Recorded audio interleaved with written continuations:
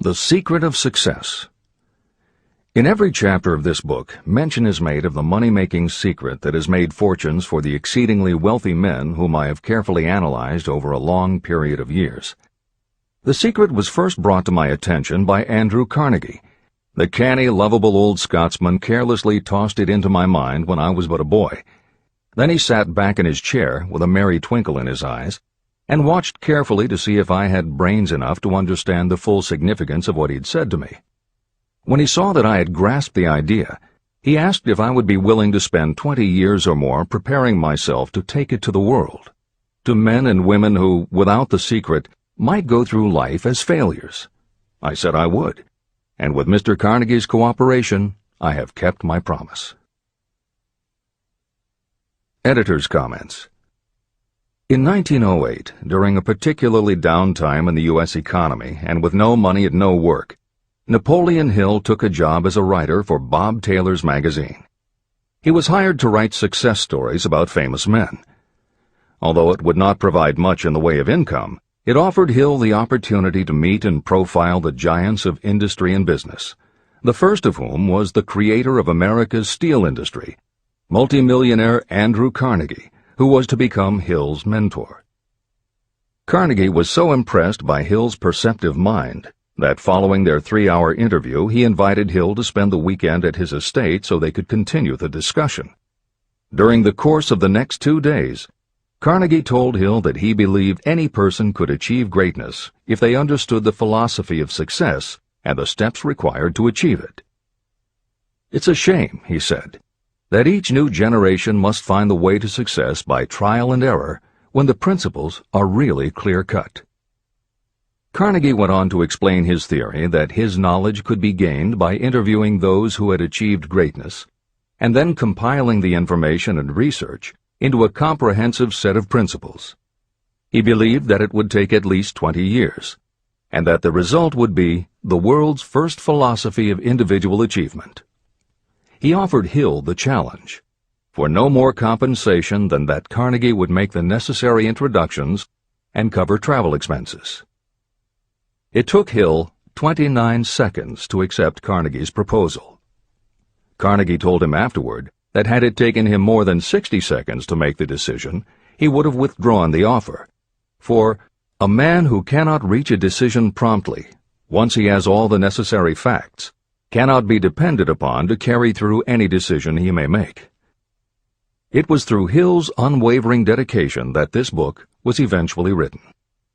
For detailed information on the life of Hill, read or listen to the audiobook of A Lifetime of Riches, the Biography of Napoleon Hill, by Michael J. Ritt, Jr. and Kurt Landers. Michael Ritt worked as Hill's assistant for 10 years and was the first employee of the Napoleon Hill Foundation, where he served as executive director, secretary, and treasurer. The material in his book comes from his own personal knowledge of Hill, as well as from Hill's unpublished autobiography. That is the end of the editor's comment. This book, Think and Grow Rich, contains the Carnegie secret, a secret that has been tested by thousands, now millions of people in almost every walk of life. It was Mr. Carnegie's idea that the magic formula, which gave him a stupendous fortune, ought to be placed within reach of people who do not have the time to investigate how others had made their money. It was his hope that I might test and demonstrate the soundness of the formula through the experience of men and women in every calling. He believed the formula should be taught in all public schools and colleges. He said that if it were properly taught, it would revolutionize the entire educational system, and the time spent in school could be reduced to less than half. In Chapter 4, On Faith, you will read the astounding story of the organization of the giant United States Steel Corporation. It was conceived and carried out by one of the young men through whom Mr. Carnegie proved that his formula will work for all who are ready for it. This single application of the secret, by Charles M. Schwab, made him a huge fortune in both money and opportunity. Roughly speaking, this particular application of the formula was worth $600 million. These facts give you a fair idea of what reading this book may bring to you, provided you know what it is that you want. Editor's comment. According to one method of calculation, through inflation alone, it would take approximately $20 in 2001 to buy what $1 would have bought in 1901. However, to find the contemporary equivalent value of $600 million is not simply a matter of multiplying by the increase in the cost of living. Although there are other factors and variables in calculating buying power, even by conservative estimates, the $600 million would translate into at least $12 billion at the beginning of the 21st century. That's the end of the editor's comment. The secret was passed on to thousands of men and women who have used it for their personal benefit. Some have made fortunes with it. Others have used it successfully in creating harmony in their homes. A clergyman used it so effectively that it brought him an income of upwards of $75,000 a year, approximately $1.5 million in contemporary terms. Arthur Nash, a Cincinnati tailor, used his near-bankrupt business as a guinea pig on which to test the formula. The business came to life and made a fortune for its owners. The experiment was so unique that newspapers and magazines gave it millions of dollars worth of publicity. The secret was passed on to Stuart Austin Weir of Dallas, Texas. He was ready for it, so ready that he gave up his profession and studied law. Did he succeed? You'll read the answer in Chapter 6. Specialized knowledge. While I was the advertising manager of the LaSalle Extension University, I had the privilege of seeing J.G. Chaplin, president of the university, use the formula so effectively that he made LaSalle one of the great extension schools of this country. The secret is mentioned no fewer than 100 times throughout this book. It has not been directly named, for it seems to work more successfully when it is merely left in sight, where those who are ready and searching for it may pick it up. That is why Andrew Carnegie passed it to me without giving me its specific name. If you are ready to put it to use, you will recognize this secret at least once in every chapter, but you will not find an explanation of how you will know if you are ready. That would deprive you of much of the benefit you will receive when you make the discovery in your own way. If you have ever been discouraged, if you have had difficulties that took the very soul out of you, if you have tried and failed, if you were ever handicapped by illness or physical affliction, the story of my own son's discovery and use of the Carnegie formula may prove to be the oasis in the desert of lost hope for which you have been searching. This secret was extensively used by President Woodrow Wilson during the World War, and by President Roosevelt during the Second World War. It was passed on to every soldier in the training received before going to the front. President Wilson told me it was a powerful factor in raising the funds needed for the war. A peculiar thing about this secret is that those who acquire and use it find themselves literally swept on to success. However, as is often pointed out in this book, there is no such thing as something for nothing. The secret cannot be had without paying a price, although the price is far less than its value. Another peculiarity is that the secret cannot be given away, and it cannot be purchased for money. Unless you are intentionally searching for the secret, you cannot have it at any price. That is because the secret comes in two parts, and in order for you to get it, one of those parts must already be in your possession. The secret will work for anyone who is ready for it. Education has nothing to do with it. Long before I was born, the secret had found its way into the possession of Thomas A. Edison, and he used it so intelligently that he became the world's leading inventor, although he had only 3 months of schooling. The secret was passed on to Edwin C. Barnes, a business associate of Mr. Edison's. He used it so effectively that he accumulated a great fortune and retired from active business while still a young man. You will find his story at the beginning of the next chapter. It should convince you that riches are not beyond your reach, and that no matter where you are in life, you can still be what you wish to be. Money, fame, recognition, and happiness can be had by you if you are ready and determined to have these blessings. How do I know these things? You should have the answer before you finish this book. You may find it in the very first chapter or on the last page. While I was doing the research that I had undertaken at Andrew Carnegie's request, I analyzed hundreds of well-known men. Many of them attributed the accumulation of their vast fortunes to the Carnegie secret. Among these men were Henry Ford. Founder of the Ford Automobile Company, Ford started with no money and little education, yet became one of the most successful self-made businessmen in American history. William Wrigley, Jr., a traveling salesman who found that his customers liked the chewing gum he gave away as a premium better than the goods he sold, so he started his own company. John Wanamaker. Known as the Merchant Prince, he created the world's first department store and was hailed for his innovations in marketing, customer service, and employee benefits. James J. Hill. Known as the Empire Builder, he built the transcontinental Great Northern Railway, encouraged homesteading in the West, then established shipping routes linking America to Asia. George S. Parker. A school teacher who grew tired of fixing his students' pens, he created a new design, founded the Parker Pen Company, and turned a simple idea into a fortune. E. M. Statler. The son of a poor pastor, he started as a bellboy and worked his way up until he was able to start his own chain of Statler hotels, famous for their luxury and service with a smile. Henry L. Doherty. Started at age 12 as an office boy for Columbia Gas, he went on to acquire 53 utilities companies and patented 140 innovations for natural gas and oil production. Cyrus H.K. Curtis. Starting with a small agricultural weekly, Curtis turned it into Ladies' Home Journal, created Saturday Evening Post, then assembled one of the largest newspaper empires. George Eastman. Inventor and founder of the Eastman Kodak Company, he created many of the innovations that popularized photography and transformed the motion picture industry. Charles M. Schwab. The right-hand man of Andrew Carnegie, he was president of Carnegie Steel Company, brokered the deal that formed U.S. Steel, and went on to found Bethlehem Steel. Theodore Roosevelt.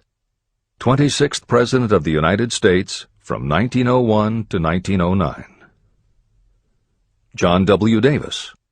A lawyer and political leader, Davis was Solicitor General under President Woodrow Wilson and later appointed ambassador to Great Britain. Elbert Hubbard. Philosopher, publisher of the Fra magazine, and founder of the Roycrofters Artists Colony, Hubbard was also the author of many bestsellers including A Message to Garcia. Wilbur Wright. A bicycle shop owner who, with his brother Orville, became the first Americans to fly heavier-than-air aircraft and pioneered the aviation industry. William Jennings Bryan. Newspaper publisher, presidential nominee, Secretary of State under President William McKinley, but perhaps best known as the lawyer who defended creationism at the Scopes monkey trial. Dr. David Starr Jordan.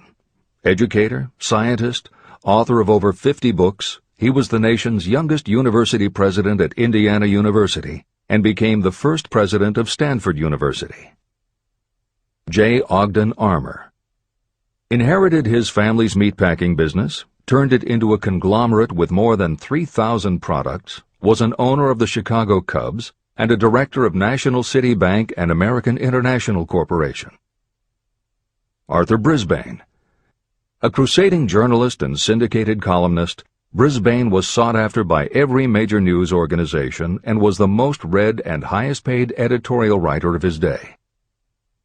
Dr. Frank Gunsaulus. A Chicago preacher who delivered such a powerful sermon, Philip D. Armour gave him $1 million to start the Armour Institute of Technology, of which he became president.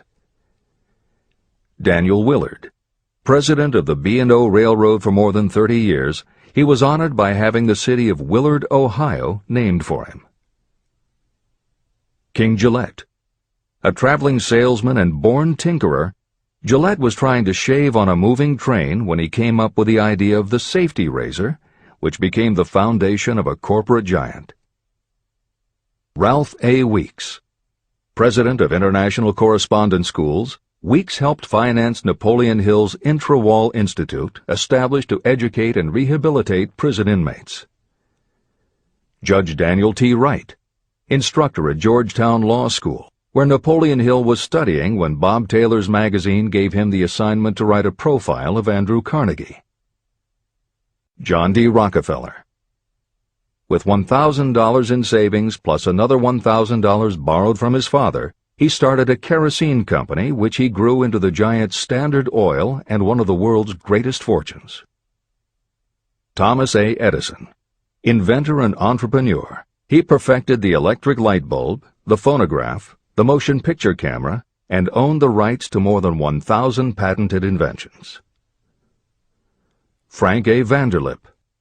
A poor boy who became a journalist, social reformer, and self-made millionaire, he was president of the National City Bank, now Citibank, and Assistant Secretary of the Treasury. F. W. Woolworth. A clerk in a general store, he pioneered the idea of fixed-price selling and self-service and forever changed retail selling with a chain of Woolworth 5 and 10 cent stores.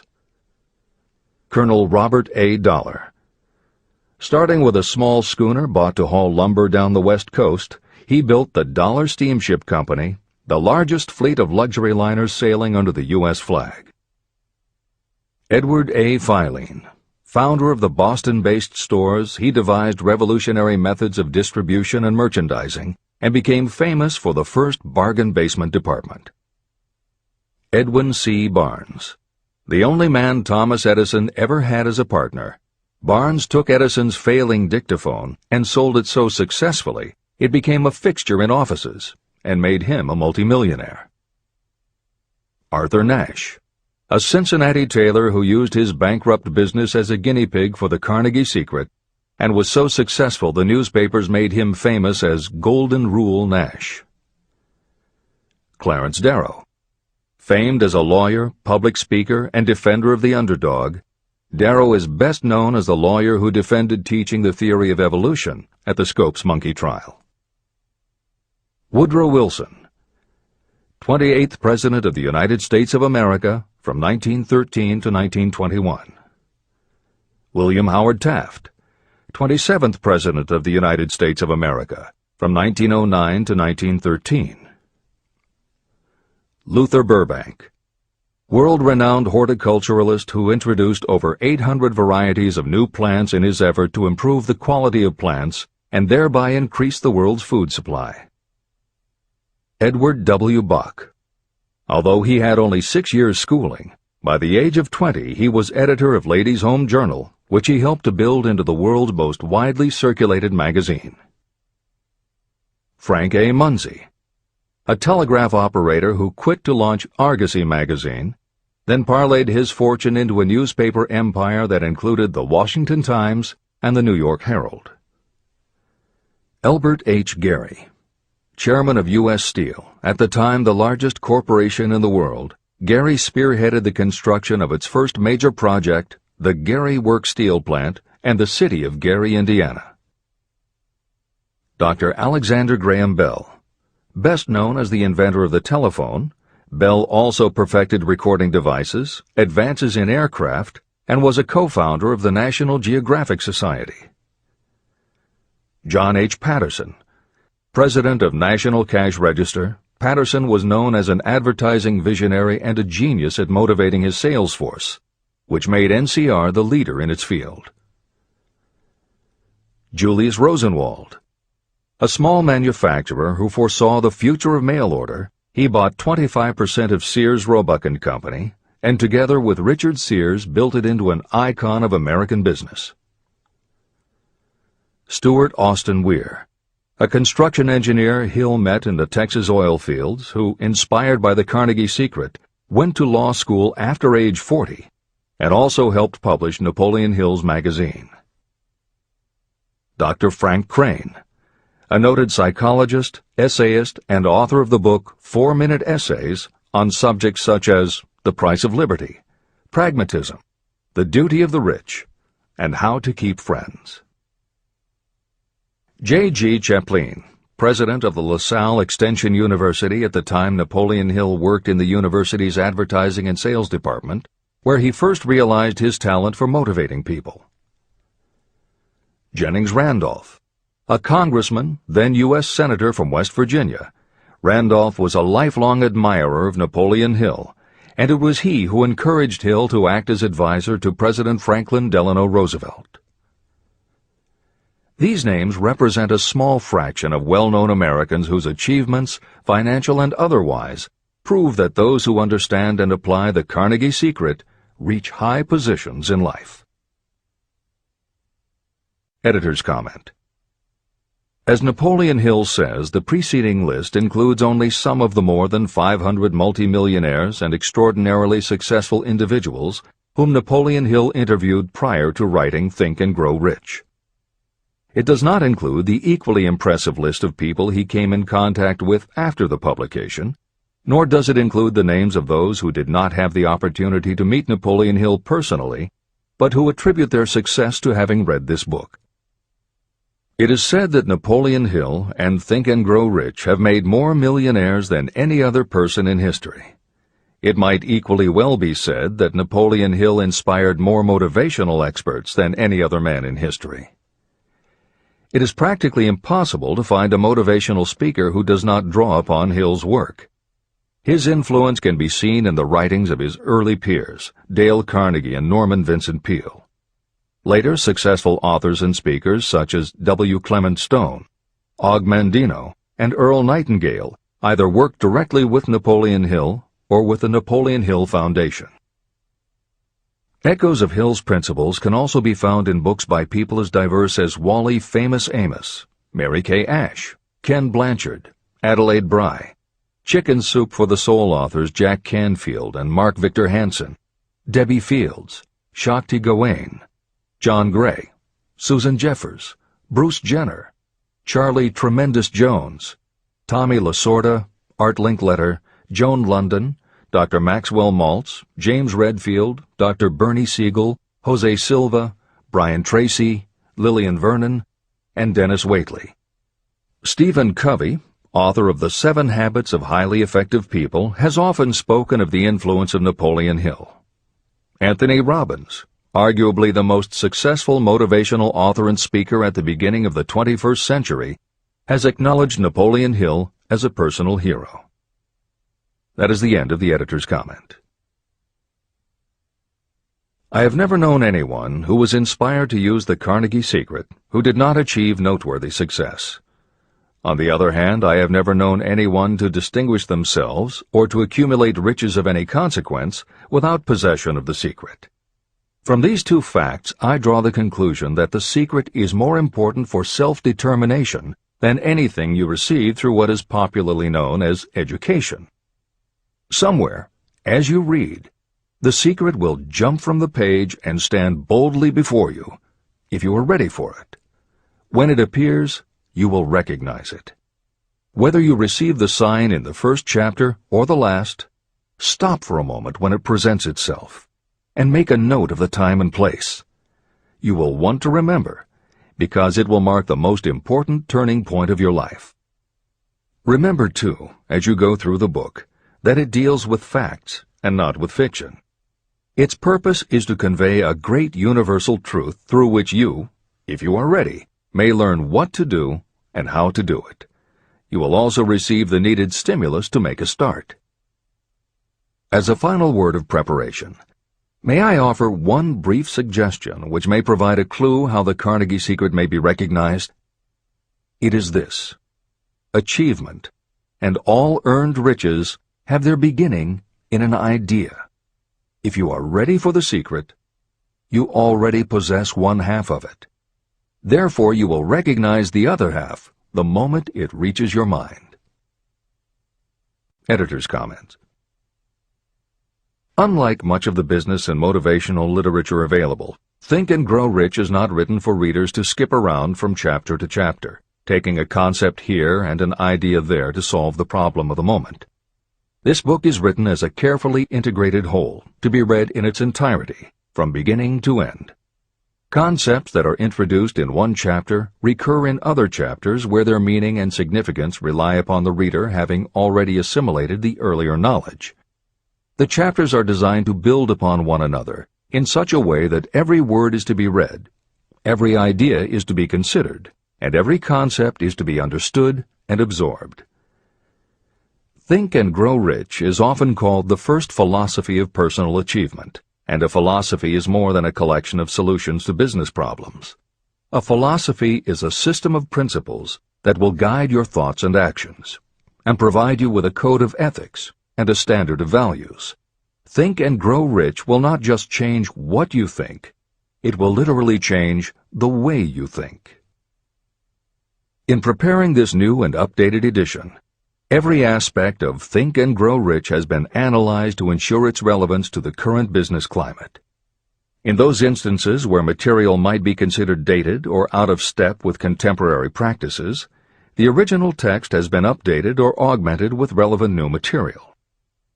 A hallmark of the original edition of Think and Grow Rich is that in every chapter Napoleon Hill cites real-life examples based on his own first-hand knowledge of America's most successful self-made multimillionaires. In this edition, every one of Hill's stories has been retained, and the editors have added contemporary examples and modern parallels which clearly demonstrate that Hill's principles are as up-to-date as today and still guiding those who succeed. In addition to contemporary examples, where the editors felt it would be of interest to the reader, we have included marginal notes that provide relevant information about recent developments. Where applicable, we have also suggested books or other materials that complement various aspects of Napoleon Hill's philosophy. On a more technical note, the editors have approached the written text as we would that of a living author. When we encountered what modern grammarians would consider run-on sentences, outdated punctuation, or other matters of form, we opted for contemporary usage. Those readers familiar with earlier editions will note that the chapter numbers have been changed in this edition. Originally, Think and Grow Rich began with an unnumbered chapter, a word from the author. In this edition, that text appears as Chapter 1, and is renamed The Secret of Success. The chapters that follow are renumbered sequentially and proceed in their original order.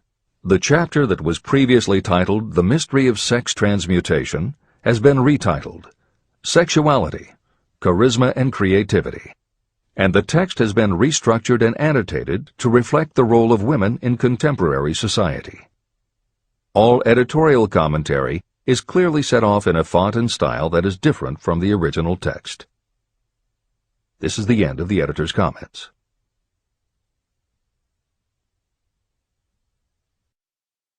Both poverty and riches are the offspring of thought. Chapter 2. Thoughts are things. The man who thought his way into partnership with Thomas A. Edison. Truly, thoughts are things, and powerful things, when they are mixed with definiteness of purpose, persistence, and a burning desire for their translation into riches or other material objects. Some years ago, Edwin C. Barnes discovered how true it is that you really can think and grow rich. His discovery did not come about at one sitting. It came little by little, beginning with a burning desire to become a business associate of the great Thomas Edison. One of the chief characteristics of Barnes' desire was that it was definite. He wanted to work with Edison, not for him. Pay close attention to the story of how he turned his desire into reality, and you'll have a better understanding of the principles that lead to riches. When this desire, or this thought, first flashed into his mind, he was in no position to act upon it. Two problems stood in his way. He did not know Mr. Edison, and he did not have enough money to buy a train ticket to West Orange, New Jersey, where the famed Edison Laboratory was located. These problems would have discouraged the majority of people from making any attempt to carry out the desire. But his was no ordinary desire. The Inventor and the Tramp. Edwin C. Barnes presented himself at Mr. Edison's laboratory and announced that he had come to go into business with the inventor. Years later, in speaking about that first meeting, Mr. Edison said about Barnes, "He stood there before me looking like an ordinary tramp, but there was something in the expression of his face which conveyed the impression that he was determined to get what he had come after. I had learned from years of experience with men that when a man really desires a thing so deeply that he is willing to stake his entire future on a single turn of the wheel in order to get it, he is sure to win. I gave him the opportunity he asked for, because I saw he had made up his mind to stand by until he succeeded. Subsequent events proved that no mistake was made." It could not have been the young man's appearance that got him his start in the Edison office. That was definitely against him. It was what he thought that counted. Barnes did not get his partnership with Edison on his first interview. What he did get was a chance to work in the Edison offices at a very nominal wage. Months went by. Nothing happened to bring nearer the goal that Barnes had set as his definite major purpose. But something important was happening in Barnes' mind. He was constantly intensifying his desire to become the business associate of Edison. Psychologists have correctly said, when one is truly ready for a thing, it puts in its appearance.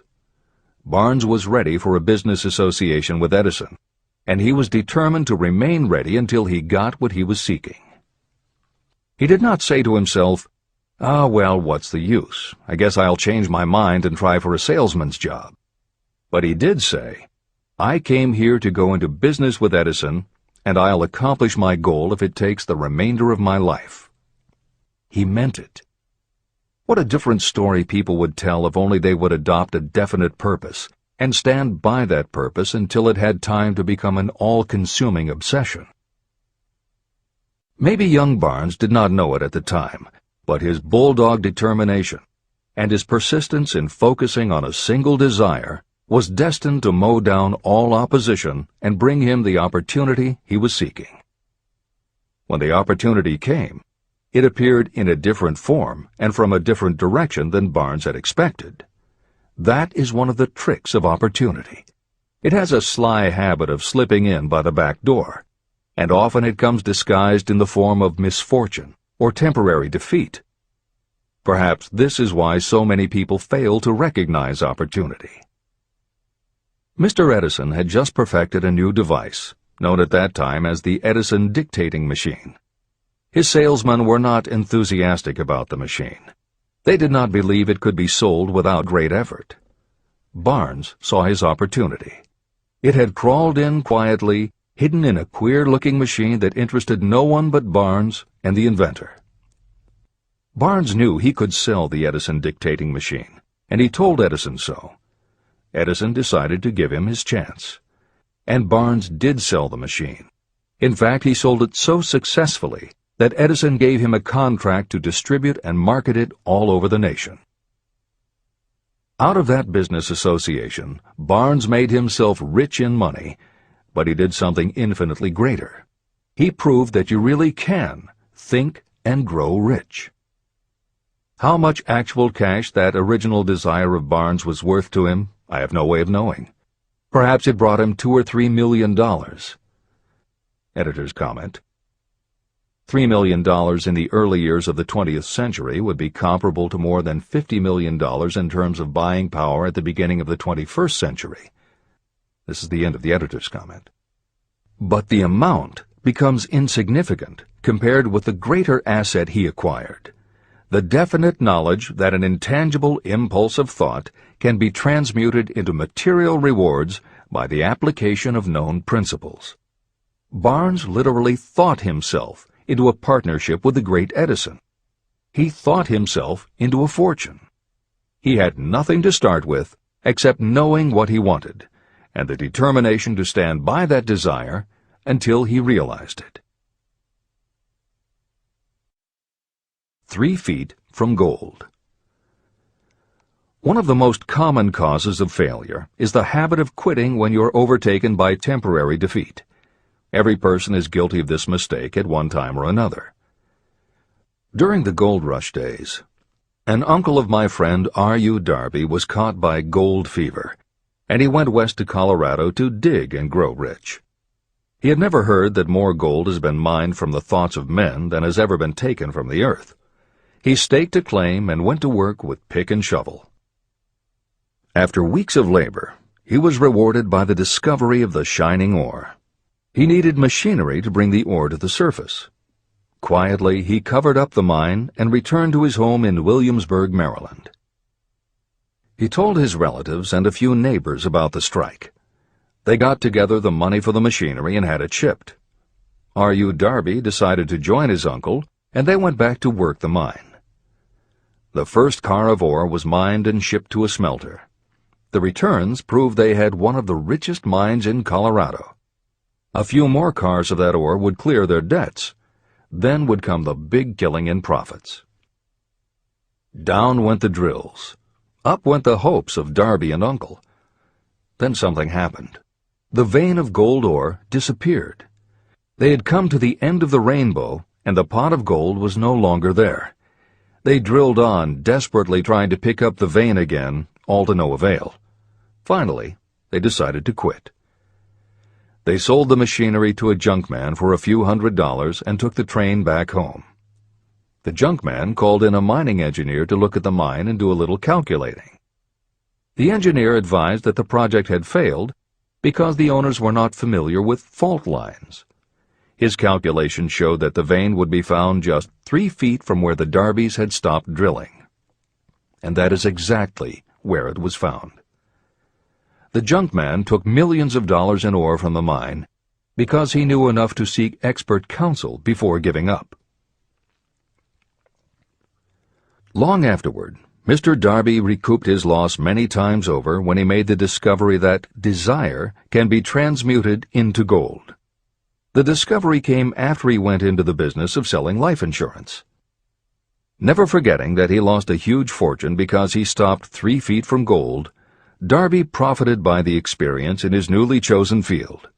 He simply said to himself, "I stopped 3 feet from gold, but I will never stop because men say no when I ask them to buy insurance." Darby became one of a small group of men who sell over $1 million in life insurance annually. He owed his stickability to the lesson he learned from his quitability in the gold mining business. Before success comes in anyone's life, that person is sure to meet with much temporary defeat, and perhaps some failure. When defeat overtakes a person, the easiest and most logical thing to do is to quit. That is exactly what the majority of people do. More than 500 of the most successful people this country has ever known told me their greatest success came just one step beyond the point at which defeat had overtaken them. Failure is a trickster with a keen sense of irony and cunning.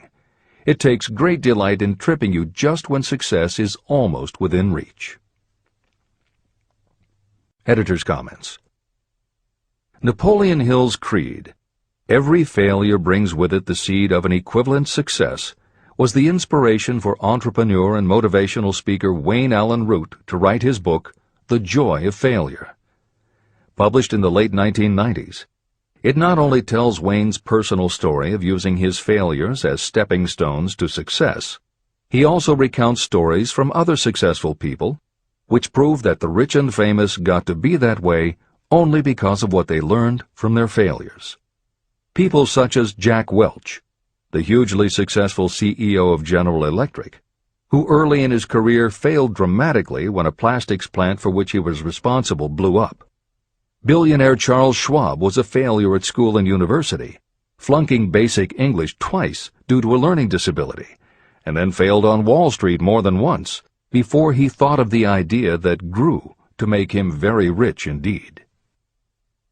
Sylvester Stallone, Bruce Willis, Oprah Winfrey, Bill Clinton, Stephen Jobs, Donald Trump, and a host of other equally well-known achievers all had to fail in order to learn the lessons that ultimately made them successes.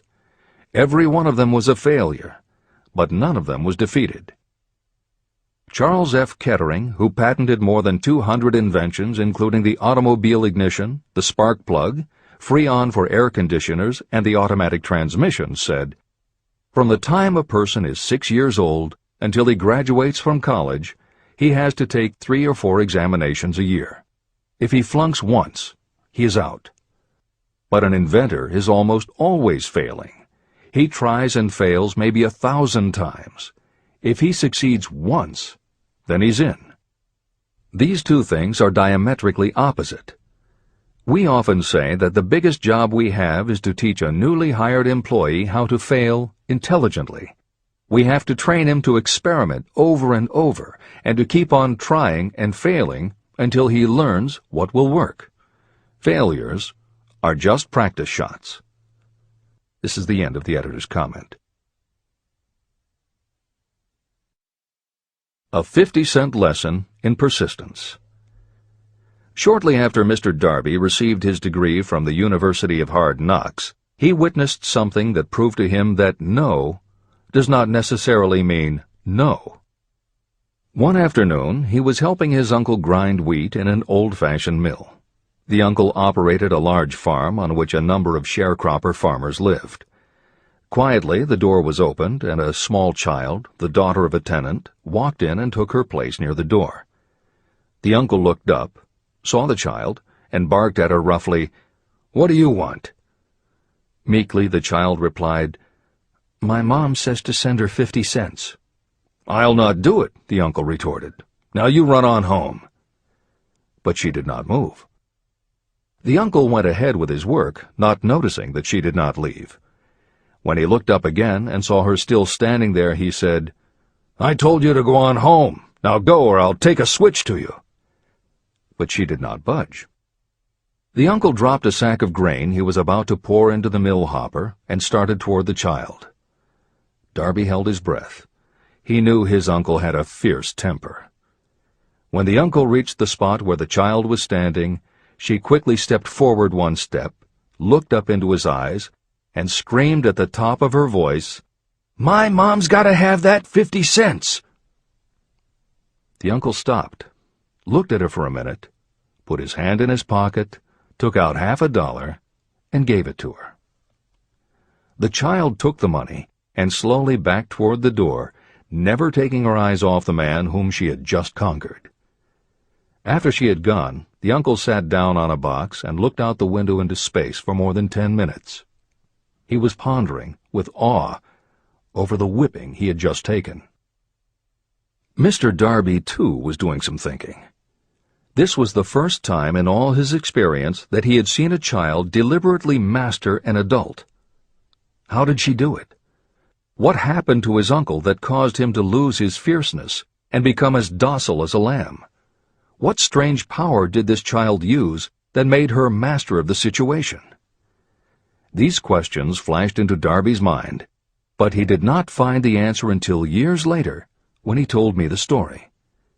Strangely, the story of this unusual experience was told to me in the old mill on the very spot where the uncle took his whipping. As we stood there in that musty old mill, Mr. Darby repeated the story and finished by asking, "What can you make of it?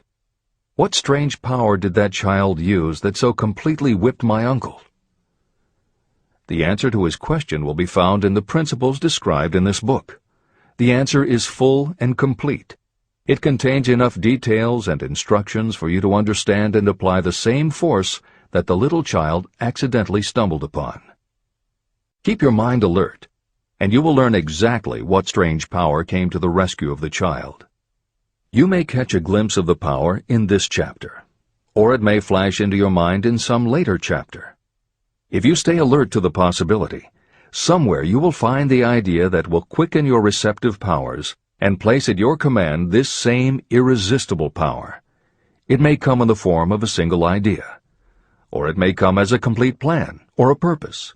It may even cause you to go back over your past experiences of failure or defeat, and in doing so, it may bring to the surface some lesson by which you can regain all that you lost through defeat. After I had explained to Mr. Darby the power unwittingly used by the little child, he mentally retraced his 30 years as a life insurance salesman. As he did so, it became clear to him that his success was due, in no small degree, to the lesson he had learned from the child. Mr. Darby pointed out, "Every time a prospect tried to bow me out without buying, I saw that child standing there in the old mill, her big eyes glaring in defiance, and I said to myself, I've got to make this sale. The better portion of all sales I have made were made after people had said no." He also recalled his mistake in having stopped only 3 feet from gold. "But," he said, "that experience was a blessing in disguise. It taught me to keep on keeping on, no matter how hard the going may be. A lesson I needed to learn before I could succeed in anything." Mr. Darby's experiences were commonplace and simple enough, yet they held the answer to his destiny in life.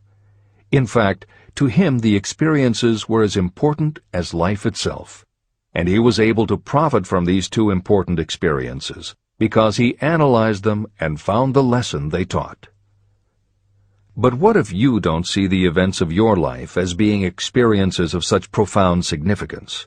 And what about the young person who doesn't yet have even minor failures to analyze?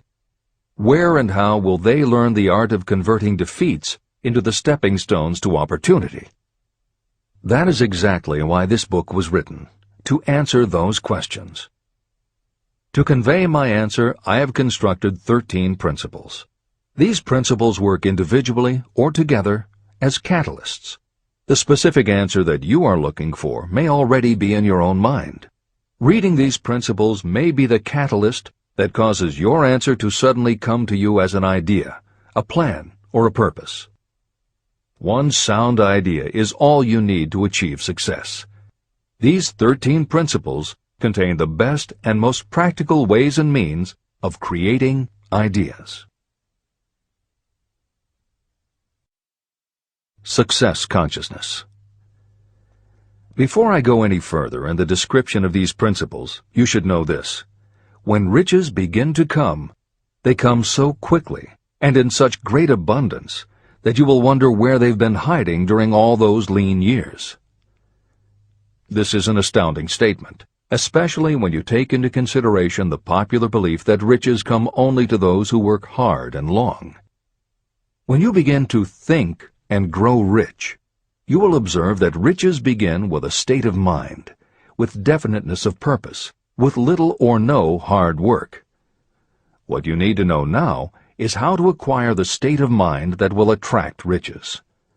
I spent 25 years researching the answer to that question, because I, too, wanted to know how wealthy men become that way.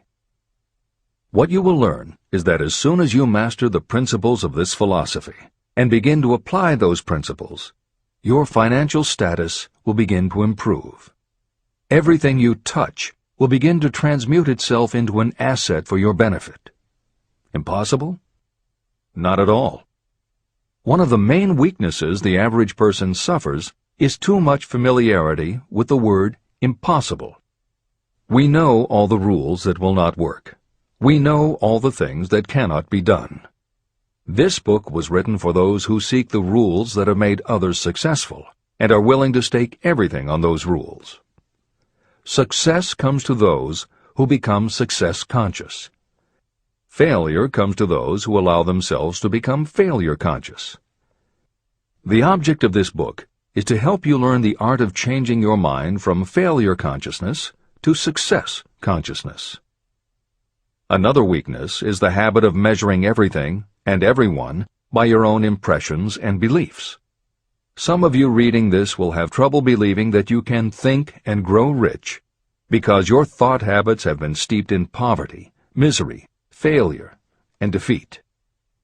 This kind of thinking reminds me of the story about the man who came from China to study at the University of Chicago.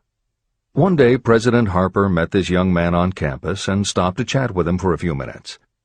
He asked what had impressed him as being the most noticeable characteristic of the American people. "Why," the student exclaimed, "the unusual shape of your eyes." It's all a matter of perspective and habit. The same is true of your belief in what a person can achieve. If you have formed the habit of seeing life only from your own perspective, you may make the mistake of believing that your limitations are in fact the proper measure of limitations. The impossible Ford V8 motor. When Henry Ford decided to produce his famous V8 motor, he chose to build an engine with the entire 8 cylinders cast in one block. Ford instructed his engineers to produce a design for the engine. The design was drawn up on paper, but the engineers agreed to a man that it was simply impossible to cast an 8-cylinder engine block in one piece. Ford said, "Produce it anyway." But they replied, "It's impossible."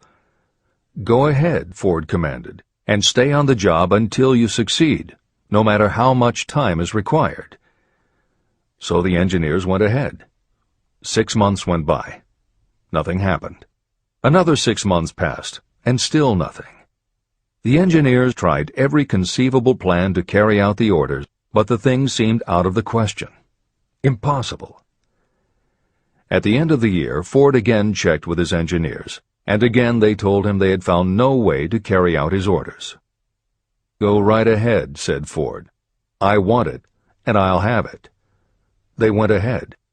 And then, as if by a stroke of magic, the secret was discovered. The Ford determination had won once more. Henry Ford was a success because he understood and applied the principles of success. One of these principles is desire, knowing clearly what you want. Remember this Ford story as you continue reading this book. Pick out the lines in which the secrets of his stupendous achievement have been described.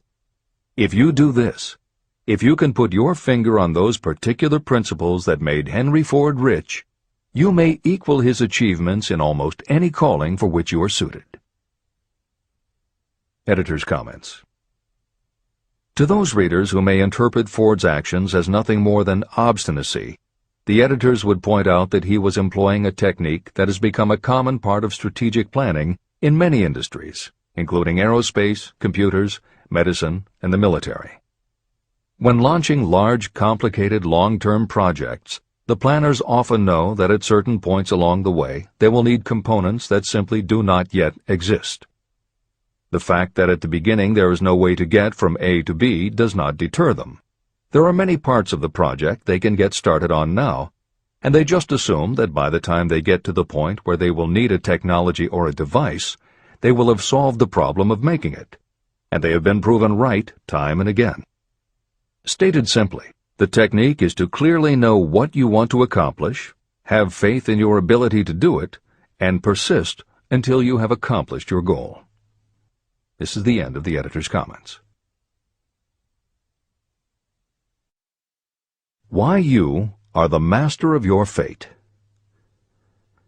When the famed English poet William Henley wrote the prophetic lines, "I am the master of my fate, I am the captain of my soul," he should have informed us that the reason we are the masters of our fate, the captains of our souls, is that we have the power to control our thoughts. He should have told us that it is because in some way our brains become magnetized with the dominating thoughts that we hold in our minds. And it is as though our magnetized minds attract to us the forces, the people, and the circumstances of life that are in sync with our dominating thoughts. He should have told us that before we can accumulate riches in great abundance, we must magnetize our minds with intense desire for riches. That we must become money-conscious until the desire for money drives us to create definite plans for acquiring it. But, being a poet, Henley contented himself by stating a great truth in poetic form, leaving those who followed him to interpret the philosophical meaning of his lines. Little by little, the truth has unfolded itself, until I have come to know with certainty that the principles described in this book hold the secret of mastery over our economic fate. Principles that can change your destiny. We are now ready to examine the first of these principles, and as we do, I ask you to maintain a spirit of open-mindedness. Remember as you read that these principles are not my invention, nor are they the invention of any one person. These principles have worked for literally millions of people. You, too, can put them to work for you and your own enduring benefit. You will find it easy, not hard to do. Some years ago, I delivered the commencement address at Salem College in Salem, West Virginia. I emphasized with so much intensity the need to have a burning desire that one of the members of the graduating class became completely convinced and made it a cornerstone of his own philosophy. That young man became a congressman and an important factor in President Franklin D. Roosevelt's administration. He wrote me a letter in which he so clearly stated his opinion of the principle of desire outlined in the next chapter that I have chosen to publish his letter as an introduction to that chapter. It gives you an idea of the rewards to come. My dear Napoleon, my service as a member of Congress having given me an insight into the problems of men and women, I am writing to offer a suggestion which may become helpful to thousands of worthy people. In 1922, you delivered the commencement address at Salem College when I was a member of the graduating class. In that address, you planted in my mind an idea which has been responsible for the opportunity I now have to serve the people of my state, and will be responsible, in a very large measure, for whatever success I may have in the future. I recall, as though it were yesterday, the marvelous description you gave of the method by which Henry Ford, with but little schooling, without a dollar, with no influential friends, rose to great heights. I made up my mind then, even before you had finished your speech, that I would make a place for myself, no matter how many difficulties I had to surmount. Thousands of young people will finish their schooling this year and within the next few years. Every one of them will be seeking just such a message of practical encouragement as the one I received from you. They will want to know where to turn, what to do to get started in life. You can tell them, because you have helped to solve the problems of so many, many people. There are thousands of people in America today who would like to know how they can convert ideas into money. People who must start from scratch, without finances, and recoup their losses. If anyone can help them, you can. If you publish the book, I would like to own the first copy that comes from the press, personally autographed by you. With best wishes, believe me, cordially yours, Jennings Randolph. Since that time in 1922, I watched Jennings Randolph rise to become one of the nation's leading airline executives, a great inspirational speaker, and a United States Senator from West Virginia.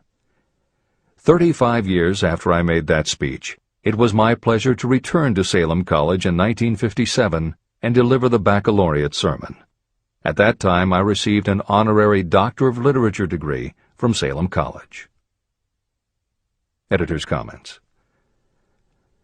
As you begin the next chapter, the editors would like to reinforce the earlier statement that what you are reading is not just a collection of theories out of which you can cherry-pick what you like. The 13 principles of success were proven by the real-life experiences of the long list of famous successful people cited earlier by Napoleon Hill. His techniques are also practiced and endorsed by the contemporary experts and authors whom the editors mentioned, following Hill's list. More than 60 million people have purchased copies of the book that you are now holding in your hands. If this book has proven to be that successful, surely you owe it to yourself to give it every chance to work for you too. Read it. Don't question it. Do it. If you don't, if you think that you know better than Napoleon Hill, if you decide to pick and choose the parts that you will believe or follow, then, if you don't succeed, you will never know if your failure lies with this book or with you. This is the end of the editor's comments. Whatever the mind of man can conceive and believe, it can achieve. Chapter 3. Desire. The starting point of all achievement. The first step toward riches. When Edwin C. Barnes climbed down from the freight train in West Orange, New Jersey, he may have resembled a tramp, but his thoughts were those of a king. As he made his way from the railroad tracks to Thomas A. Edison's office, his mind was at work. He saw himself standing in Edison's presence. He heard himself asking Mr. Edison for an opportunity to carry out the one consuming obsession of his life, a burning desire to become the business associate of the great inventor. Barnes' desire was not a hope. It was not a wish. It was a pulsating desire which transcended everything else. It was definite. A few years later, Edwin C. Barnes again stood before Edison, in the same office where he first met the inventor. This time, his desire had been translated into reality. He was in business with Edison. The dominating dream of his life had become a reality. Barnes succeeded because he chose a definite goal, placed all his energy, all his willpower, all his effort. He put everything he had into achieving that goal. 5 years passed before the chance he had been seeking made its appearance. To everyone except himself, he appeared to be just another cog in the Edison business wheel. But in Edwin Barnes' own mind, he was the partner of Edison every minute from the very day that he first went to work there. It is a remarkable illustration of the power of a definite desire. Barnes won his goal because he wanted to be a business associate of Mr. Edison's more than he wanted anything else. He created a plan by which to attain that purpose, and he burned all bridges behind him. He stood by his desire until it became the dominating obsession of his life, and finally, a fact. When he went to West Orange, he did not say to himself, "I will try to induce Edison to give me a job of some sort." He said, "I will see Edison and put him on notice that I have come to go into business with him." He did not say, "I will keep my eyes open for another opportunity in case I fail to get what I want in the Edison organization." He said, "There is one thing in this world that I am determined to have, and that is a business association with Thomas A. Edison. I will burn all bridges behind me and stake my entire future on my ability to get what I want." He left himself no possible way of retreat. He had to win or perish. That is all there is to the Barnes story of success. Allow yourself no retreat. A long while ago, a great warrior faced a situation in which he had to make a decision that ensured his success on the battlefield. He was about to send his armies against a powerful foe whose men outnumbered his. He loaded his soldiers into boats, sailed to the enemy's country, and unloaded the soldiers and equipment. Then he gave the order to burn the ships that had carried them. Addressing his men before the first battle, he said, "You see the boats going up in smoke. That means we cannot leave these shores alive unless we win. We now have no choice. We win or we perish." They won. Every person who wins in any undertaking must be willing to burn his ships and cut all sources of retreat. That is the only way you can be sure of maintaining the state of mind known as a burning desire to win. It is essential to success. The morning after the Great Chicago Fire, a group of merchants stood on State Street, looking at the smoking remains of what had been their stores. They went into a conference to decide if they would try to rebuild or if they would leave Chicago and start over in a more promising section of the country. They decided to leave. All except one. The merchant who decided to stay and rebuild pointed a finger at the remains of his store and said, "Gentlemen, on that very spot I will build the world's greatest store, no matter how many times it may burn down." That was in 1871. The store was built. It still stands there today. The Marshall Field's department store is a towering monument to the power of that state of mind known as a burning desire. The easy thing would have been for Marshall Field to do exactly what his fellow merchants did. When the going was hard and the future looked dismal, they pulled up and went where the going seemed easier. Mark well this difference between Marshall Field and the other merchants. It is that difference which distinguishes those who succeed from those who fail. Every human being old enough to understand the value of money wishes for it, but wishing will not bring riches. Desiring riches, with a state of mind that becomes an obsession, then planning definite ways and means to acquire riches, and backing those plans with persistence, a persistence which does not recognize failure, that's what will bring riches. Editor's comments. In other of his writings, Napoleon Hill uses the term definiteness of purpose as being interchangeable with desire. The following explanation is adapted from the Napoleon Hill Foundation's book, Believe and Achieve. Desire, or definiteness of purpose, is more than goal setting. In simplest terms, your desire is your roadmap to achieving an overall career objective. Your goals represent specific steps along the way. Having a desire, or definiteness of purpose for your life, has a synergistic effect on your ability to achieve your goals. As you become better at what you do, you devote all of your resources toward reaching your objective. You become more alert to opportunities, and you reach decisions more quickly. Every action you take ultimately boils down to the question, will this goal help me reach my desire, my overall objective, or won't it? Your purpose will become your life. It will permeate your mind, both conscious and subconscious. This is the end of the editor's comments. 6 ways to turn desire into gold. The method by which your desire for riches can be transmuted into its financial equivalent consists of 6 definite, practical steps. 1. Fix in your mind the exact amount of money you desire. It is not sufficient merely to say, "I want plenty of money." Be definite about the amount. There is a psychological reason for such definiteness explained in subsequent chapters. 2. Determine exactly what you intend to give in return for the money you desire. There is no such reality as something for nothing. 3. Establish a definite date when you intend to possess the money you desire. 4. Create a definite plan for carrying out your desire and begin at once, whether you are ready or not, to put this plan into action. 5. Now write it out.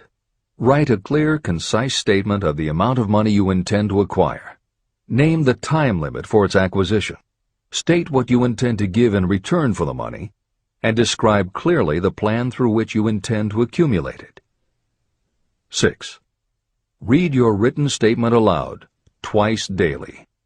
Read it once just before retiring at night, and read it once after arising in the morning. As you read, see and feel and believe yourself already in possession of the money. It is important that you follow the instructions in these 6 steps. It is especially important that you observe and follow the instructions in the 6th step. You may complain that it is impossible for you to see yourself in possession of money before you actually have it. Here is where a burning desire will come to your aid. If you truly desire money so keenly that your desire is an obsession, you will have no difficulty in convincing yourself that you will acquire it. The object is to want money, and to become so determined to have it that you convince yourself you will have it. If you have not been schooled in the workings of the human mind, these instructions may appear impractical. It may help you to know that the information they convey was given to me by Andrew Carnegie, who made himself into one of the most successful men in American history. Carnegie began as an ordinary laborer in the steel mills, but managed, despite his humble beginning, to make these principles yield him a fortune of considerably more than $100 million. Editor's comment. In today's terms, the value of Carnegie's fortune would be at least $20 billion and probably a good deal more. End of editor's comment. It may be of further help to know that the 6 steps were carefully scrutinized by the famed inventor and successful businessman, Thomas A. Edison. He gave his stamp of approval, saying they are not only the steps essential for the accumulation of money, but also for the attainment of any goal. Editor's comments. In the time since Napoleon Hill wrote these words, advances in our understanding of both the physiology of the brain and the psychology of the mind have yielded a much greater understanding of human motivation. Even so, the methods used by modern motivational experts are essentially the same techniques advised by Hill. Research studies confirm that there is sound psychological basis for doing as Hill advises. Be very specific when setting goals. Perform the physical act of committing those goals to paper, and repeat your stated goal aloud to yourself often. These techniques have gained wide acceptance among modern experts in the field. The psychological principle at work is similar to that which underlies autosuggestion and self-hypnosis, concepts that will be discussed in greater depth in Chapter 5, Autosuggestion, and in Chapter 13, The Subconscious Mind. Hill's instruction to see yourself as you will be when you have already achieved your objective is also a specific technique. Today it is commonly taught by motivational experts under the term creative visualization. In Chapter 4 on faith and in Chapter 5 on autosuggestion, Hill elaborates on his method. Before moving on, the editors would like to reinforce Hill's advice to follow his instructions to the letter. The editors know there is a tendency for the reader to assume that it is enough for them just to intellectually understand a concept. As you read Hill's 6 points, you probably found yourself thinking, sure, some people might need to write things down, but I'm not a kid, I get the idea. Or, okay, I understand that saying it out loud might help some less sophisticated people, but I already understand the point intellectually. If you feel that way, let us remind you that many of the most successful people whom you admire did not think they were too smart or too sophisticated to follow Hill's instructions.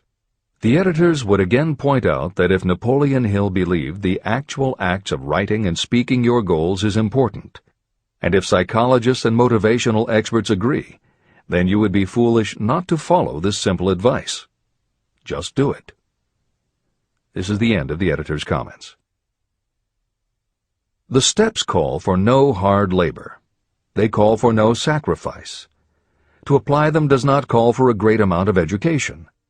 But the 6 steps do call for enough imagination to see and to understand that the accumulation of money cannot be left to chance or luck.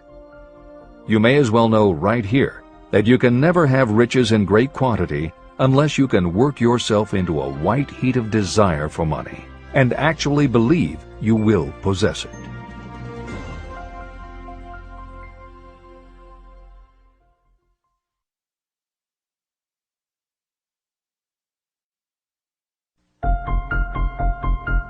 The power of great dreams.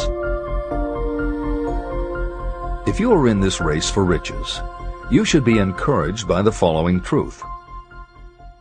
The world in which we live is demanding new ideas, new ways of doing things, new leaders, new inventions, and new methods, styles, versions, and variations of everything all the time. Behind all this demand for new and better things, there is one quality that you must possess to win, and that is definiteness of purpose, the knowledge of what you want, and a burning desire to possess it. If you truly desire riches, remember that the real leaders of the world have always been people who harnessed and put into practical use the intangible, unseen forces of opportunity. Leaders are the people who convert those opportunities into cities, skyscrapers, factories, transportation, entertainment, and every form of convenience that makes things easier, faster, better, or just make life more pleasant. In planning to acquire your share of the riches, don't let anyone put you down for being a dreamer. To win the big stakes in this changing world, you must catch the spirit of the great pioneers, whose dreams have given to civilization all that it has of value. It is that spirit which serves as the lifeblood of our own country, your opportunity and mine to develop and market our talents. A burning desire to be and to do is the starting point from which the dreamer must take off. Dreams are not born of indifference, laziness, or lack of ambition. If the thing you wish to do is right, and you believe in it, go ahead and do it. Never mind what they say if you meet with temporary defeat. They do not know that every failure brings with it the seed of an equivalent success. Marconi dreamed of a system for sending sound from one place to another without the use of wires. It may interest you to know that Marconi's friends had him taken into custody and examined in a psychiatric hospital when he announced he had discovered a principle by which he could send messages through the air. Evidence that he did not dream in vain may be found in every radio and television set, cellular phone, communication satellite, and every other wireless device in the world. Fortunately, the dreamers of today fare better. Today, your world is filled with an abundance of opportunity that the dreamers of the past never knew. If you doubt this is true, if you are feeling crushed because of a recent failure, you are about to learn how your failure can be your most valuable asset. Almost everyone who succeeds in life gets off to a bad start and passes through many heartbreaking struggles before they arrive. The turning point in the lives of those who succeed usually comes at the moment of some crisis, through which they are introduced to their other selves. Editor's comments. Napoleon Hill's concept of the other self is mentioned elsewhere in Think and Grow Rich, but he does not comment on it extensively. The following elaboration is taken from his later writings. You've been thinking about your losses to the exclusion of everything else. The more you concentrate on them, the more you attract other losses. Stop thinking about them, and make up your mind that you are going to benefit from your experience. Whatever personal obstacles you face, you must start getting to know that side of your personality that knows no obstacles, that recognizes no defeats. Cultivate a friendship with the other you, so no matter what you're doing, you are allied with someone who shares your goals. All the philosophy and advice about persuading others will be much more useful to you if you practice it yourself. This is the end of the editor's comment. Sidney Porter discovered the genius that slept within his brain only after he had met with great misfortune. He was found guilty of embezzlement and confined to a prison cell in Columbus, Ohio, and it was there that he became acquainted with his other self. He began to write short stories. Then, while locked in his cell, he began to sell those stories to magazines under the pen name O. Henry. Through the use of his imagination, he discovered himself to be a great author instead of a miserable criminal and outcast. By the time he was released from prison, O. Henry was the most popular short story writer in the country. Editor's comments. More recently, in another prison, another kind of writer met his other self, and country music gained one of its most talented songwriters and biggest stars. As a kid, Merle Haggard's family home was a converted boxcar in Bakersfield, California. After his father died when Merle was 9, more often than not, home for young Merle was a series of juvenile detention centers. At 16, he quit school, and for the next 4 years the only mark Merle Haggard made in the world was a rap sheet for stolen cars, burglaries, and bogus checks. By the age of 20, he was serving time in San Quentin and gaining a reputation as a hard-case con. Then he met his other self. Inspired by a concert Johnny Cash played for the inmates, plus conversations with men on death row and the time he spent in solitary confinement, Haggard learned that he had another self, and that self had something to say through his music. When he got out of solitary, Haggard asked for the hardest job the prison had to offer. He enrolled in night school courses at the prison, straightened himself out, and won his parole after 2.5 years. He went back to Bakersfield and dug ditches during the day so he could polish his songwriting and performing at night. Within 3 years, he had a recording contract. Within 5 years, he had his first top 10 hit, and has since gone on to become one of the most influential voices in modern country music. This is the end of the editor's comments. Thomas Edison dreamed of a lamp that could be operated by electricity. and he began where he stood to put his dream into action. He failed more than 10,000 times. Despite his failures, he stood by that dream until finally he was driven to the discovery of the genius that slept within his brain. Editor's comments. Dean Kamen got to know his other self very early in life. While he was a teenager, Kamen started his own company, building and selling control systems for automated sound and light shows. He was still in high school when he got the contract to automate the Times Square New Year's Eve ball. Though he went on to attend university, he never bothered to graduate because he was too busy working on something he called auto-syringe, the first wearable infusion pump for administering drug therapies.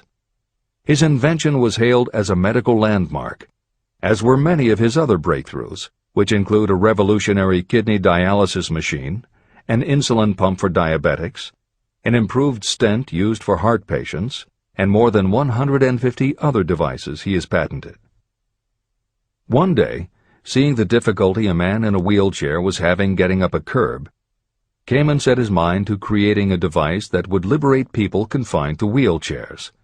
The result is the iBot, a revolutionary wheel device that uses computers and a system of stabilizing gyroscopes that imitate the working of the human body.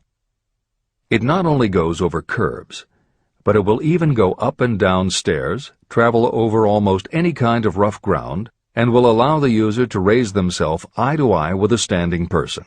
And it does it all without the user having to get out of the device or needing anyone's assistance. In 2001, Kamen hit the front pages when he introduced the Segway, a one-person people mover based on his iBot technology. It's a two-wheel scooter-like device that zips and zooms forward, backward, left, right, and comes to a stop without the rider doing anything more than barely shifting his or her body. It is so sensitive that it is almost as though it obeys the user's thoughts. The Segway may be a world-changing invention, with possible applications for work and travel that stagger the imagination. As this is being written, the Segway is already being used to navigate large warehouses and is being tested by police departments and postal employees. While traffic cops and City Hall wrangle over whether the Segway belongs on the sidewalk or the road, Dean Kamen is dreaming a new dream. This time, the dream is an invention that may literally bring light to some of the darkest corners of the earth. Kamen has developed a non-polluting electric generator that can use almost anything as fuel. But here's the extraordinary part.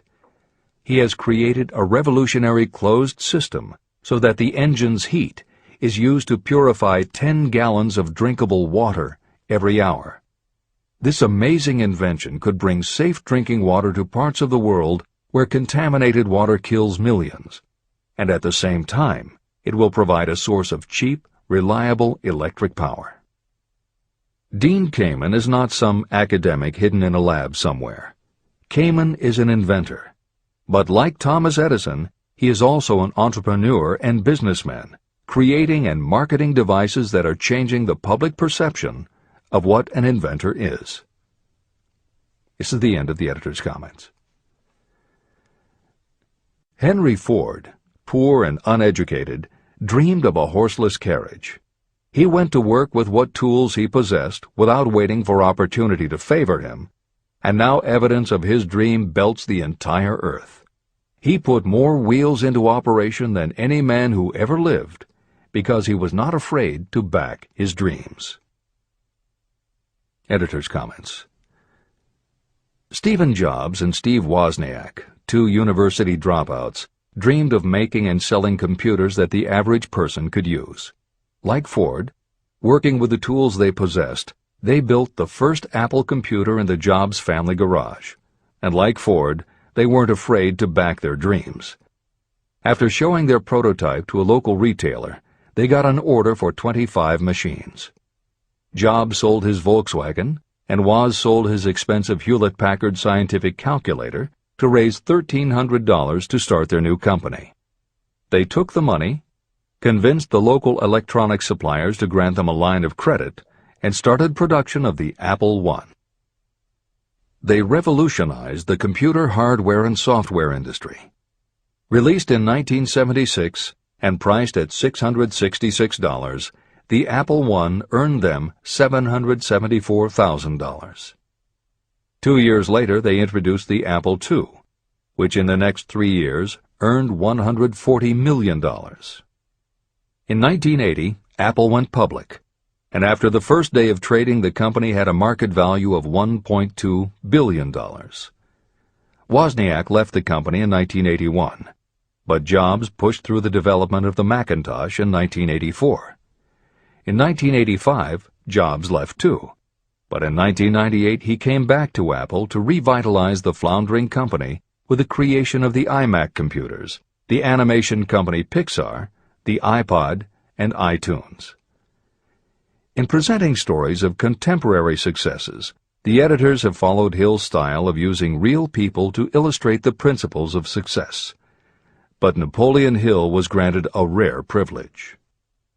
Unlike anyone before or after, he had the opportunity to personally meet the most powerful and successful people and learn firsthand the dreams that inspired them, the obstacles that confronted them, and how they found the courage within themselves to overcome their failures.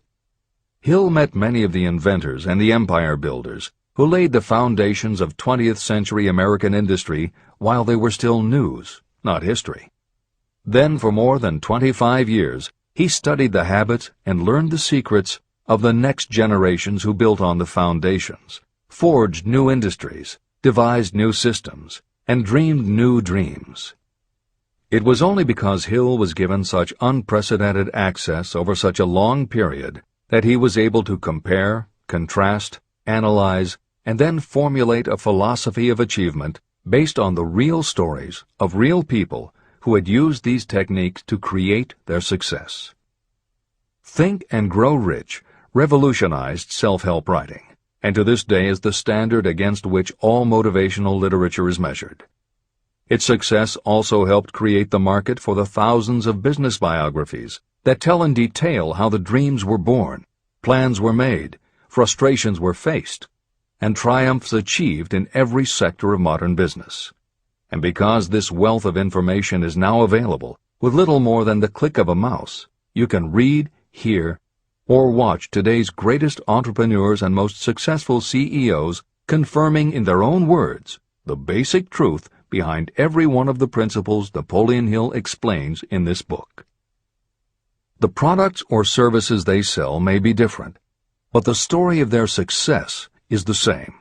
Dreams, followed by failures, followed by lessons learned, then success. For every Henry Ford, Thomas Edison, or O. Henry that Napoleon Hill cites to make a point, today there is a Steve Jobs, Dean Kamen, or Merle Haggard, proving that Hill's points are still valid. This is the end of the editor's comments. There is a difference between wishing for a thing and being ready to receive it.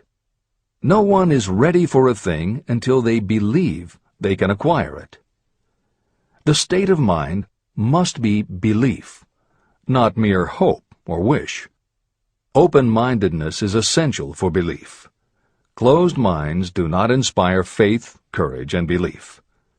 Remember, no more effort is required to aim high in life, to demand abundance and prosperity, than is required to accept misery and poverty.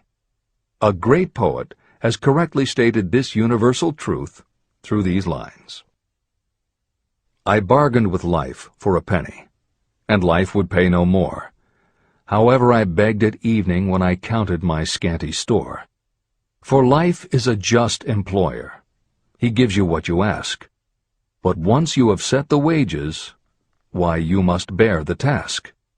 I worked for a menial's hire, only to learn dismayed that any wage I had asked of life, life would have willingly paid. Desire outwits Mother Nature. As a fitting climax to this chapter, I wish to introduce one of the most unusual persons I have ever known. I first saw him a few minutes after he was born. He came into the world without any physical sign of ears. When pressed for an opinion, the doctor concluded that the child might be deaf and mute for life. I challenged that doctor's opinion. I had the right to do so. I was the child's father. I, too, reached a decision. But I expressed my opinion silently, in the secrecy of my own heart. In my own mind, I knew that my son would hear and speak. How? I was sure there must be a way, and I knew I would find it. I thought of the words of the immortal Emerson. The whole course of things goes to teach us faith. We need only obey. There is guidance for each of us, and by lowly listening, we shall hear the right word. The right word? Desire. More than anything else, I desired that my son should not be deaf and unable to speak. From that desire, I never receded, not for a second. What could I do about it? Somehow, I would find a way to transplant into that child's mind my own burning desire for ways and means of conveying sound to his brain without the aid of ears. As soon as the child was old enough to cooperate, I would fill his mind so completely with a burning desire to hear that nature would, by methods of her own, translate it into physical reality. All this thinking took place in my own mind, but I spoke of it to no one. Every day I renewed the pledge I had made to myself that my son should not be deaf. As he grew older and began to take notice of things around him, we observed that he had a slight degree of hearing. When he reached the age when children usually begin talking, he made no attempt to speak, but we could tell by his actions that he could hear certain sounds slightly. That was all I needed to know. I was convinced that if he could hear, even slightly, he might develop still greater hearing capacity. Then something happened that gave me hope. It came from an entirely unexpected source. We bought a phonograph. When the child heard the music for the first time, he went into ecstasies. He promptly appropriated the machine. On one occasion, he played a record over and over for almost 2 hours, standing in front of the phonograph with his teeth clamped on the edge of the case. The significance of this did not become clear to us until years afterward. At the time, we had never heard of the principle of bone conduction of sound. Shortly after he appropriated the phonograph, I discovered that he could hear me quite clearly when I spoke with my lips touching his mastoid bone at the base of the skull. Having determined that he could hear the sound of my voice plainly, I began immediately to transfer to his mind the desire to hear and speak. When I discovered that my son enjoyed bedtime stories, I went to work creating stories designed to develop in him self-reliance, imagination, and a strong desire to hear. There was one storyline in particular that I emphasized over and over. Every time I told it, I gave it some new and dramatic coloring. These stories were designed to plant in his mind the thought that his affliction was not a liability, but an asset of great value. As a result of my studies and personal experience, I firmly believe that every adversity brings with it the seed of an equivalent advantage. However, despite my beliefs, I must confess that I did not have the slightest idea how this disability could ever become an asset. He won a new world with 6 cents. As I analyze the experience in retrospect, I can see now that my son's faith in me had much to do with the astounding results. He did not question anything I told him. I sold him on the idea that he had a distinct advantage over his older brother, and that this advantage would reflect itself in many ways. For example, the teachers in school would observe that he had no ears, and because of this they would show him special attention and treat him with extraordinary kindness. And they always did. I also sold him on the idea that when he became old enough to sell newspapers, his older brother had already become a newspaper merchant, he would have a big advantage over his brother. My reasoning was that people would pay him extra money for his wares because they could see that he was a bright, industrious boy, despite the fact that he had no ears. When he was about 7, he showed the first evidence that my method of stimulating his mind was bearing fruit. For several months he begged for the privilege of selling newspapers, but his mother would not give the project her consent. Finally, he took matters in his own hands. One afternoon, when he was left at home with the staff, he climbed through the kitchen window, shinnied to the ground, and set out on his own. He borrowed 6 cents in capital from the neighborhood shoemaker and invested it in papers, which he sold out. He took his earnings, reinvested in more newspapers, and kept repeating until late in the evening. After balancing his accounts and paying back the 6 cents he had borrowed from his banker, he had a net profit of 42 cents. When we got home that night, we found him in bed asleep with the money tightly clenched in his hand. His mother opened his hand, removed the coins, and cried. Of all things! To me it seemed she was crying over her son's first victory. My reaction was the reverse. I laughed, for I knew that my endeavor to plant in my son's mind an attitude of faith in himself had been successful. His mother saw in his first business venture a little deaf boy who had gone out in the streets and risked his life to earn money.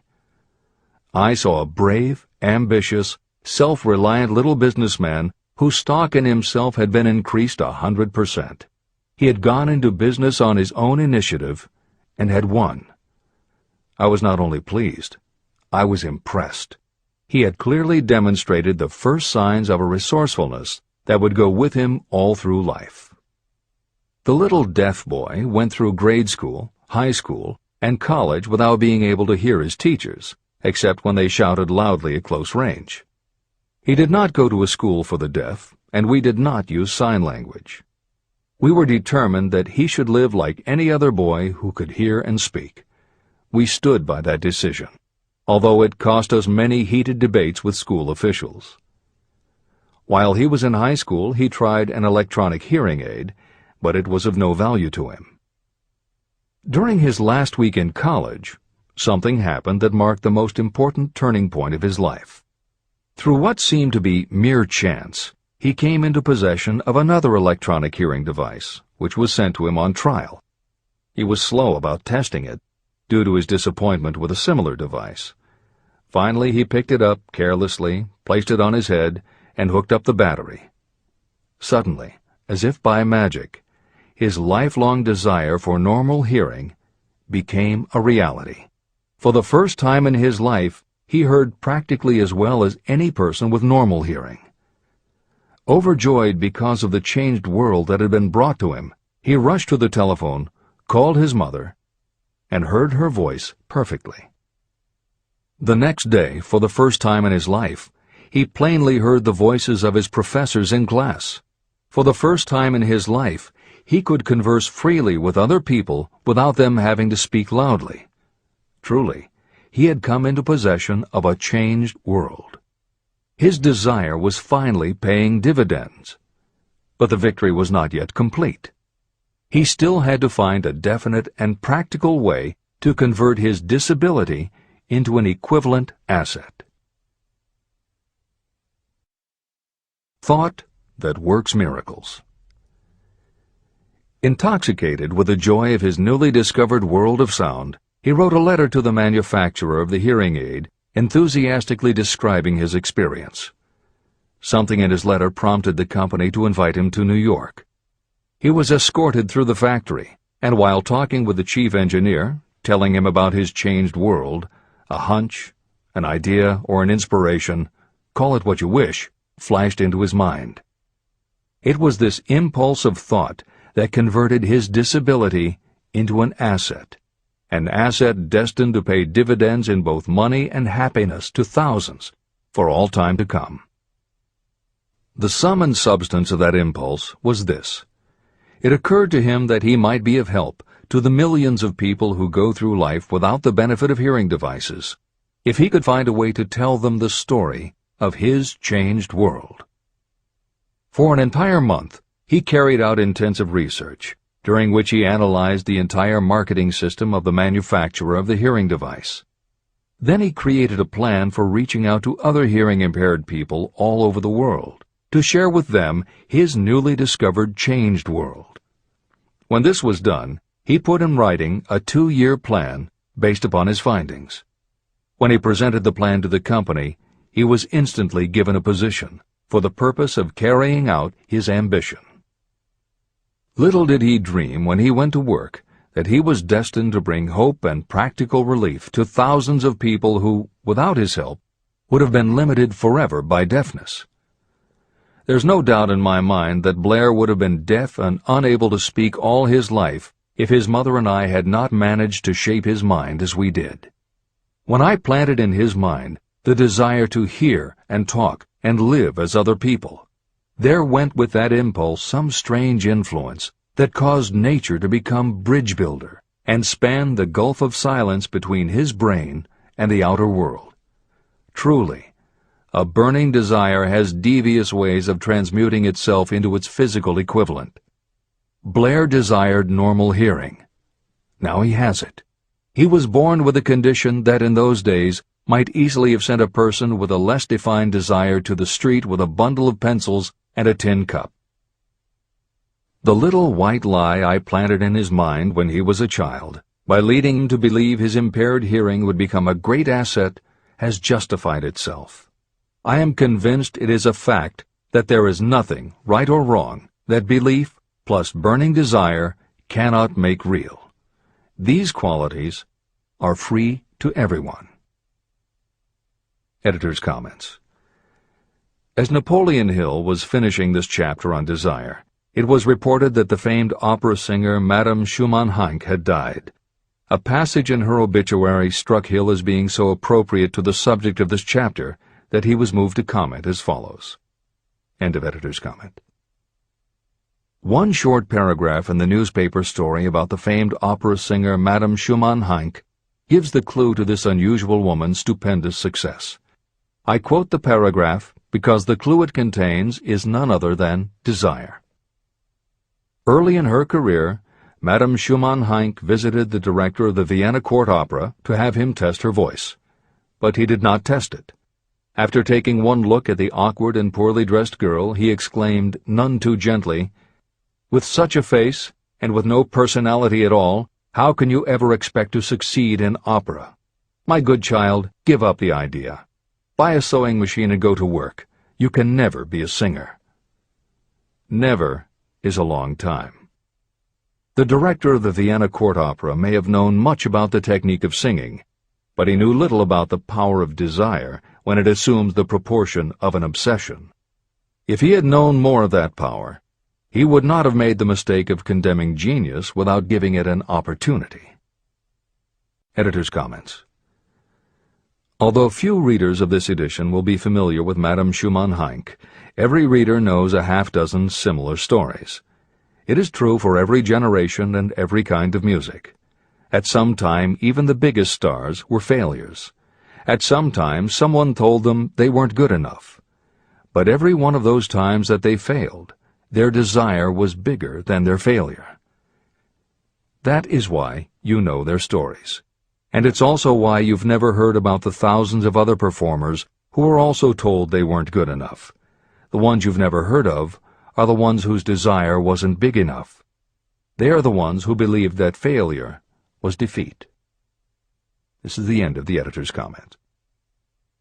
Several years ago, one of my business associates became ill.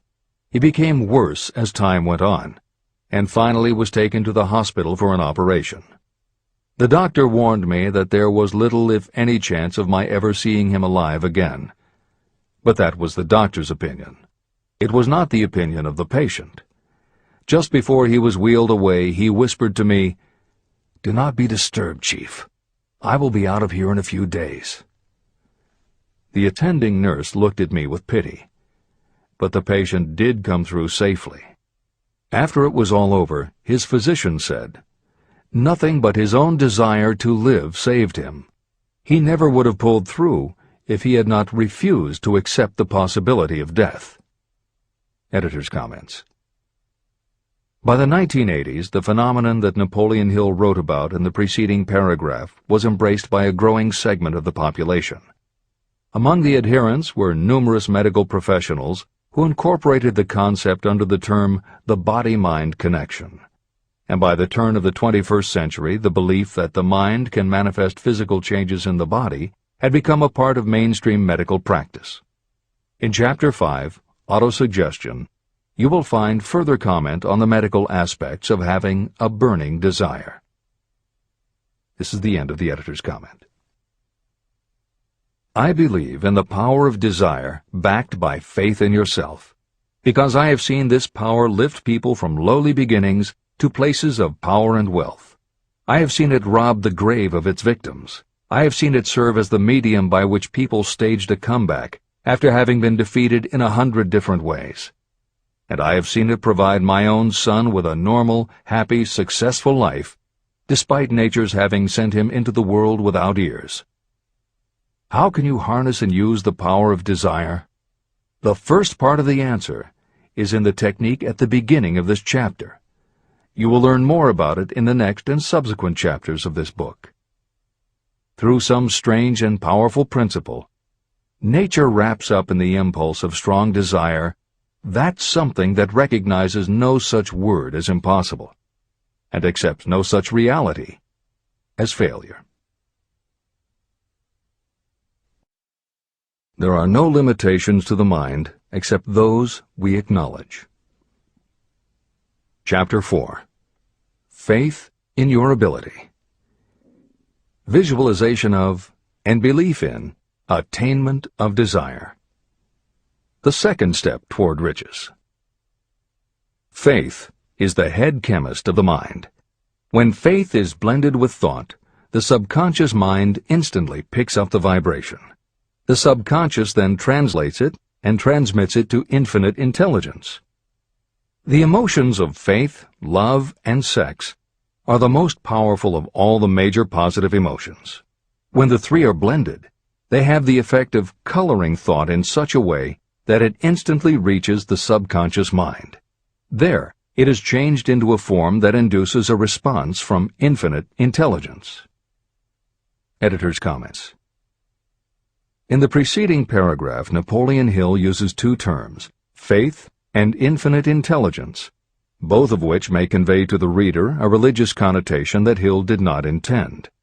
The following will define the meaning of the words as Hill uses them in the following chapter. In modern usage, the word faith has become almost interchangeable with religious belief, which is not the way Hill uses the word.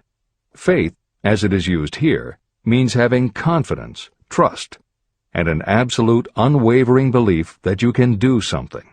And in order for you to have faith in yourself as Hill means it, it has to be true on a subconscious level. If you have a nagging doubt in the back of your mind, or if you are just going through the motions of pretending you believe, it won't work, because your subconscious will know your doubts. Unless you have absolute total confidence, unless you are convinced without question, then you don't have faith. Hill uses the term infinite intelligence to identify that part of the human mind and thinking process that produces hunches, flashes of insight, and leaps of logic. Hill's concept has similarities to what psychologist Carl Jung called the collective unconscious. And on another level, it is very close to what contemporary psychologists refer to as working in the flow state, or being in the zone. Infinite intelligence is discussed in greater depth in later chapters. Hill also uses another term, the subconscious mind, that should be commented on before the reader proceeds with this chapter. Although there are differing schools of thought, in general, modern psychology developed from the pioneering work of Sigmund Freud and Carl Jung. Each believed that the human mind operates on both a conscious and an unconscious level, but they differed on the role the subconscious plays and the way it influences attitude and action. Through his own research and studies, Napoleon Hill developed a theory of the conscious and subconscious that is closest to the Jungian view. The following briefly describes the basis of Hill's view. The conscious mind. Your conscious mind receives information through the five senses of sight, smell, taste, hearing, and touch. Your conscious mind keeps track of what you need for thinking and operating, and it filters out what you don't need. Your conscious mind, and what your memory retains, is the intelligence with which you normally think, reason, and plan. The subconscious mind. Your subconscious has access to all the same information your conscious mind receives, but it doesn't reason the way your conscious mind does. It takes everything literally. It doesn't make value judgments. It does not filter, and it does not forget. You cannot command your conscious mind to reach out and dip into your subconscious mind. However, under certain circumstances, all those forgotten facts and ideas that are always there in your subconscious can, if they are firmly rooted, influence your conscious attitudes and actions. This is the end of the editor's comments. How to develop faith. The following statement is very important in understanding the importance of autosuggestion in the transmutation of desire into its physical or monetary equivalent, namely, faith is a state of mind that may be induced or created by affirmation or repeated instructions to the subconscious mind through the principle of autosuggestion. The repetition of affirmations is like giving orders to your subconscious mind, and it is the only known method of voluntary development of the emotion of faith, absolute belief that you can do something. As an illustration, consider why you are reading this book. You want to acquire the ability to transmute the intangible thought impulse of desire into its physical counterpart, money. By following the instructions laid down in the later chapters on autosuggestion and the subconscious mind, you will learn techniques to convince your subconscious mind that you believe you will receive that for which you ask. Your subconscious will act upon that belief and pass it back to you in the form of faith, followed by definite plans for procuring that which you desire. Faith in yourself and your abilities is a state of mind that you will be able to develop at will after you have mastered the 13 principles in this book. This is true because faith is a state of mind that will develop naturally within you when you use and apply these principles. The emotions, or the feeling portion of thoughts, are what give your thoughts vitality, life, and action. The emotions of faith, love, and sex, when mixed with any thought impulse, give it even greater action. All thoughts that have been emotionalized, given feeling, and mixed with faith, absolute belief in your ability, begin immediately to translate themselves into their physical equivalent or counterpart. However, this is not only true of thought impulses that have been mixed with faith, but it is true with any emotion, including negative emotions. What this means is that the subconscious mind will translate into its physical equivalent a thought impulse of a negative or destructive nature just as readily as it will act upon thought impulses of a positive or constructive nature. The following statement made by a noted criminologist illustrates the point. When men first come into contact with crime, they abhor it. If they remain in contact with crime for a time, they become accustomed to it and endure it. If they remain in contact with it long enough, they finally embrace it and become influenced by it. This is the equivalent of saying that a negative impulse of thought that is repeatedly passed on to the subconscious mind often enough is finally accepted and acted upon by the subconscious mind. The subconscious then proceeds to translate that impulse into its physical equivalent by the most practical procedure available. This also accounts for the strange phenomenon that so many millions of people experience, referred to as bad luck. There are millions of people who believe themselves doomed to poverty and failure because of some strange force they call bad luck, over which they believe they have no control. But the truth is that they are the creators of their own misfortunes, because this negative belief in bad luck is picked up by the subconscious mind and translated into its physical equivalent. Your belief, or faith, is the element that will determine the action of your subconscious mind. Once again, let me stress that you will benefit by passing on to your subconscious mind any desire that you wish translated into its physical or monetary equivalent in a state of expectancy or belief that the transmutation will actually take place. The subconscious mind will transmute into its physical equivalent, by the most direct and practical way available, any order that is given to it in a state of belief or faith that the order will be carried out. At this point, it should also be noted that because of the way that the subconscious operates, there is nothing to stop you from deceiving your subconscious mind when giving it instructions through autosuggestion. That is what I did when I deceived my son's subconscious mind. To make this deception more realistic, when you call upon your subconscious mind, you must conduct yourself just as you would if you were already in possession of the material thing that you are demanding. Editor's comments. It is an axiom of contemporary motivation theory that the subconscious mind cannot distinguish between what is real and what is vividly imagined. One of the most frequently cited studies supporting this concept was done with a group of basketball players. The players were divided into 3 teams, and the players on each team were tested on their ability to make free throws. The teams were then separated for a period of time, and each team was given instructions which they were told would improve their abilities. One team was instructed to practice making baskets on a daily basis. The second team was instructed not to practice during the period and not to even think about basketball. The third team was also instructed not to practice during the period, but instead the members were told to spend their daily practice time visualizing in detail the process of making baskets. At the end of the experiment, the teams were again tested. The team that rested showed a decrease in ability. The team that practiced showed a marked increase in ability. And the team that didn't practice but visualized making baskets showed an increase in ability almost equal to those who had practiced daily. As Hill says, you can deceive your subconscious through autosuggestion. If you convincingly plant an idea in your subconscious will accept and work with the idea as though it were a fact. But the key word is convincingly. If you try to send a message to your subconscious, but in the back of your mind you have a nagging doubt whether it will work, your subconscious will pick that up also. You will have sent mixed messages that cancel each other out. That is why Hill stresses the importance of doing it with faith. Your subconscious will not judge if it is true or false, positive or negative, but it does respond to the power of the input, how emotionalized the thought is. This is the end of the editor's comment.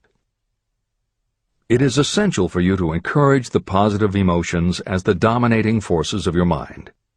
But faith in yourself doesn't come from merely reading instructions. Now that you understand the theory, you must begin to apply it. By experimenting and practicing, you will develop your ability to mix faith with any order you give to your subconscious.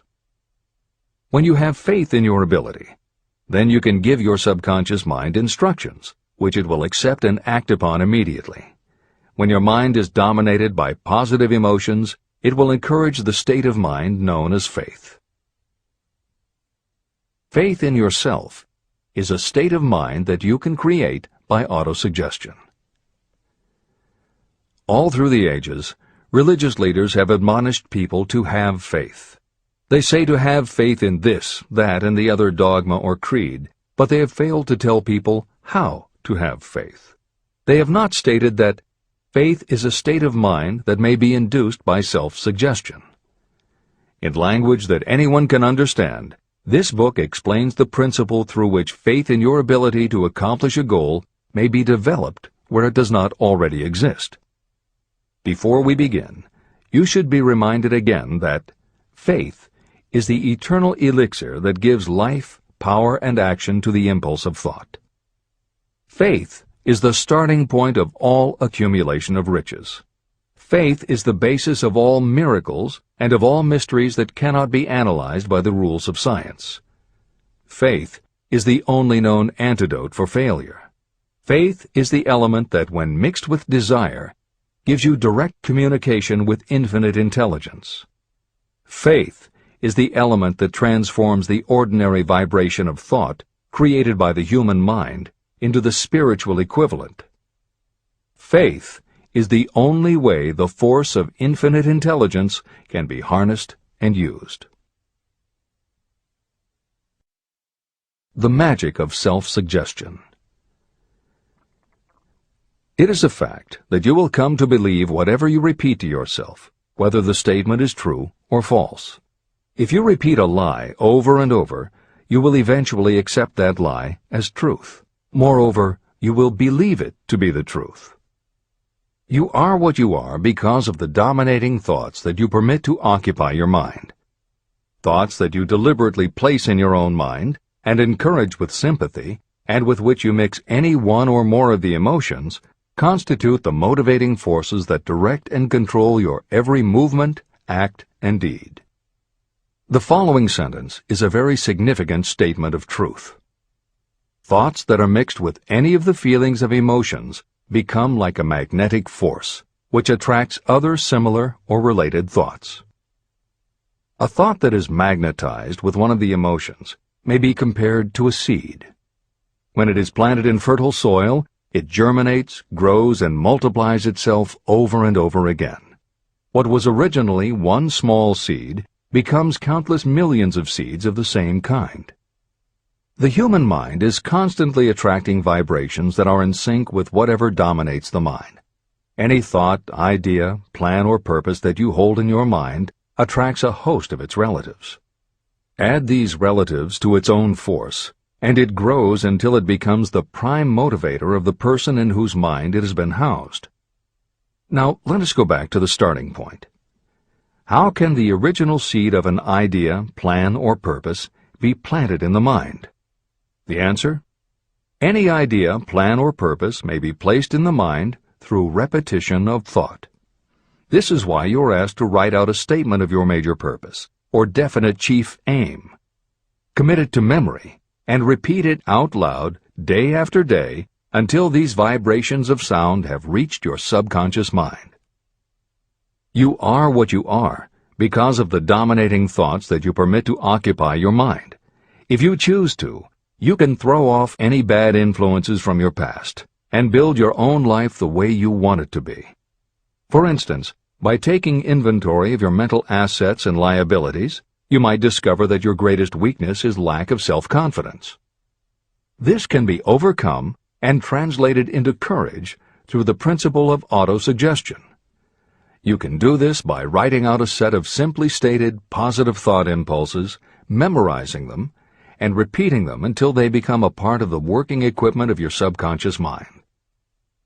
The following is an example for someone whose definite purpose is to overcome a lack of self-confidence. Self-confidence formula. 1. I know that I have the ability to achieve the object of my definite purpose in life. Therefore, I demand of myself persistent, continuous action toward its attainment, and I here and now promise to render such action. 2.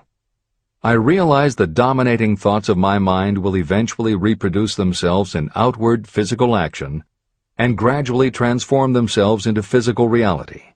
Therefore, I will concentrate my thoughts for 30 minutes each day, visualizing the person I intend to become. In this way, I will create in my mind a clear mental picture. 3. I know, through the principle of autosuggestion, that any desire I persistently hold in my mind will eventually find some practical means of attaining my objective. Therefore, I will devote 10 minutes daily to demanding of myself the development of self-confidence. 4. I have clearly written down a description of my definite chief aim in life, and I will never stop trying until I have developed sufficient self-confidence for its attainment. 5. I fully realize that no wealth or position can last unless it is built upon truth and justice. Therefore, I will engage in no transaction that does not benefit all whom it affects. I will succeed by attracting to myself the forces I wish to use and the cooperation of others.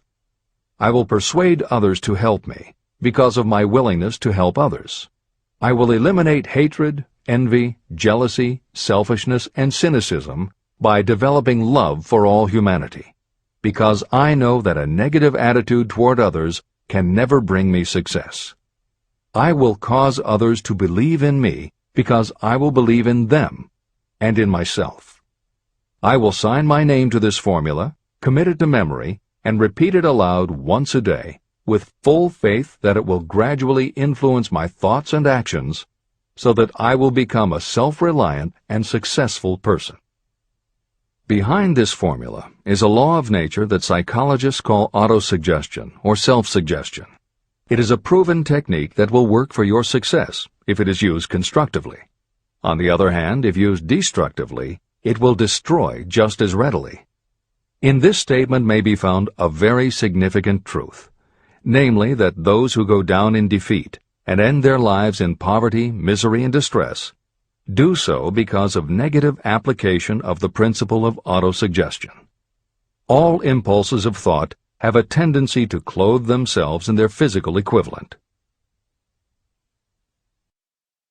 The disaster of negative thinking. The subconscious mind makes no distinction between constructive and destructive thought impulses. It works with the material we feed it through our thought impulses. The subconscious mind will translate into reality a thought driven by fear just as readily as it will translate into reality a thought driven by courage or faith. Just as electricity will turn the wheels of industry and render useful service if used constructively, it will snuff out life if wrongly used. So, too, will the law of autosuggestion lead you to peace and prosperity, or down into the valley of misery, failure, and death. It depends on your degree of understanding and application of it. If you fill your mind with fear or doubt, and if you do not believe in your ability to connect with and use the forces of infinite intelligence, then you will not be able to use those forces. The law of autosuggestion will take your lack of belief and use that doubt as a pattern by which your subconscious mind will translate it into its physical equivalent. Editor's comments. When you have faith in your ability to accomplish what you want, it not only firmly plants ideas in your subconscious, but it then works to reinforce itself. When you have faith in your abilities, part of what you must have faith in is that it is possible to tap into infinite intelligence. And because you have faith that it will work, your conscious mind won't be resistant. When your conscious doesn't resist, your subconscious mind can send creative ideas to your conscious mind more easily. Then, the more you see the power working in your life, the easier it is for you to act on faith the next time. Will it work for you? You will never know unless you relax your resistance and just have faith that it will. This is the end of the editor's comment. Like the wind that carries one ship east and another west, the law of autosuggestion will lift you up or pull you down according to the way you set your sails of thought. The law of autosuggestion, through which any person may rise to altitudes of achievement that stagger the imagination, is well described in the following verse. Observe the words that have been emphasized, and you will catch the deep meaning that the poet had in mind. If you think you are beaten, you are. If you think you dare not, you don't. If you like to win, but you think you can't, it is almost certain you won't. If you think you'll lose, you're lost. For out in the world we find, success begins with a fellow's will. It's all in the state of mind. If you think you are outclassed, you are. You've got to think high to rise. You've got to be sure of yourself before you can ever win a prize. Life's battles don't always go to the stronger or faster man, but soon or late the man who wins is the man who thinks he can. Editor's comments. As noted at the beginning of this chapter, the way in which Napoleon Hill uses the word faith is meant to have no religious connotation. However, it would be impossible for Hill to write this chapter without acknowledging the power of religious faith.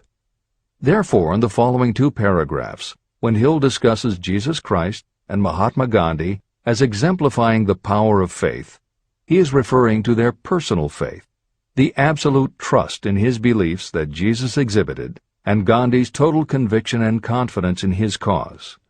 In this way, they perfectly exemplify thought impulse mixed with faith. This is the end of the editor's comment. If you wish evidence of the power of faith, study the achievements of men and women who have employed it. At the head of the list comes the Nazarene. The basis of Christianity is faith, no matter how many people may have perverted or misinterpreted the meaning of this great force. The sum and substance of the teachings and the achievements of Christ, which may have been interpreted as miracles, were nothing more nor less than faith. If there are any such phenomena as miracles, they are produced only through the state of mind known as faith. Consider Mahatma Gandhi of India, one of the most astounding examples of the possibilities of faith. Gandhi wielded more potential power than any man living in his time, and he had this power despite the fact that he had none of the orthodox tools of power, such as money, battleships, soldiers, and materials of warfare. Gandhi had no money, no home. He did not own a suit of clothes, but he did have power. How did he come by that power? He created it out of his understanding of the principle of faith and through his ability to transplant that faith into the minds of 200 million people. Gandhi accomplished the astounding feat of influencing 200 million minds to coalesce and move in unison as a single mind. What other force on earth, except faith, could do as much? How an idea built a fortune. Editor's comment. Although the following story is not exclusively about faith, and it makes no mention of autosuggestion or the subconscious mind, Napoleon Hill included it at this point in every edition of Think and Grow Rich. In fact, as Hill says, this story illustrates at least 6 of the 13 principles of success, but faith is at the center of it.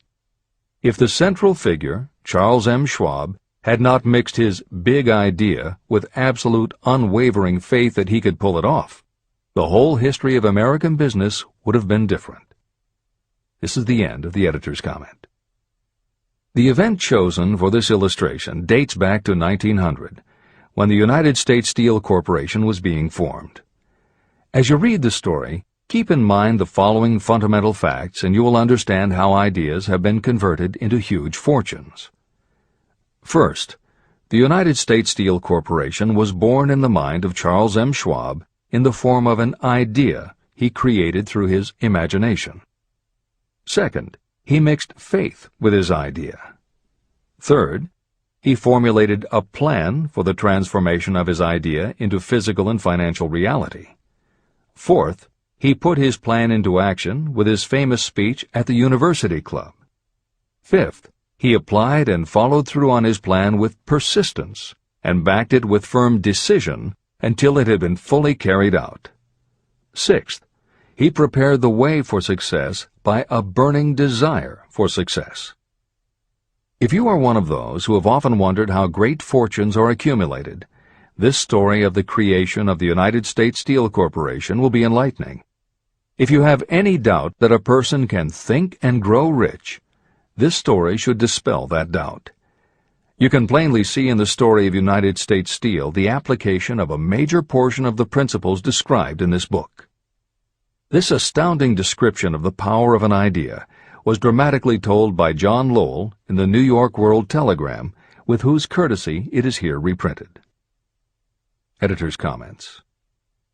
In order for the modern reader to fully appreciate the following newspaper story, it is appropriate at this point to provide some background information about the main players.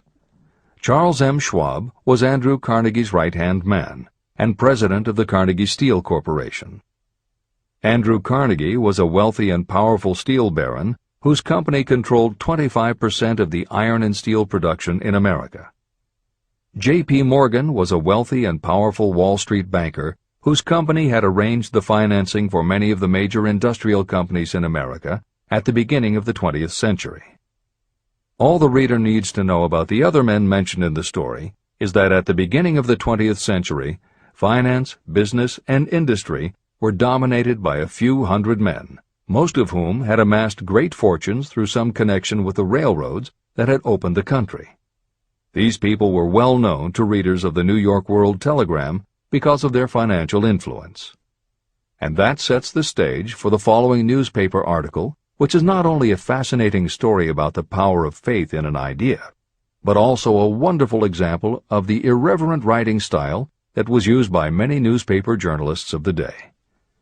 This is the end of the editor's comment.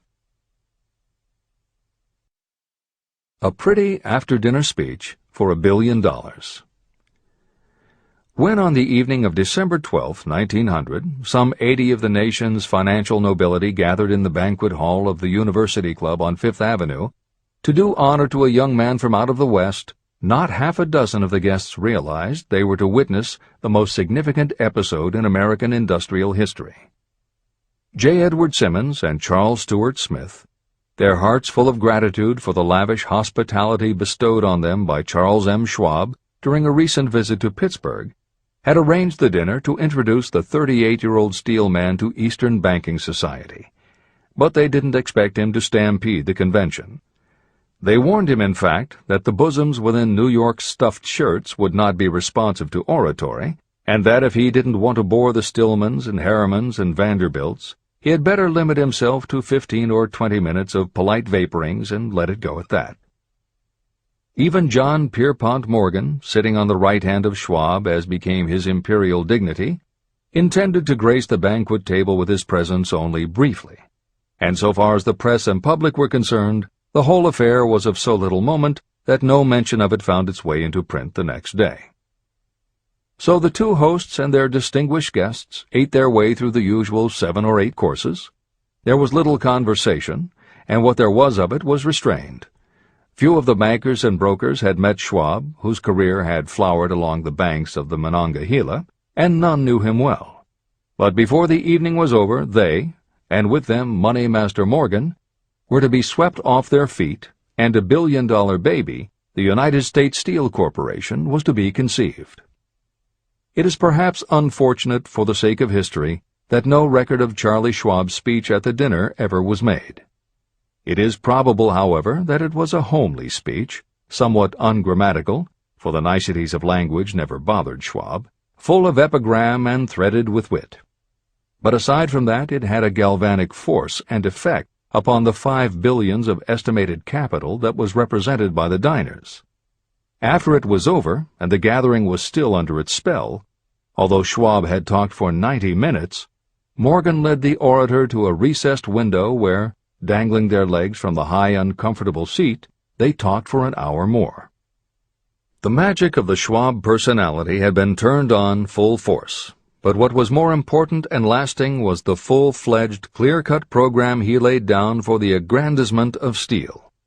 Many other men had tried to interest Morgan in slapping together a steel trust after the pattern of the biscuit, wire and hoop, sugar, rubber, whiskey, oil, or chewing gum combinations.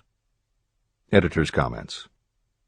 The Random House College Dictionary defines a trust as an illegal combination of industrial or commercial companies in which the stock is controlled by a central board of trustees, thus making it possible to control prices and destroy competition. Many of America's new industrial companies had grown so quickly that they were not yet profitable. They were saddled with huge debt incurred in raising the capital to finance their rapid expansion, and at the same time they were faced with having to cut costs and slash prices or go out of business. The answer for many was to join up with others in related industries to form what were called trusts or combinations. Although trusts were illegal since the passage of the Sherman Antitrust Act in 1890, companies still tried to find ways to monopolize their industries, and if their efforts weren't technically trusts, they were something very close. The one thing the large company owners who assembled these trusts needed was cash to buy up the many smaller companies they would have to own in order to effectively dominate an industry. J.P. Morgan was the banker who financed many such takeovers. This is the end of the editor's comment. John W. Gates, the gambler, had urged it, but Morgan distrusted him. The Moore boys, Bill and Jim, Chicago stock jobbers who had glued together a match trust and a cracker corporation, had urged it and failed. Elbert H. Gerry, the sanctimonious country lawyer, wanted to foster it, but he wasn't big enough to be impressive. Until Schwab's eloquence took J.P. Morgan to the heights from which he could visualize the solid results of the most daring financial undertaking ever conceived, the project was regarded as a delirious dream of easy-money crackpots. The financial magnetism that began a generation ago to attract thousands of small and sometimes inefficiently managed companies into large and competition-crushing combinations had become operative in the steel world through the devices of that jovial business pirate, John W. Gates. Gates already had formed the American Steel and Wire Company out of a chain of small concerns, and together with Morgan had created the Federal Steel Company. But by the side of Andrew Carnegie's gigantic vertical trust, a trust owned and operated by 53 partners, those other combinations were picayune. They might combine to their heart's content, but the whole lot of them couldn't make a dent in the Carnegie organization, and Morgan knew it. The eccentric old Scot knew it, too. Editor's comments. Andrew Carnegie was born in Scotland and came to America when he was just a boy. He made his first move to join the elite group of American tycoons when he quit his job as a bobbin boy in a cotton mill, earning $1.20 a week, and got a job as a telegraph messenger boy. He soon taught himself to operate a telegraph key, which got him hired as personal telegrapher and secretary to the head of the Pennsylvania Railroad. It wasn't long before he'd worked his way up the ranks to superintendent of the Pittsburgh division, which in turn put him in a position to become an early investor in the Pullman Company, which became the leading manufacturer of railway cars. Carnegie's investment in Pullman and some successful real estate ventures gave him the capital to go into business for himself.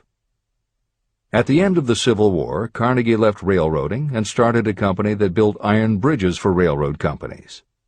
From building iron bridges, it was a short step to starting his own steel mill, which led him to acquire control of other steel mills, then his own coal fields to supply his smelters, then his own ore boats and rail lines to haul the ore and coal.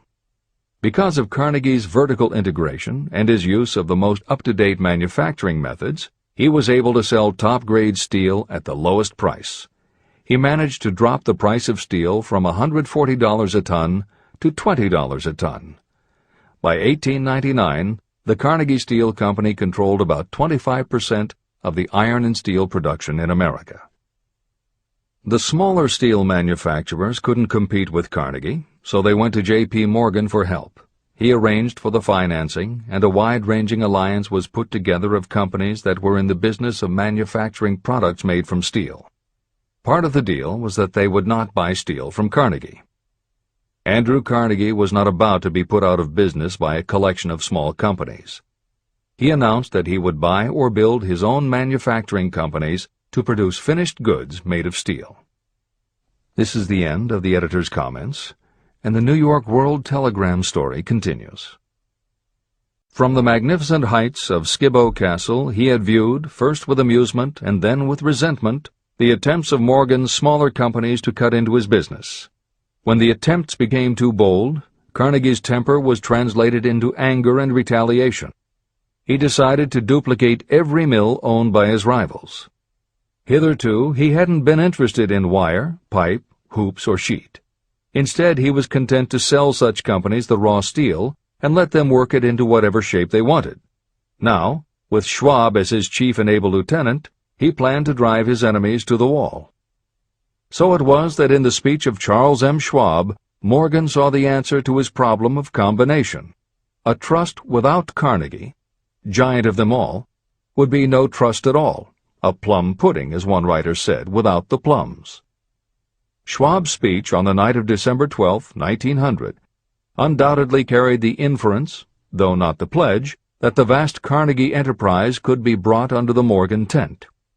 He talked of the world future for steel, of reorganization for efficiency, of specialization, of the scrapping of unsuccessful mills and concentration of effort on the flourishing properties, of economies in the ore traffic, of economies in overhead and administrative departments, of capturing foreign markets. More than that, he told the buccaneers among them wherein lay the errors of their customary piracy. Their purposes, he inferred, had been to create monopolies, raise prices, and pay themselves fat dividends out of privilege. Schwab condemned the system in his heartiest manner. The short-sightedness of such a policy, he told his hearers, lay in the fact that it restricted the market in an era when everything cried for expansion.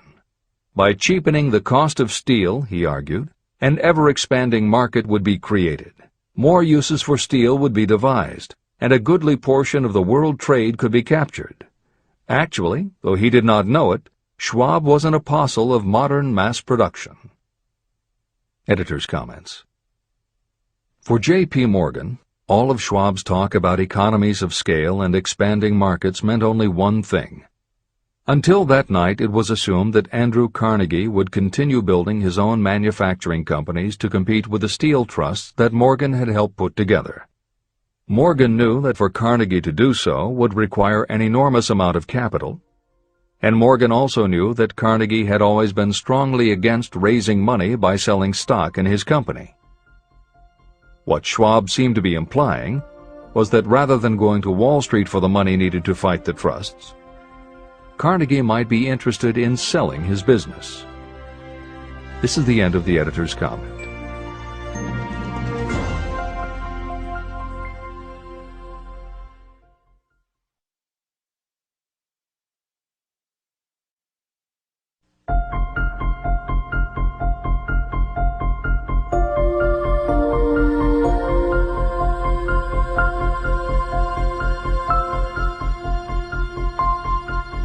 New York World Telegram story continues.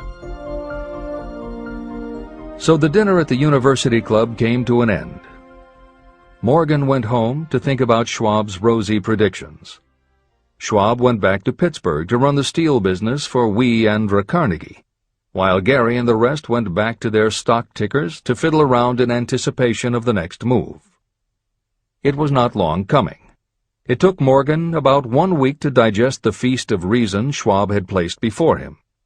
When he had assured himself that no financial indigestion was to result, he sent for Schwab, and found that young man rather coy.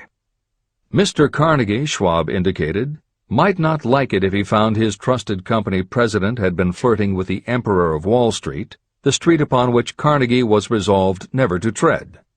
Then it was suggested by John W. Gates, the go-between, that if Schwab happened to be in the Bellevue Hotel in Philadelphia, J.P. Morgan might also happen to be there. When Schwab arrived, however, Morgan was inconveniently ill at his New York home, and so on the elder man's pressing invitation, Schwab went to New York and presented himself at the door of the financier's library.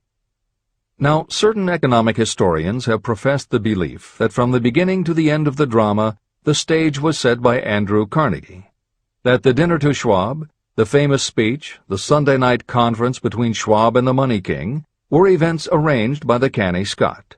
The truth is exactly the opposite. When Schwab was called in to consummate the deal, he didn't even know whether the little boss, as Andrew was called, would so much as listen to an offer to sell, particularly to a group of men whom Andrew regarded as being endowed with something less than holiness. But Schwab did take into the conference with him, in his own handwriting, 6 sheets of copperplate figures, representing to his mind the physical worth and the potential earning capacity of every steel company he regarded as an essential star in the new metal firmament. 4 men pondered over these figures all night. The chief, of course, was Morgan, steadfast in his belief in the divine right of money. With him was his aristocratic partner, Robert Bacon, a scholar and a gentleman. The third was John W. Gates, whom Morgan scorned as a gambler and used as a tool. The fourth was Schwab, who knew more about the processes of making and selling steel than any whole group of men then living. Throughout that conference, the Pittsburgher's figures were never questioned. If he said a company was worth so much, then it was worth that much and no more. He was insistent, too, upon including in the combination only those concerns he nominated. He had conceived a corporation in which there would be no duplication, not even to satisfy the greed of friends who wanted to unload their companies upon the broad Morgan shoulders. When dawn came, Morgan rose and straightened his back. Only one question remained. "Do you think you can persuade Andrew Carnegie to sell?" he asked. "I can try," said Schwab.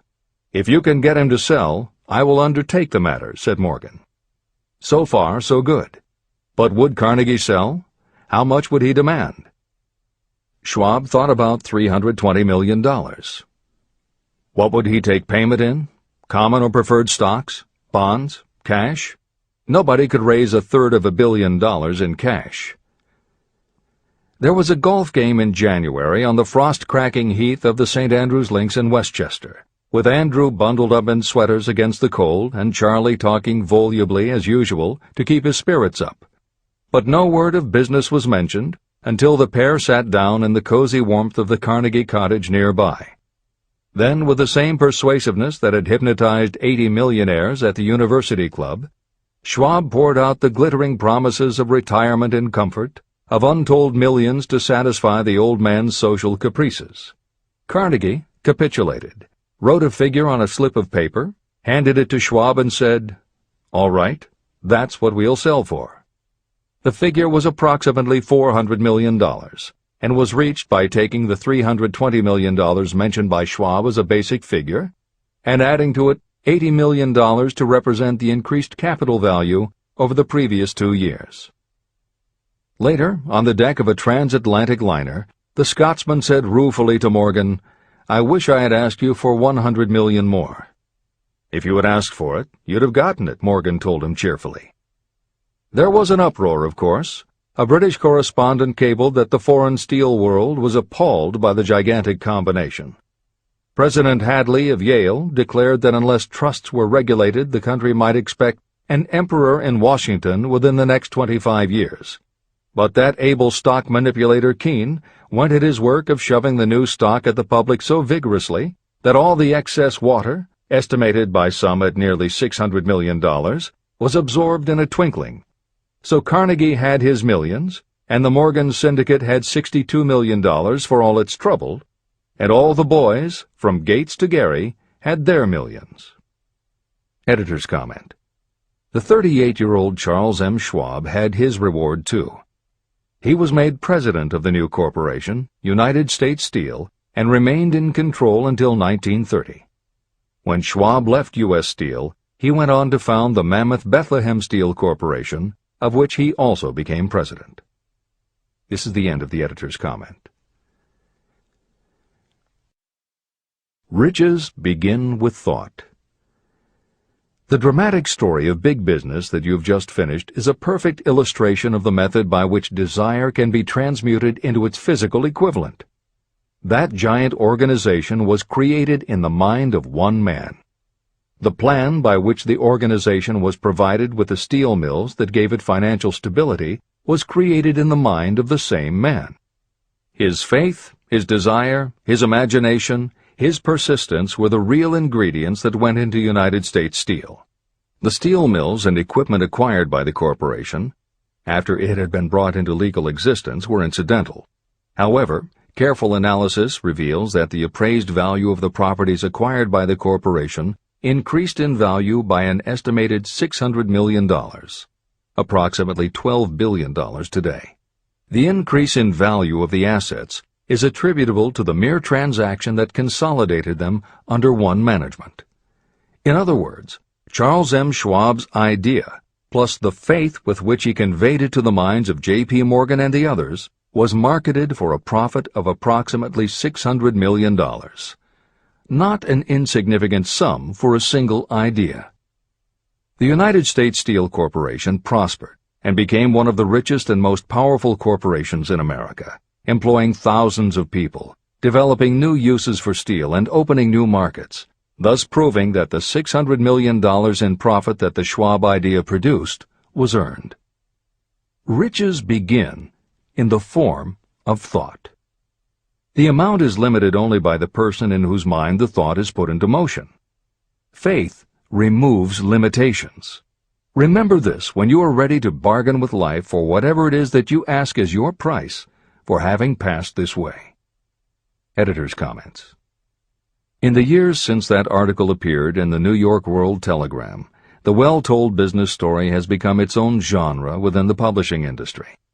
There are best-selling books and biographies by and about the insiders who run every industry. The editors of this edition of Think and Grow Rich strongly encourage you to sample some of these books. They can be entertaining and inspirational, and in them you will be able to see examples of Hill's principles of success at work in the real world. The best of them are not only entertaining and inspirational, but they are filled with ideas and techniques you can adapt and use. There are literally too many bestsellers from which to select a best of listing for inclusion here. Any such choice the editors might make would not necessarily be the best, but merely reflective of the interests of the person doing the choosing. However, there are 2 books the editors recommend that are not by or about a single individual or industry. These books are In Search of Excellence by Tom Peters and Breakthroughs by P.R. Nyack and John N. Ketteringham. Each of these books deals with a broad spectrum of industries, and within each industry they single out certain companies and individuals for analysis. Both were published at the beginning of the business book trend in the 1980s, but there are few books since then that better convey the importance of faith in a good idea. In Search of Excellence, chosen by a panel of experts as the most influential book of the past 20 years, was a runaway bestseller and will likely be in print for years to come. Breakthroughs may be harder to find, but it will be well worth the effort. This is the end of the editor's comments.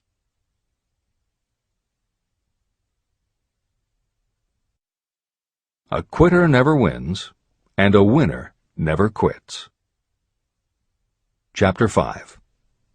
Autosuggestion. The medium for influencing the subconscious mind. The third step toward riches. Autosuggestion is a term that applies to all suggestions and all self-administered stimuli that reach your mind through the 5 senses. Stated in another way, autosuggestion is self-suggestion.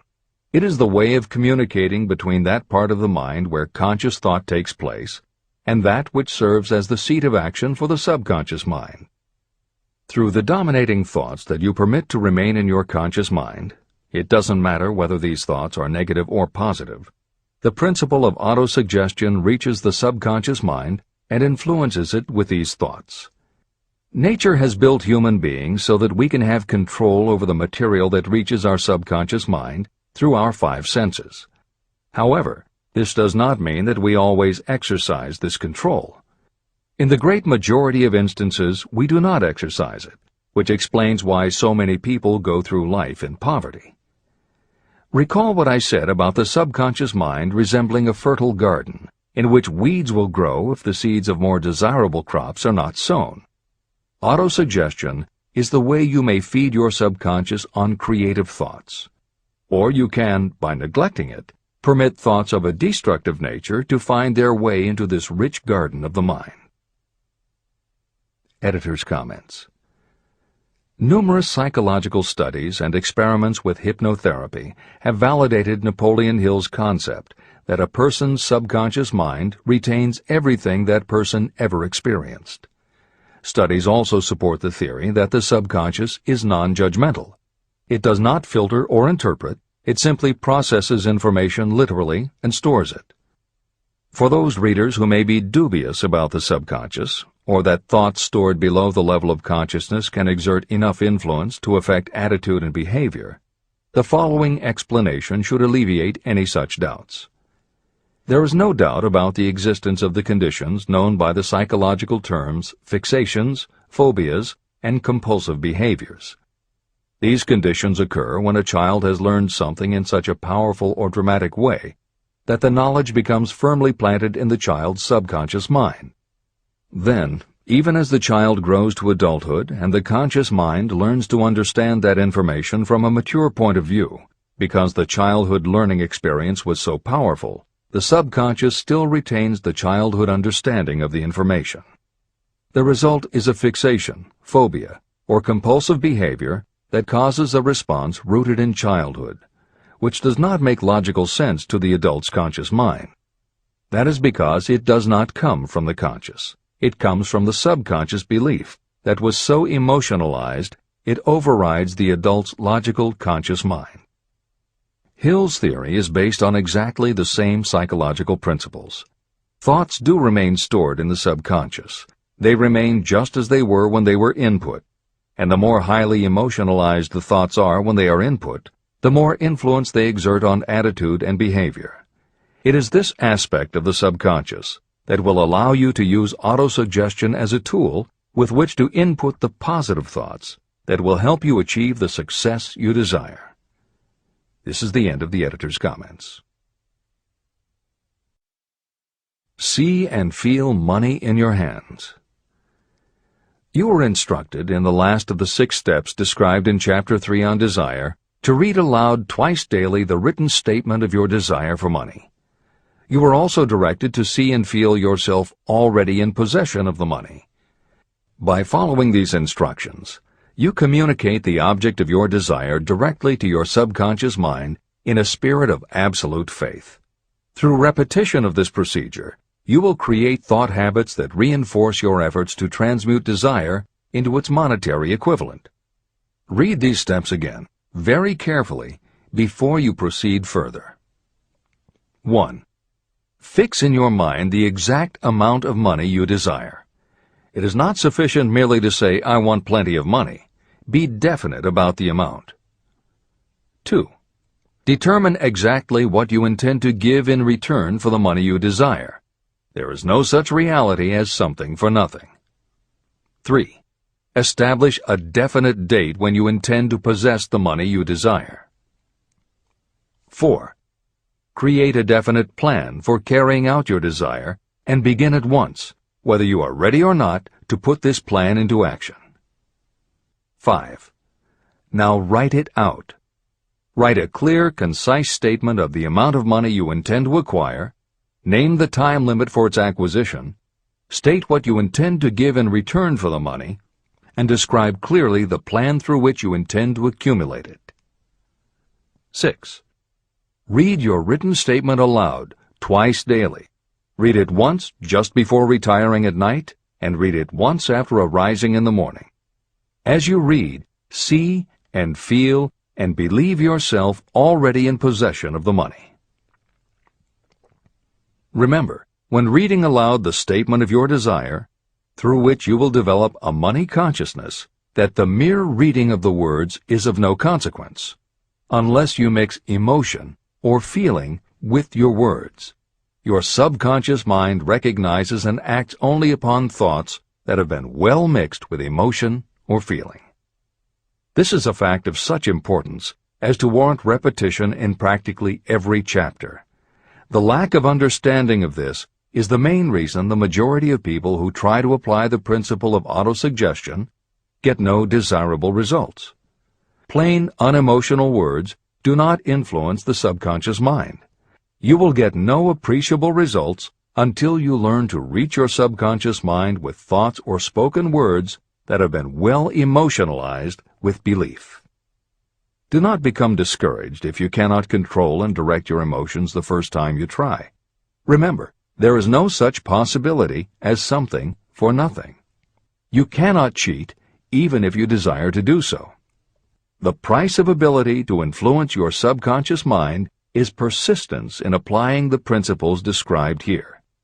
You cannot develop the desired ability for a lower price. You, and you alone, must decide whether or not the reward, the money consciousness, is worth the price you must pay for it in effort. Your ability to use the principle of autosuggestion will depend very largely upon your capacity to concentrate on a given desire until that desire becomes a burning obsession. How to strengthen your powers of concentration.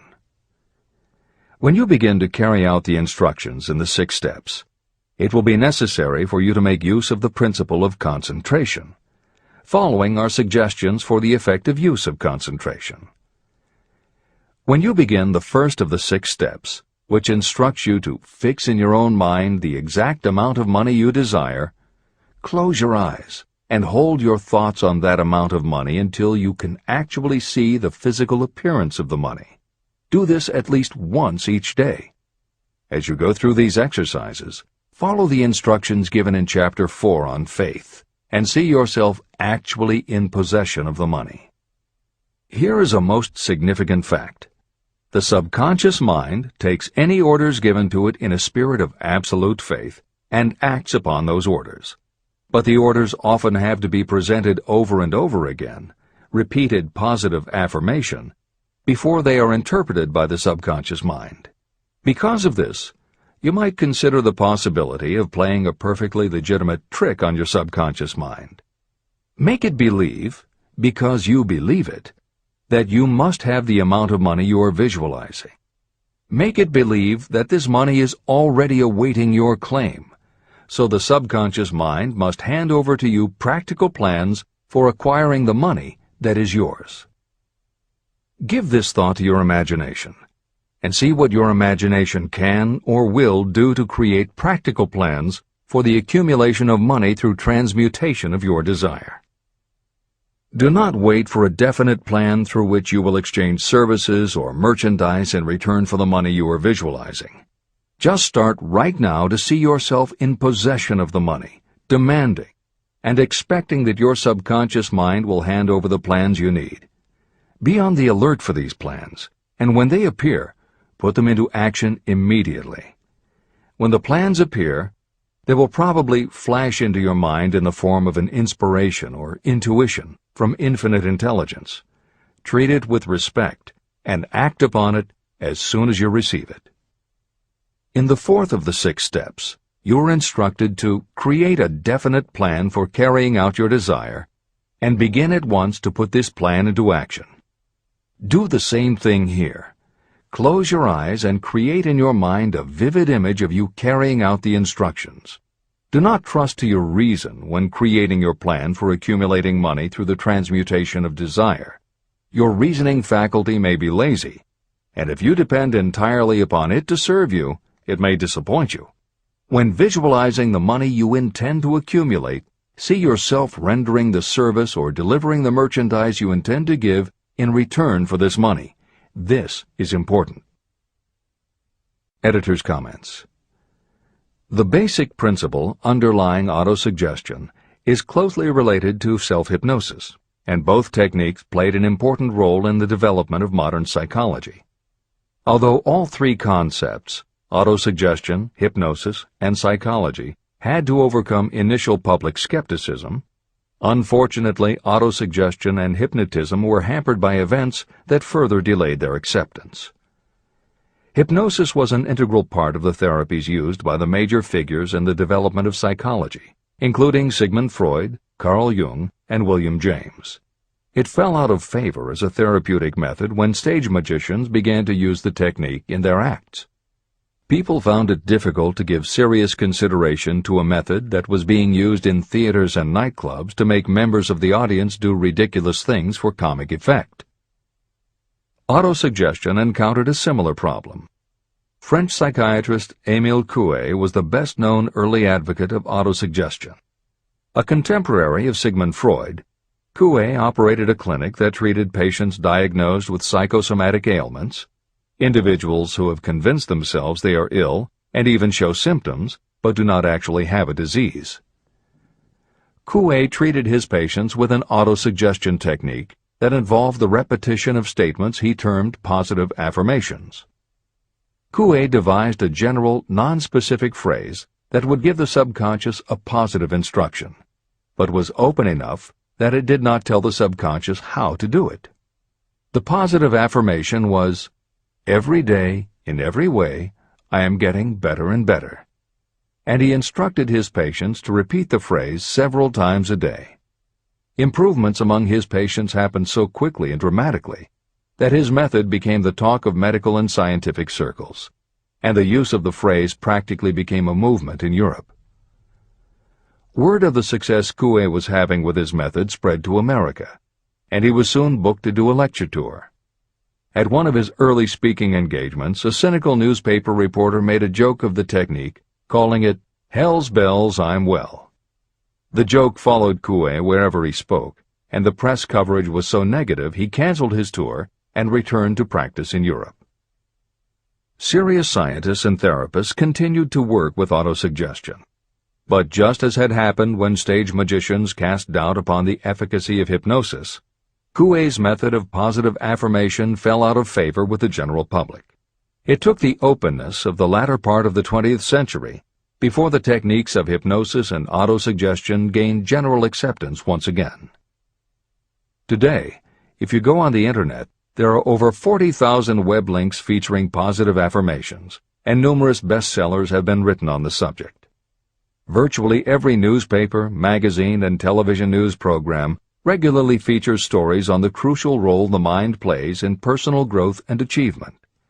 Techniques based on autosuggestion have fostered countless best-selling books, audiobooks, and video programs. And every week thousands of people attend seminars, lectures, and retreats to be inspired by motivational speakers or spiritual leaders, and to learn techniques that will help them achieve success, almost all of which are based on the basic principles Napoleon Hill advocates in this book. When Hill instructs the reader to close your eyes and hold your thoughts on that amount of money until you can actually see the physical appearance of the money, he is in fact describing the autosuggestion technique most widely taught by contemporary motivational experts. Today it is called creative visualization, and it is regularly used by some of the most successful trainers of Olympic athletes and professional sports teams. It is used by NASA in training astronauts, and medical professionals use it in a variety of ways, including teaching it to patients who need to elevate their autoimmune system. Using visualization effectively is much more than simply daydreaming about something you would like to have or a goal you would like to achieve. Visualization is a specific technique that involves the use of imagination, creativity, vivid imagery, and affirmations, all focused on creating something you wish to manifest in reality. Napoleon Hill identified the practice of visualization and wrote about it as early as 1928 in his first bestseller, Law of Success. Since then, many other psychologists, medical professionals, motivational speakers, and authors have developed systems based on the same principles. Dr. Maxwell Maltz, a noted plastic surgeon, found that often it was as important for his patients to change their inner perception of themselves as it was to change their outer appearance. Dr. Maltz's landmark bestseller, Psycho-Cybernetics, draws heavily on visualization as a way to increase self-esteem and improve a wide range of abilities. The Silva method, which is another variation on visualization, has been taught to millions of people by certified Silva trainers who hold seminars throughout the country. Jose Silva's best-selling book, The Silva Mind Control Method, has also sold many millions of copies. In 1978, 50 years after Napoleon Hill wrote about visualization in Law of Success, Shakti Gawain published the phenomenal bestseller Creative Visualization, and Adelaide Bry published Visualization, Directing the Movies of Your Mind. At about the same time, Dr. O. Carl Simonton, an oncologist, concluded that cancer patients who used visualizations in conjunction with chemotherapy treatments had a marked improvement over those who didn't. His bestseller, Getting Well Again, had a profound impact, and it was followed by books from other respected medical professionals, such as Love, Medicine, and Miracles by Dr. Bernie Siegel, and Superimmunity by Dr. Paul Purcell. Other bestsellers by Dr. John Sarno, Dr. Deepak Chopra, and Dr. Andrew Weil have made what once was referred to as alternative medicine now part of mainstream medical practice. This is the end of the editor's comments. Stimulate your subconscious mind. The instructions given previously for the steps necessary in your desire for money will now be summarized and blended with the principles covered by this chapter, as follows. 1. Go to some quiet spot, preferably in bed at night, where you will not be disturbed or interrupted. Close your eyes and repeat aloud, so that you may hear your own words, the written statement of the amount of money you intend to accumulate. Be specific about the time limit for its accumulation, and a description of the service or merchandise you intend to give in return for the money. As you carry out these instructions, see yourself already in possession of the money. For example, suppose that you intend to accumulate $50,000 by the 1st of January 5 years from now, and that you intend to give your personal services as a salesperson in return for the money. Your written statement of your purpose should be similar to the following. By the first day of January, I will have in my possession $50,000, which will come to me in various amounts from time to time during the interim. In return for this money, I will give the most efficient service of which I am capable. I will give the fullest possible quantity and the best possible quality of service as a salesperson of, and describe the service or merchandise you intend to sell. I believe that I will have this money in my possession. My faith is so strong that I can now see this money before my eyes. I can touch it with my hands. It is now awaiting transfer to me at the time and in the proportion that I deliver the service in return for it. I am awaiting a plan for getting this money, and I will follow that plan when it is received. 2. Repeat this program night and morning until you can see in your imagination the money you intend to accumulate. 3. Place a written copy of your statement where you can see it night and morning, and read it just before retiring and upon rising until it has been memorized. Editor's comments. The following is another suggestion, adapted from Hill's later writings, which appear in Napoleon Hill's Keys to Success. Surround yourself with books, pictures, mottos, and other suggestive devices. Pick things that symbolize and reinforce achievement and self-reliance. Constantly add to your collection, and move things to new places where you can see them in a different light and in association with different things. I had a friend who was a realtor who kept her $1 Million Club certificate over her desk to remind herself of what she was capable. One day she took it down to dust and set it on top of a newspaper. When she picked it up again, she saw beneath it an article about the new football coach who had been hired at the university. Guess who bought a house she had been struggling to sell? This is the end of the editor's comments. Remember, as you carry out these instructions, that you are applying the principle of autosuggestion for the purpose of giving orders to your subconscious mind. Remember also that your subconscious mind will act only upon instructions that are emotionalized and handed over to it with feeling. Faith is the strongest and most productive of the emotions. These instructions may at first seem abstract. Do not let this disturb you. Follow the instructions no matter how abstract or impractical they may appear to be. If you do as you have been instructed, in spirit as well as in act, the time will soon come when a whole new universe of power will unfold to you. Skepticism, in connection with all new ideas, is characteristic of all human beings. If you follow the instructions, your skepticism will soon be replaced by belief, and belief will become crystallized into absolute faith. Many philosophers have made the statement that man is the master of his own earthly destiny, but most of them have failed to say why he is the master. The reason that man may become the master of himself and of his environment is because he has the power to influence his own subconscious mind. The actual performance of transmuting desire into money is through autosuggestion. That is the principle by which you can reach and influence the subconscious mind. The other principles are simply tools with which to apply autosuggestion.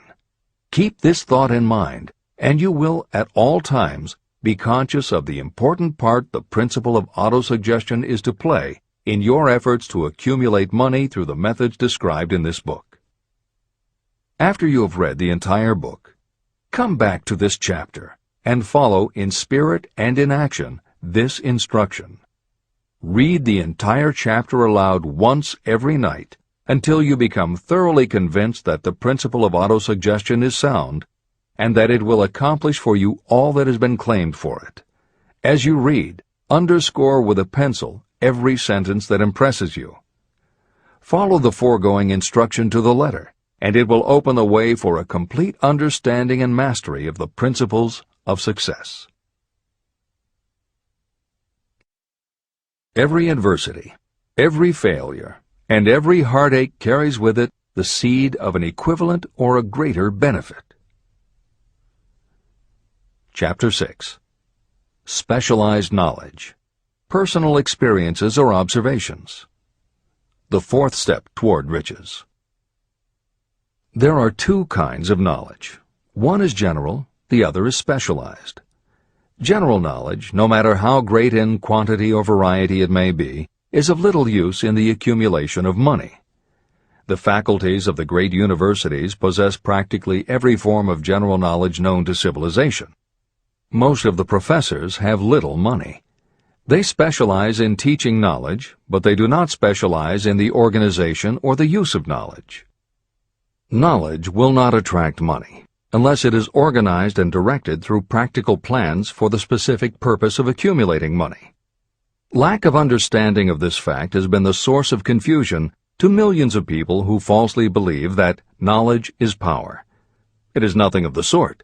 Knowledge is only potential power.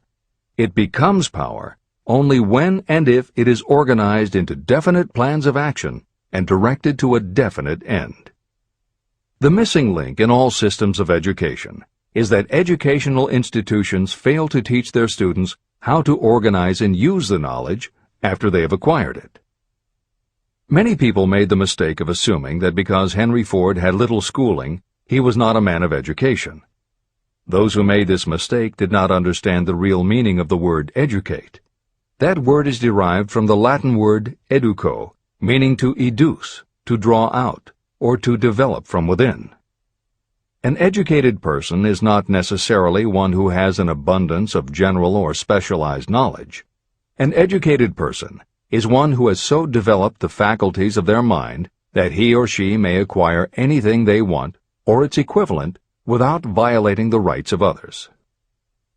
During the World War, a Chicago newspaper published editorials in which, among other statements, Henry Ford was called an ignorant pacifist. Mr. Ford objected to the statements and sued the paper for libeling him. When the suit was tried in the courts, the attorneys for the paper called Mr. Ford to the witness stand for the purpose of proving to the jury that he was ignorant. They asked Mr. Ford a great variety of questions. All of them intended to prove that while he might possess considerable specialized knowledge about manufacturing automobiles, he was in the main ignorant. Mr. Ford was asked such questions as, who was Benedict Arnold, and how many soldiers did the British send over to America to put down the rebellion of 1776? In answer to the last question, Mr. Ford replied, I do not know the exact number of soldiers the British sent over, but I have heard that it was a considerably larger number than ever went back. Finally, Mr. Ford became tired of this line of questioning. In reply to a particularly offensive question, he leaned over, pointed his finger at the lawyer who had asked the question, and said, If I should really want to answer the foolish question you have just asked, or any of the other questions you have been asking me, let me remind you that I have a row of electric push buttons on my desk, and by pushing the right button I can summon to my aid men who can answer any question I desire to ask concerning the business to which I am devoting most of my efforts. Now, will you kindly tell me why I should clutter up my mind with general knowledge for the purpose of being able to answer questions when I have men around me who can supply any knowledge I require? That answer floored the lawyer. Every person in the courtroom realized it was the answer not of an ignorant man, but of a man of education. Any person is educated who knows where to get knowledge when they need it and how to organize that knowledge into definite plans of action. Through the assistance of his mastermind group, Henry Ford had at his command all the specialized knowledge he needed to become one of the wealthiest men in America. It was not essential that he have this knowledge in his own mind. You can get all the knowledge you need. Before you can transmute your desire into money, you will require specialized knowledge of the service, merchandise, or profession that you intend to offer in return for fortune. Perhaps you may need much more specialized knowledge than you have the ability or the inclination to acquire. If this is true, you may bridge your weakness through the aid of your mastermind group. The mastermind is defined as coordination of knowledge and effort in a spirit of harmony between two or more people for the attainment of a definite purpose.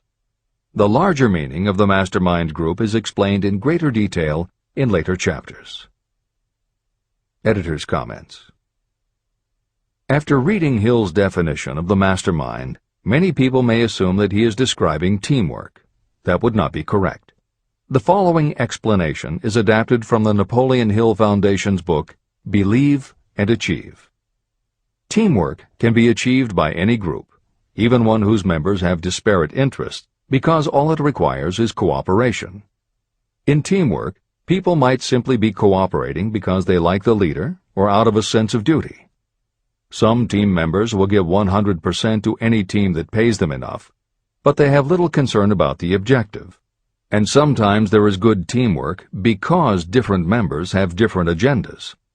A board of directors may disagree, even be unfriendly, and still run a business successfully. Musical groups are made up of notoriously self-centered people who work as a team if it will help them get ahead. Masterminds, on the other hand, are formed of individuals who have the same agenda, a deep sense of mission, and commitment to the same goal. Masterminds represent the highest order of thinking by a group of knowledgeable people, each contributing their absolute best according to their abilities, expertise, and background. If you have ever been a part of a meeting when everything just clicked and ideas built upon other ideas, with each member contributing until out of the group activity came the best possible idea or solution, that was a mastermind at work.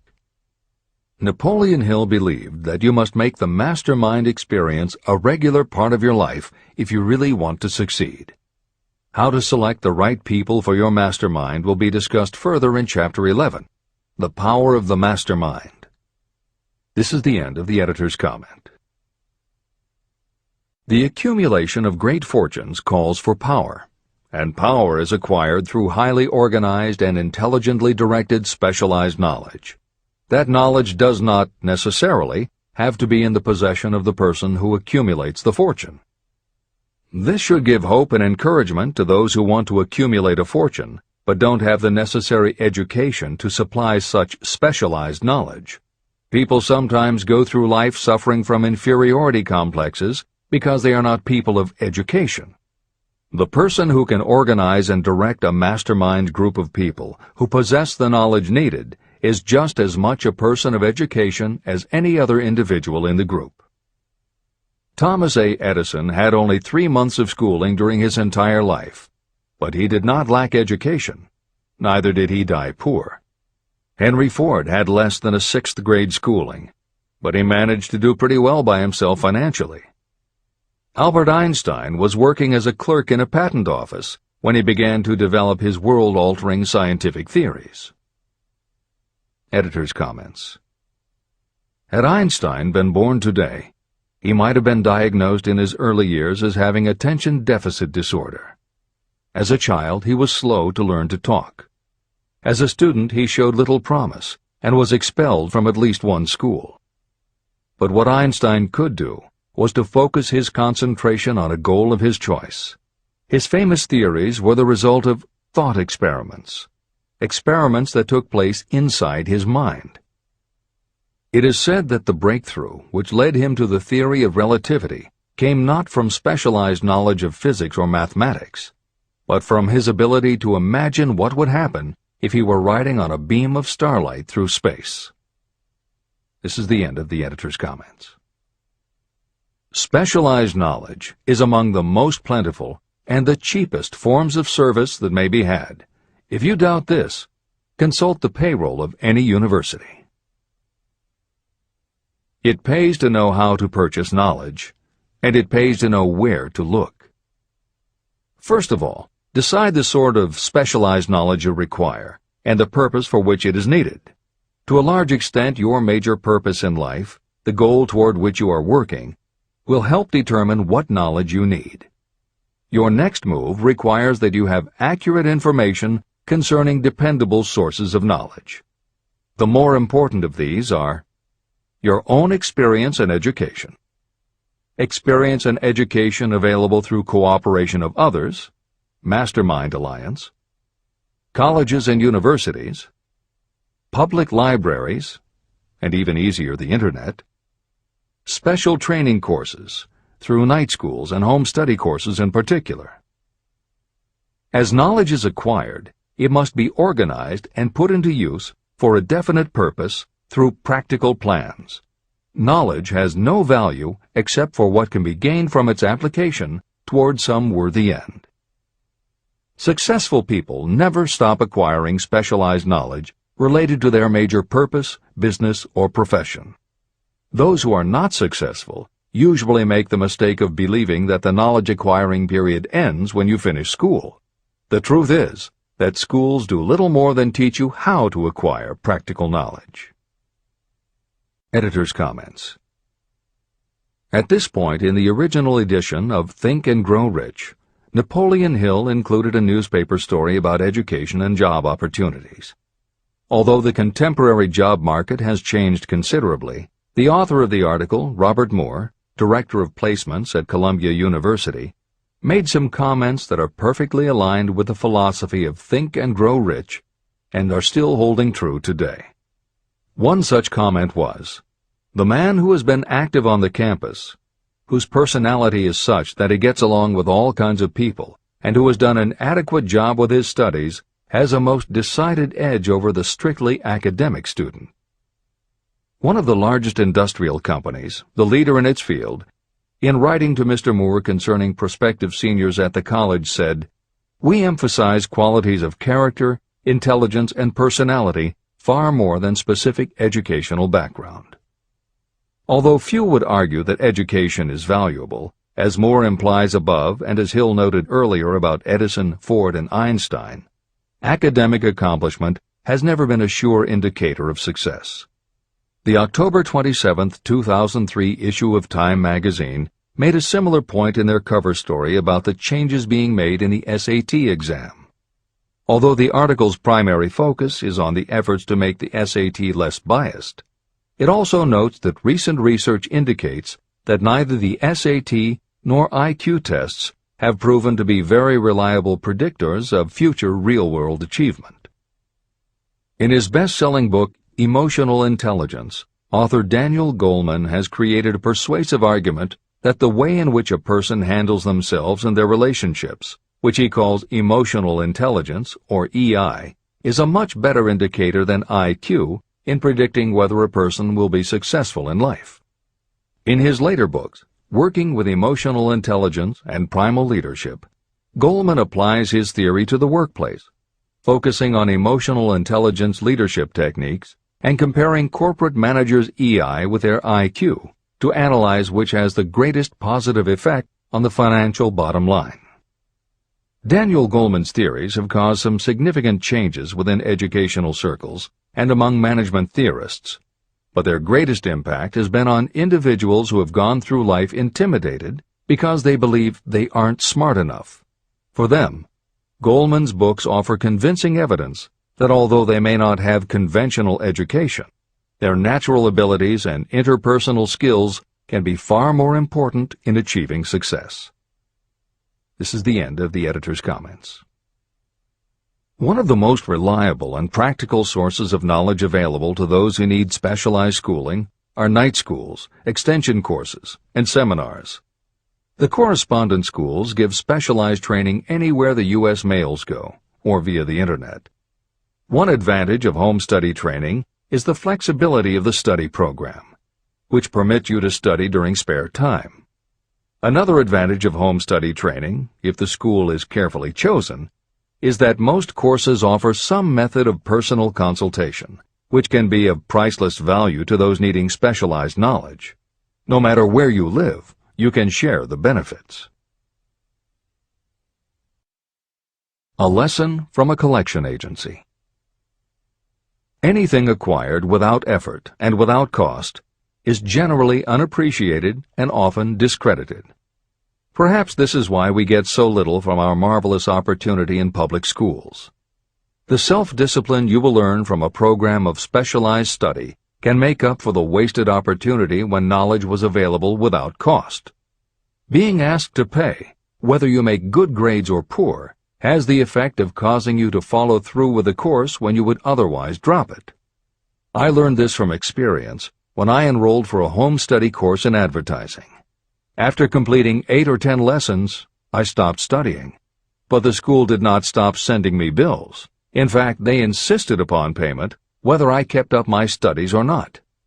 I decided that if I had to pay for the course, which I had legally obligated myself to do, I should complete the lessons and get my money's worth. Correspondence schools are well-organized businesses.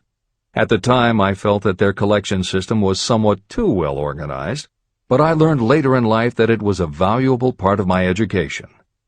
The truth is that their collection department constituted the very finest sort of training on decision-making, promptness, and the habit of finishing what you begin. The collection system that forced me to finish the course turned out to be worth much in the form of money earned.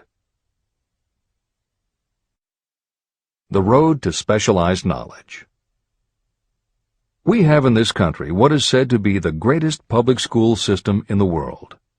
One of the strange things about human beings is that they value only that which has a price. The free schools of America and the free public libraries do not impress people because they are free. This is the major reason why so many people find it necessary to acquire additional training after they finish school and go to work. It is also one of the major reasons why employers give greater consideration to employees who take specialized training courses. They have learned that those who have the ambition to give up a part of their spare time to studying at home have in them those qualities that make for leadership. There is one weakness in people for which there is no remedy. It is the universal weakness of lack of ambition. People who give up some of their spare time to take courses seldom remain at the bottom very long. By taking such courses, they open the way for the upward climb, remove many obstacles from their path, and attract the interest of those who have the power to help them. The home study method of training is especially suited to people who have already started working. They often find that after having left school, they still need additional specialized knowledge, but cannot spare the time to go back to school. Stuart Austin Weir was a construction engineer. He followed this line of work until the Depression hit and severely limited the construction business. He took inventory of himself and decided to change his profession to law. He went back to school and took special courses to prepare himself as a corporation lawyer. He completed his training, passed the bar examination, and quickly built a lucrative law practice as a patent attorney. Just to keep the record straight, and to anticipate the excuses of those who will say, "I couldn't go to school because I have a family to support," or "I'm too old," I will add that Mr. Weir was past 40 and married when he went back to school. Moreover, by carefully selecting highly specialized courses, Mr. Weir completed in 2 years the work that it takes the majority of law students 4 years to do. It pays to know how to purchase knowledge. A simple idea that paid off. Here's another specific example about a salesman in a grocery store who found himself suddenly unemployed. Having had some bookkeeping experience, he took a special course in accounting, familiarized himself with all the latest bookkeeping and office equipment, and went into business for himself. Starting with a grocer for whom he had formerly worked, he made contracts with more than 100 small merchants to keep their books at a very nominal monthly fee. His idea was so practical that he soon found it necessary to set up a portable accounting office in a light delivery truck.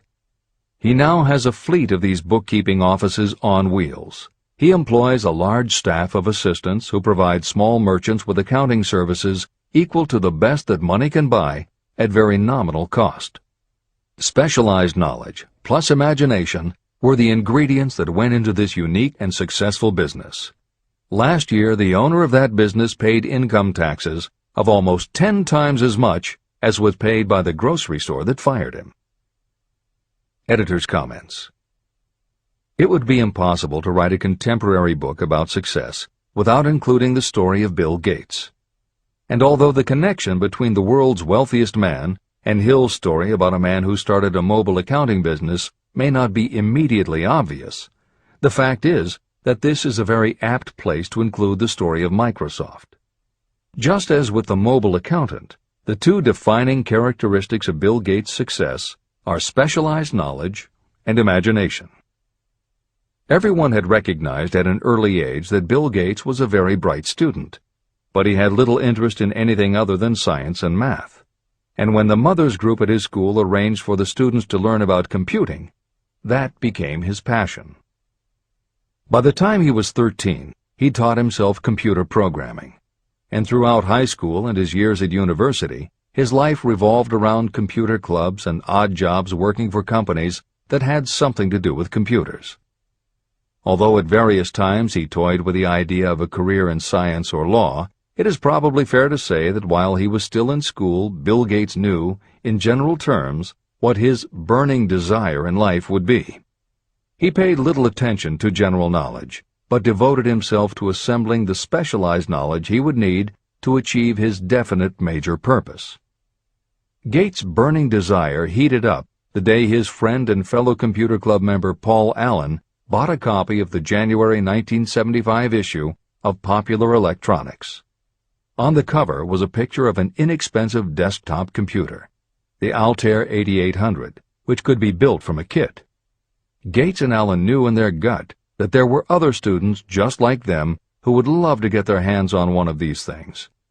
At the time, it took a lot of imagination to foresee the impact computers might have on the average person.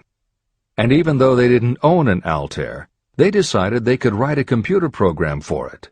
That took even more imagination. They contacted Ed Roberts, the founder of the company that made the Altair, and pitched their idea. Roberts told them he was getting offers from all over, and his policy was that whoever wrote it first would get the job. For the next 2 months, they tore apart the manual, gleaning the specialized knowledge they would need to write the program. They were the first to deliver a workable operating system, and Roberts bought it from them for $3,000 plus a royalty on sales. With their vision of the future burning in their imaginations, Gates and Allen used the advance and their royalties to launch a company that would be in the business of writing computer programs. They named their new company Microsoft and called old friends from their high school computer club to staff it. Bill Gates was 19 and Paul Allen was only a few years older. They and about 9 of their friends started writing programs for Apple Computer, Commodore, and anyone else who would contract with the company for their services. For the next 5 years, Bill Gates and Paul Allen had their share of imaginative ideas, but mostly they concentrated on learning the specialized knowledge needed to run and grow a successful business. Then in 1980, IBM, which had finally decided to get into the small computer business, needed help getting up to speed. They approached Microsoft to write an operating system for the new computer venture. Once again, specialized knowledge and imagination were the qualities that guided Bill Gates.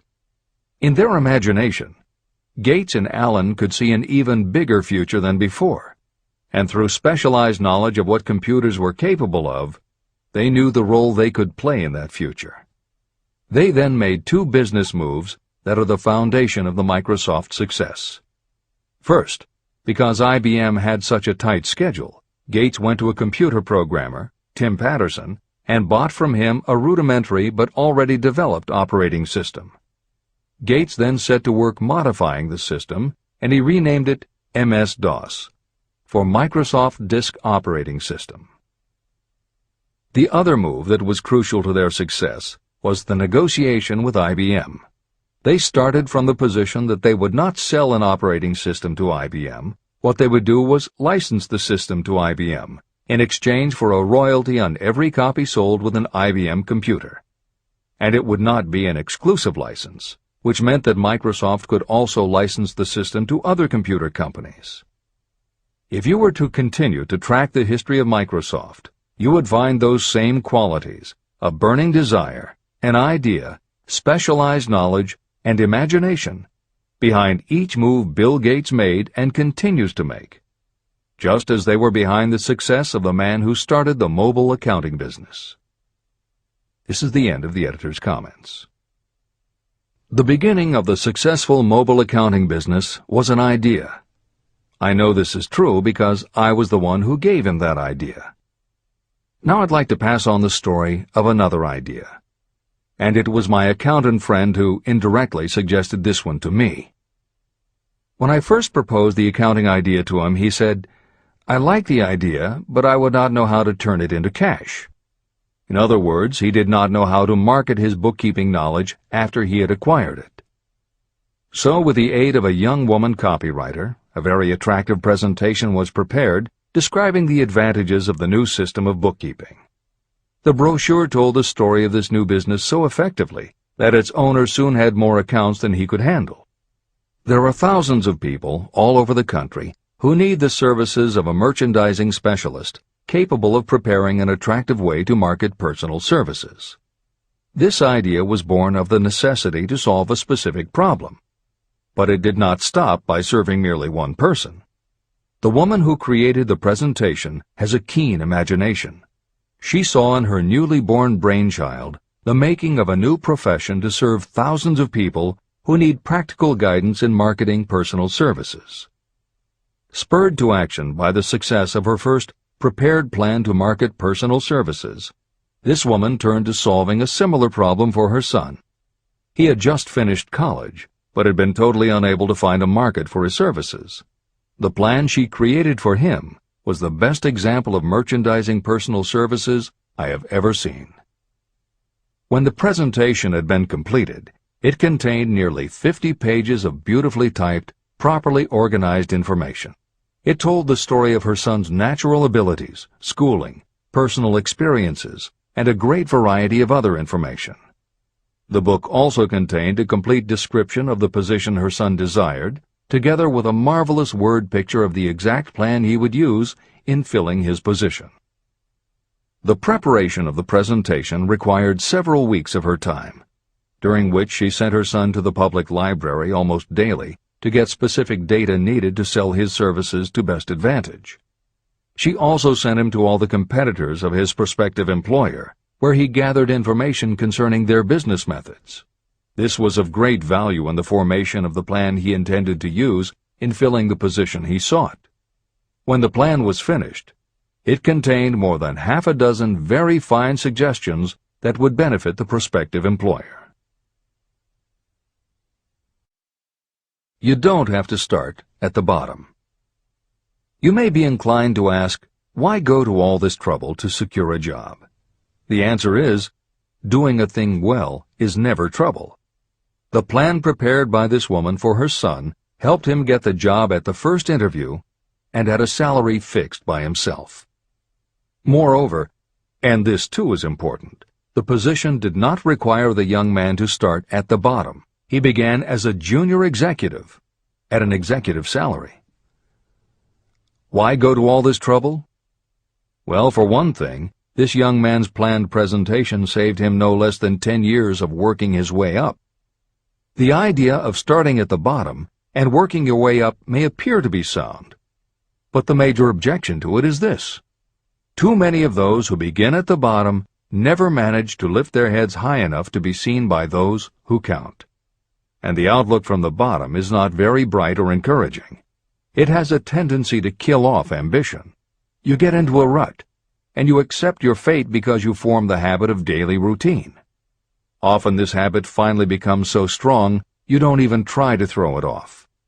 And that is another reason why it pays to start 1 or 2 steps above the bottom. By so doing, you will form the habit of looking around, of observing how others get ahead, of seeing opportunity, and of embracing it without hesitation. A splendid example of what I mean is Dan Halpin. During his college days, he was manager of the famous 1930 championship Notre Dame football team, when it was under the direction of the late Knute Rockne. Halpin finished college at a very unfavorable time. The Depression had made jobs scarce. So after a fling at investment banking and motion pictures, he took the first job with a potential future he could find. It was selling electrical hearing aids on a commission basis. Anyone could start in that sort of job, and Halpin knew it, but it was enough to open the door of opportunity to him. For almost 2 years he worked at the job, but it didn't satisfy him. He would never have risen above that job if he had not done something about his dissatisfaction. He aimed first at the job of assistant sales manager of the company. and he got the job. That single step upward placed him high enough above the crowd for him to see still greater opportunity. Also, it placed him where opportunity could see him. In his new position, he did so well selling hearing aids that A.M. Andrews, chairman of the board of the Dictograph Products Company, a competitor of the company for which Halpin worked, asked to meet with him. Mr. Andrews wanted to know something about that man Dan Halpin, who was taking big sales away from the long-established Dictograph Company. When the interview was over, Halpin was the new sales manager in charge of the Acousticon division of Dictograph. Then, to test young Halpin's mettle, Mr. Andrews went away to Florida for 3 months, leaving him to sink or swim in his new job. He did not sink. Newt Rockney's spirit of "all the world loves a winner and has no time for a loser" inspired him to put so much into his job that he was elected vice president of the company. Vice president was a job that most would be proud to earn through 10 years of loyal effort, but Halpin turned the trick in little more than 6 months. One of the major points I'm trying to emphasize through this entire philosophy is that we rise to high positions or remain at the bottom because of conditions we can control, but only if we desire to control them. I am also trying to emphasize another point, that both success and failure are largely the results of habit. I have not the slightest doubt that Dan Halpin's close association with the greatest football coach America ever knew planted in his mind the same kind of desire to excel that made the Notre Dame football team world famous. Truly, there's something to the idea that hero worship is helpful, provided you worship a winner. My belief in the theory that business associations are vital factors, both in failure and in success, was clearly demonstrated when my son Blair was negotiating with Dan Halpin for a position.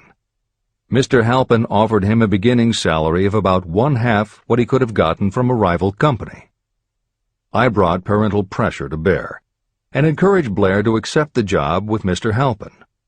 I believe that close association with people who refuse to compromise with circumstances is an asset that can never be measured in terms of money. The bottom is a monotonous, dreary, unprofitable place for any person. That is why I have taken the time to describe how lowly beginnings can be overcome by proper planning.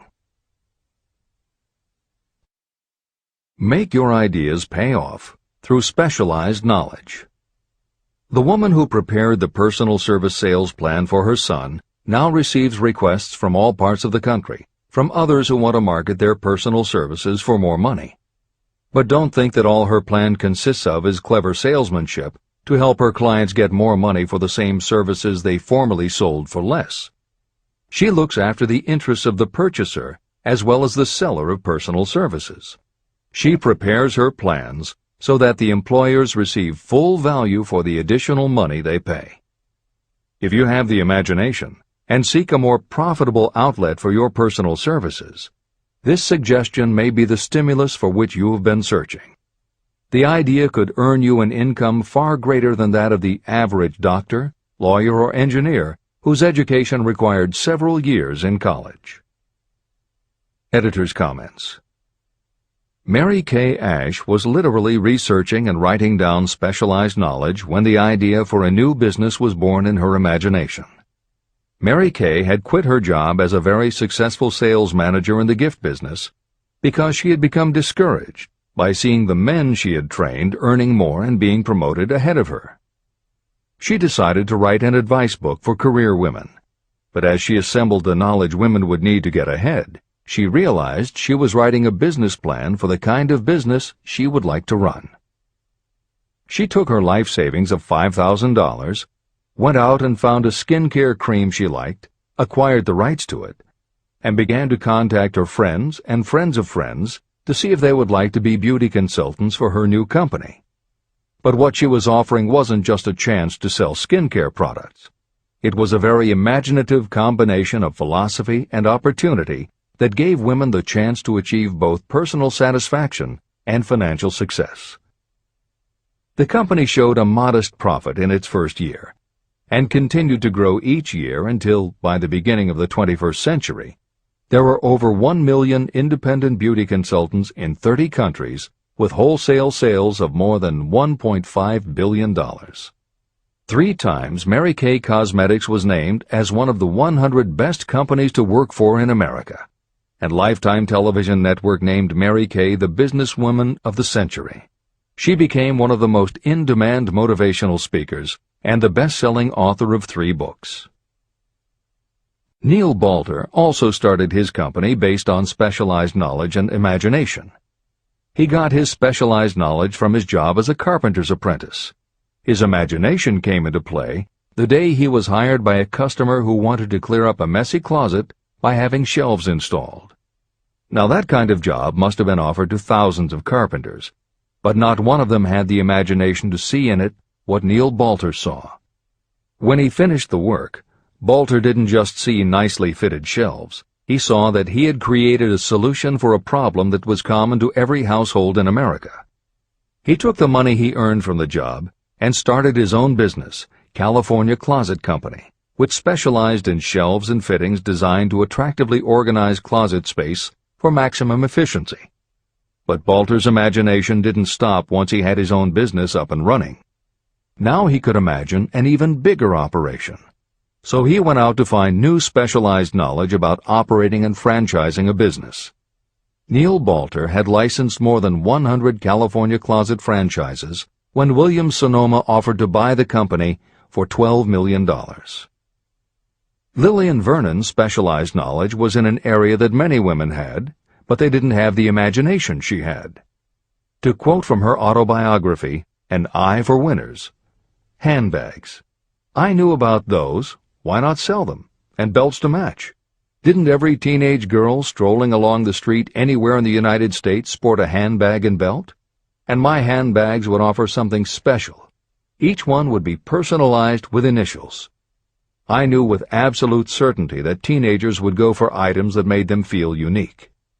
She believed enough in her idea that she spent $495 to take a small ad in 17 magazine. The ad brought in $32,000 in orders. That was when Lillian Vernon started to gather other specialized knowledge about renting space, manufacturing products, warehousing, and shipping, all of which she'd need to grow her idea of bags and belts into a direct response business featuring a whole array of distinctively monogrammed items. Within a few years, she needed more specialized knowledge about product photography, layout, printing, and direct mail, as she imagined having her own catalog.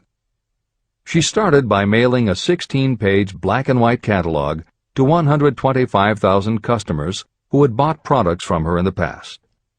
At the beginning of the 21st century, Lillian Vernon was still picking the merchandise and overseeing the design of her catalogs, many of which now run well over 100 full-color pages, are mailed to millions of people many times each year, and generate approximately $250 million in annual sales. There is another story about gathering specialized knowledge that is so good we will use it to conclude this editorial comment. It actually comes from the Napoleon Hill archives, and although he did not include it in Think and Grow Rich, he often used it as an example in his lectures and seminars. There was a young man who started out working for the railroad in 1893. As a machinist at 5 cents an hour. He was always taking courses and learning what he could about steam engines, and by 1905 he had worked his way up through the ranks until he was superintendent of motive power for Chicago Great Western in Olwine, Iowa. Then he did something that must have made his friends think he had taken leave of his senses. He was attending the Chicago Automobile Show when a red and white locomobile caught his attention. He put up his life savings of $700 and convinced a friend to co-sign a loan for $4,300 so he could buy the car. He promptly took it home, put it into a shed, jacked it up, and proceeded to take it apart piece by piece. Then he put it back together again. Then he took it apart and put it back together again. After doing that a few more times, he had learned what he wanted to know.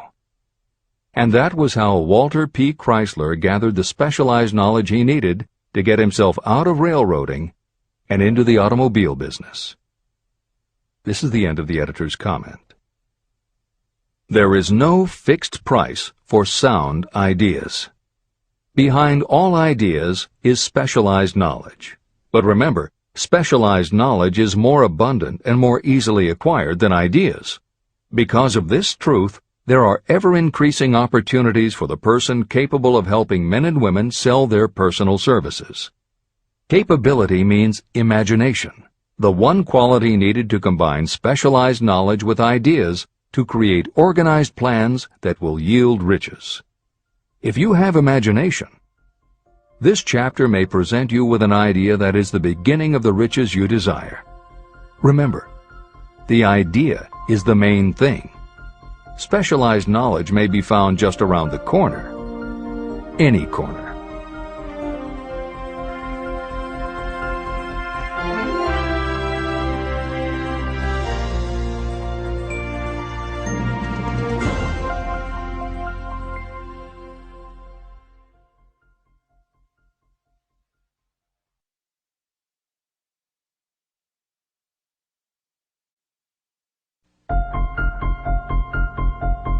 Happiness is found in doing, not merely in possessing. Chapter 7. Imagination, the workshop of the mind. The fifth step toward riches. The imagination is literally the workshop where all plans are created. It is where the impulse, the desire, is given shape, form, and action through the aid of the imaginative faculty of the mind. It has been said that we can create anything that we can imagine. Through the aid of imagination, we have discovered and harnessed more of nature's forces during the past 50 years than during the entire history of the human race previous to that time. And even with all we have accomplished, we have come nowhere near the limit of what we are capable. Our only limitation, within reason, lies in the development and use of our imagination. The human imagination offers so much possibility, it is as though we have merely discovered that we have an imagination, and have just started to use it in a very elementary way. Two forms of imagination. The imaginative faculty functions in two forms. One is known as synthetic imagination, and the other as creative imagination. Editor's comments. In modern usage, the word synthetic has taken on a negative connotation, implying that something is artificial, not the real thing.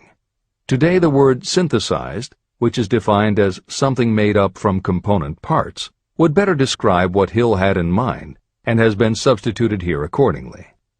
This is the end of the editor's comment. Synthesized imagination.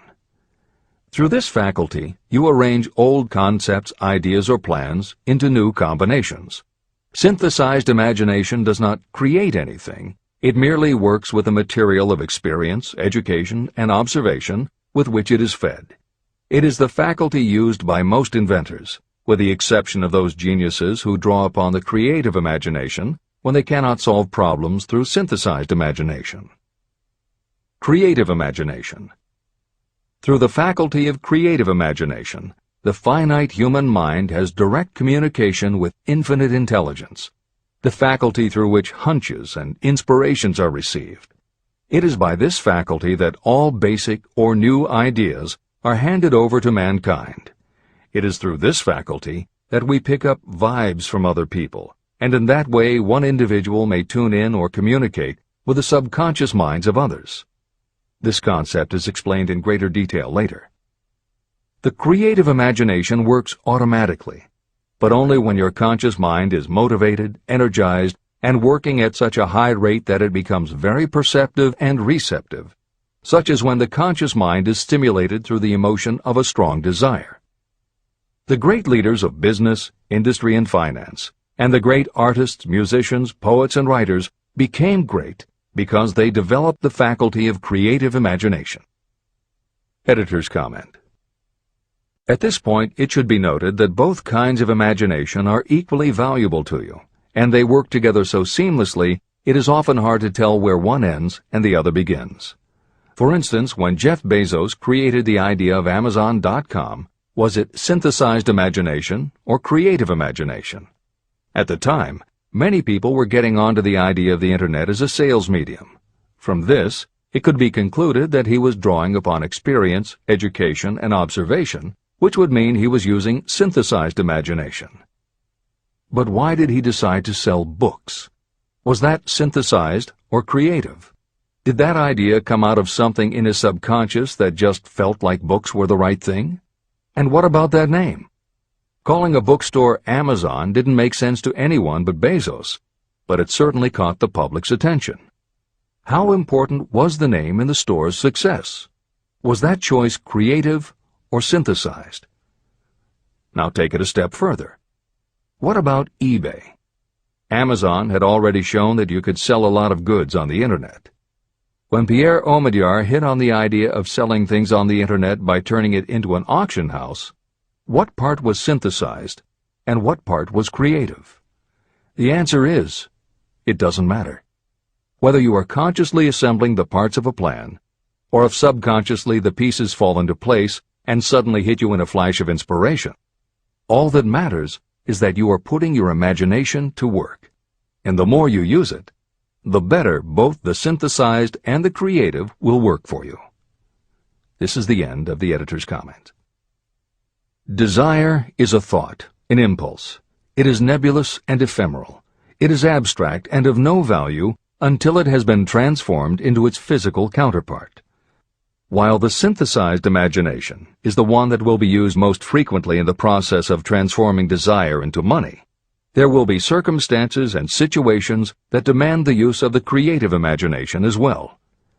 Both the synthesized and the creative imagination become more alert and receptive with use. And though your imaginative faculty may have become weak through lack of use, you can revive it. Just as any muscle or organ of the body develops the more it is used, your imagination also becomes more receptive in direct response to the amount that you use it. Use your synthesized imagination. First, let us focus attention on the development of the synthesized imagination. This is the faculty that you will use more often in converting desire into money. Transformation of the intangible impulse of desire into the tangible reality of money calls for the use of a plan or plans. To make plans, you must use your imagination. Mainly, this will require you to use your synthesized imagination as you draw upon your experience, your education, and your observations. Editor's comment. The following is adapted from Hill's later writing and appears in Napoleon Hill's Keys to Success. An excellent example of synthesized imagination is Edison's invention of the light bulb. He began with one recognized fact that other people had discovered. A wire could be heated by electricity until it produced light. The problem was that the intense heat quickly burned the wire out, and the light never lasted more than a few minutes. Edison failed more than 10,000 times in his attempt to control this heat. When he found the method, it was by applying another common fact that had simply eluded everyone else. He realized that charcoal is produced by setting wood on fire, covering it with soil, and allowing the fires to smolder. The soil permits only enough air to reach the fire to keep it burning without blazing, and that way the wood isn't burned up. When Edison recognized this fact, his imagination immediately associated it with the idea of heating the wire. He placed the wire inside a bottle, pumped out most of the air, and produced the first incandescent light. It burned for 8.5 hours. Everything that Edison used to make the electric light was widely known, but the way he synthesized the knowledge changed the world and made him a very wealthy man. W. Clement Stone called the process the R2A2 formula: recognize and relate, assimilate and apply. If you do that with everything you see, hear, think, and experience, it will give you a new way of looking at familiar things. If you do that, you can achieve what others believe is impossible. Later in this chapter, you will read of other fortunes that grew from even simpler synthesized ideas. And these stories should lead you to conclude that the combination of ideas is nothing that you couldn't have thought of yourself. That alone should start your own imagination synthesizing ideas. However, Even though these stories will inspire you, and you will be anxious to get started, this is not yet the point for you to start making plans. Here, and throughout Think and Grow Rich, Napoleon Hill reminds the reader that this book is meant to be read all the way through before beginning to put the philosophy into practice. There are other ideas to be assimilated from later chapters that will influence your imagination and therefore affect the plans you may develop. This is the end of the editor's comments. Read the entire book through, then come back to this chapter and begin to put your imagination to work on the building of a plan for transforming your desire into money. Examples and instructions for creating plans are given in almost every chapter. Carry out the instructions that are best suited to your needs and put your plan in writing. The moment you complete this, you will have definitely given concrete form to your intangible desire. Now, read that sentence once more in a slightly different way. The moment I put my plan in writing, I will have definitely given concrete form to my desire. Now read it aloud and realize what you are telling yourself. Desire is only a thought. Through synthesized imagination, your experience, education, and observations will give it shape, form, and action. From the moment you follow those instructions and write out your desire and your plan, you will have actually taken the first of a series of steps that will enable you to convert the thought into its physical counterpart. Editor's comments. Synthesized imagination plays a role in every phase of a business plan. In fact, some of the most successful companies actually get started from synthesized imagination. When an entrepreneur, drawing upon his or her education, experience, and observations, takes an idea from one source and gives it a new application. That is exactly what happened with Ruth Handler. She and her husband, along with another partner, had started a small manufacturing company which had evolved into toy manufacturing. The success of their business depended on coming up with new toy ideas. Watching her young daughter at play, Ruth Handler noticed that she was fascinated with cutout books that featured teenage girl or career women paper dolls that she could cut out clothes for. She also knew that little girls loved to play dress-up in grown-up clothes. These ideas, drawn from Ruth Handler's education, experience, and observations, synthesized themselves in her imagination and came together as a new idea. Ruth Handler announced that they should make a lifelike teenage girl doll. Not a paper doll, but a real three-dimensional grown-up doll with a woman's figure, and they could also make grown-up clothes to fit it, so that girls could play dress-up with the doll. In honor of the source of inspiration, Ruth Handler named the new doll after her daughter, Barbie. As obvious as it seems now, until Ruth Handler, no one had the imagination to make and market a doll that looked like a woman, and certainly no one had ever made endless collections of tiny women's fashions for a doll to wear. Previously, we mentioned Jeff Bezos creating Amazon by combining the idea of a bookstore with the Internet, and Pierre Omidyar doing the same thing with auctions when he launched eBay. Mary Kay Ash took the idea of women running their own businesses and added the idea of door-to-door sales. Anita Roddick took the trend of all-natural ingredients, combined it with cosmetics, and created the body shop empire. Bernard Marcus and Arthur Blank took the concept of the supermarket, combined it with hardware, and created Home Depot. Thomas Stemberg and Leo Kahn did the same thing with office supplies and launched Staples. Once the connections are made, it may seem obvious, but making these supposedly obvious connections has brought success to many people. Napoleon Hill says imagination is like a muscle that can be strengthened through use. Just as there are specific exercises that will build and improve physical muscles, specific exercises have been developed to improve and build imagination, and it is commonly accepted that creativity developed in one area will affect your creativity in others. Dr. Edward de Bono, one of the most highly regarded experts in the field, has written more than 25 books, including the bestsellers Lateral Thinking and 6 Thinking Hats, that are literally designed to make you think.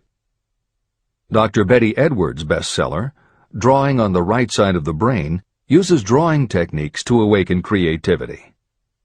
Dr. Gabrielle Rico's bestseller, Writing the Natural Way, uses a technique called clustering as a way to break writer's block. And Tony Buzan uses a similar method for opening your mind that he terms mind mapping. In their bestseller, Super Learning, Sheila Ostrander and Lynn Schroeder show ways to use classical music. And Roger Von Eck suggests puzzles and riddles as stimuli in A Whack on the Side of the Head. This is the end of the editor's comments. Tapping into creative imagination. The earth on which you live, you yourself, and every other material thing are the result of evolutionary change, through which bits of matter have been organized and arranged in an orderly fashion. As far as science has been able to determine, the entire universe consists of but two things, matter and energy. Moreover, and this statement is of stupendous importance, this earth, every one of the billions of individual cells of your body, and every subatomic particle of matter began as an intangible form of energy. Through the combination of energy and matter has been created everything perceptible, from the largest star in the heavens down to and including man himself. Desire is a thought impulse. Thought impulses are forms of energy. When you begin the process of acquiring money by using the thought impulse of desire, you are drafting into your service the same stuff that nature used in creating this earth, as well as every material form in the universe, including your body and your brain, in which the thought impulses function. Editor's comments. Although recent developments in physics, gauge theory, string theory, membrane theory, and others, have advanced our understanding of matter and energy, Hill's preceding description remains in accord with modern science. The newer theories are variations on and refinements of the basic concept that everything in the universe is either space, time, matter, or energy. And as Einstein stated, energy and matter are in fact different forms of the same thing. As Hill says, everything from the stars to the solar system to the earth, to you, your brain, and that little spark called a thought, are all the same stuff. As when a tablecloth is spread out, there are folds and bumps in the fabric that are all different from each other, but they are all still tablecloth. Like the folds and bumps in the tablecloth, energy and matter are the same thing in different forms. Therefore you, matter, your thoughts, energy, and everybody else, matter, and their thoughts, energy, and all other things, matter, are not just interconnected, but are in essence all the same thing. Hill calls this interrelation of everything to everything else infinite intelligence. In the chapter on faith, he made his first mention of infinite intelligence being the source of hunches, intuition, and flashes of inspiration. In the chapter on autosuggestion, he proposed that the subconscious mind is the connection with infinite intelligence. In this chapter, Hill elaborates that creative imagination is the receiver through which these flashes of insight come to us from infinite intelligence. Under some circumstances, when your mind is operating at a high rate, your creative intelligence receives not just an idea, but also a flash of intuition. You get a hunch or a premonition about something or somebody. That flash could not come from your conscious or your subconscious, because neither ever had the information. Because everything is a part of everything else, your creative imagination, energy, pulled the thought, energy, directly from the common pool of infinite intelligence, energy, that contains not just your subconscious, energy, but all other subconscious minds, energy, as well. Infinite intelligence is a complex concept, and for those readers who find themselves questioning the process, be assured that Hill expands on the theory in later chapters. The editors advise the reader to set aside any questions for the moment and focus on the logical and practical application Hill had in mind. This is the end of the editor's comments. You are engaged in trying to turn your desire into its physical or monetary counterpart, and there are laws of physics and principles of psychology that can help you. But first, you must give yourself time to become familiar with these laws and learn to use them. Through repetition, and by describing these principles from every conceivable angle, I hope to reveal to you the secret through which every great fortune has been accumulated. Strange and paradoxical as it may seem, the secret is not a secret. It is made obvious in the earth, the stars, the planets, in the elements above and around us, in every blade of grass, and every form of life within our vision. Do not be discouraged if you do not fully understand or accept this theory. I do not expect that you will accept all that is in this chapter on your first reading. Assimilate as much as you can now as you read this for the first time. Later, when you reread and study it, you will discover that something has happened to clarify it and give you a broader understanding of the whole. Above all, do not stop nor hesitate in your study of these principles until you have read the book at least 3 times. Then you will not want to stop. How to make practical use of imagination.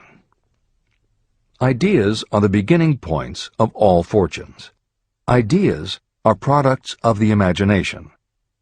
Following are 2 true stories about ideas that have yielded huge fortunes. I hope that these stories will convey how important a role imagination can play in turning an idea into success, and that they will illustrate the method by which imagination may be used in accumulating riches. The Enchanted Kettle. In the late 1880s, an old country doctor drove to town, hitched his horse, quietly slipped into a drugstore by the back door, and began dickering with a young drug clerk. For more than an hour, behind the prescription counter, the old doctor and the clerk talked in low tones. Then the doctor left. He went out to the buggy and brought back a large, old-fashioned kettle, a big wooden paddle, used for stirring the contents of the kettle, and deposited them in the back of the store. The clerk inspected the kettle, reached into his inside pocket, took out a roll of bills, and handed it over to the doctor. The roll contained exactly $500, the clerk's entire savings. The doctor handed over a small slip of paper on which was written a secret formula. The words on that small slip of paper were worth a king's ransom, but not to the doctor. Those magic words were needed to start the kettle to boiling, but neither the doctor nor the young clerk knew what fabulous fortunes were destined to flow from that kettle. The old doctor was glad to sell the outfit for $500.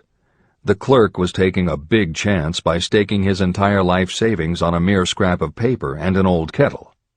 He never dreamed his investment would start a kettle to overflowing with gold that would one day surpass the miraculous performance of Aladdin's lamp. What the clerk really purchased was an idea. The old kettle and the wooden paddle and the secret message on a slip of paper were incidental. The miracle of that kettle only began to take place after the new owner mixed with the secret instructions an ingredient of which the doctor knew nothing. See if you can discover what it was that the young man added to the secret message, which caused the kettle to overflow with gold.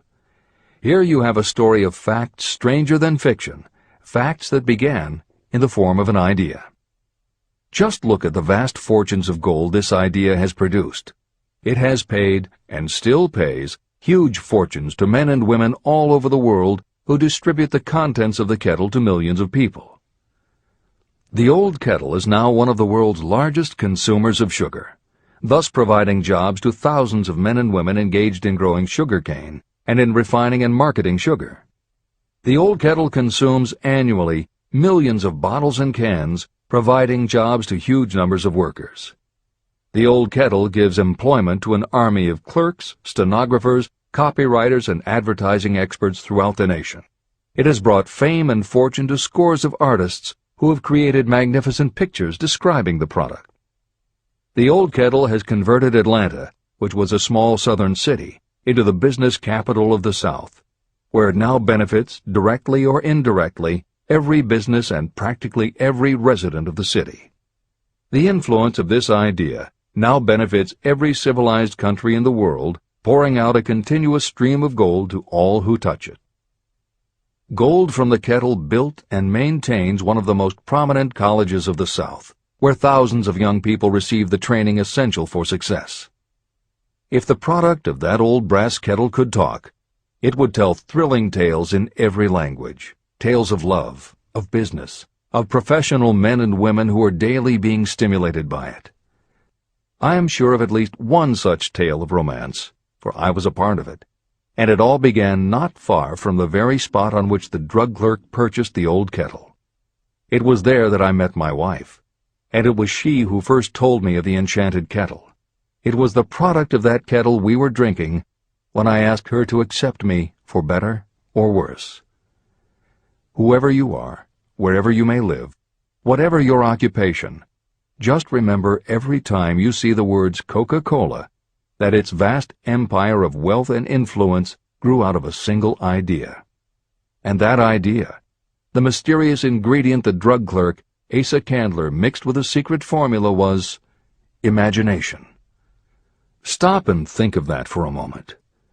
Keep in mind that the steps to riches described in this book are the very same principles through which the influence of Coca-Cola has been extended to every city, town, village, and crossroads of the world. Now here's the most important thing to remember.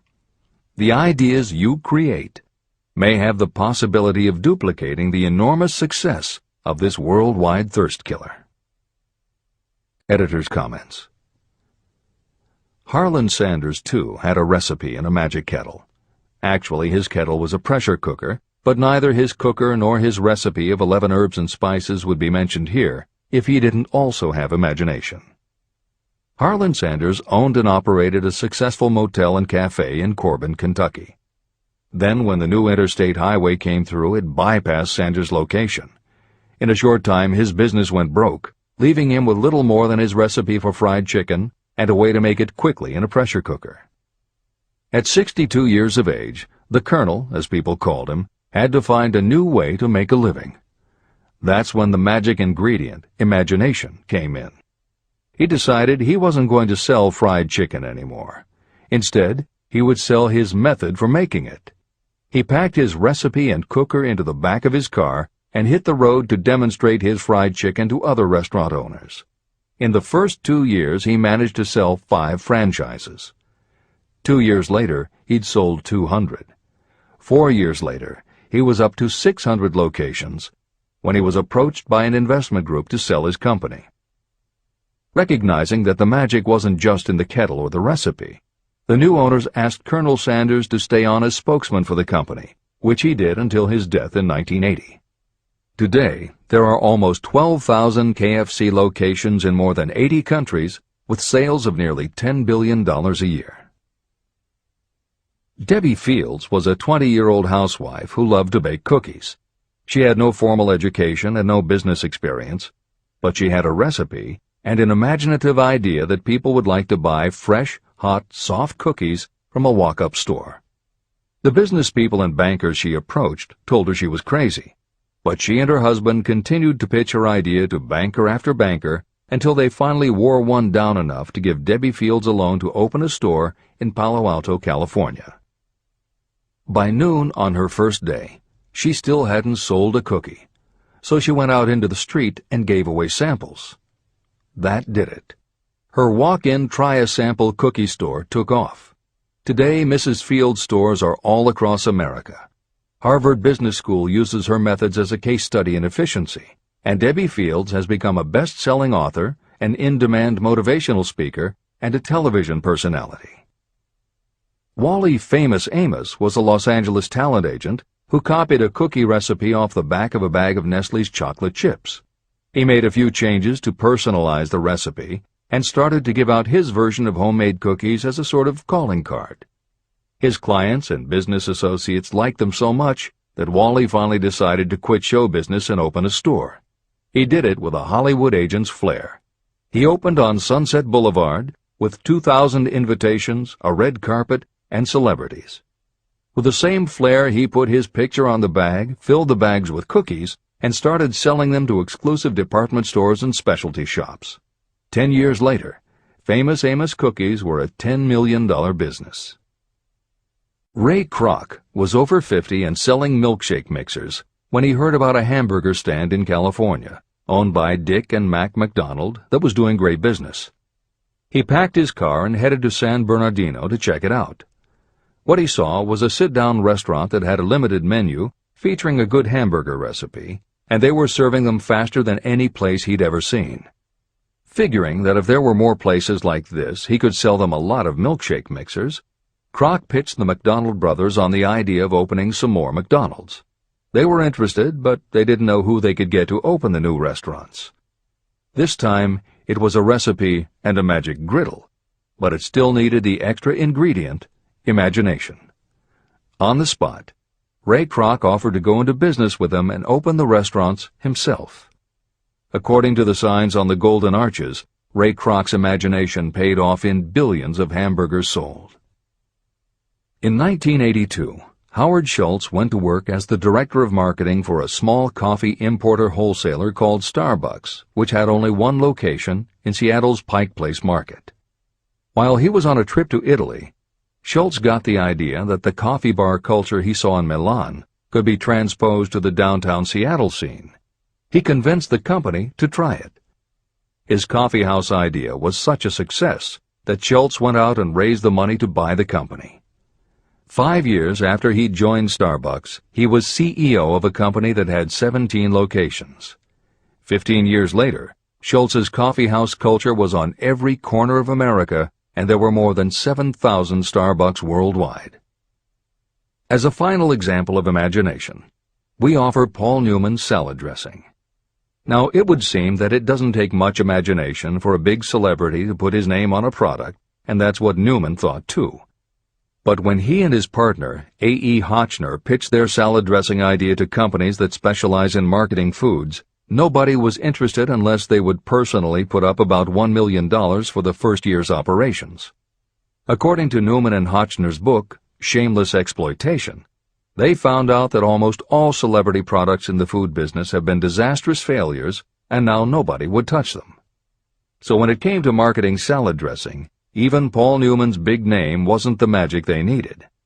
And unless they were willing to put up a ridiculous amount, money wasn't the magic either. The magic would have to be in the imaginative way that they would convince the right people to help them, and in having the perseverance to stick with it until they succeeded. And just like most everyone with an idea, they were told they were crazy to try it. They were turned down by bottling companies that wouldn't do small runs, and they were rejected by distributors who wouldn't take a chance on another celebrity product. In the end, it was one supermarket owner, Stu Leonard, who helped hook them up with the right suppliers. But even that wouldn't have been enough if Stu Leonard hadn't had enough imagination to see the possibilities and agree to put Newman's own salad dressing on the shelves in his store. 15 years later, Newman's Own Brands was a $100 million company, which gives all profits to charity. This is the end of the editor's comments. What I would do if I had $1 million. The following story proves the truth of that old saying, where there's a will, there's a way. It was told to me by that beloved educator and clergyman Frank W. Gonzalez, who began his preaching career in the Stockyards region of Chicago. While Dr. Gonzalez was going through college, he observed many defects in our educational system, defects that he believed he could correct if he were the head of a college. He made up his mind to organize a new college in which he could carry out his ideas without being handicapped by orthodox methods of education. He needed $1 million to put the project across. Where was he to lay his hands on so large a sum of money? That was the question that absorbed most of this ambitious young preacher's thought, but he couldn't seem to make any progress. Every night, he took that thought to bed with him. He got up with it in the morning. He took it with him everywhere he went. He turned it over and over in his mind until it became a consuming obsession with him. Being a philosopher as well as a preacher, Dr. Gonzalez recognized, as do all who succeed in life, that definiteness of purpose is the starting point from which one must begin. He recognized, too, that definiteness of purpose takes on life and power when backed by a burning desire to translate that purpose into its material equivalent. He knew all these great truths, yet he did not know where or how to lay his hands on $1 million. The normal thing would have been to give up and quit, saying, "Ah, well, my idea's a good one, but I can't do anything with it because I can't raise the $1 million."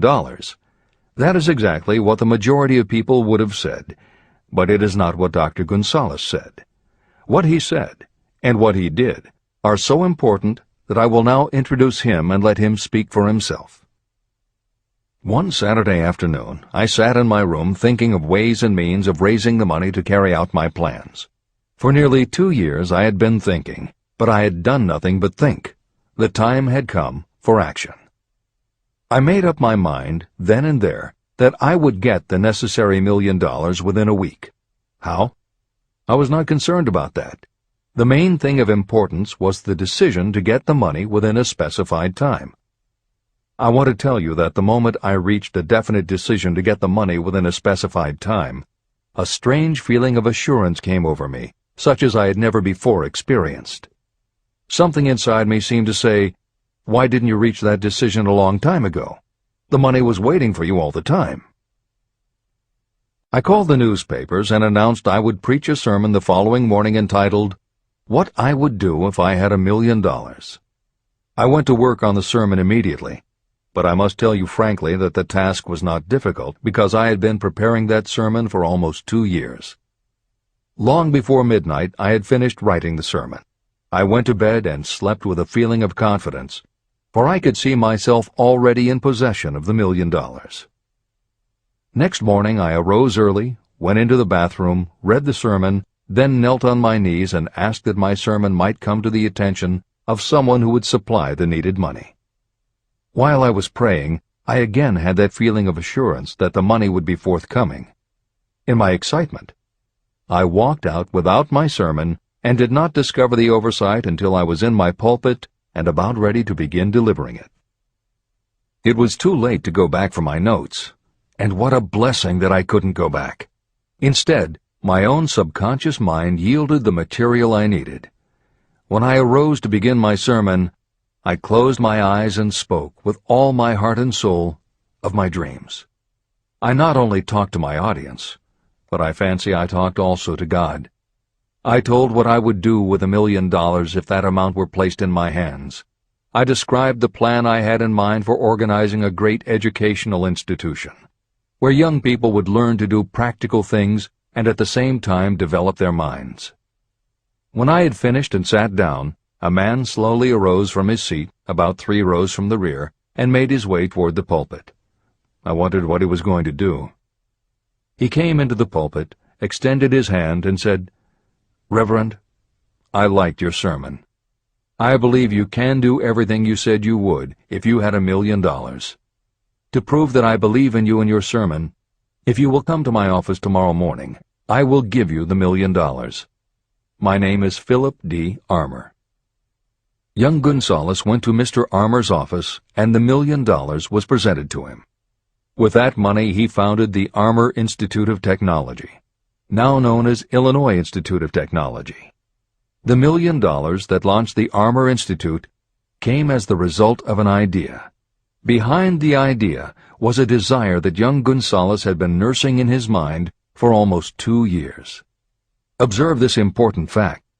He got the money within 36 hours after he reached a definite decision in his own mind to get it and decided upon a definite plan for getting it.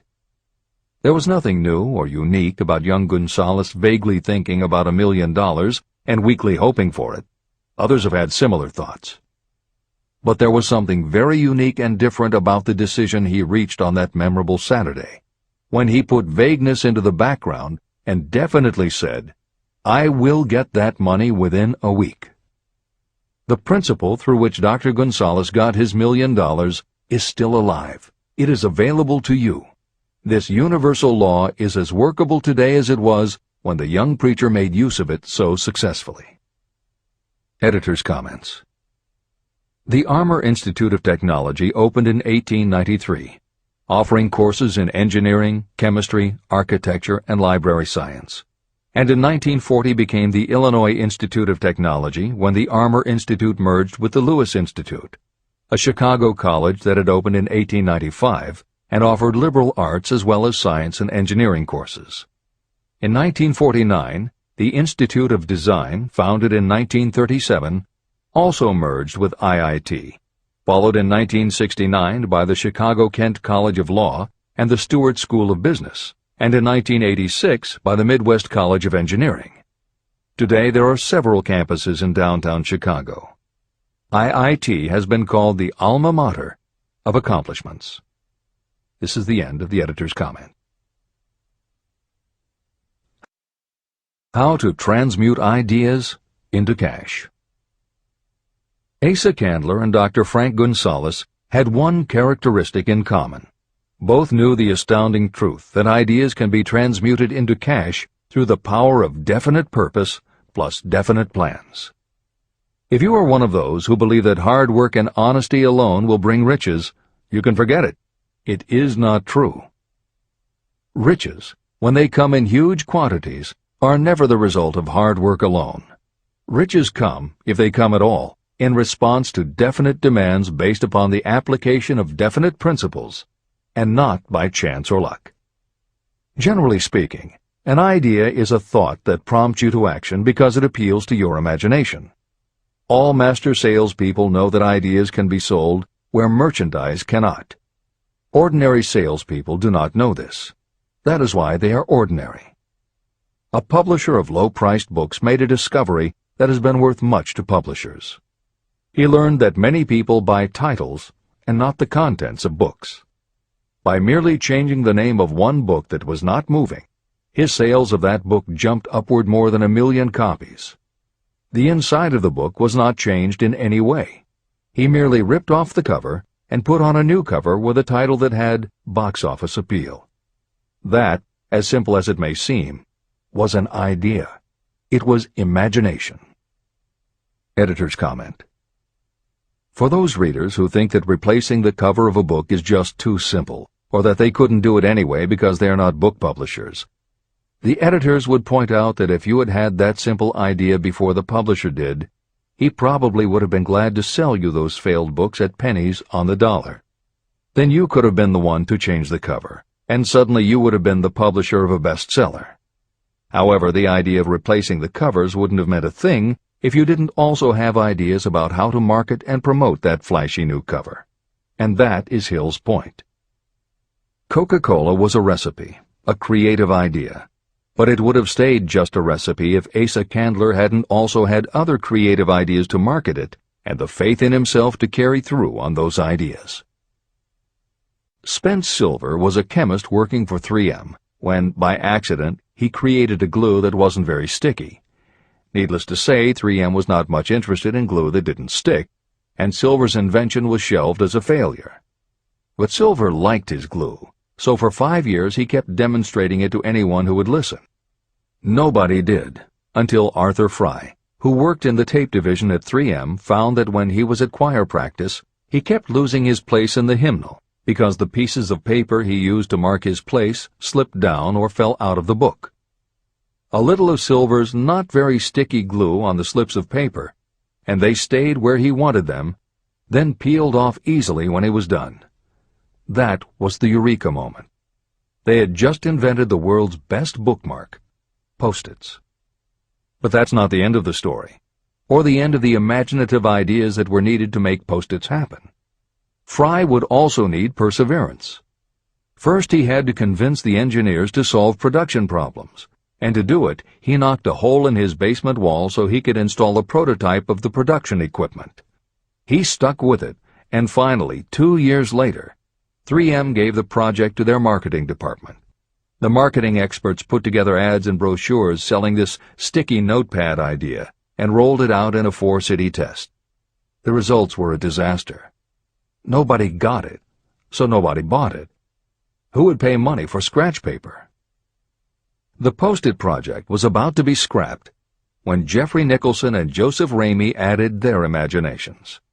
Like Silver and Fry, Nicholson and Ramey had faith in the idea because they saw how people in their office fell in love with these little sticky pieces of paper once they started working with them. So Nicholson and Ramey went to Richmond, Virginia, one of the 4 test cities that had failed, and they went up and down the business district, going into offices and giving pads of Post-its to receptionists, secretaries, and anyone else who would listen. Whereas 3M's conventional marketing machinery had failed, Giving Post-its to the people who would actually use them did the trick. Once those Richmond office workers started to use Post-its, it didn't seem like a bad idea at all to pay for scratch paper.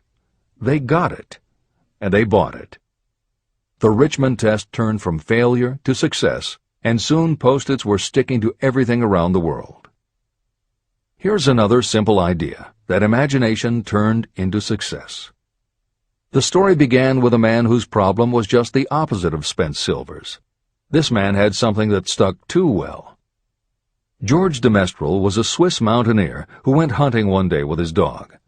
But when they got home, they were both covered with burrs. The burrs were so difficult to remove that de Mestral put them under a magnifying glass to learn why. He saw that they were covered with tiny hooks which attached themselves to fur and fabric. That was when the flash hit. If burrs stuck where you didn't want them, why couldn't you put tiny hooks on things so they would stick where you did want them? Like everyone else mentioned in this book, de Mestral had an imaginative idea, but that was just the beginning. He also had the faith in himself to keep going when people laughed at his idea, which many did, until he eventually found a French textile plant that would help him do what he wanted. However, even when they finally worked out a way to use cotton fabric to make what they called locking tape, they couldn't afford to mass-produce it. And that's when de Mestral accidentally discovered that when you sew nylon under infrared light, it naturally made little hooks. Now they could manufacture it economically. All they needed was a name. One side was fuzzy like velvet, and the other side was crochet, the French word for hook. Take half vel and half crow, combine it with imagination. The result is Velcro, and a Swiss mountaineer becomes a business tycoon. The Sony Corporation once tried to make a very small stereo tape recorder that would work with standard-size cassettes, but they couldn't do it. They could make a small playback machine, but at the time the electronics needed to also make it a recording machine just couldn't be made small enough. They concluded that the design was a failure. Then one day Sony's honorary chairman, Masaru Ibuka, walked into the laboratory and saw that a few of the engineers were using the prototypes of the failed tape recorder to listen to music tapes. They didn't seem to care that it couldn't record. They just liked to be able to walk around listening to their favorite music. Then came the imaginative idea that made all the difference. Ibuka remembered that another division was working on lightweight headphones. That was the flash. Ibuka's imagination made the connection that the rest of the engineers had not. In Ibuka's view, they hadn't made a failed recorder. They had created a successful private stereo listener. They added the headphones, named it the Walkman, and it revolutionized both the music business and the electronics industry. Clarence Saunders was a grocery clerk in a small southern retail store. One day he was standing with a tray in his hands waiting his turn in a cafeteria. He had never earned more than $20 a week before then, and no one had ever noticed anything about him that indicated unusual ability, but something took place in his mind as he stood in the line of waiting people that put his imagination to work. That was when he came up with the idea that this same self-serve concept would also work at the grocery store. Clarence Saunders took the idea to his boss. Naturally, his boss told him he was crazy. So Clarence Saunders quit his job, went out and did what he needed to do to raise the money, and opened the first self-serve grocery store. He called it Piggly Wiggly, and Clarence Saunders, the $20-a-week grocery clerk, rapidly became the multi-million-dollar chain store groceryman of America. Sylvan Goldman was the owner of a number of Piggly Wiggly stores in Oklahoma, and like any good businessman, he spent a lot of time watching his customers go up and down the aisles, putting their choices into their baskets or net shopping bags. One night, while trying to figure out how to get his customers to buy more at one time, he found himself staring at a basket sitting on the seat of a wooden folding chair. Eureka!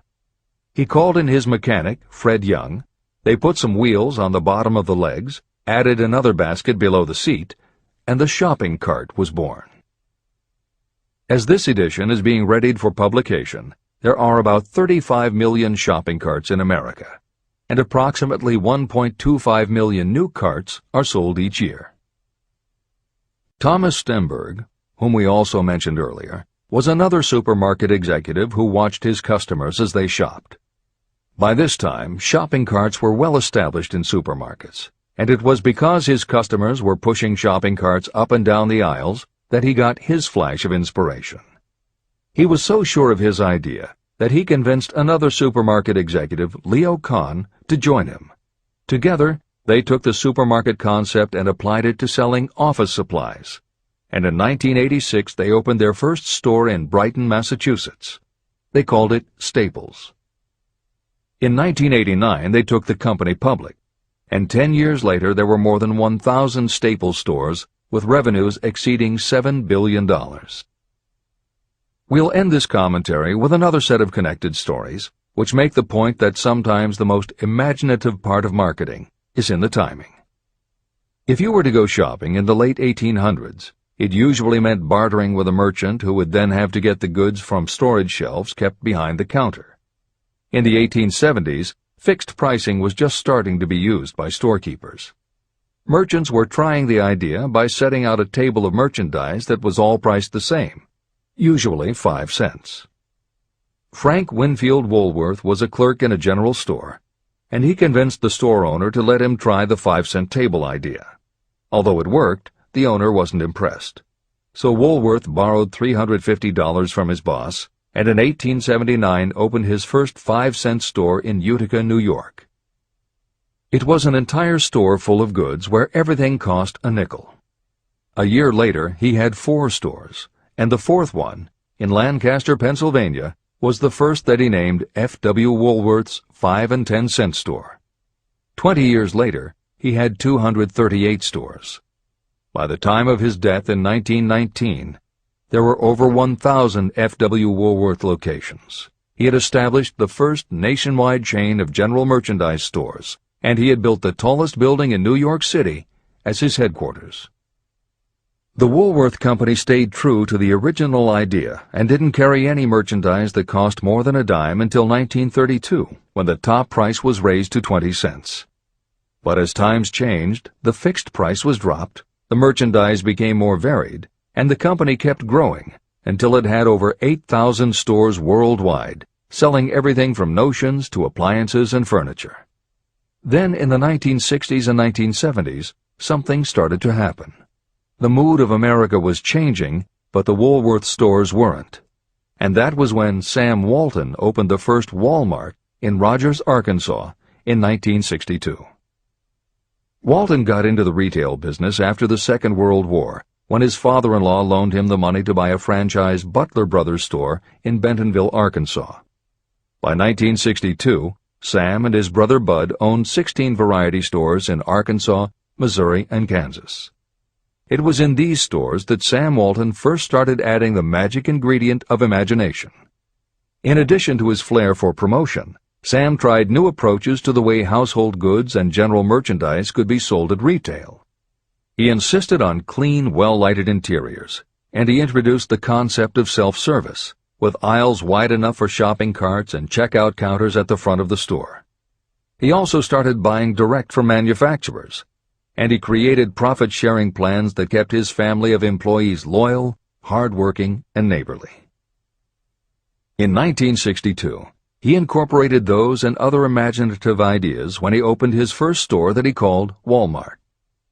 The basic magic was that he sold brand-name merchandise at discount prices, but there was also magic in the way he kept a friendly hometown feel to his store, even though it was what is now called a big box store. Sam Walton's Walmart store was a success, so he just kept building and opening more of them, first in small towns and rural areas, then in larger towns, then big cities, and it wasn't long before he had a national chain. By 1992, when Sam Walton died, there were more than 1,700 Walmart stores. It was the biggest retailer in the country, it employed more than 600,000 people, and Sam Walton was the richest man in America. In 2003, the stores numbered more than 3,200 in the U.S. and more than 1,100 in foreign countries. The company employed more than 1,300,000 people worldwide and served more than 1 million customers a week. Along the way, Woolworths and other older retailers such as Kresge's tried to get on the bandwagon with their Woolco and Kmart stores, but they couldn't seem to get it right.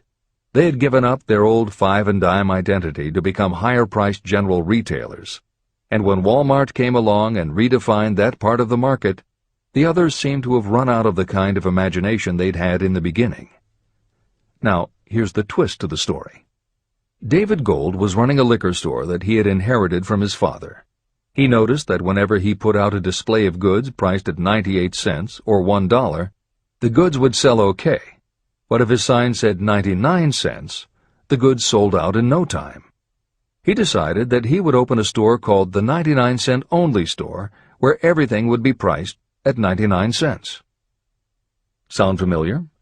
Frank Woolworth's imaginative idea from 1879, which had been dropped at his namesake chain by the 1940s and 1950s, had just gotten a fresh shot of imagination from David Gold in 1982.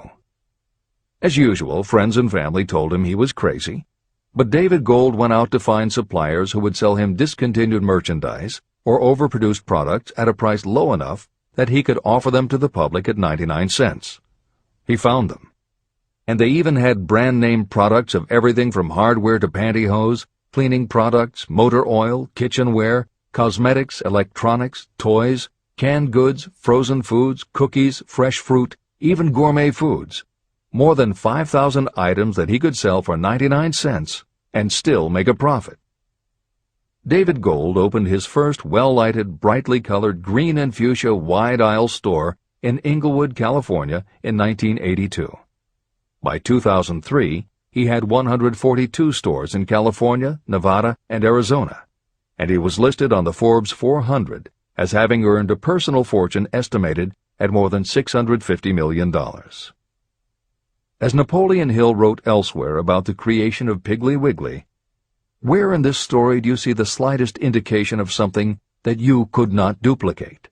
The plan, which made millions of dollars for its originator, was a very simple idea that anyone could have adopted, yet considerable imagination was required to put the idea to work in a practical sort of way. The more simple and easily adapted an idea is, the greater is its value, as no one is looking for ideas that are involved with great detail or are in any way complicated. This is the end of the editor's comments. There is no standard price on ideas. The creator of ideas sets his or her own price, and if they are smart, they get it. The story of practically every great fortune starts with a day when a creator of ideas and a seller of ideas got together and worked in harmony. Carnegie surrounded himself with men who could do what he could not do, men who created ideas and men who put ideas into operation, and that was what made him and the others fabulously rich. Millions of people go through life hoping for favorable breaks. Perhaps a favorable break can get you an opportunity, but the safest plan is not to depend upon luck. It was a favorable break that gave me the biggest opportunity of my life, but more than 20 years of determined effort had to be devoted to that opportunity before it became an asset. The break consisted of my good fortune in meeting and gaining the cooperation of Andrew Carnegie. On that occasion, Carnegie planted in my mind the idea of organizing the principles of achievement into a philosophy of success. Millions of people have profited by the discoveries made in the years of research, and fortunes have been accumulated through the application of the philosophy. The beginning was simple. It was an idea that anyone might have developed. The favorable break came through Carnegie. But what about the determination, definiteness of purpose, and the desire to attain the goal, and the persistent effort of all those years of research? It was no ordinary desire that survived disappointment, discouragement, temporary defeat, criticism, and the constant reminding that I was wasting my time. It was a burning desire, an obsession. When the idea was first planted in my mind by Mr. Carnegie, it was coaxed, nursed, and enticed to remain alive. Gradually, the idea became a giant under its own power, and it coaxed, nursed, and drove me. Ideas are like that. First you give life and action and guidance to ideas. Then they take on a power of their own and sweep aside all opposition. Ideas are intangible forces. but they have more power than the physical brains that give birth to them. They have the power to live on after the brain that creates them has returned to dust. Tell the world what you intend to do, but first, show it. Chapter 8. Organized Planning. The crystallization of desire into action. The sixth step toward riches. You have learned that everything we create or acquire begins in the form of desire. Desire is taken on the first lap of its journey from the abstract to the concrete in the workshop of the imagination, where plans for its transition are created and organized. In Chapter 3, Desire, you were instructed to take 6 practical steps to begin translating your desire for money into its monetary equivalent. One of the steps you must take is the formation of a definite, practical plan or plans through which this transformation may be made. Following are the basic instructions for making practical plans. Ally yourself with a group of as many people as you may need for the creation and carrying out of your plan or plans for the accumulation of money, making use of the mastermind principle. Compliance with this instruction is absolutely essential. Do not neglect it. Editor's comment: the Mastermind Alliance is built of 2 or more minds working actively together in perfect harmony toward a common goal. This concept was introduced in Chapter 6, Specialized Knowledge, and is described in more detail in Chapter 11, The Power of the Mastermind. This is the end of the editor's comment. Before forming your Mastermind Alliance, decide what advantages and benefits you may offer the individual members of your group in return for their cooperation. No one will work indefinitely without some form of compensation. No intelligent person should request or expect another to work without adequate compensation, although this may not always be in the form of money. Arrange to meet with the members of your mastermind group at least twice a week, and more often if possible, until you have jointly perfected the necessary plan or plans for the accumulation of money. Maintain perfect harmony between yourself and every member of your mastermind group. If you fail to carry out this instruction to the letter, you may expect to meet with failure. The mastermind principle cannot work where perfect harmony does not prevail. Keep in mind these facts. You are engaged in an undertaking of major importance to you. To be sure of success, you must have plans that are faultless. You must have the advantage of the experience, education, native ability, and imagination of other minds. This is the way it has been done by every person who has accumulated a great fortune. No individual has sufficient experience, education, natural ability, and knowledge to ensure the accumulation of a great fortune without the cooperation of other people. Every plan you adopt for making money should be the joint creation of yourself and every other member of your mastermind group. You may originate your own plans, either in whole or in part, but see that those plans are checked and approved by the members of your mastermind alliance. If your first plan fails, try another. If the first plan that you adopt does not work successfully, replace it with a new plan. If this new plan fails to work, replace it with still another, and so on, until you find a plan that does work.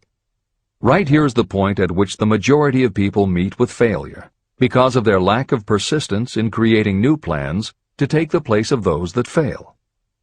The most intelligent person living cannot succeed in accumulating money, or in any other undertaking, without plans that are practical and workable. Just keep this fact in mind, and remember when your plans fail that temporary defeat is not permanent failure. It may only mean that your plans have not been sound. Build other plans. Start all over again. Temporary defeat should mean only one thing: the certain knowledge that there is something wrong with your plan. Millions of people go through life in misery and poverty because they lack a sound plan through which to accumulate a fortune. Your achievement can only be as good as the plans you make. You are never whipped until you quit in your own mind. James J. Hill, who was the greatest railroad builder of them all, met with temporary defeat when he first tried to raise the capital needed to build the Great Northern Railroad from the east to the west. But he turned defeat into victory through new plans. Henry Ford met with temporary defeat not only at the beginning of his automobile career, but even after he had gone a long way toward the top. But he, too, created new plans, and went marching on to financial victory. We see people who have accumulated great fortunes, but we often recognize only their triumph, and we overlook the temporary defeats that they had to surmount before arriving.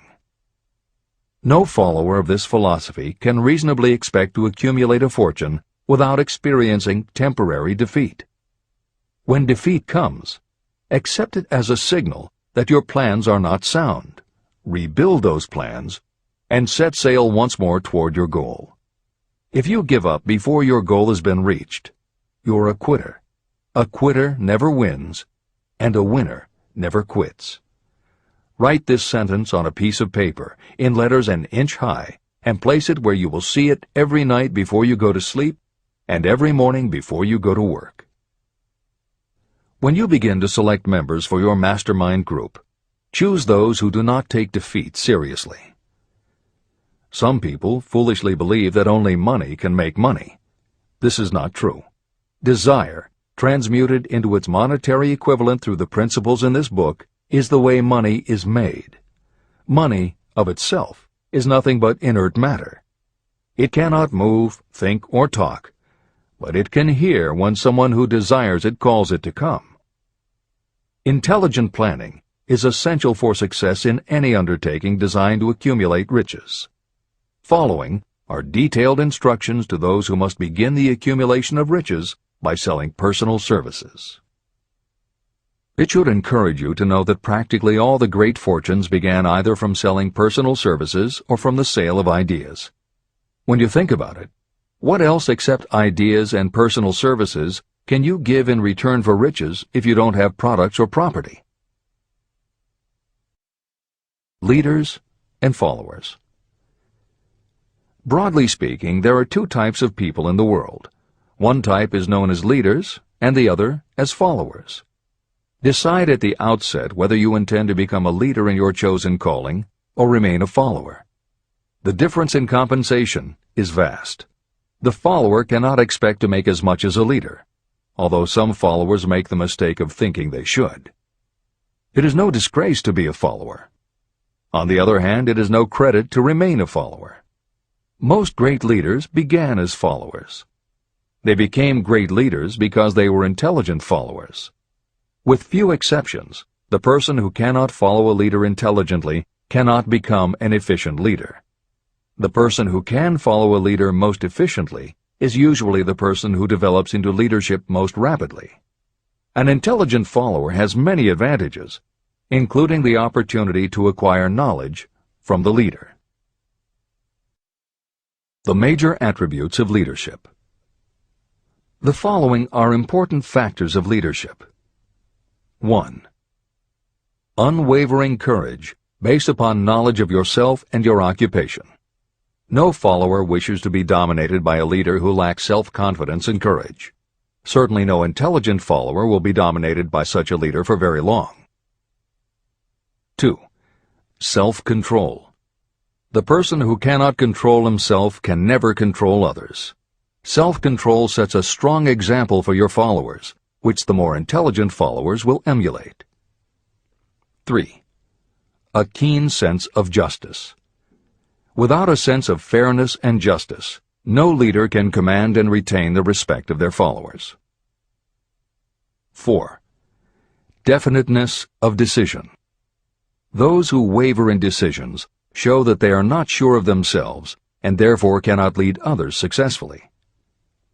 5. Definiteness of plans. Successful leaders must plan their work and work their plans. Leaders who move by guesswork, without practical definite plans, are like a ship without a rudder. Sooner or later, they will land on the rocks. 6. The habit of doing more than paid for.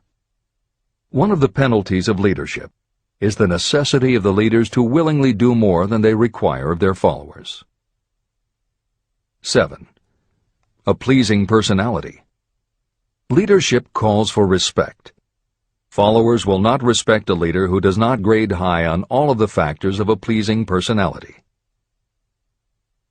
8. Sympathy and understanding. Successful leaders must be in sympathy with their followers. Moreover, they must understand them and their problems. 9. Mastery of detail. Successful leadership calls for mastery of the details of the leader's position. 10. Willingness to assume full responsibility. Successful leaders must be willing to assume responsibility for the mistakes and the shortcomings of their followers. If a leader tries to shift this responsibility, that leader will not remain the leader. If one of your followers makes a mistake or is incompetent, you must consider that it is you who failed. 11. Cooperation. The successful leader must understand and apply the principle of cooperative effort and be able to induce followers to do the same. Leadership calls for power, and power calls for cooperation.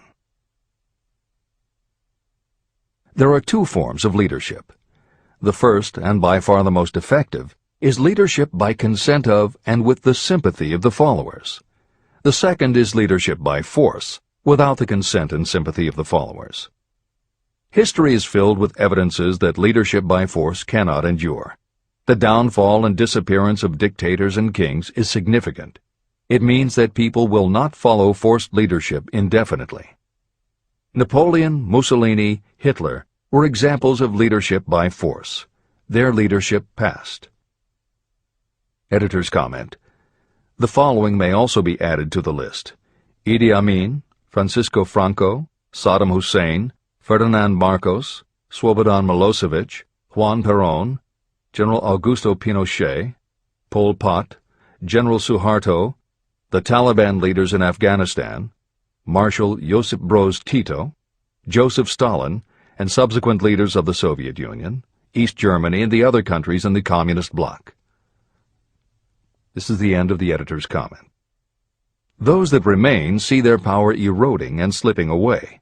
Leadership by consent of the followers is the only leadership that can endure. People may follow forced leadership temporarily, but they will not do so willingly. Successful leaders will embrace the 11 factors of leadership described in this chapter, as well as some other factors. Those who make these attributes the basis of their leadership will find abundant opportunity to lead in any walk of life. The 10 major causes of failure in leadership. The following are the major faults of leaders who fail. It is just as essential for you to know what not to do as it is to know what to do. 1. Inability to organize details. Efficient leadership calls for the ability to organize and master details. No genuine leader is ever too busy to do anything that may be required in the capacity as leader. Whether a leader or follower, when you admit that you are too busy to change your plans or to give attention to any emergency, you are admitting your inefficiency. The successful leader must be the master of all details connected with the position.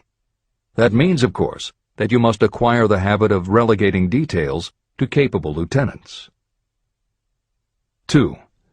Unwillingness to render humble service. Truly great leaders are willing, when occasion demands, to perform any sort of labor that they would ask another to perform. The greatest among ye shall be the servant of all is a truth that all able leaders observe and respect. 3. Expectation of pay for what they know, instead of what they do with what they know. The world does not pay you for what you know. It pays you for what you do, or what you induce others to do. 4. Fear of competition from followers. Leaders who fear that one of their followers may take their position are practically sure to realize that fear sooner or later. Able leaders train understudies to whom they may delegate any of the details of their position.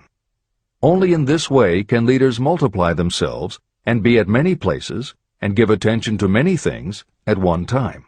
It is an eternal truth that leaders receive more pay for their ability to get others to perform than they could possibly earn by their own efforts. An efficient leader may, through knowledge of the job and a magnetic personality, greatly increase the efficiency of others and get them to render more service and better service than they could render without the leader's guidance. 5. Lack of imagination. Without imagination, the leader is incapable of meeting emergencies or of creating plans by which to guide followers efficiently. 6. Selfishness. Leaders who claim all the honor for the work of their followers are sure to be met by resentment. The really great leader claims none of the honors. Great leaders are content to see the honors, when there are any, go to their followers, because the great leaders know that most people will work harder for commendation and recognition than they will for money alone. 7. Intemperance. Followers do not respect an intemperate leader. Moreover, intemperance in any form destroys the endurance and the vitality of those who indulge in it. 8. Disloyalty. Perhaps this should have come at the head of the list. Leaders who are not loyal to their duty, and to those both above and below them, cannot maintain their leadership for long. Disloyalty marks you as being less than the dust of the earth, and it will bring the contempt it deserves. Lack of loyalty is one of the major causes of failure in every walk of life. 9. Emphasis of the authority of leadership. The efficient leader leads by encouraging, and not by trying to instill fear in the hearts of those who follow. Leaders who try to impress their followers with their authority come within the category of leadership through force. If you are a real leader, you will have no need to advertise that fact. It is apparent in your conduct, by your sympathy, understanding, fairness, and a demonstration that you know your job. 10. Emphasis of title. Competent leaders require no title to give them the respect of their followers. Leaders who make too much of their titles generally have little else to emphasize. The doors to the office of the real leader are open to all and free from formality or ostentation. These are among the most common causes of failure in leadership. Any one of these faults is sufficient to cause failure. Study the list carefully if you aspire to leadership, and make sure that you are free of these faults. Editor's comment. Warren Bennis, a professor who teaches management and organization, said, "A manager is someone who does things right. A leader is someone who does the right thing." Admiral Grace Hopper was the ranking female Navy officer when she was interviewed for 60 Minutes. She said, "You manage things. You lead people." This is the end of the editor's comment.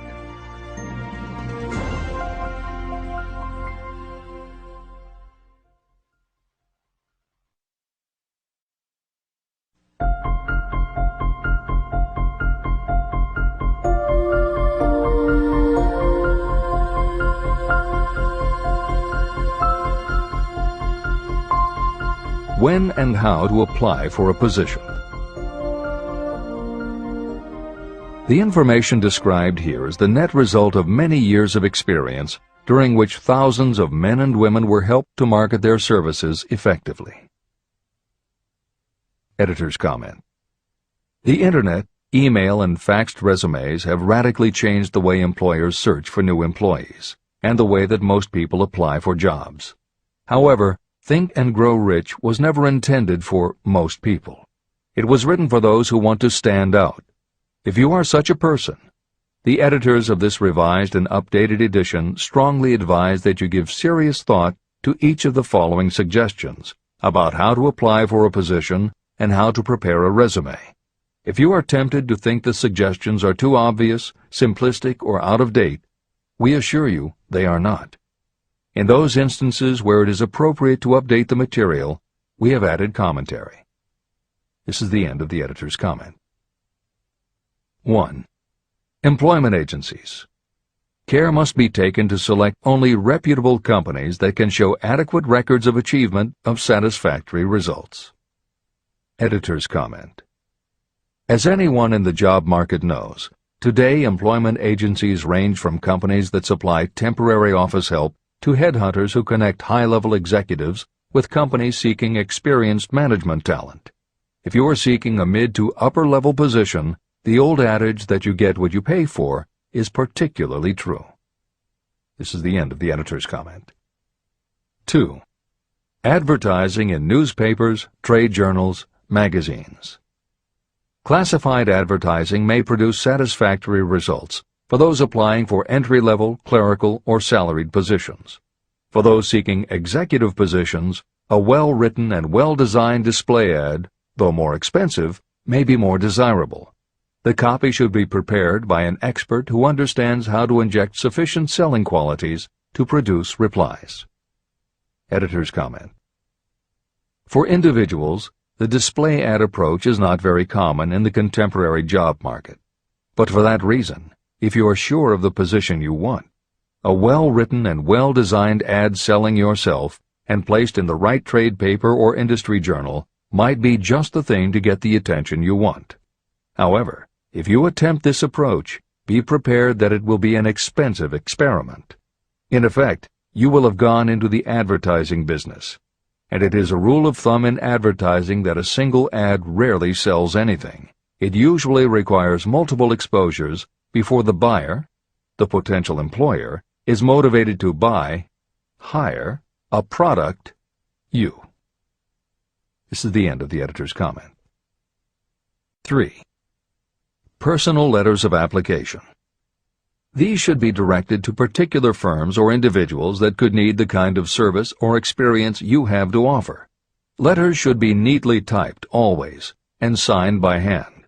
You should include a complete resume or outline of your qualifications. Both the letter of application and the resume should be prepared by an expert. Editor's comment. In the contemporary job market, sending a letter of application when no job has been advertised can in fact be a very successful approach. But this is only for those who truly know what they want and will take the time to prepare a convincing presentation. Managers in a position to hire always have an eye out for good prospective employees. If they receive a well-constructed and intriguing presentation that clearly states you are interested in a position whenever one is available, it will not be thrown away. And the first thing good managers do when a position comes open is go to their files. When that happens, if your presentation made a good and convincing impression, it will be there. The only question is, are you willing to make yourself available when they are ready for you? If you are just blanketing everyone with a stock letter in hopes of getting a job, it very likely won't work. This approach is not for someone looking for a job. This approach is only for those who really want a specific career. This is the end of the editor's comment. 4. Application in person. In some instances, it may be more effective if the applicant personally offers his or her services to prospective employers, in which event a complete written statement of qualifications for the position should be presented, as prospective employers will often wish to discuss your record with associates. Editor's comment. Asking for an interview when no job has been advertised is an even stronger statement that you know what you want and you are serious about working in a particular industry. If you pursue this approach, keep in mind that you are asking someone to give you their time. Some managers will not be receptive because it does not fit into their company's business practice, and some managers will just find it an annoyance. This approach will work for you only if you are confident that you can make an outstanding impression in person. If you make a strong, positive impression, it will be remembered when an opening is available. This is the end of the editor's comment. 5. Application through personal acquaintances. When possible, the applicant should approach prospective employers through some mutual acquaintance. This method is particularly advantageous in the case of those who seek executive connections and do not wish to appear to be peddling themselves. Information to be supplied in a written resume. A good resume should be prepared as carefully as a lawyer would prepare the brief for a case to be tried in court. Unless the applicant is experienced in the preparation of such briefs, an expert should be consulted for this purpose. When successful businesses want to advertise, they hire specialists who understand the psychology of advertising to sell their products. If you are selling your personal services, you should do the same. Editor's comment. The job market in America has never been as bad as it was when Napoleon Hill wrote the preceding paragraph. Because of the Great Depression, many adults had never had any kind of steady job, let alone sought a career position, and there were few places to learn how to do it.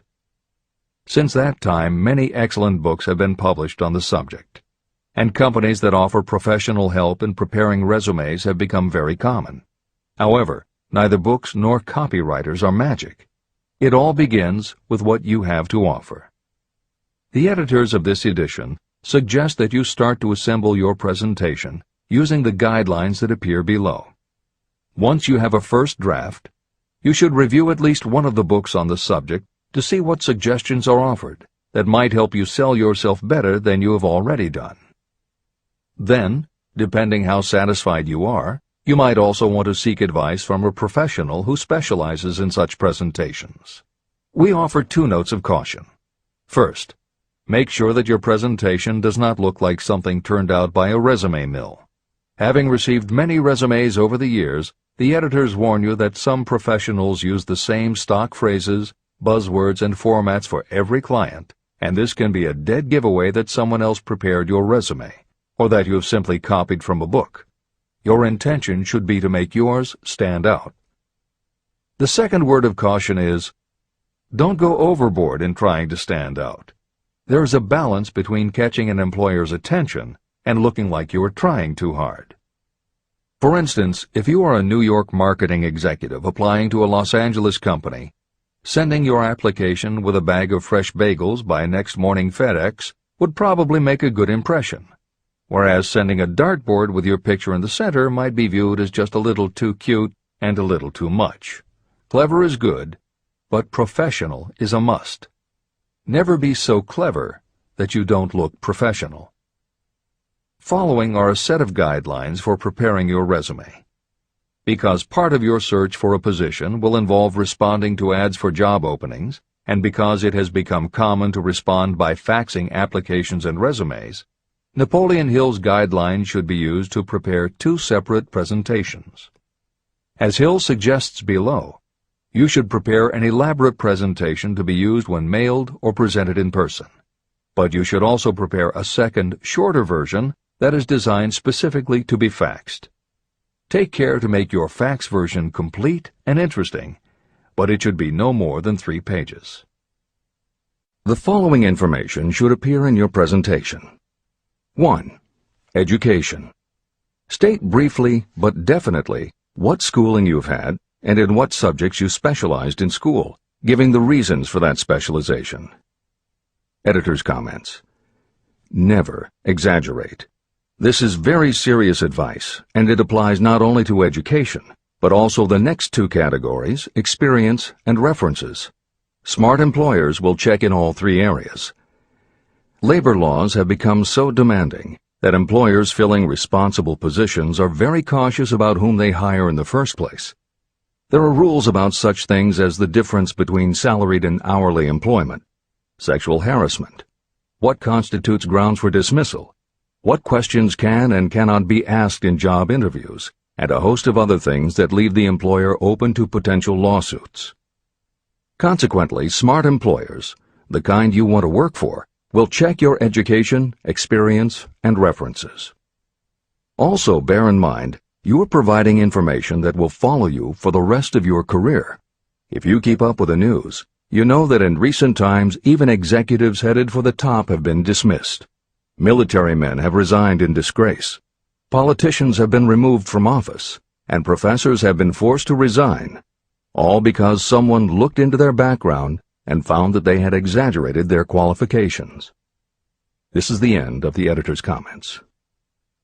2. Experience. If you have had experience in connection with positions similar to the one you seek, describe it fully. Give the names and addresses of former employers. Be sure to clearly point out any special experience you may have had that would equip you to fill the position you seek. 3. References. Practically every business firm wants to know as much as possible about the background of prospective employees who seek positions of responsibility. Attach copies of letters from former employers, from teachers under whom you studied, and from prominent people whose judgment may be relied upon. 4. Photograph of yourself. Include a recent professional photograph of yourself as a part of your presentation. Editor's comment. In the contemporary job market, this is not a common practice at all. However, from personal experience, the editors of this edition know it can be advantageous. We have received only one such job application, but unquestionably it was the photograph that prompted us to ask the applicant to come in for an interview. If you are confident that your appearance makes a good, professional impression, you may want to consider this unusual approach. There is the danger that you may be seen as vain or self-centered, but it could also be the thing that gives you an edge. This is the end of the editor's comment. 5. Apply for a specific position. Never apply for just a job. That indicates you lack specialized qualifications. 6. State your qualifications for the particular position for which you apply. Give full details why you believe you are qualified for the particular position you seek. This is the most important detail of your application. It will determine, more than anything else, what consideration you receive. 7. Offer to go to work on probation. This may appear to be a radical suggestion, but experience has proved that it seldom fails to win at least a trial. If you are sure of your qualifications, a trial is all you need. Incidentally, such an offer indicates that you have confidence in your ability to fill the position you seek. It is most convincing. Make it clear that your offer is based on your confidence in your ability to fill the position, your confidence in your prospective employer's decision to employ you after the trial period, and your determination to have the position. Editor's comments. As you will learn in Chapter 10, when you read the story of Napoleon Hill's application to Rufus Ayers, Hill gives this advice based on his personal experience. Unfortunately, this is one of those instances where times may have changed so much that the approach is rarely applicable. In today's environment, modern labor laws and business practice may prevent an employer from taking you up on your offer. However, today many companies do have internship programs that allow an employer to test drive employees to see how well they might fit in. This is the end of the editor's comment. 8. Knowledge of your prospective employer's business. Before applying for a position, do sufficient research to familiarize yourself thoroughly with that business and indicate the knowledge you have acquired in this field. This will be impressive because it indicates that you have imagination and a real interest in the position you seek. Editor's comment. When you do this, and you certainly should, bear in mind that you will be talking with people who really know the business. Even by researching extensively, at best you will only know about their business. If you try to appear too knowledgeable or familiar, it may backfire and reveal that you have only a superficial view of the business. Unless you are already working in a particular industry and have insights based on experience, do not be presumptuous. Use your knowledge to indicate that you have taken the time to educate yourself and that you really are interested, but don't try to tell a prospective employer how you would run the business. This is the end of the editor's comment. Remember that it is not the lawyer who knows the most law, but the one who best prepares his case who wins. If your case is properly prepared and presented, your victory will have been more than half won at the outset. Do not be afraid of making your presentation too long. Employers are just as much interested in purchasing the services of well-qualified applicants as you are in securing employment. In fact, the success of most successful employers is due to their ability to select well-qualified lieutenants. They want all the information available. Editor's comment. As noted above, when faxing a resume, it should be no more than 3 pages and should state that you will be pleased to provide a more detailed resume if required. This is the end of the editor's comment. Remember another thing. Neatness in the preparation of your resume and application will indicate that you are a painstaking person. Successful salespeople groom themselves with care. They understand that first impressions are lasting. Your presentation is your sales rep. Give it a good suit of clothes, so it will stand out in bold contrast to anything else your prospective employer ever saw. If the position you seek is worth having, it is worth going after with care.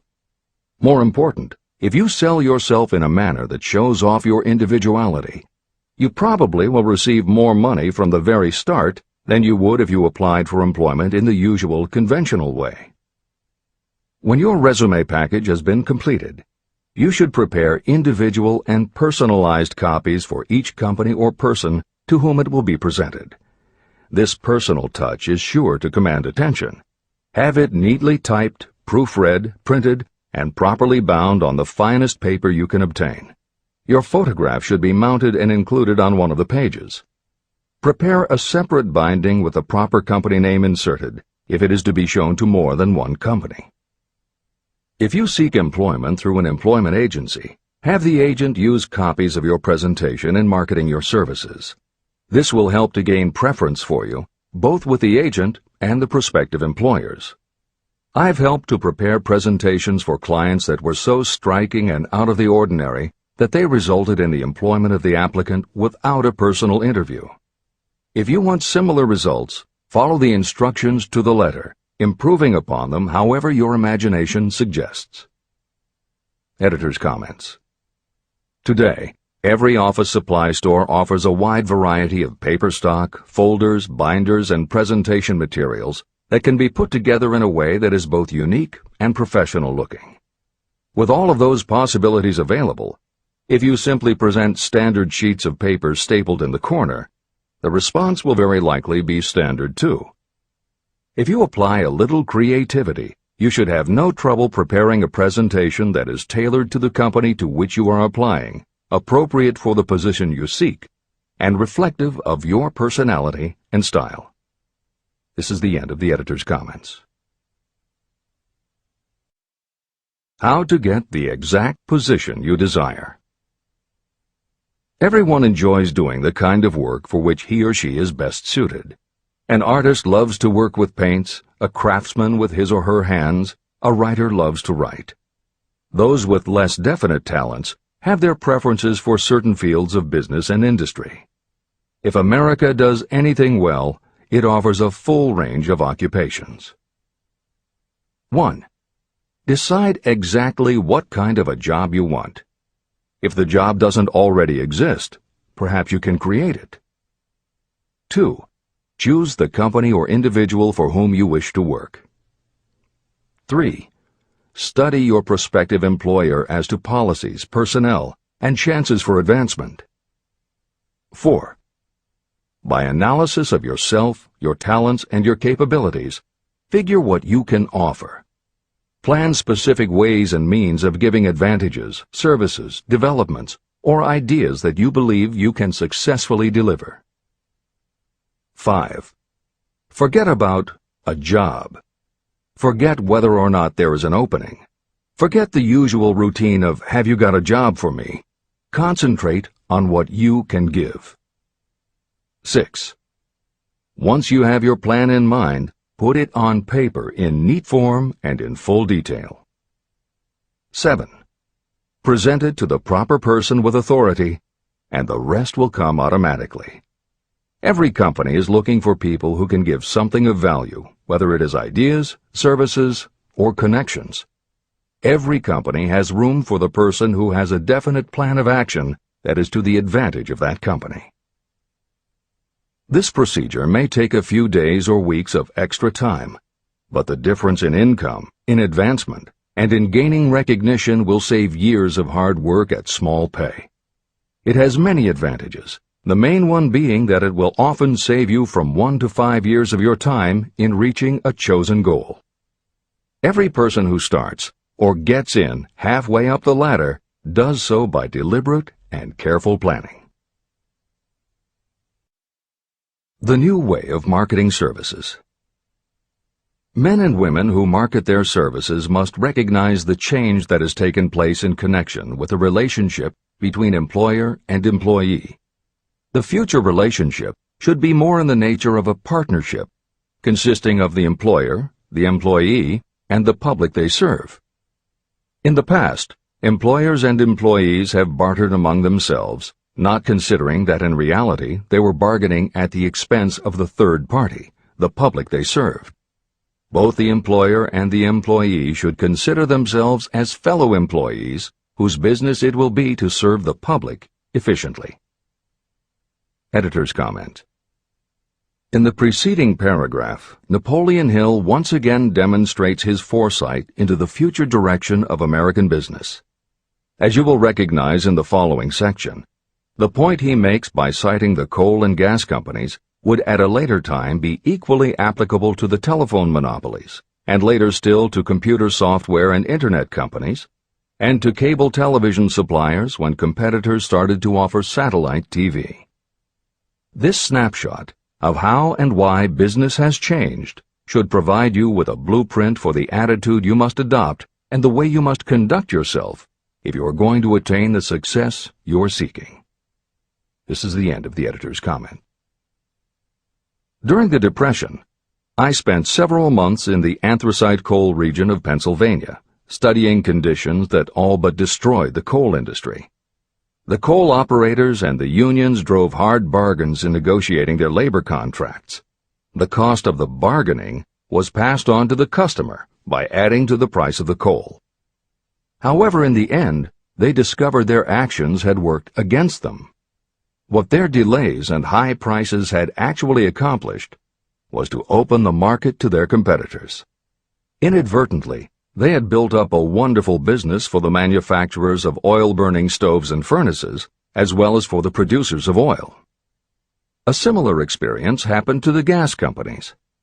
We can all remember the time when the gas meter reader pounded on the door hard enough to break the panels. When the door was opened, he pushed his way in uninvited with a scowl on his face that plainly said, "What the hell did you keep me waiting for?" All that has undergone a change. The meter man now conducts himself as a gentleman who is delighted to be at your service, sir. Before the gas companies learned that their scowling metermen were offending customers, their competitors, the polite salesmen of oil burners, came along and did a land office business. These illustrations are mentioned here to show that we are where we are and what we are because of our own conduct. If there is a principle of cause and effect that controls business, finance, and transportation, this same principle controls individuals and determines their economic status. Courtesy and service are the watchwords of merchandising today, and they apply to the person who is marketing personal services even more directly than to the employer. In the final analysis, you are employed by the customer. If you fail to serve well, both you and your employer will pay for it by the loss of the privilege of serving. What is your QQS rating? In the preceding, the causes of success in marketing services effectively and permanently have been clearly described. Unless those causes are studied, analyzed, understood, and applied, no one can market services effectively and permanently. Every man or woman must be their own sales force of their personal services. The quality and the quantity of service rendered, and the spirit in which it is rendered, determine the price and the duration of employment. To market your personal services effectively, which means a permanent market at a satisfactory price under pleasant conditions, you must adopt and follow the QQS formula. QQS means that quality plus quantity plus the proper spirit of cooperation equals perfect salesmanship of service. Remember the QQS formula, but do more. Apply it as a habit. Analyze the formula to make sure you understand exactly what it means. Quality of service means the performance of every detail in connection with your position in the most efficient manner possible with the object of greater efficiency always in mind. Quantity of service means the habit of rendering all the service of which you are capable at all times, with the purpose of increasing the amount of service rendered as you develop greater skill through practice and experience. Emphasis is again placed on the word habit. Spirit of service means the habit of agreeable, harmonious conduct, which will induce cooperation from associates and fellow employees. Adequate quality and adequate quantity of service is not sufficient to maintain a permanent market for your services. The spirit in which you deliver service is a strong determining factor in connection with both the price you receive and the duration of your employment. Andrew Carnegie stressed this point in his description of the factors that lead to success in the marketing of personal services. He emphasized again and again the necessity for harmonious conduct. He stressed the fact that he would not retain any man, no matter how great a quantity or how efficient the quality of his work, unless he worked in a spirit of harmony. Mr. Carnegie insisted upon his people working with each other in an agreeable manner. To prove that he placed a high value on this quality, he helped many who met his standards to become very wealthy. Those who did not conform had to make room for others who did. The importance of a pleasing personality has been stressed because it is so important in rendering service in the proper spirit. If you have a personality that pleases, and you render service in a spirit of harmony, these assets often make up for what you may lack in both the quality and the quantity of service you render. Nothing, however, can be successfully substituted for pleasing conduct. The capital value of your services. The person whose income is derived entirely from the sale of personal services is a merchant, just like the person who sells hard goods, and such a person is subject to exactly the same rules of conduct as the merchant who sells merchandise. I emphasize this because many people who live by the sale of personal services make the mistake of considering themselves free from the rules of conduct and the responsibilities attached to those who are engaged in marketing commodities. The day of the go-getter has been supplanted by the go-giver. The actual capitalized value of your brainpower may be determined by the amount of income you can produce by marketing your services. A fair estimate of the capital value of your brainpower may be made by using the following assumptions. Money, the amount of capital, can be borrowed from a bank at a certain rate of interest. Money is worth no more than brains, and it is often worth much less.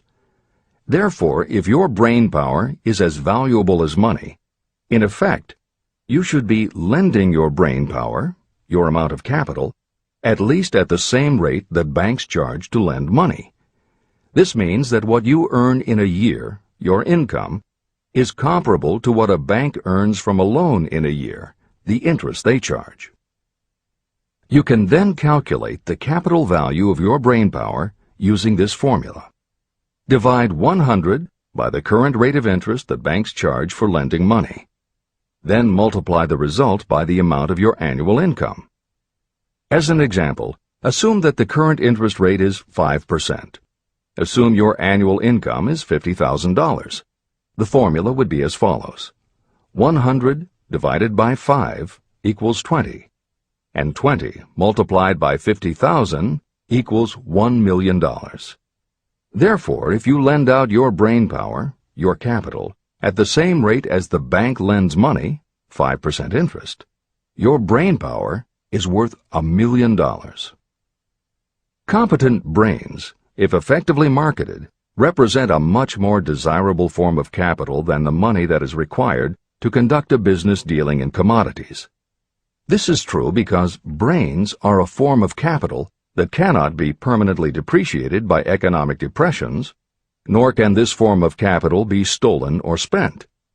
Moreover, the money that is essential for the conduct of business is as worthless as a sand dune until it has been mixed with efficient brains. The 31 major causes of failure. Life's greatest tragedy consists of men and women who earnestly try and fail.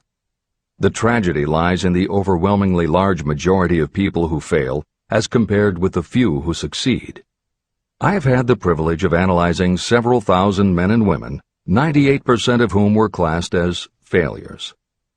My analysis proved that there are 13 major principles through which people accumulate fortunes. Each of the 13 principles of success has its own chapter in this book.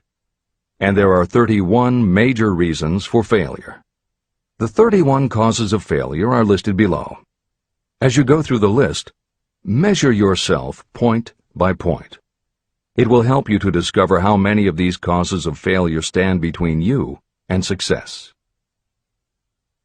1. Unfavorable hereditary background. There is little, if anything, that can be done for people who are born with a deficiency in brain power. This is the only one of the 31 causes of failure that may not be easily corrected by any individual. My philosophy can offer only one method of bridging this weakness, through the aid of the mastermind. 2.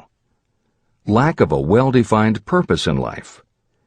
There is no hope of success for the person who does not have a central purpose or definite goal at which to aim. 98 out of every 100 of those whom I have analyzed had no such aim. Perhaps this was the major cause of their failure. 3. Lack of ambition to aim above mediocrity.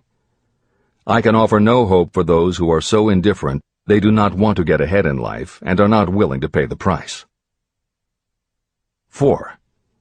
Insufficient education. This is a handicap that may be overcome with comparative ease.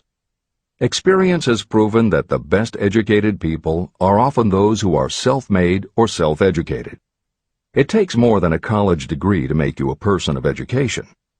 Any person who is educated has learned to get whatever they want in life without violating the rights of others. Education consists not so much of knowledge, but of knowledge effectively and persistently applied. You are paid not merely for what you know, but for what you do with what you know. 5. Lack of self-discipline. Discipline comes through self-control. This means that you must control all negative qualities. Before you can control conditions, you must first control yourself. Self-mastery is the hardest job you will ever tackle. If you do not conquer yourself, you will be conquered by yourself. By stepping in front of a mirror, you may see both your best friend and your greatest enemy. 6. Ill health. No person may enjoy outstanding success without good health. Many of the causes of ill health are subject to mastery and control. These, in the main, are overeating of foods not conducive to health, wrong habits of thought or negative thinking, wrong use of and overindulgence in sex, lack of proper physical exercise, an inadequate supply of fresh air due to improper breathing. 7. Unfavorable environmental influences during childhood. As the twig is bent, so shall the tree grow. Most people who have criminal tendencies acquire them as the result of bad environment and improper associates during their childhood or youth. Procrastination. This is one of the most common causes of failure. Procrastination stands within the shadow of every human being, waiting its opportunity to spoil your chances of success. Most of us go through life as failures because we are waiting for the time to be right to start doing something worthwhile. Do not wait. The time will never be just right.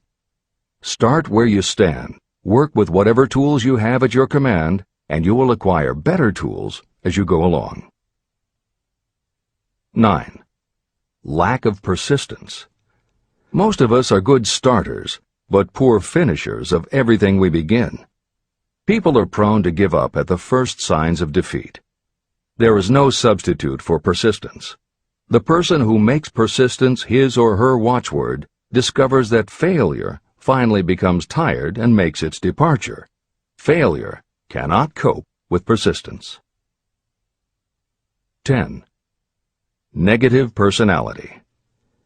There is no hope of success for the person who repels people through a negative personality. Success comes through the application of power, and power is attained through the cooperative efforts of other people. A negative personality will not induce cooperation. 11. Lack of control of sexual urges. Sexual energy is the most powerful of all the stimuli that move people into action. Because it is the most powerful of the emotions, if it is controlled, it can be converted into other creative channels. 12. Uncontrolled desire for something for nothing. The gambling instinct drives millions of people to failure. Evidence of this may be found in the Wall Street stock market crash of 1929, during which millions of people tried to make money by gambling on stock margins. Editor's comments. For those who are not familiar with the stock market and buying on margin, the following is a simplified explanation of what caused the crash of '29.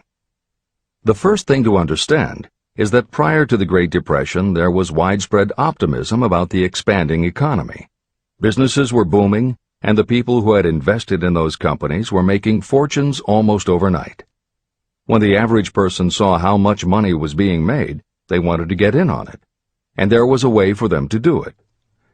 Even average people who didn't have enough ready cash to buy stocks could do so because brokers allowed customers to purchase stocks on margin by making what amounted to a down payment. However, part of the purchase agreement stated that when the brokers called in the margin accounts, which they could do at any time, the customers would have to come up with the rest of the cash immediately to pay the balance owing on the original purchase price. That is why Hill used the term gambling when he referred to the stock market. These average people weren't investing in companies. They were betting on the future rise in value. The idea, in the average person's mind, was that they would only have to scrape together enough to pay the margin, which was a small percentage of the full cost. Then when the price of the stock went up, they would sell, which would give them more than enough money to pay the broker the balance owing on the purchase price, and they could pocket the difference. This worked fine as long as stock prices continued to rise, but when the stock market crashed, the stockbrokers called in the margins, and the people who had bought at prices they really couldn't afford suddenly found that they had to come up with the cash. And that was why so many average people got wiped out in the crash of '29. They gambled money they didn't have by buying on margin. This is the end of the editor's comments. 13. Lack of a well-defined power of decision.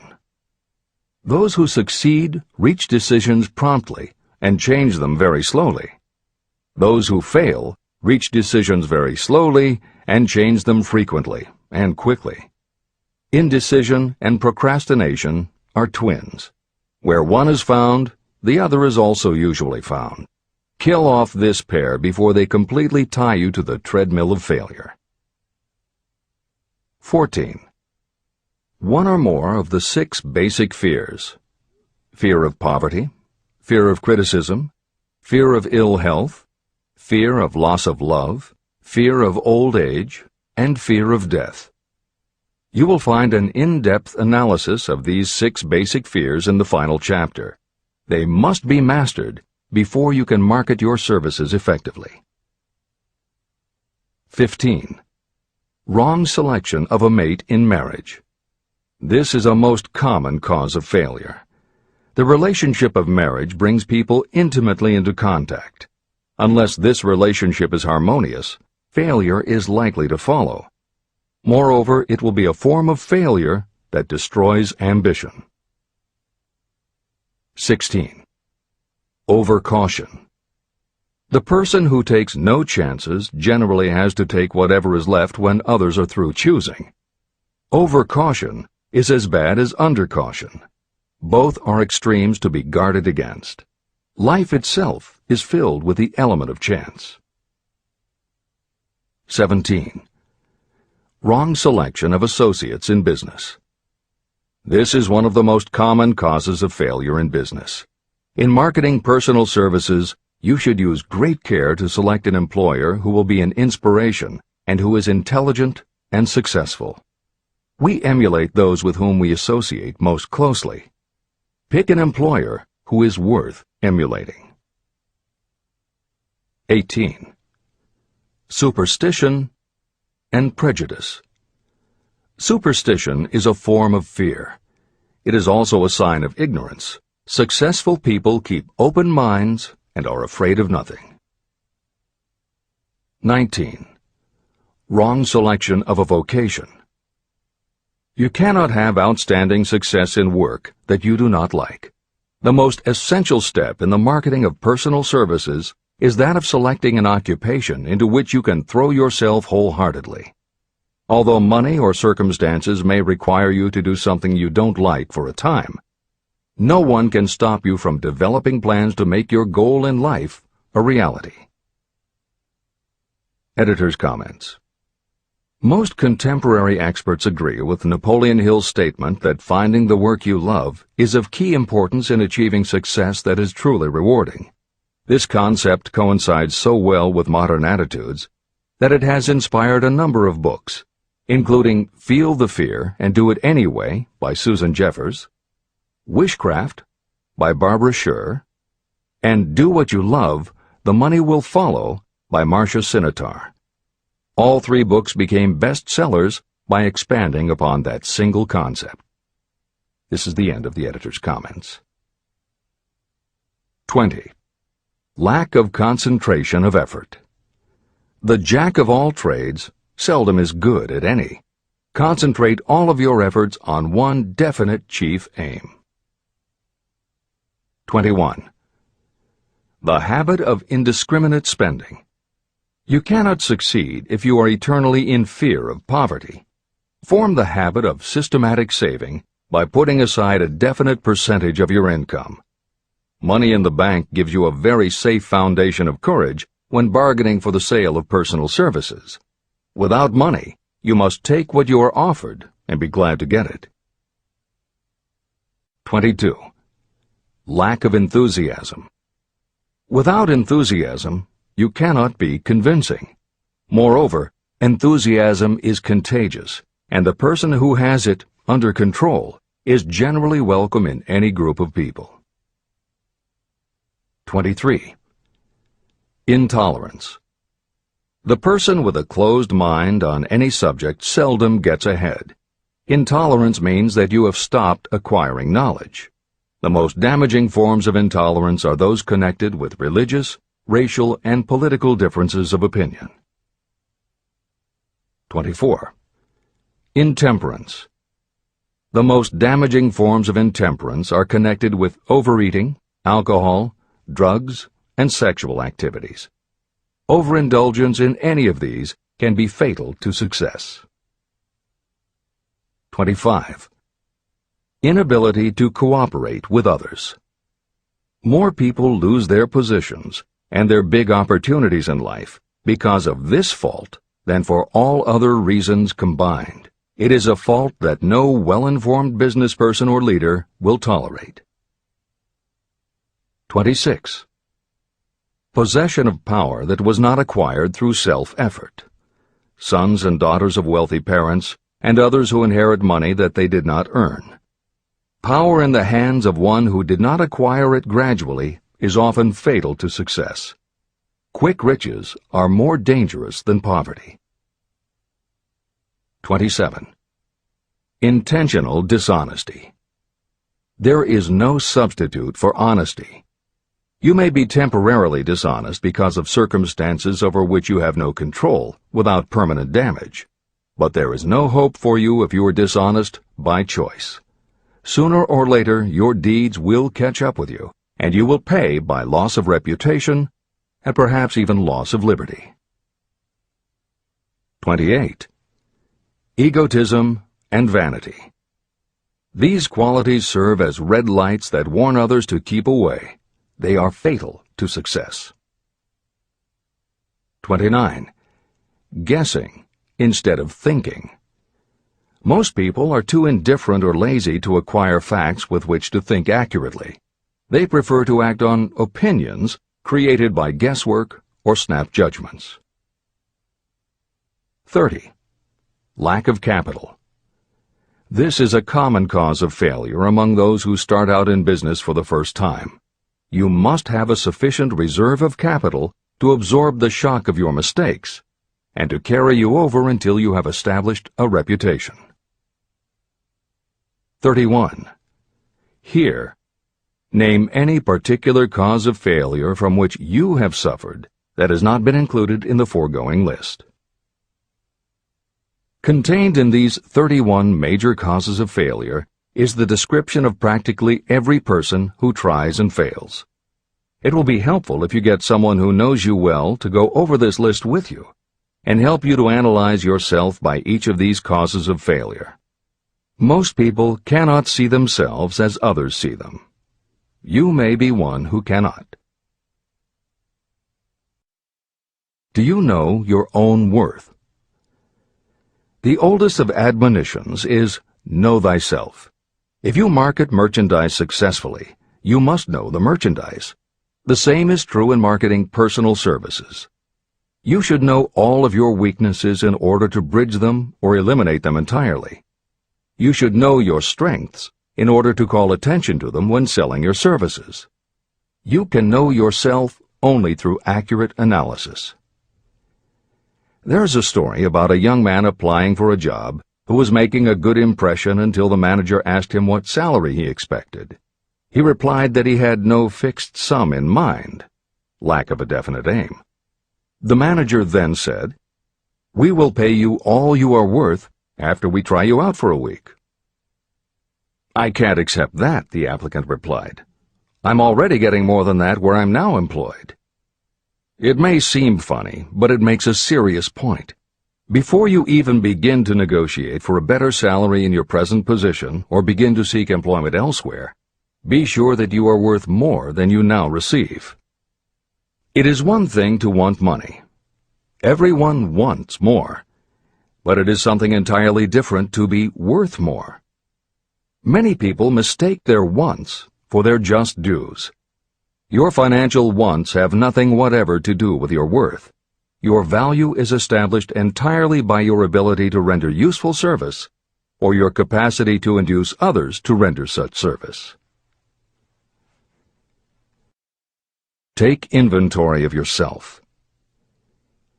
Annual self-analysis is essential in the effective marketing of personal services, just like you would take an annual inventory if you were in merchandising. Moreover, your yearly analysis should show a decrease in your faults and an increase in your virtues. You go ahead, stand still, or go backward in life. Your objective should be to go ahead. Annual self-analysis will disclose whether advancement has been made and, if so, how much. It will also disclose any backward steps you may have taken. The effective marketing of personal services requires you to move forward, even if the progress is slow. Your annual self-analysis should be made at the end of each year, so you can include in your New Year's resolutions any improvements that the analysis indicates should be made. Take this inventory by asking yourself the following questions, and by checking your answers with the aid of someone who will not permit you to deceive yourself. Self-analysis questionnaire. 1. Have I attained the goal that I established as my objective for this year? You should work with a definite yearly objective to be attained as a part of your major life objective. 2. Have I delivered service of the best possible quality of which I was capable, or could I have improved any part of this service? 3. Have I delivered service in the greatest possible quantity of which I was capable? 4. Has the spirit of my conduct been harmonious and cooperative at all times? 5. Have I permitted the habit of procrastination to decrease my efficiency, and if so, to what extent? 6. Have I improved my personality, and if so, in what ways? 7. Have I been persistent in following my plans through to completion? 8. Have I reached decisions promptly and definitely on all occasions? 9. Have I permitted any of the 6 basic fears to decrease my efficiency? 10. Have I been either overcautious or undercautious? 11. Has my relationship with my associates in work been pleasant or unpleasant? If it has been unpleasant, has the fault been partly or wholly mine? 12. Have I dissipated any of my energy through lack of concentration of effort? 13. Have I been open-minded and tolerant in connection with all subjects? 14. In what ways have I improved my ability to render service? 15. Have I been intemperate in any of my personal habits? 16. Have I expressed, either openly or secretly, any form of egotism? 17. Has my conduct toward my associates been such that they respect me? 18. Have my opinions and decisions been based upon guesswork or accuracy of analysis and thought? 19. Have I followed the habit of budgeting my time, my expenses, and my income, and have I been conservative in these budgets? 20. How much time have I devoted to unprofitable effort which I might have used to better advantage? 21. How may I rebudget my time and change my habits so I will be more efficient during the coming year? 22. Have I been guilty of any conduct that was not approved by my own conscience? 23. In what ways have I rendered more service and better service than I was paid to render? 24. Have I been unfair to anyone, and if so, in what way? 25. If I had been the purchaser of my own services for the year, would I be satisfied with my purchase? 26. Am I in the right vocation, and if not, why not? 27. Has the purchaser of my services been satisfied with the service I have rendered, and if not, why not? 28. What is my present rating on the fundamental principles of success? Make this rating fairly and frankly, and have it checked by someone who is courageous enough to do it accurately. After you have finished reading through to the end of this book at least once, and you are sure you have assimilated the information in this chapter, you will be ready to create a practical plan for marketing your personal services. In this chapter, you should have found adequate descriptions of every principle essential in planning the sale of personal services. These include the major attributes of leadership, the most common causes of failure in leadership, a description of the fields of opportunity for leadership, the main causes of failure in all walks of life, and the important questions that should be used in self-analysis. This extensive and detailed presentation has been included because it will be needed by you if you are going to earn your riches by marketing your personal services. Those who have lost their fortunes and those who are just beginning to earn money have nothing but personal services to offer in return for riches. Therefore, it is essential that you have real, practical information that you'll need to market your services to best advantage. Complete assimilation and understanding of the information will help you to market your services, and it will help you to become more analytical and capable of judging people. The information will be priceless to you if you work in an executive position where you select employees. Where and how to find opportunities to accumulate riches. Now that we have analyzed the principles by which riches may be accumulated, you naturally ask, where can I find the opportunities to apply these principles? Very well. Let us take inventory and see what the United States of America offers the person seeking riches. To begin with, remember that we live in a country where every law-abiding citizen enjoys freedom of thought and freedom of deed unequaled anywhere in the world. Most of us have never taken inventory of the advantages of this freedom. We have never compared our unlimited freedom with a curtailed freedom in other countries. Here we have freedom of thought, freedom in the choice and enjoyment of education, freedom in religion, freedom in politics, freedom in the choice of a business, profession, or occupation, freedom to accumulate and own all the property we can accumulate, freedom to choose our place of residence, freedom in marriage, freedom through equal opportunity to all races, freedom of travel from one state to another, freedom in our choice of foods, and freedom to aim for any station in life for which we have prepared ourselves, even for the presidency of the United States.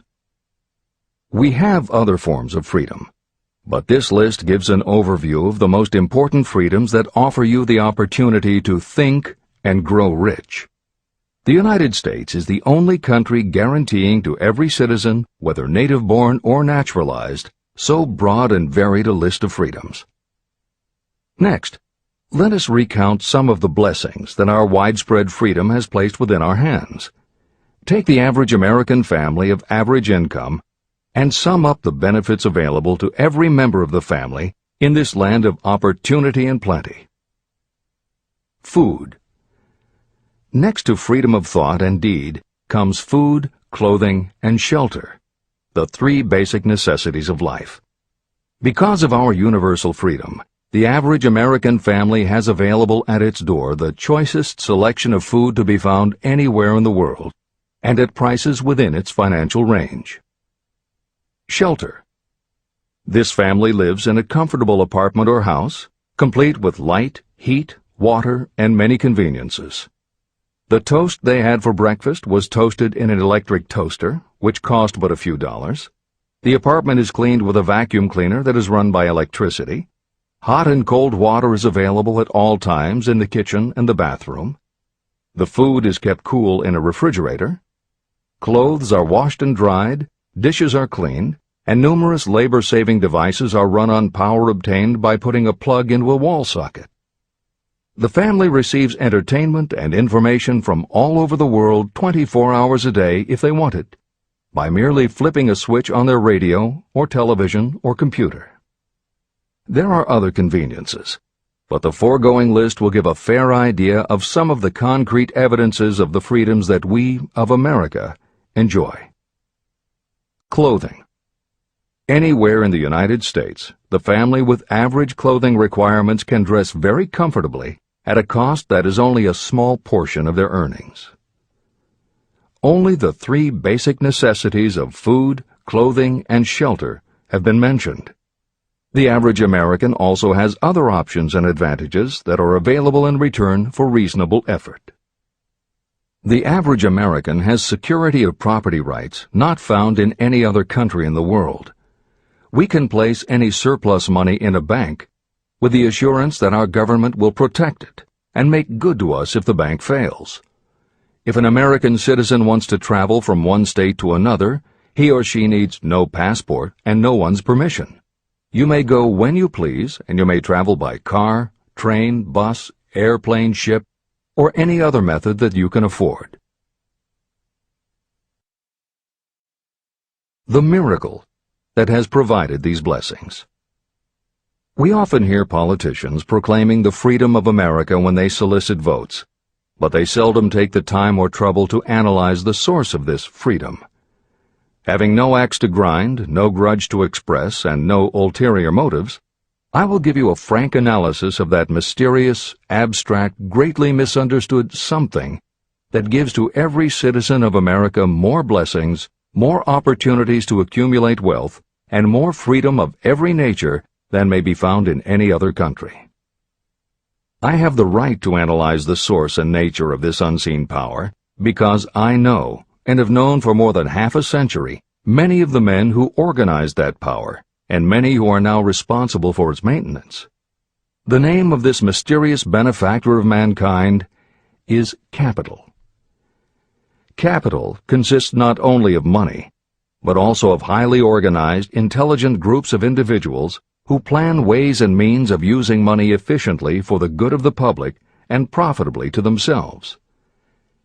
These groups consist of scientists, educators, chemists, inventors, business analysts, publicists, transportation experts, accountants, lawyers, doctors, and other men and women who have highly specialized knowledge in all fields of industry and business. They pioneer, experiment, and blaze trails in new fields of endeavor. They support colleges, hospitals, schools, build good roads, publish newspapers, pay most of the cost of government, and take care of the many details essential to human progress. Stated briefly, the capitalists are the brains of civilization because they supply the entire fabric of which all education, enlightenment, and human progress consist. Money without brains is always dangerous. Properly used, it is the most important essential of civilization. To give you an idea of how important organized capital is, try to imagine that it is your job to provide and prepare a simple family breakfast, but you have to do it without the aid of capital. To supply the tea, you would have to make a trip to China or India. Unless you are an excellent swimmer, you would become rather tired before making the round trip. Then, too, another problem would confront you. What would you use for money, even if you had the physical endurance to swim the ocean? To supply sugar, you would have to take another swim to the Caribbean islands, or a long walk to the sugar beet section of Utah.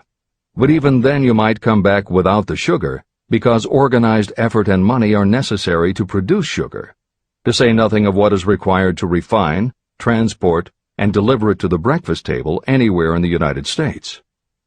Eggs you could obtain easily enough from nearby farms, but you might have a very long walk to Florida or California and back before you could serve grapefruit juice.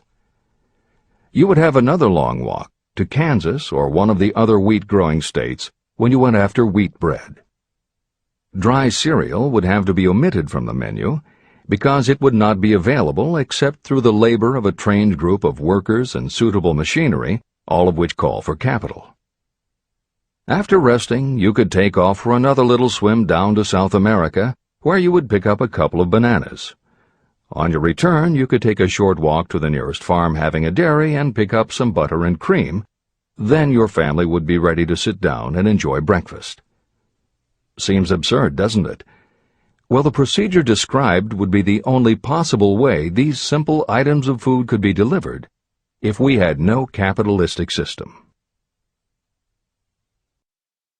The capital cornerstone of our lives. The sum of money required for the building and maintenance of the planes, trucks, trains, and cargo ships used in the delivery of that simple breakfast is so huge that it staggers imagination. It runs into billions of dollars. Not to mention the armies of trained employees required to run all those planes, trucks, ships, and trains. But transportation is only a part of the requirements of modern civilization in capitalistic America. Before there can be anything to haul, something must be grown from the ground, or manufactured and prepared for market. This calls for more billions of dollars for equipment, machinery, packaging, marketing, and to pay the wages of millions of men and women. Transportation systems do not spring up from the earth and function automatically. They come in response to the call of civilization. They come through the labor and ingenuity and organizing ability of people who have imagination, faith, enthusiasm, decision, and persistence. These men and women are known as capitalists. They are motivated by the desire to build, construct, achieve, render useful service, earn profits, and accumulate riches. And because they render service without which there would be no civilization, they earn for themselves great riches. Just to keep the record simple and understandable, I will add that these capitalists are the same men and women who are often denounced as the greedy establishment or Wall Street. I'm not attempting to present a case for or against any group or any system of economics. The purpose of this book, a purpose to which I have faithfully devoted more than half a century, is to present to anyone who wants the knowledge the most dependable philosophy through which individuals may accumulate riches in whatever amounts they desire. The reasons I have analyzed the economic advantages of the capitalistic system are: 1. To point out that all who seek riches must recognize and adapt themselves to the system that controls all approaches to fortunes, large or small. 2. To present the side of the picture opposite to the one portrayed by politicians and demagogues and the media, who often refer to organized capital as if it were something poisonous. This is a capitalistic country.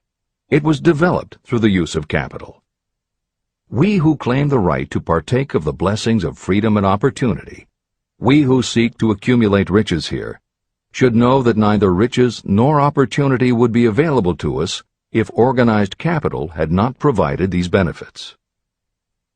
There is only one dependable method of accumulating and legally holding riches, and that is by rendering useful service. No system has ever been created by which anyone can legally acquire riches through mere force of numbers, or without giving in return an equivalent value of one form or another. Your opportunities in the midst of riches. America provides all the freedom and all the opportunity to accumulate riches that any honest person may require.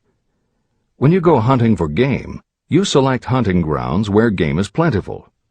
When you are seeking riches, the same rule naturally applies.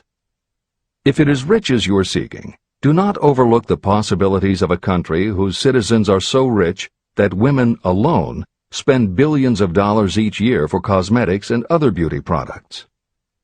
Do not be in too big a hurry to get away from a country whose men willingly, even eagerly, hand over more billions of dollars annually for football, basketball, baseball, and all the related products that go with these and other sporting events.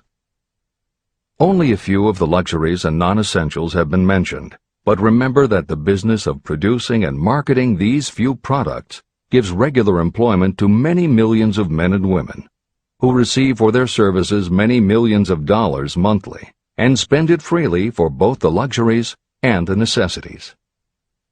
Especially, remember that behind all this exchange of merchandise and personal services is an abundance of opportunity to accumulate riches. Here our American freedom comes to your aid. There is nothing to stop you or anyone from engaging in any portion of the effort necessary to carry on these businesses. If you have superior talent, training, experience, you may accumulate riches in large amounts. Those not so fortunate may accumulate smaller amounts. Anyone may earn a living in return for a very nominal amount of labor. So there you are. Opportunity has spread its wares before you. Step up to the front, select what you want, create your plan, put the plan into action, and follow through with persistence. Capitalistic America will do the rest. You can depend on this much. Capitalistic America ensures every person the opportunity to render useful service and to collect riches in proportion to the value of the service.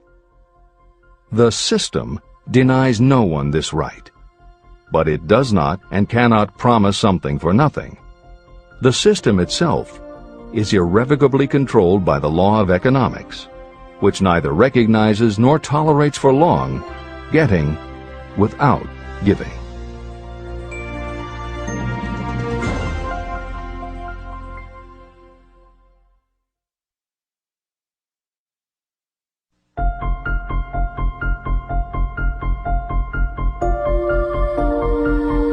Conceit is a fog that envelops a man's real character beyond his own recognition. It weakens his native ability and strengthens all his inconsistencies. Chapter 9. Decision. The mastery of procrastination. The seventh step toward riches. Analysis of over 25,000 men and women who had experienced failure reveals that lack of decision was near the head of the list of the 31 major causes of failure. Procrastination, the opposite of decision, is a common enemy which practically every person must conquer. You will have an opportunity to test your capacity to reach quick and definite decisions when you finish reading this book and begin to put the principles into action. My analysis of several hundred people who had accumulated fortunes well beyond the $1 million mark disclosed the fact that every one of them had the habit of reaching decisions promptly and of changing these decisions slowly. People who fail to accumulate money, without exception, have the habit of reaching decisions, if at all, very slowly and of changing these decisions quickly and often. One of Henry Ford's most outstanding qualities was his habit of reaching decisions quickly and definitely and changing them slowly. This quality was so pronounced in Mr. Ford that it gave him the reputation of being obstinate.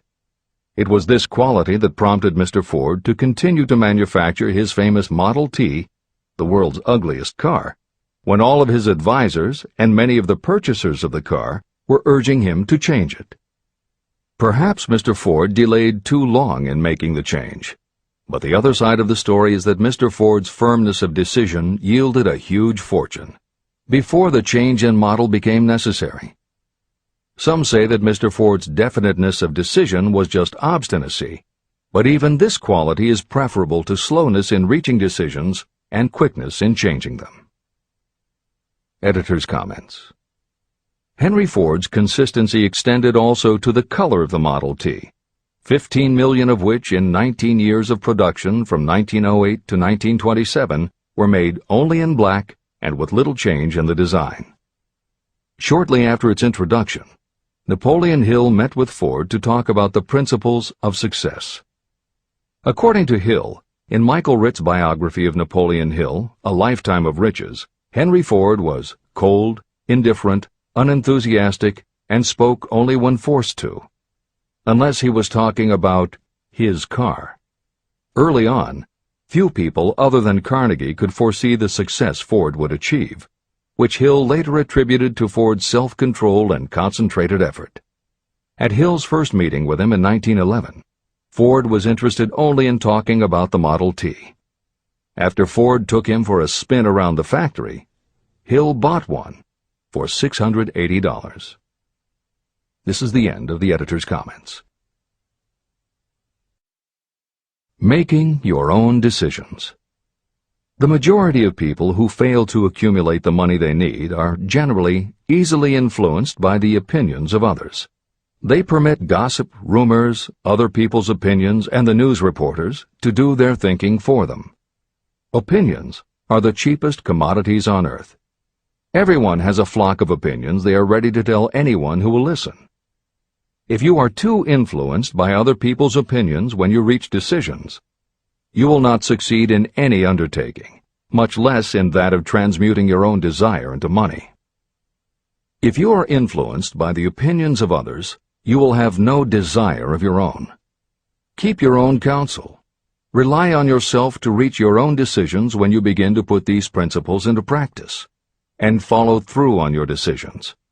Take no one into your confidence except the members of your mastermind group, and be very sure that you choose for your group only those who will be in complete sympathy and harmony with your purpose.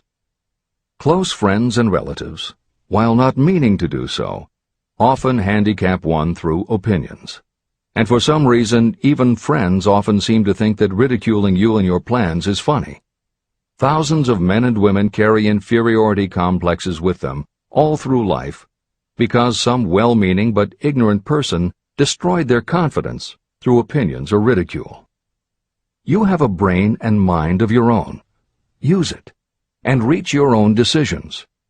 If you need facts or information from others to help you reach decisions, acquire the facts or information you need quietly, without disclosing your purpose.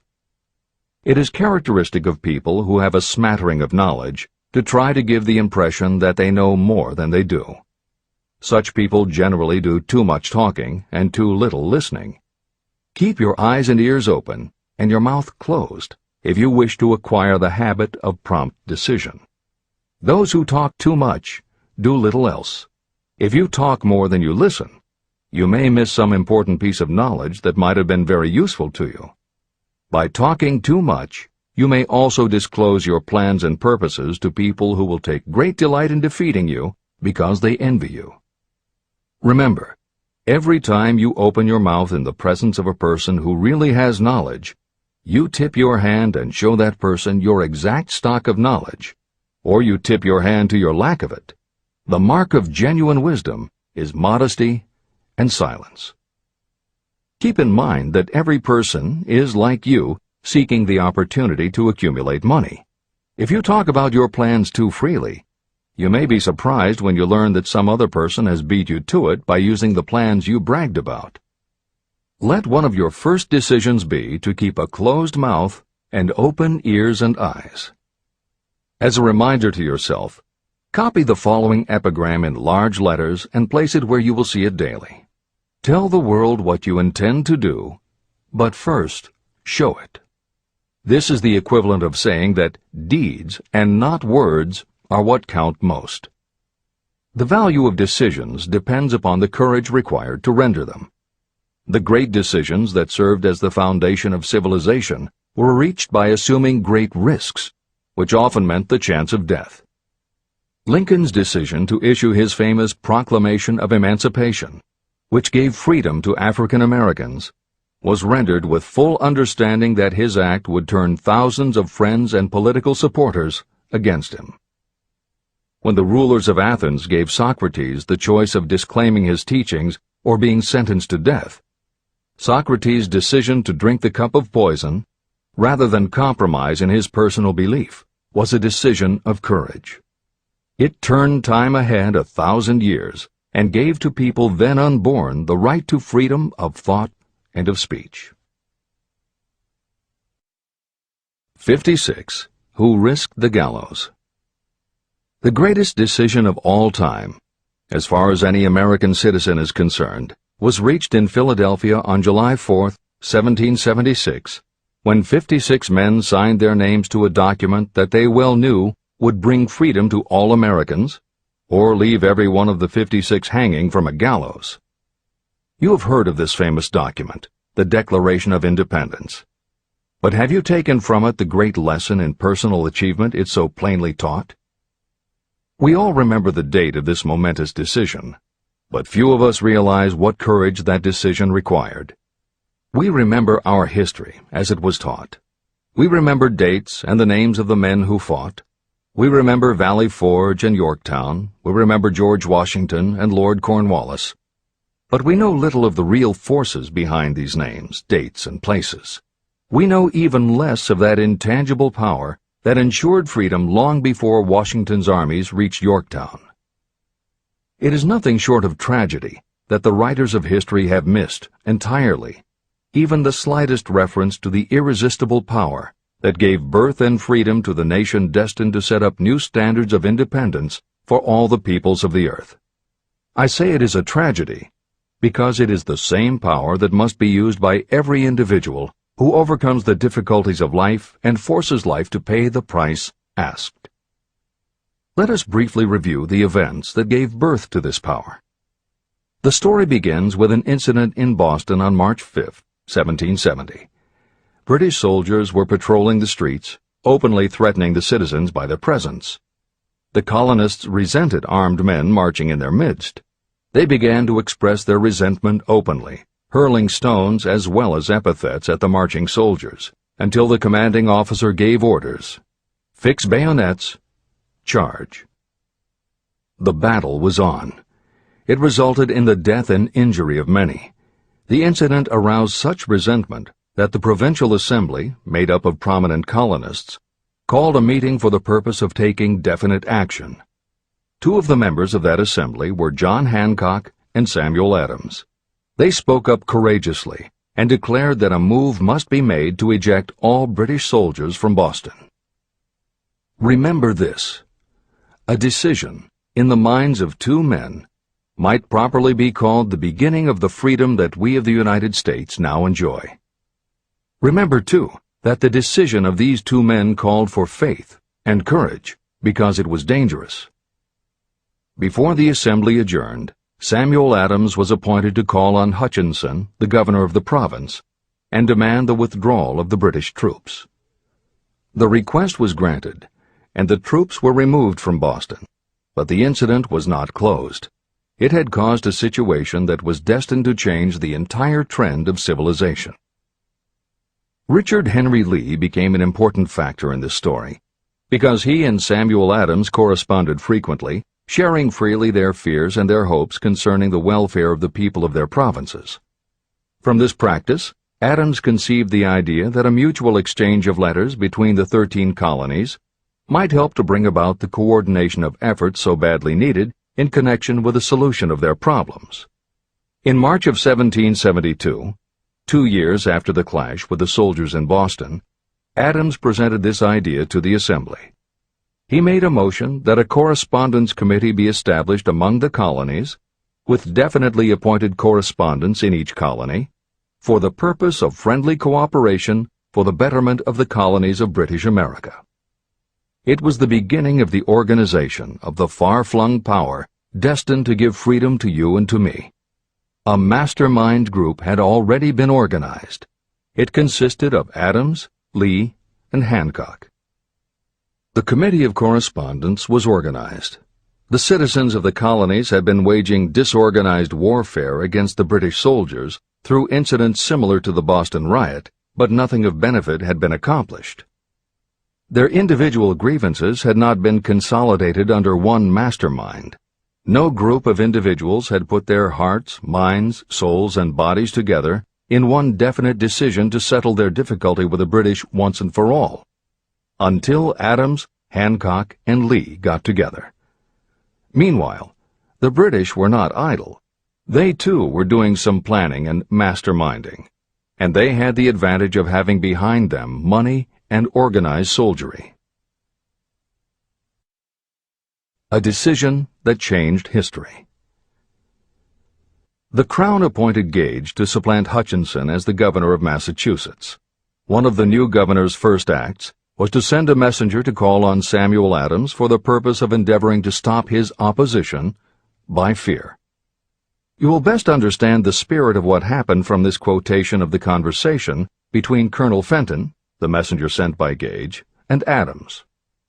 Colonel Fenton: I have been authorized by Governor Gage to assure you, Mr. Adams, that the governor has been empowered to confer upon you such benefits as would be satisfactory, an obvious endeavor to win Adams by promise of bribing him, upon the condition that you engage to cease in your opposition to the measures of the government. It is the governor's advice to you, sir, not to incur the further displeasure of His Majesty. Your conduct has been such as makes you liable to penalties of an act of Henry VIII, by which persons can be sent to England for trial for treason or misprision of treason at the discretion of a governor of a province. But by changing your political course, you will not only receive great personal advantages, but you will make your peace with the king. Samuel Adams had the choice of two decisions.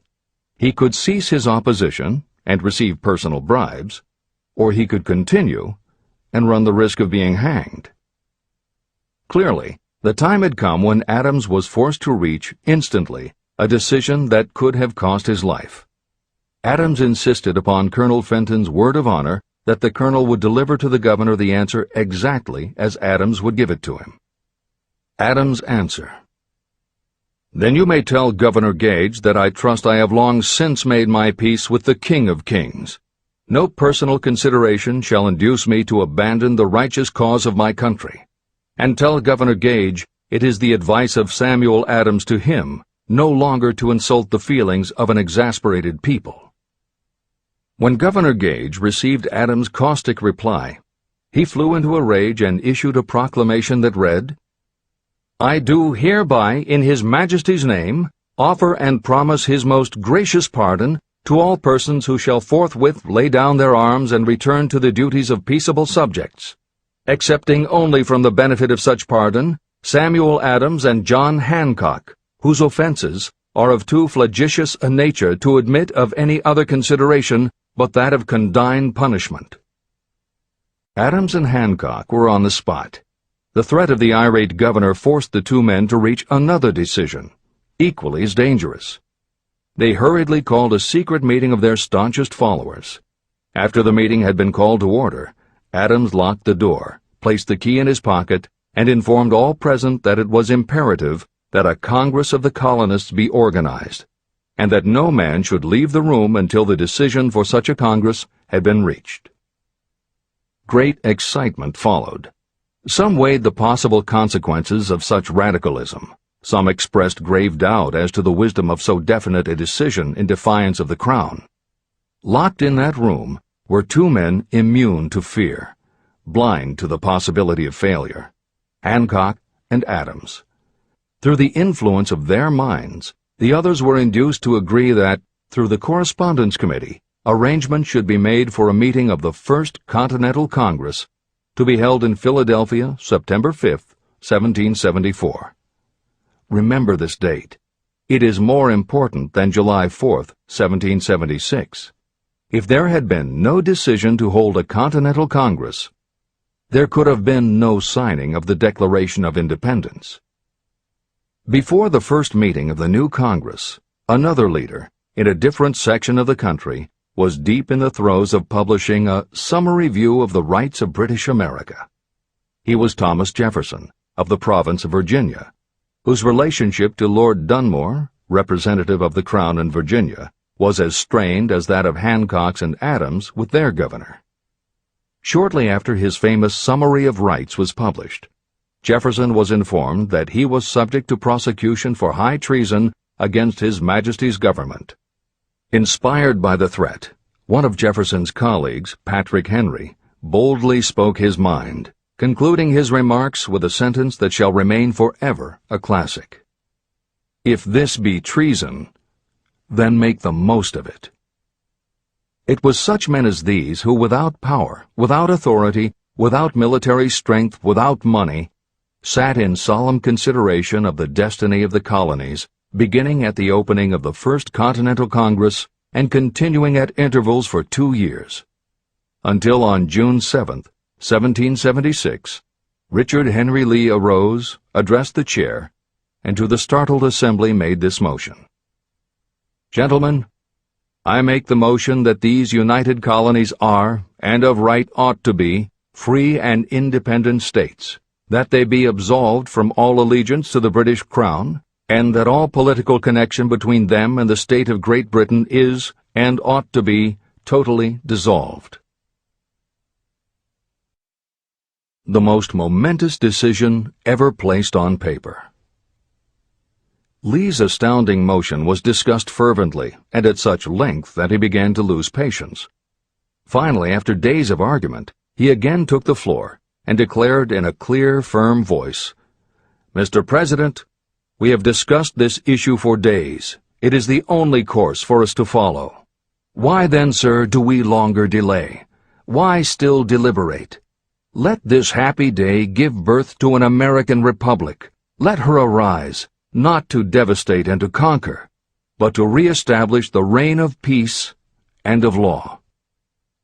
Before his motion was finally voted upon, Lee was called back to Virginia because of serious family illness. But before leaving, he placed his cause in the hands of his friend, Thomas Jefferson, who promised to fight until favorable action was taken. Shortly thereafter, the President of the Congress, Hancock, appointed Jefferson as chairman of a committee to draw up a Declaration of Independence. Long and hard the committee labored on a document that would mean, when accepted by the Congress, that every man who signed it would be signing his own death warrant should the colonies lose in the fight with Great Britain that was sure to follow. The document was drawn, and on June 28th, the original draft was read before the Congress. For several days it was discussed, altered, and made ready. On July 4th, 1776, Thomas Jefferson stood before the Assembly and fearlessly read the most momentous decision ever placed on paper.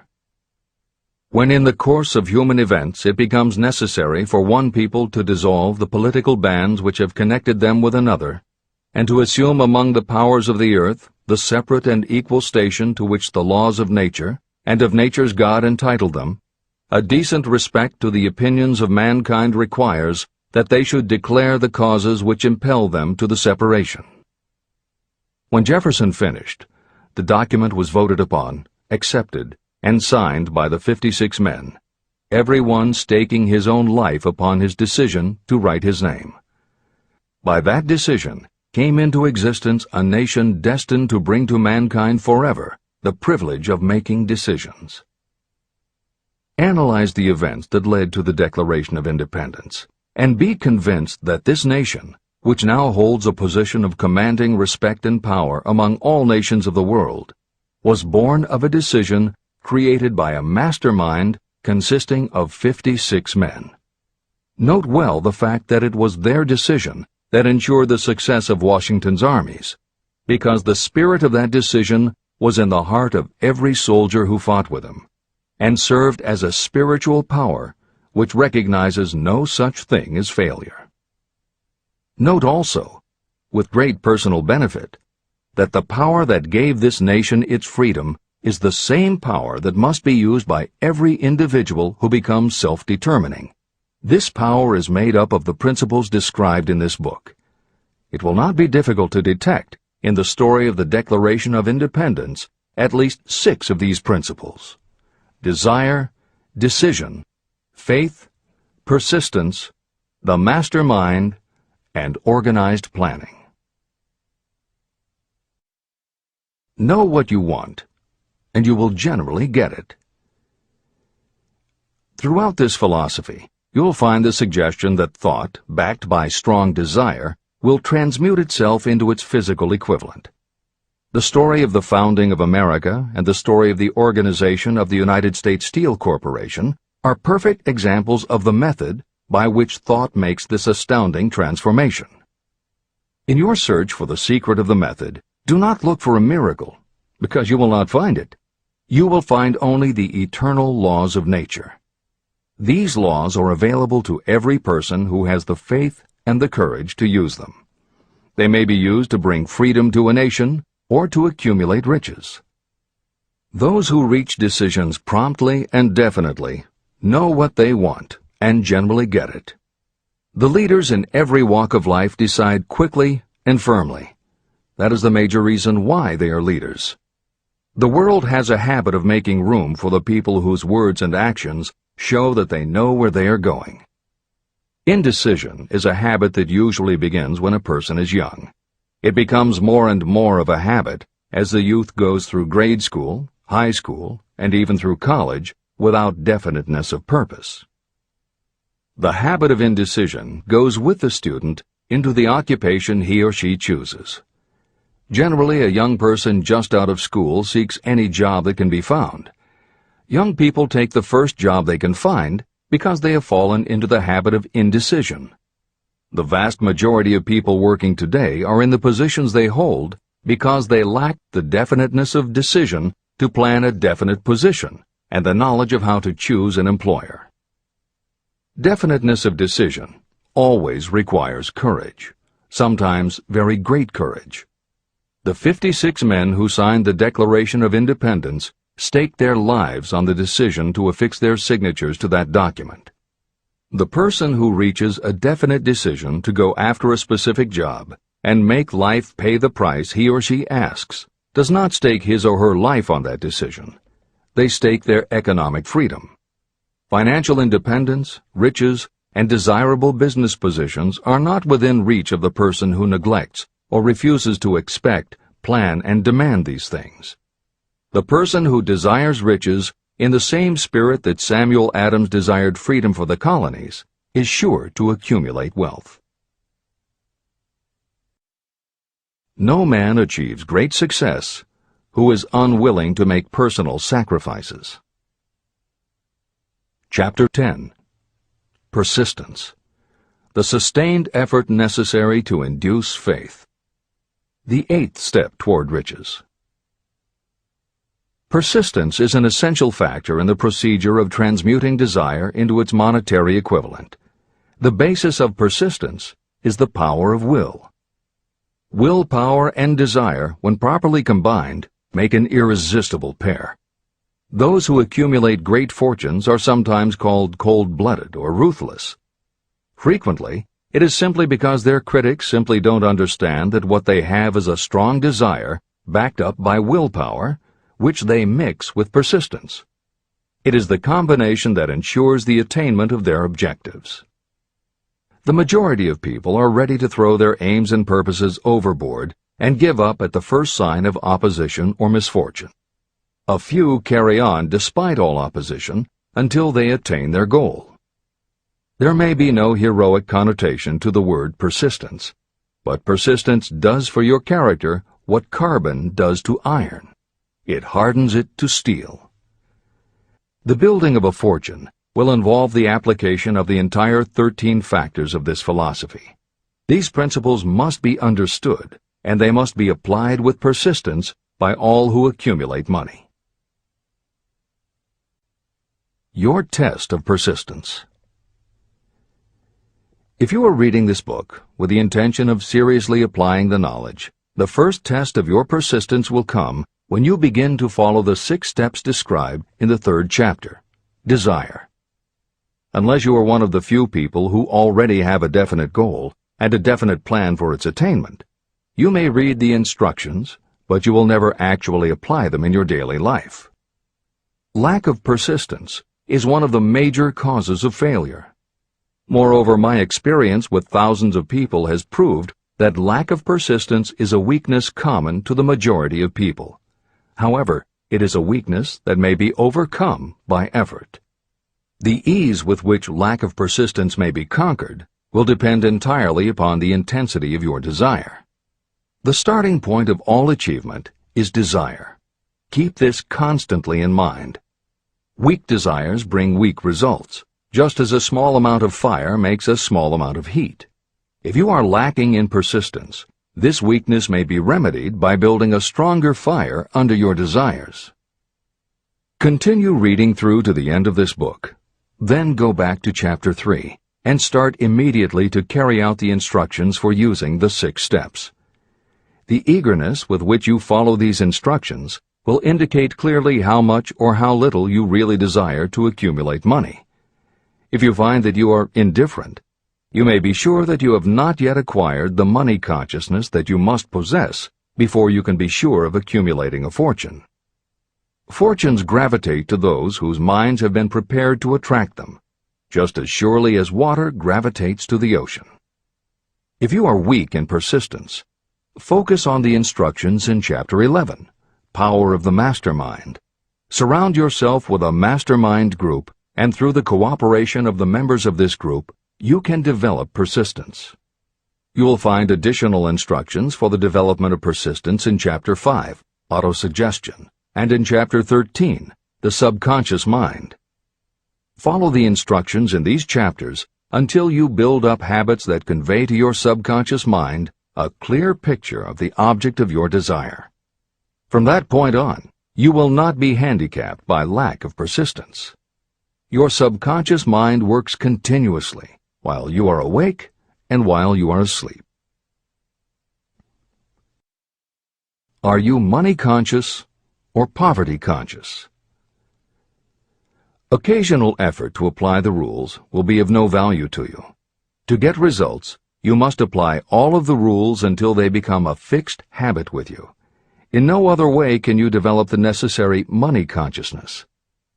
Just as money is attracted to those who have deliberately set their mind on it, poverty is attracted to those whose mind is open to it. And although money consciousness must be developed intentionally, poverty consciousness develops without conscious application of habits favorable to it. Poverty consciousness will seize the mind that is not occupied with money consciousness. If you understand the point of the preceding paragraph, you will understand the importance of persistence in the accumulation of a fortune. Without persistence, you will be defeated even before you start. With persistence, you will win. If you have ever had a nightmare, you will realize the value of persistence. You are lying in bed, half awake, with a feeling that you are about to smother. You are unable to turn over or to move a muscle. You realize that you must begin to regain control over your muscles. Through persistent effort of willpower, you finally manage to move the fingers of one hand. By continuing to move your fingers, you extend your control to the muscles of one arm until you can lift it. Then you gain control of the other arm. You finally gain control over the muscles of one leg, and then extend it to the other leg. Then, with one supreme effort of will, you regain complete control over your muscular system and snap out of your nightmare. You did it step by step. You may find it necessary to snap yourself out of your mental inertia in a similar way. First, by moving slowly, then increasing your speed, until you gain complete control over your will. Be persistent, no matter how slowly you may have to move at first. With persistence will come success. Snap out of mental inertia. If you select your mastermind group with care, you will have in it at least one person who will aid you in the development of persistence. Some people who have accumulated great fortunes did so because of necessity. They developed the habit of persistence because circumstances forced them to become persistent. Those who have cultivated the habit of persistence seem to enjoy insurance against failure. No matter how many times they are defeated, they finally arrive up toward the top of the ladder. Sometimes it appears that there is a hidden guide whose duty is to test us through all sorts of discouraging experiences. Those who pick themselves up after defeat and keep on trying finally arrive, and the world says, "I knew you could do it." The hidden guide lets no one enjoy great achievement without passing the persistence test. Those who can't take it simply do not make the grade. Those who can take it are rewarded for their persistence, and in return they get the goal they are pursuing. But that is not all.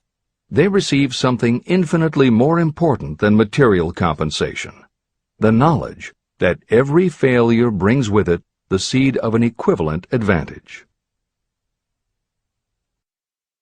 Persist past your failures. The people who learn from experience the importance of persistence will not accept defeat as being anything more than temporary. They are the ones whose desires are so persistently applied that defeat is finally changed into victory. We see that an overwhelmingly large number of people go down in defeat, never to rise again. We also see the few who take the punishment of defeat as an urge to greater effort. But what we do not see, what most of us never suspect of existing, is the silent but irresistible power that comes to the rescue of those who fight on in the face of discouragement. If we speak of this power at all, we call it persistence and let it go at that. One thing is sure: if you do not have persistence, you will not achieve noteworthy success in any calling. As I am writing these lines, I can look out the window and see, less than a block away, the great mysterious Broadway, the graveyard of dead hopes and the front porch of opportunity. From all over the world, people have come to Broadway seeking fame, fortune, power, love, or whatever it is that human beings call success.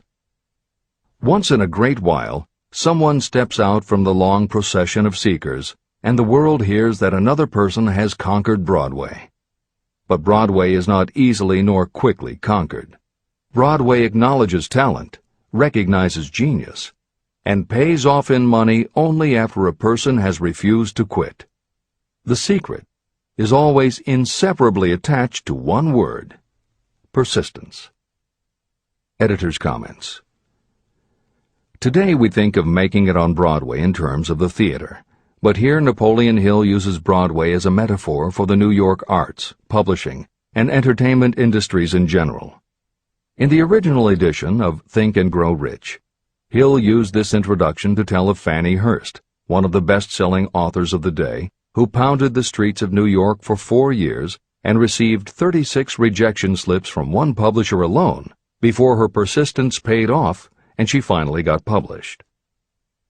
Although Napoleon Hill chose Fannie Hurst to illustrate his point about overcoming poverty and adversity, he knew all about both from personal experience.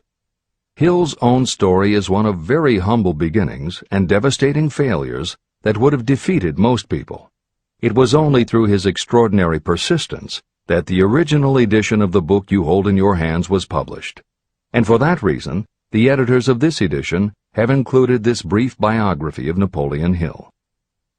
The following is adapted from A Lifetime of Riches, the biography of Napoleon Hill, written by Michael J. Ritt, Jr. and Kirk Landers, and also draws upon Napoleon Hill's first bestseller, his 4-volume masterwork, Law of Success.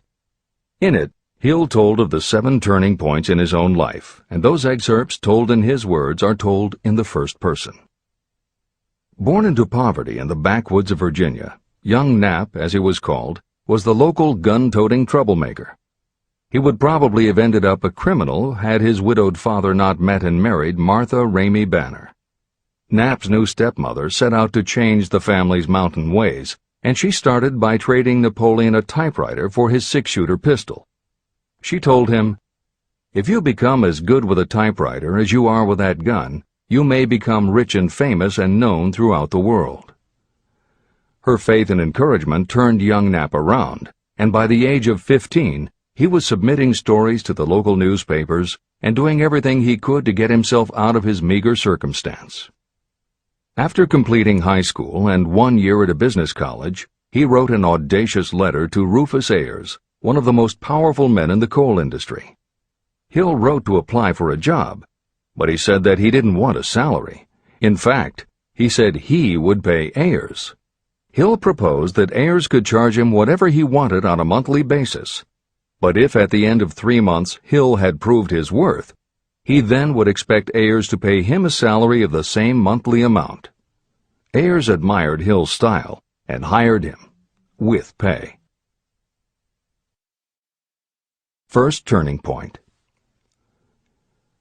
After finishing a course at a business college, I took a job as stenographer and bookkeeper. As a result of having practiced the habit of performing more work and better work than that for which I was paid, I advanced rapidly until I was assuming responsibilities and receiving a salary far out of proportion to my age.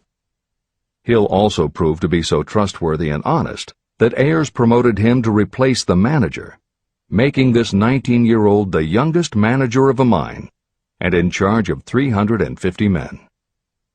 Then fate reached out and gave me a gentle nudge. My employer lost his fortune, and I lost my position. This was my first real defeat, and even though it came about as a result of causes beyond my control, I didn't learn a lesson from it until many years later. Second turning point. My next position was that of sales manager for a large lumber manufacturer in the South. My advancement was rapid, and I did so well that my employer took me into partnership with him. We began to make money, and I began to see myself on top of the world again. Like a stroke of lightning out of a clear sky, the 1907 panic swept down, and overnight it rendered me an enduring service by destroying our business and relieving me of every dollar that I had. Editor's comment. The panic Hill refers to began in the summer of 1907, when a number of banks and stock brokerages declared bankruptcy. Word spread to the general public, and it created a run on the banks as depositors lined up to demand that they be given the money they had on deposit. Banks called in loans to meet the demand for cash, but those borrowers couldn't find buyers for their goods or property, so they couldn't pay back their loans. When the banks couldn't get back the money they had loaned, they repossessed the homes or businesses that the borrowers had put up as collateral. Businesses were closed, farmers were evicted from their land, jobs were lost, so even more banks were forced to close, and it just kept getting worse. America was caught in a downward spiral that was reversed only when the major Wall Street bankers and financial executives, who were themselves in danger of losing their businesses, stepped in to shore up troubled banks.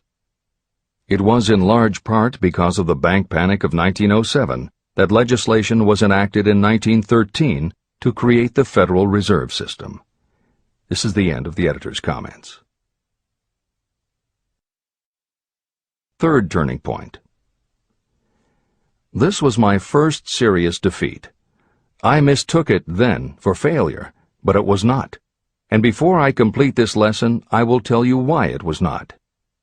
It required the 1907 panic and the defeat that it brought me to redirect my efforts from the lumber business to the study of law.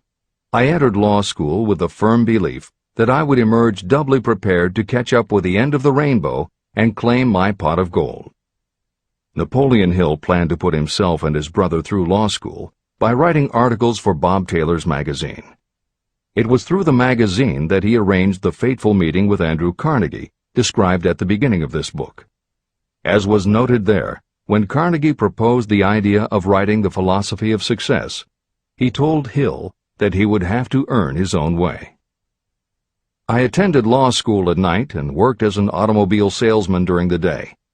Because of the job, I saw the need for trained automobile mechanics.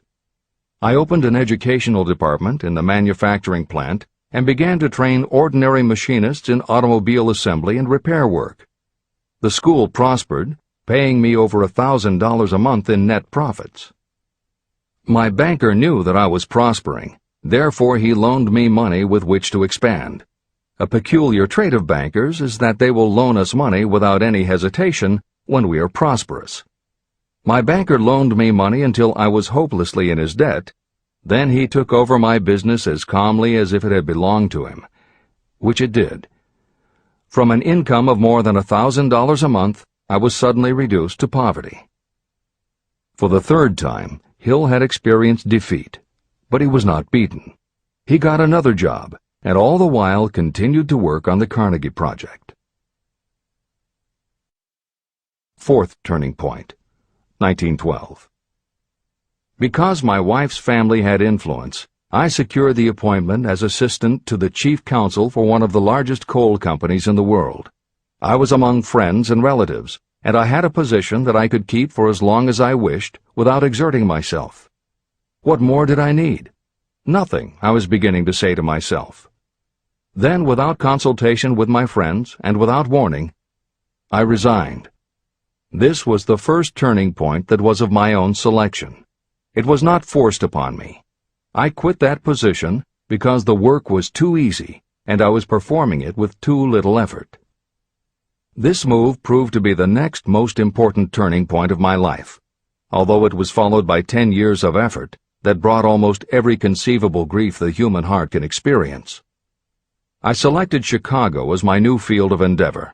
I made up my mind that if I could gain recognition in Chicago, in any honorable sort of work, it would prove that I had something that might be developed into real ability.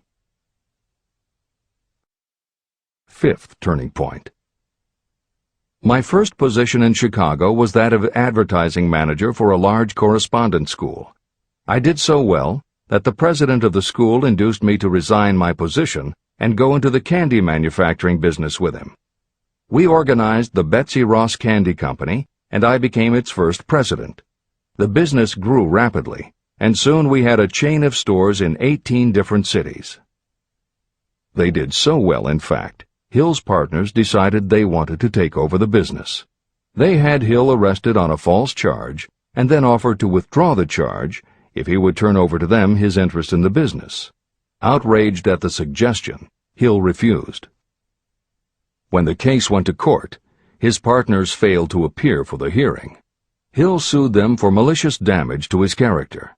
The judge's ruling completely vindicated Hill and allowed him the option to have his partners thrown in jail. Being arrested seemed at the time a terrible disgrace, even though the charge was false. It was not a pleasant experience, and I would not wish to go through a similar experience again, but I must admit that it was worth all the grief it cost me, because it gave me the opportunity to find out that revenge was not a part of my makeup. Sixth turning point. This turning point came shortly after my dreams of success in the candy business had been shattered, when I turned my efforts to teaching advertising and salesmanship as a department of one of the colleges in the Midwest. My school prospered from the very beginning. I had a resident class and also a correspondence school, through which I was teaching students in nearly every English-speaking country. It was 1917. And in April of that year, President Woodrow Wilson declared the United States would enter the war against Germany. Hill contacted the president, who he had previously met through Andrew Carnegie, and offered his services to help the war effort. Hill was given the position of creating public relations materials and helping to sell war bonds. When not operating his school, he threw himself into his war work, for which he insisted that he be paid only $1 a year. Then came the second military draft, and it practically destroyed my school, as it caught most of those who were enrolled as students. At one stroke, I charged off more than $75,000 in tuition fees. Once more, I was penniless. Despite the fact that Hill had to scrape just to get by, he continued to work for President Wilson and continued to refuse to take any compensation. Though Hill had a family to support, and the ridicule of his relatives put a tremendous strain on relations, he also continued to work on the Carnegie Project. Hill later said, "Believe me, there were times when between the needling of my relatives and the hardships I endured, it was not easy to maintain a positive mental attitude and persevere. Sometimes in barren hotel rooms, I almost believed my family was right. The thing that kept me going was my conviction that one day I would not only successfully complete my work, but also be proud of myself when it was finished." Seventh turning point. To describe the seventh of the turning points in my life, I must go back to November 11th, 1918. Armistice Day, the end of the World War. The war had left me without a penny, as I have already said, but I was happy to know that the slaughter had ceased and reason was about to reclaim civilization. The time had come for another turning point. I sat down at my typewriter, and to my astonishment, my hands began to play a tune on the keyboard. I had never written so rapidly or so easily before. I did not plan or think about what I was writing. I just wrote whatever came into my mind. What Hill wrote was a long essay in which he described a new idealism based on the golden rule that he thought could emerge from the war. He declared that he would help spread the word, and promised that somehow he was going to find the money to launch a new magazine to be called Hill's Golden Rule. He took his essay to George Williams, a Chicago printer he had met while working at the White House, and by early January of 1919, Hill's Golden Rule magazine was on the newsstands. The first issue was 48 pages. In the beginning, with no money to pay anyone else, Hill wrote and edited every word himself, changing his writing style for each article as well as using a variety of pen names. Additional staff was hired later, which soon led to problems on the inside and on the outside, and Williams attempted to buy out Hill's share of the business. But when Hill realized that one stipulation of the buyout prevented him from any involvement in a competing publication, in October of 1920, he simply left. By April of 1921, he had raised the money for a new publication, Napoleon Hill's magazine, the foundation of which was again the Golden Rule. But it also expanded into presenting many of the principles of success that would become the basis of Hill's later books. The magazine's acceptance and success also led to Hill's success as a speaker and motivator, which led to even greater success for the magazine.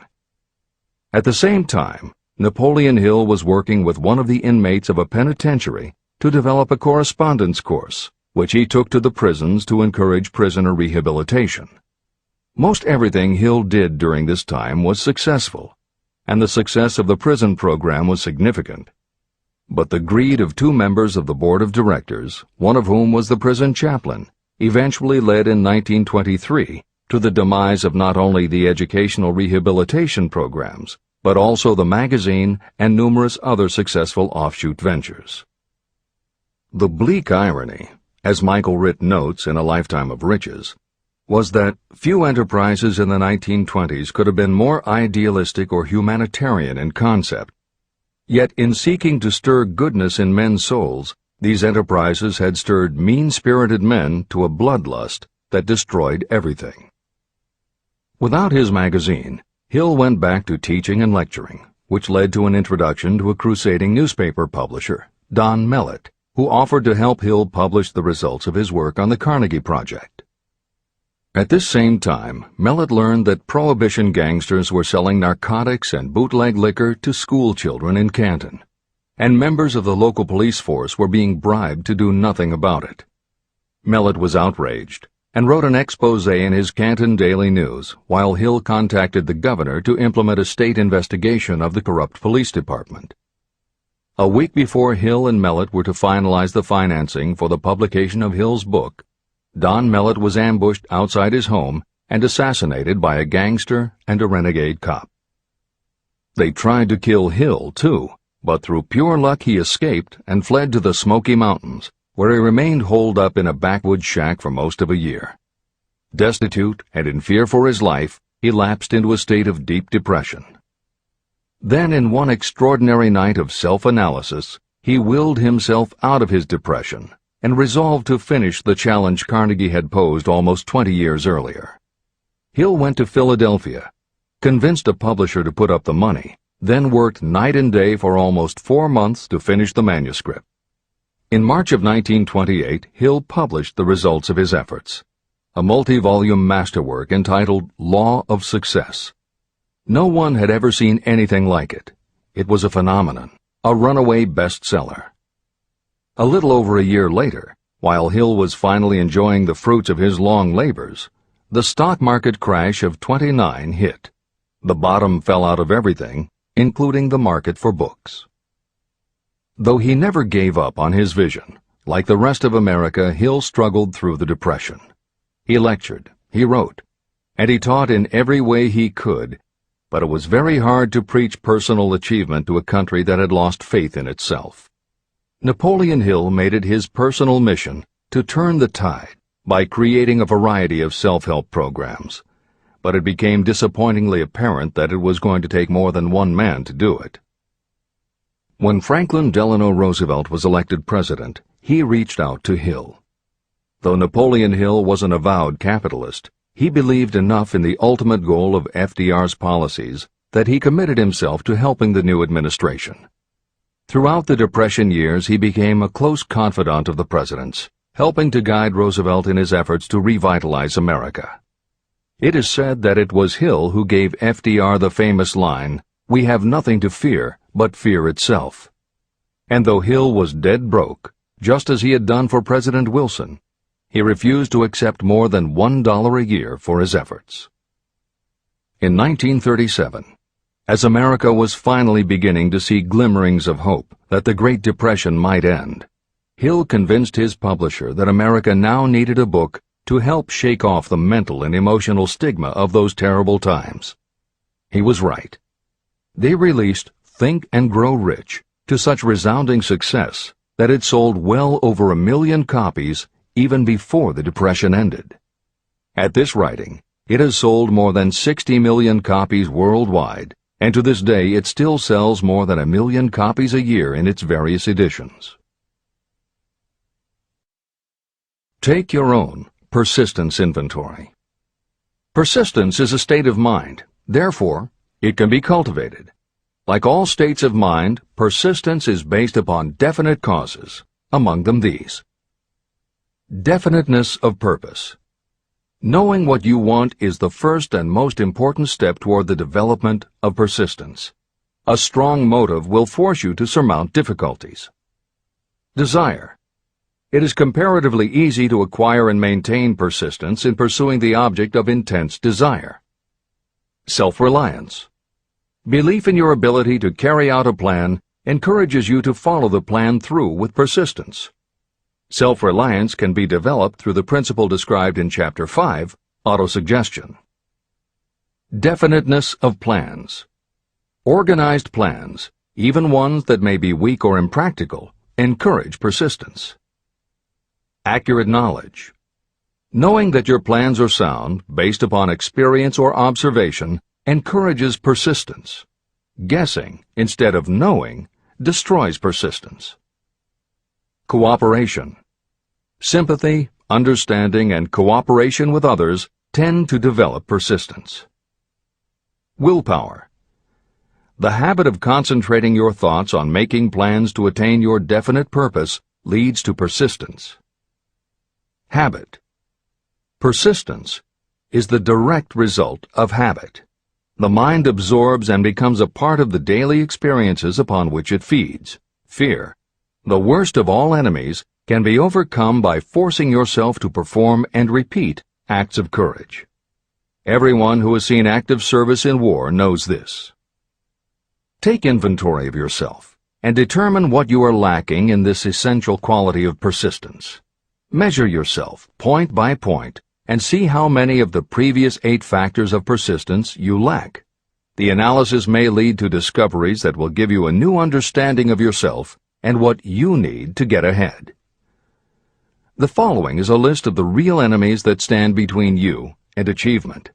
These are not only the symptoms indicating weakness of persistence, but also the deeply seated subconscious causes of this weakness. Study the list carefully, and face yourself squarely if you really wish to know who you are and what you are capable of doing.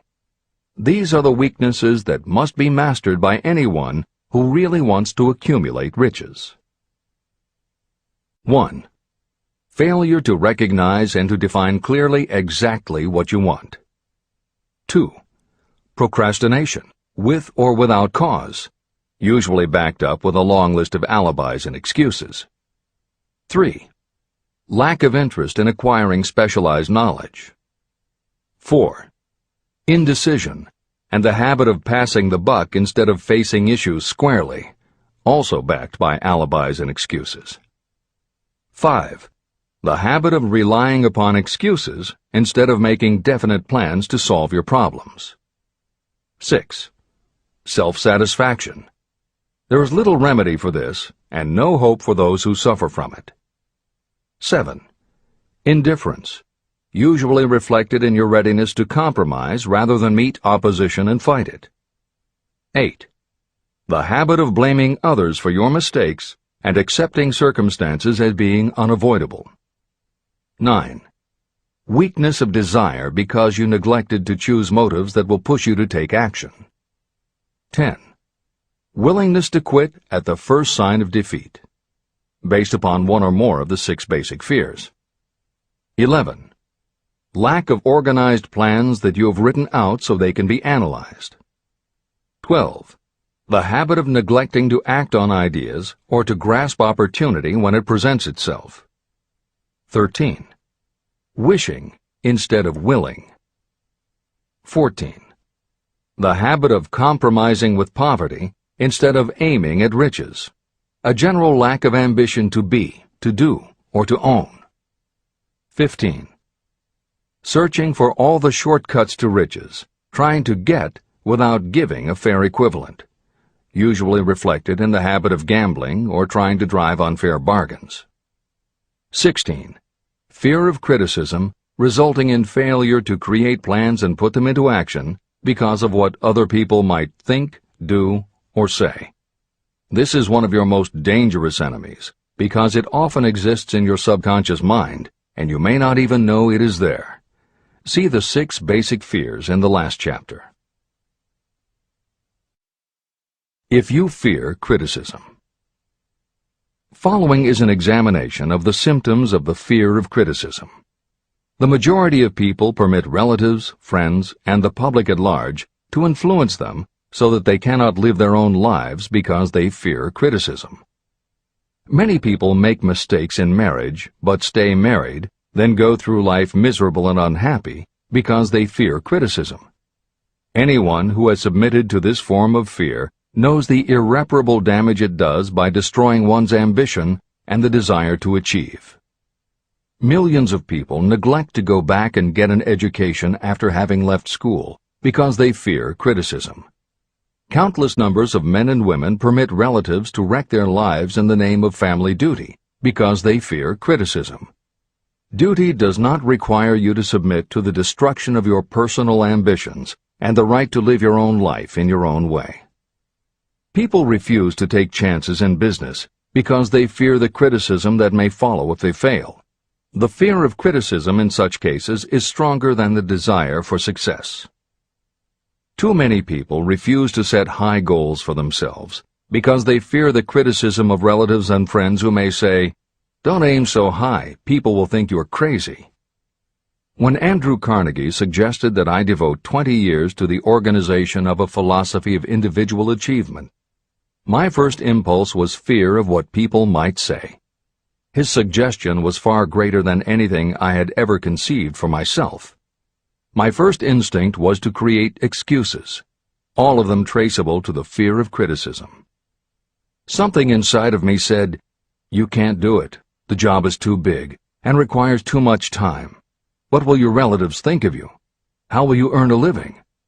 No one has ever organized a philosophy of success. What right have you to believe you can do it? Who are you anyway to aim so high? Remember your humble birth. What do you know about philosophy? People will think you are crazy, and they did. Why hasn't some other person done this before now? These and many other questions flashed into my mind. It seemed as if the whole world had suddenly turned its attention to me with the purpose of ridiculing me into giving up all desire to carry out Mr. Carnegie's suggestion. Later in life, after having analyzed thousands of people, I discovered that most ideas are stillborn. To grow, ideas need the breath of life injected into them through definite plans of immediate action. The time to nurse an idea is at the time of its birth. Every minute it lives gives it a better chance of surviving. The fear of criticism is what kills most ideas that never reach the planning and action stage. Breaks can be made to order. Many people believe that success is the result of lucky breaks. There may be something to that, but if you depend upon luck, you will almost surely be disappointed. The only break anyone can afford to rely on is a self-made break. These come through the application of persistence. The starting point is definiteness of purpose. Editor's comments. In 1999, Mark Myers, editor of one of the country's most influential self-help newsletters, Bottom Line Personal, wrote a book entitled How to Make Luck: 7 Secrets Lucky People Use to Succeed. In it, he tells of a study that was done by the psychology department at the University of Hertfordshire near London.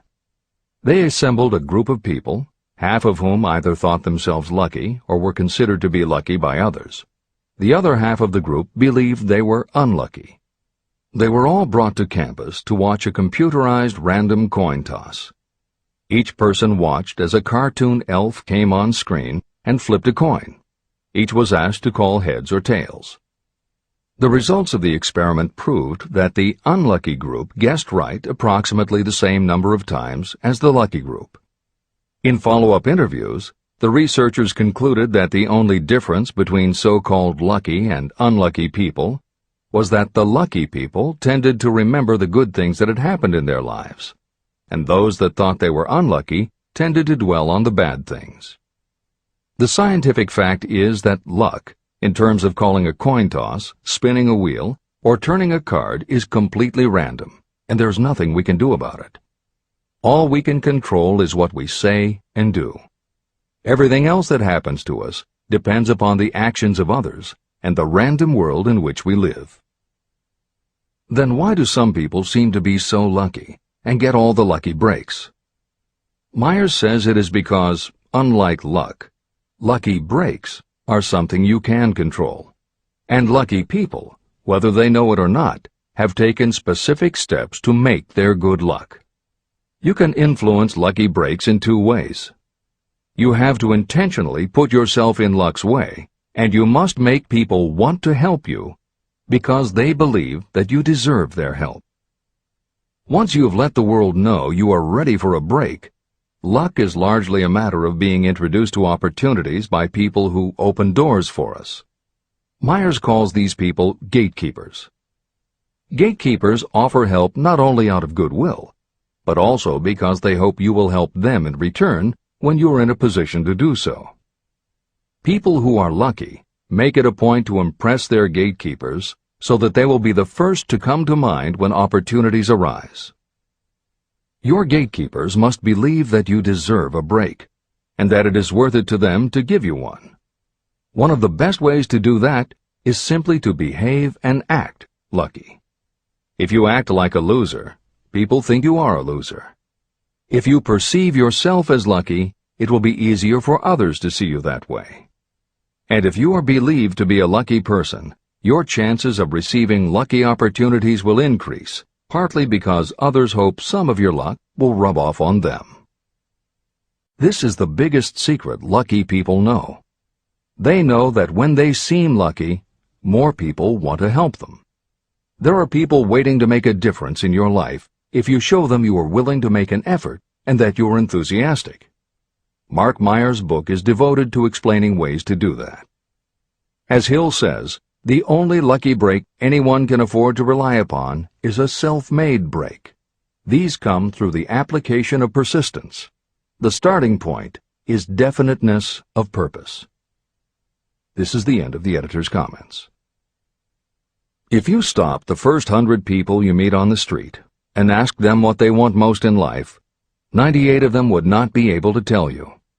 If you press them for an answer, some will say security, many will say money, a few will say happiness, and others will say fame and power.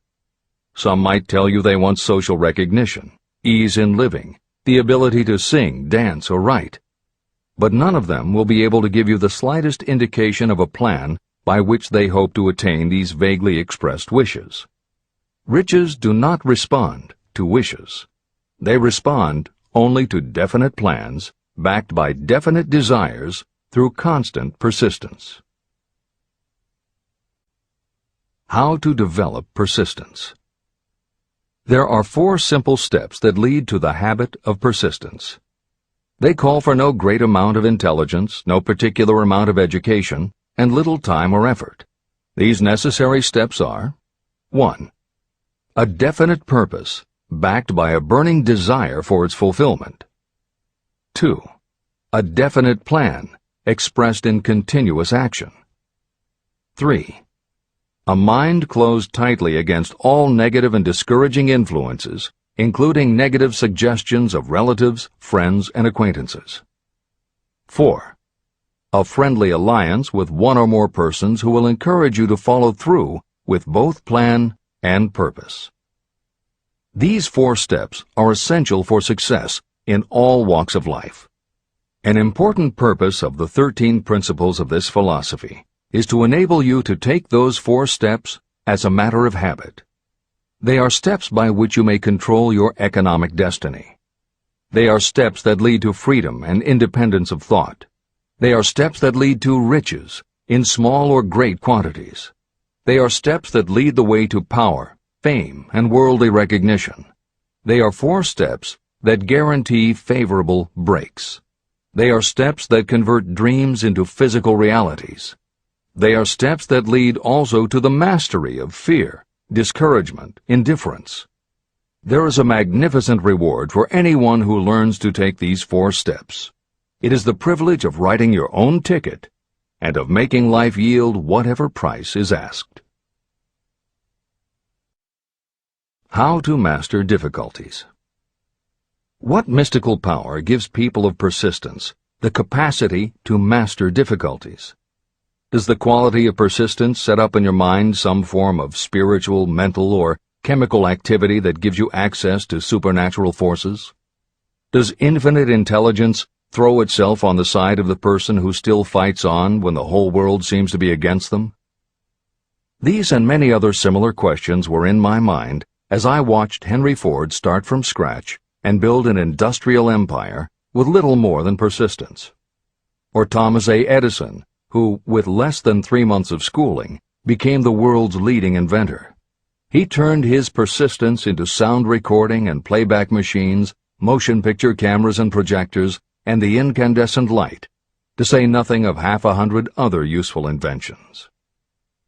I had the opportunity to analyze both Mr. Edison and Mr. Ford up close and personal, year by year, over a long period of time. So I speak from actual knowledge when I say that I found no quality except persistence in either of them that even remotely suggested the major source of their stupendous achievements. If you make an impartial study of the prophets, philosophers, and religious leaders of the past, you will come to the inevitable conclusion that persistence, concentration of effort, and definiteness of purpose were the major sources of their achievements. Consider, for example, the fascinating story of Muhammad. Analyze his life. Compare him with men of achievement in this modern age of industry and finance, and observe how they all have one outstanding trait in common: persistence. If you want to understand more about the power of persistence and how it works, I strongly suggest that you read a biography of Muhammad. Editor's comments. At the beginning of the 21st century, there was an increased interest in Islam due to the attacks on the World Trade Center and the subsequent War on Terror. Consequently, the modern reader will have no difficulty finding a number of very good books about Muhammad. At the time that Hill was writing the first edition of Think and Grow Rich, one of the best biographies of Muhammad was written by Esad Bey, who was born in Baku, Azerbaijan, the son of a Jewish businessman named Nusenbaum. Later, he changed his name when he converted to Islam. During the Russian Revolution, he fled his home for Berlin, where he lived until the rise of Hitler again forced him to move, first to Austria and then finally to Italy. It is believed by some that this man known as Esad Bey also wrote under another pen name, Kurban Said, and was in fact the author of the acclaimed Azerbaijani novel, Ali and Nino. That Napoleon Hill was very impressed with this particular biography of Muhammad is clear from his recommendation, which follows. I strongly suggest that you read a biography of Muhammad, especially the one by Esad Bey. This brief review of that book, which appeared in the Herald Tribune, will provide a preview of the rare treat in store for those who take the time to read the entire story of one of the most astounding examples of the power of persistence known to civilization. The Last Great Prophet. Reviewed by Thomas Sugru. Muhammad was a prophet, but he never performed a miracle. He was not a mystic. He had no formal schooling. He did not begin his mission until he was 40. When he announced that he was the messenger of God, bringing word of the true religion, he was ridiculed and labeled a lunatic. Children tripped him, and women threw filth upon him. He was banished from his native city, Mecca, and his followers were stripped of their worldly goods and sent into the desert after him. When he had been preaching 10 years, he had nothing to show for it but banishment, poverty, and ridicule. Yet before another 10 years had passed, he was dictator of all Arabia, ruler of Mecca, and the head of a new world religion which was to sweep to the Danube and the Pyrenees before exhausting the impetus he gave it. That impetus was threefold: the power of words, the efficacy of prayer, and man's kinship with God. His career never made sense. Muhammad was born to impoverished members of a leading family of Mecca. Because Mecca, the crossroads of the world, home of the magic stone called the Kaaba, great city of trade and the center of trade routes, was unsanitary, its children were sent to be raised in the desert by Bedouins. Muhammad was thus nurtured, drawing strength and health from the milk of nomad, vicarious mothers. He tended sheep and soon hired out to a rich widow as leader of her caravans. He traveled to all parts of the Eastern world, talked with many men of diverse beliefs, and observed the decline of Christianity into warring sects. When he was 28, Khadijah, the widow, looked upon him with favor and married him. Her father would have objected to such a marriage, so she got him drunk and held him up while he gave the paternal blessing. For the next 12 years, Muhammad lived as a rich and respected and very shrewd trader. Then he took to wandering in the desert, and one day he returned with the first verse of the Koran and told Khadijah that the archangel Gabriel had appeared to him and said that he was to be the messenger of God. The Koran, the revealed word of God, was the closest thing to a miracle in Muhammad's life. He had not been a poet. He had no gift of words. Yet the verses of the Koran, as he received them and recited them to the faithful, were better than any verses which the professional poets of the tribes could produce. This, to the Arabs, was a miracle. To them, the gift of words was the greatest gift. The poet was all-powerful. In addition, the Koran said that all men were equal before God, that the world should be a democratic state, Islam. It was this political heresy, plus Muhammad's desire to destroy all the 360 idols in the courtyard of the Kaaba, which brought about his banishment. The idols brought the desert tribes to Mecca, and that meant trade. So the businessmen of Mecca, the capitalists, of which he had been one, set upon Muhammad. Then he retreated to the desert and demanded sovereignty over the world. The rise of Islam began. Out of the desert came a flame which would not be extinguished. A democratic army, fighting as a unit and prepared to die without wincing. Muhammad had invited the Jews and Christians to join him, for he was not building a new religion. He was calling all who believed in one God to join in a single faith. If the Jews and Christians had accepted his invitation, Islam would have conquered the world. They didn't. They would not even accept Muhammad's innovation of humane warfare. When the armies of the Prophet entered Jerusalem, not a single person was killed because of his faith. When the Crusaders entered the city, centuries later, not a Muslim man, woman, or child was spared. But the Christians did accept one Muslim idea, the place of learning, the university.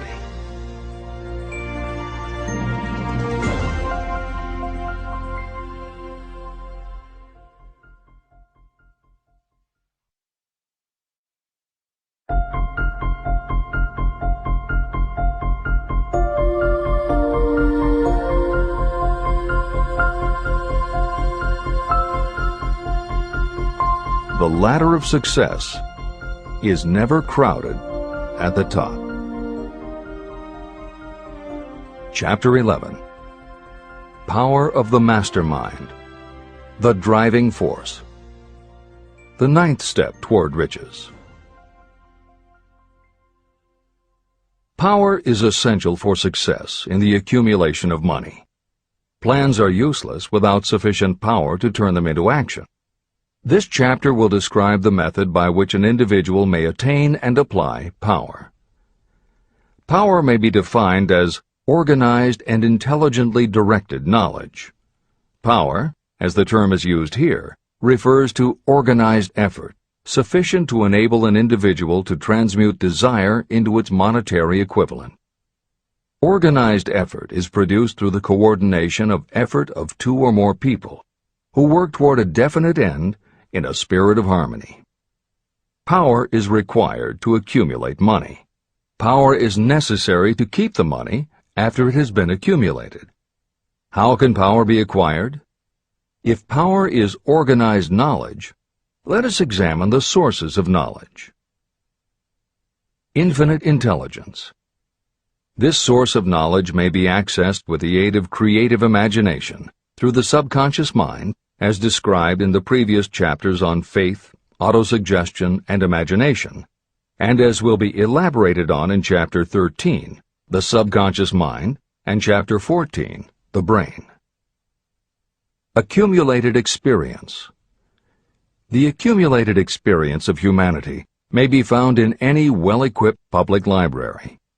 An important part of this accumulated experience is taught in public schools and colleges, where it has been classified and organized. Editor's comment. The computer revolution and the Internet have had a profound effect upon the quantity of information available and on the ease of access and ability to organize that information. This is the end of the editor's comment. Experiment and research. In the field of science, and in practically every other walk of life, people are gathering, classifying, and organizing new facts daily. This is the source to which you must turn when knowledge is not available through accumulated experience. Here, too, the creative imagination must often be used. Editor's comment.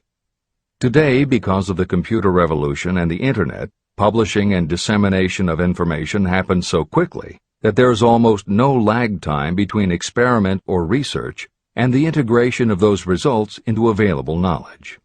This is the end of the editor's comment. Knowledge may be acquired from any of the foregoing sources.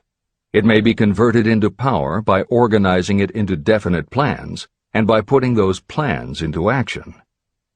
If you examine the three sources of knowledge, you will see how difficult it would be if you had to depend upon just your own efforts to assemble all the knowledge you need and turn it into definite plans of action. If your plans are big and comprehensive, generally you will have to get others to cooperate with you if you are going to organize your knowledge so that you can turn your plans into power. Gaining power through the mastermind. The mastermind may be defined as coordination of knowledge and effort in a spirit of harmony between two or more people for the attainment of a definite purpose.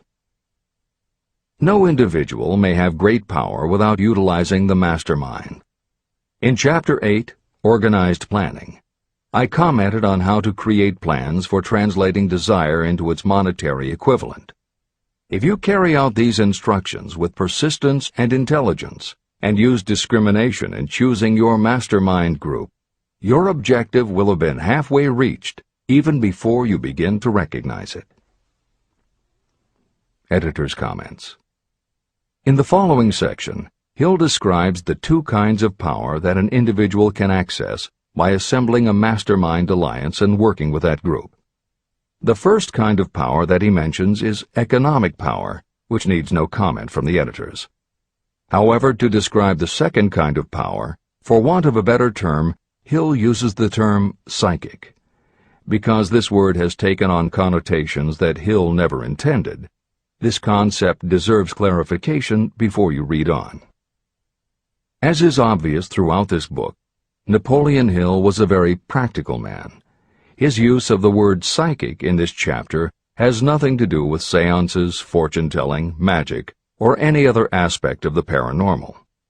The word psychic is defined as of or pertaining to the human mind, and Hill uses the term to describe something pertaining to the mind that everyone reading this book has experienced. It is that feeling you get when you are working together with other people. Everyone is very focused on the same goal, and it is going so well that you seem to be in tune with each other. When that happens, you not only work well with the others, but your own work and ideas also seem to be operating on a higher and better plane than usual. This is the end of the editor's comments. So you may better understand the potential power available to you through a properly chosen mastermind group, I will explain the two characteristics of the mastermind principle. One kind of power is economic, and the other psychic. Economic power. The economic feature is obvious. Economic advantages may be created by any person who surrounds himself with the advice, counsel, and personal cooperation of a group of people who are willing to lend him or her wholehearted aid in a spirit of perfect harmony. This form of cooperative alliance has been the basis of nearly every great fortune. Your understanding of this great truth may definitely determine your financial status. Psychic power. What I refer to as the psychic phase of the mastermind principle is a little more difficult to comprehend. You'll get a better sense of the meaning from this statement.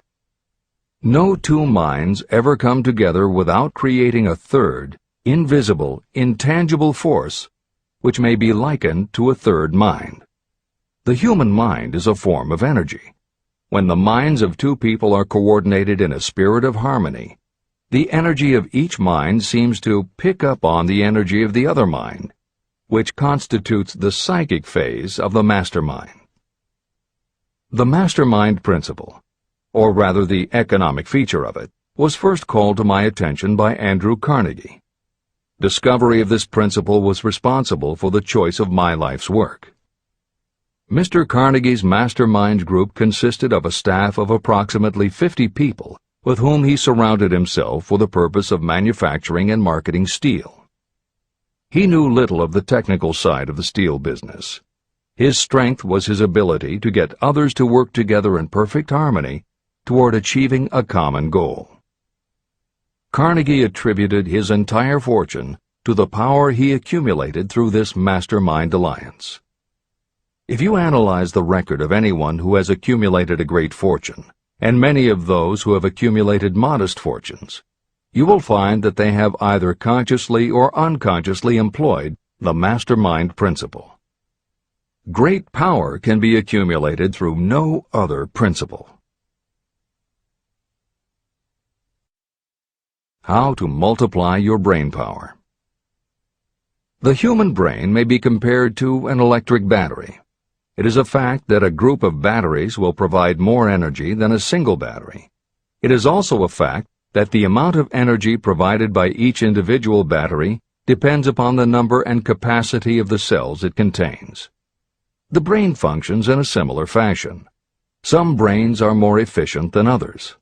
A group of brains coordinated or connected in a spirit of harmony will provide more thought energy than a single brain. just as a group of electric batteries will provide more energy than a single battery. Through this metaphor, you can see that the mastermind principle holds the secret of the power wielded by those who surround themselves with others of great brain power. The following will further define the so-called psychic phase of the mastermind principle.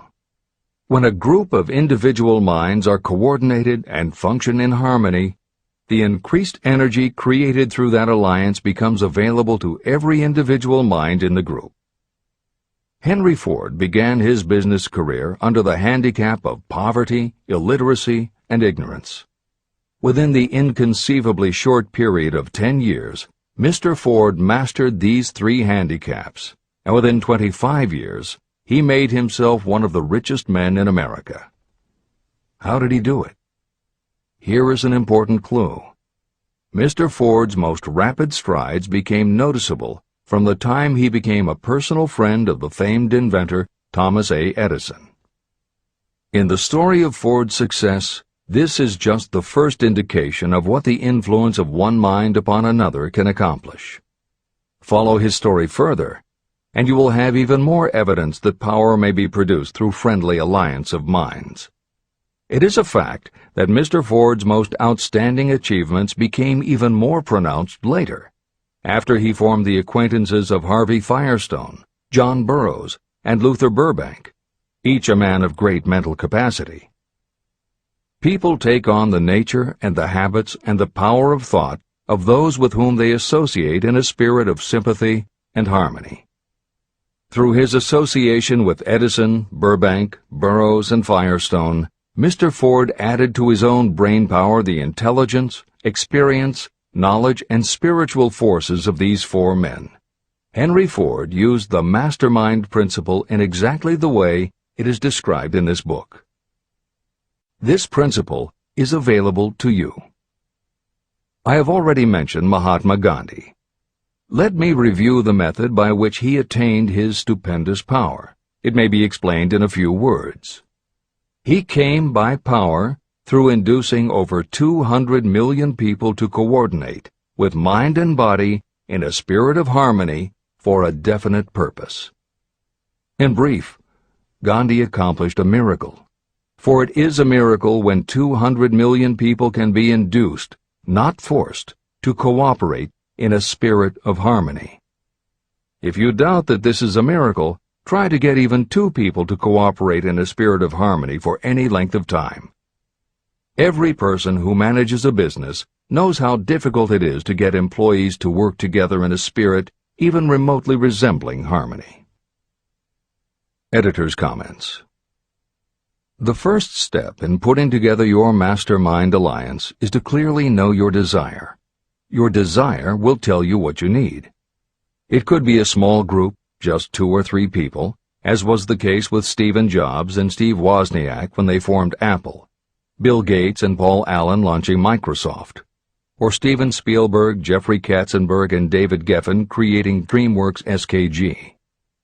Or it could be a large group, such as the Mastermind Alliance of 30 regional directors of Century 21 Real Estate, which founder Arthur Bartlett firmly believes was essential to the company's success.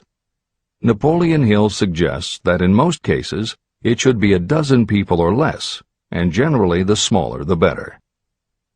Choosing the people means finding those who not only share your vision, but who will also share their ideas, information, and contacts with you.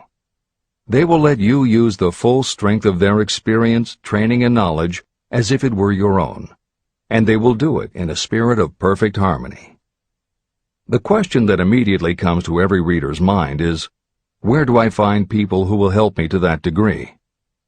Napoleon Hill cannot answer that question for you, but he does tell you what to look for. Where you look is up to you.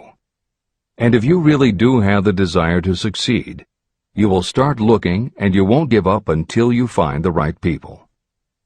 Napoleon Hill's description of the mastermind that appears below is augmented with additional material from articles and speeches he wrote after the publication of Think and Grow Rich. These were compiled for publication by Hill's friend, mentor, and business associate, W. Clement Stone, and appear in 2 books, Napoleon Hill's Keys to Success and Believe and Achieve. This is the end of the editor's comments.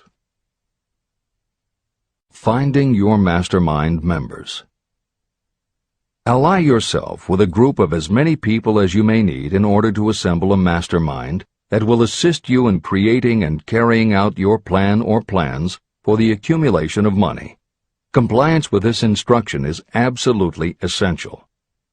Choose to associate with people who share common values, goals, and interests, yet who each have a strong desire to contribute to the overall effort.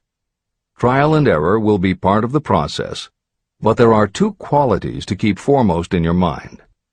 The first is ability to do the job.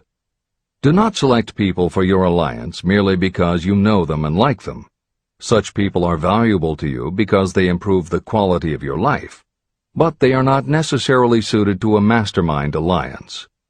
Your best friend may not be the most knowledgeable marketing professional, but perhaps he or she can introduce you to someone who is. The second quality is the ability to work in a spirit of harmony with others. There must be a complete meeting of minds without any reservations. Personal ambition must be subordinate to the achievement of the purpose of the alliance. This includes your own. You must also insist upon confidentiality. Some people can give away an idea simply because they love to talk. You don't need them in your group. Attune yourself to every member of the group. Try to imagine how you would react in a given situation if you were in his or her shoes. Pay attention to body language. Sometimes facial expressions and movements say far more about what a person feels than the words that come out of his or her mouth. Be sensitive to what is not being said.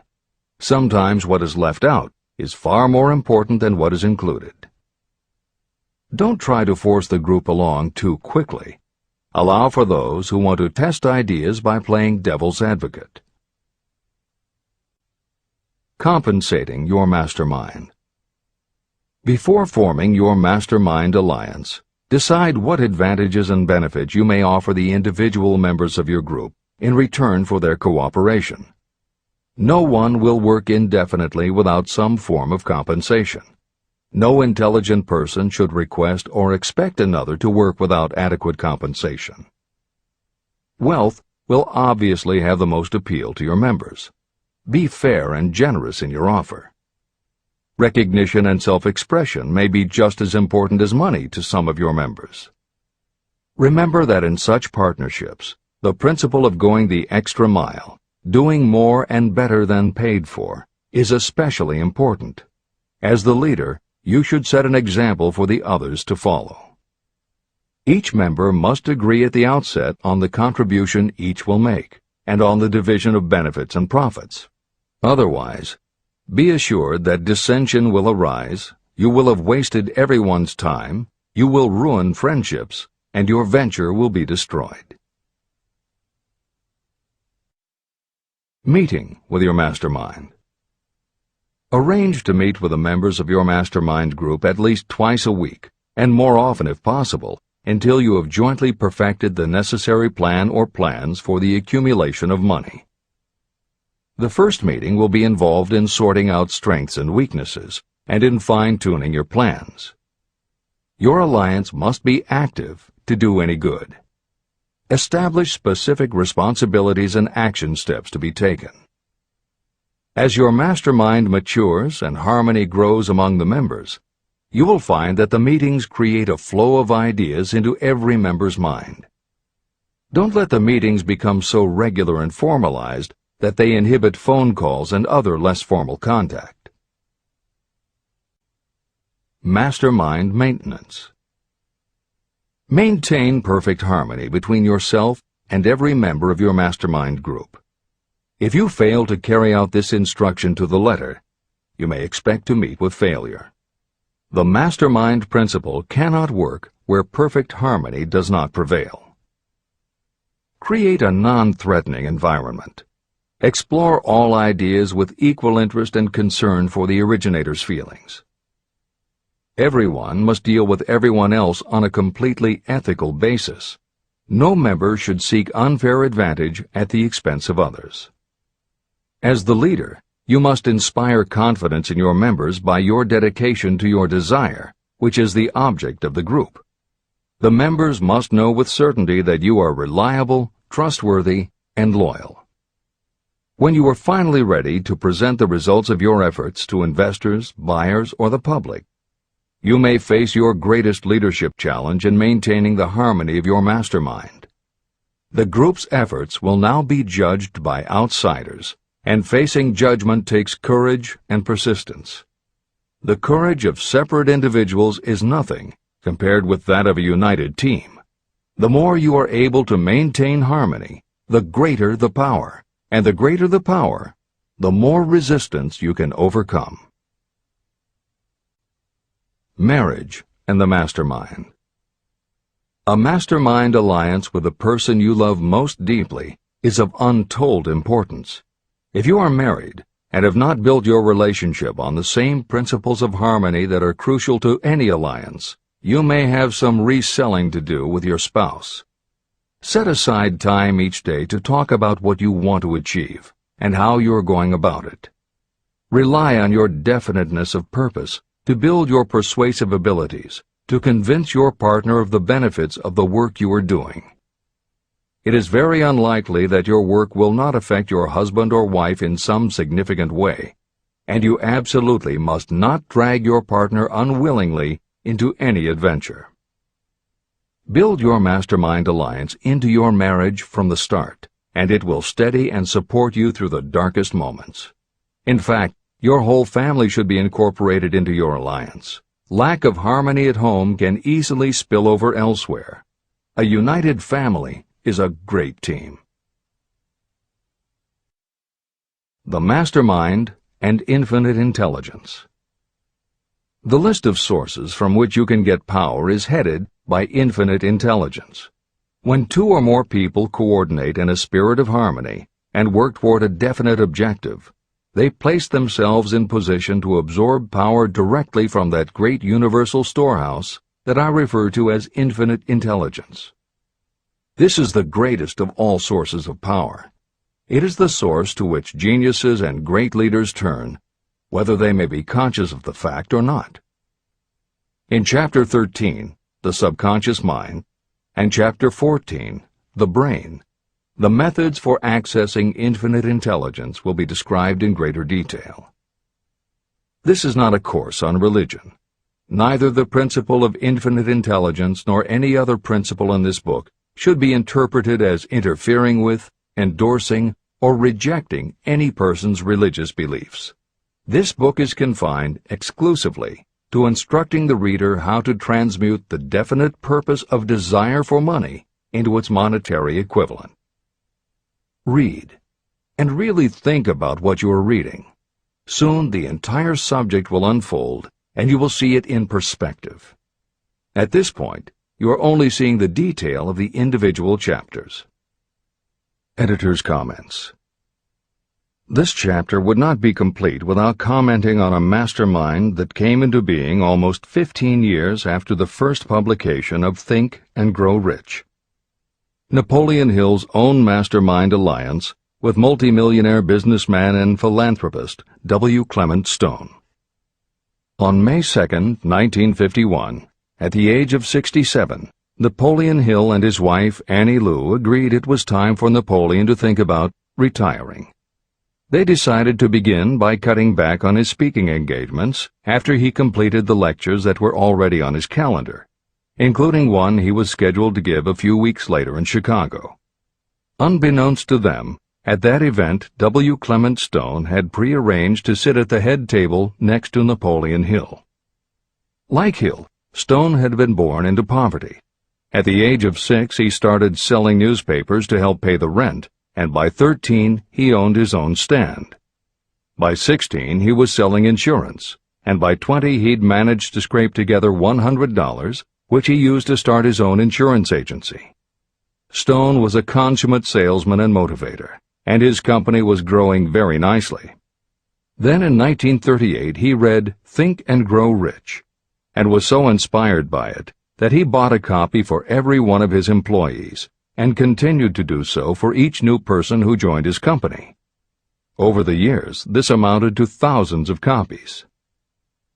When Stone was introduced to Hill, he told him about all the copies he had purchased of Think and Grow Rich and said that he firmly believed it was Hill's book that had transformed his sales force and turned his company from modest to extraordinary success.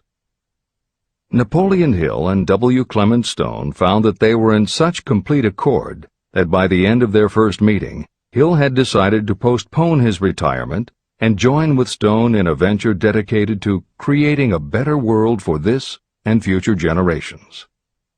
Within a year, they launched Napoleon Hill Associates.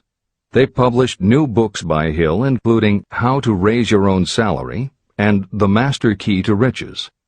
They reissued Hill's earlier bestsellers, and they co-authored a new bestseller, Success Through a Positive Mental Attitude. They also launched Success Unlimited magazine, created PMA Science of Success home study courses, made television programs, radio shows, a documentary film entitled A New Sound in Paris, which showed the amazing changes that happened when the entire town of Paris, Missouri, adopted the Napoleon Hill philosophy. And they both crisscrossed America speaking, teaching, giving interviews, and spreading the philosophy to as many people as possible. In addition to his work with Napoleon Hill Associates, Hill also consulted to W. Clement Stone's company, Combined Insurance Company of America. Hill designed and implemented a new training program for the sales force, which was so successful he astounded the business world by helping Stone grow his company from $30 million in assets to $100 million in less than 10 years. When W. Clement Stone passed away in 2002, his company, now known as Aon Corporation, had revenues of $2 billion a year. W. Clement Stone had personally given more than $275 million to various charitable and philanthropic organizations. There has perhaps never been a greater example of coordination of knowledge and effort in a spirit of harmony between two or more people for the attainment of a definite purpose. The sheer volume of work and scope of influence achieved in a 10-year period by Napoleon Hill and W. Clement Stone leaves little question as to the power and importance of a mastermind alliance. This is the end of the editor's comments. The power of positive emotions. Money is shy and elusive. It must be wooed and won by methods not unlike those used by a determined lover. And the power you use in the wooing of money is not greatly different from what you use to attract the one you love. It is the power of positive emotion. That power, when successfully used in the pursuit of money, must be mixed with faith. It must be mixed with desire. It must be mixed with persistence. It must be applied through a plan, and that plan must be set into action. When money comes in large quantities, it flows to the one who accumulates it as easily as water flows downhill. There exists a great unseen stream of power, which may be compared to a river that flows in two directions. One side flows in one direction, carrying all who get into that side of the stream onward and upward to wealth. The other side flows in the opposite direction, carrying all who are unfortunate enough to get into it and can't pull themselves out downward to misery and poverty. Everyone who has accumulated a great fortune has recognized the existence of this stream of life. It consists of one's thinking process. Positive emotions form the side of the stream that carries you to fortune. Negative emotions form the side that carries you down to poverty.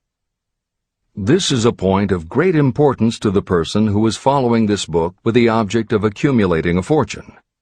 If you are caught in the side of the stream of power that leads to poverty, this book will serve as an oar by which you may propel yourself over into the other side of the stream.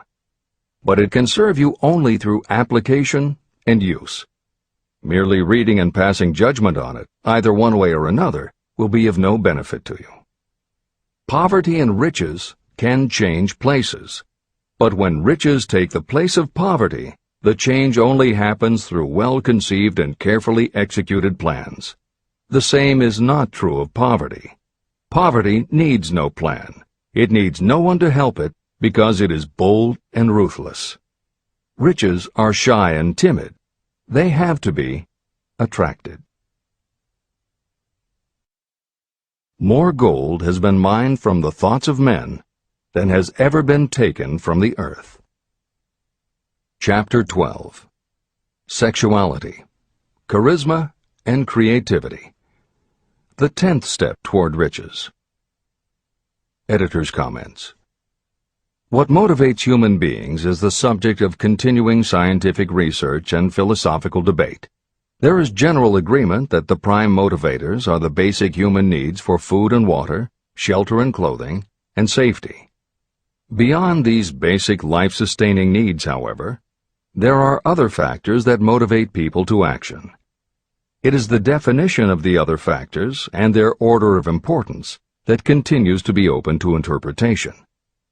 Perhaps the most widely known theory is psychologist Abraham Maslow's hierarchy of human needs, which lists 8 levels of motivational forces, starting with the basic physiological and safety needs, then ascends through belonging and love, esteem, understanding, aesthetics, self-actualization, and transcendence.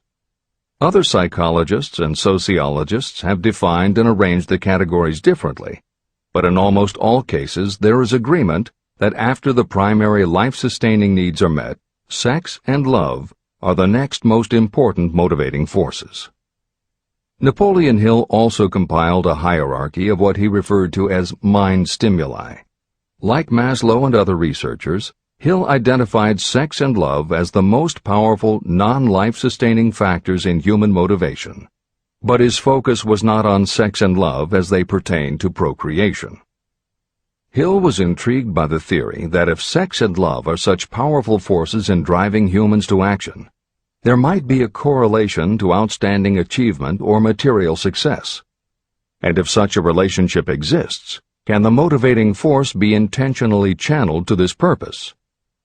In the original edition of the following chapter, Hill used terms such as sex emotion and sex energy in his analysis of these motivating forces as they relate to attitude and personality. In this context, the use of the word sex was not meant to have the physical connotation that it often has today. Today these concepts would be conveyed by words such as sexuality, passion, or charisma. In this edition, where appropriate, the editors have opted for the modern usage of these and similar terms. This is the end of the editor's comments. Charisma. The world is ruled, and the destiny of civilization is established by the human emotions. People are influenced more by feelings than by reason. Your creativity is set into action entirely by emotions, and not by cold reason. The human mind responds to stimuli, through which it may be keyed up in such a way that it takes on characteristics such as enthusiasm, creative imagination, and intense desire. The stimuli to which the mind responds most freely are 1. The desire for sexual expression, 2. Love, 3. A burning desire for fame, power, or financial gain, money, 4. Music, 5. Close friendship and or admiration, 6. A mastermind alliance based upon the harmony of 2 or more people who ally themselves for advancement, 7. Mutual suffering, such as that experienced by people who are persecuted, 8. Autosuggestion, 9. Fear, 10. Alcohol and drugs.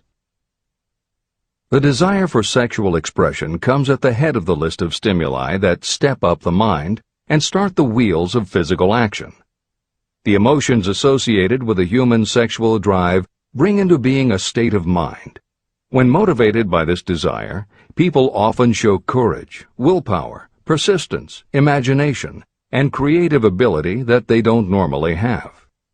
So strong and impelling is the desire for sexual expression that people freely run the risk of life and reputation because of it. A river may be dammed and its water controlled for a time, but eventually it will force an outlet. The same is true of the emotions related to sexual expression.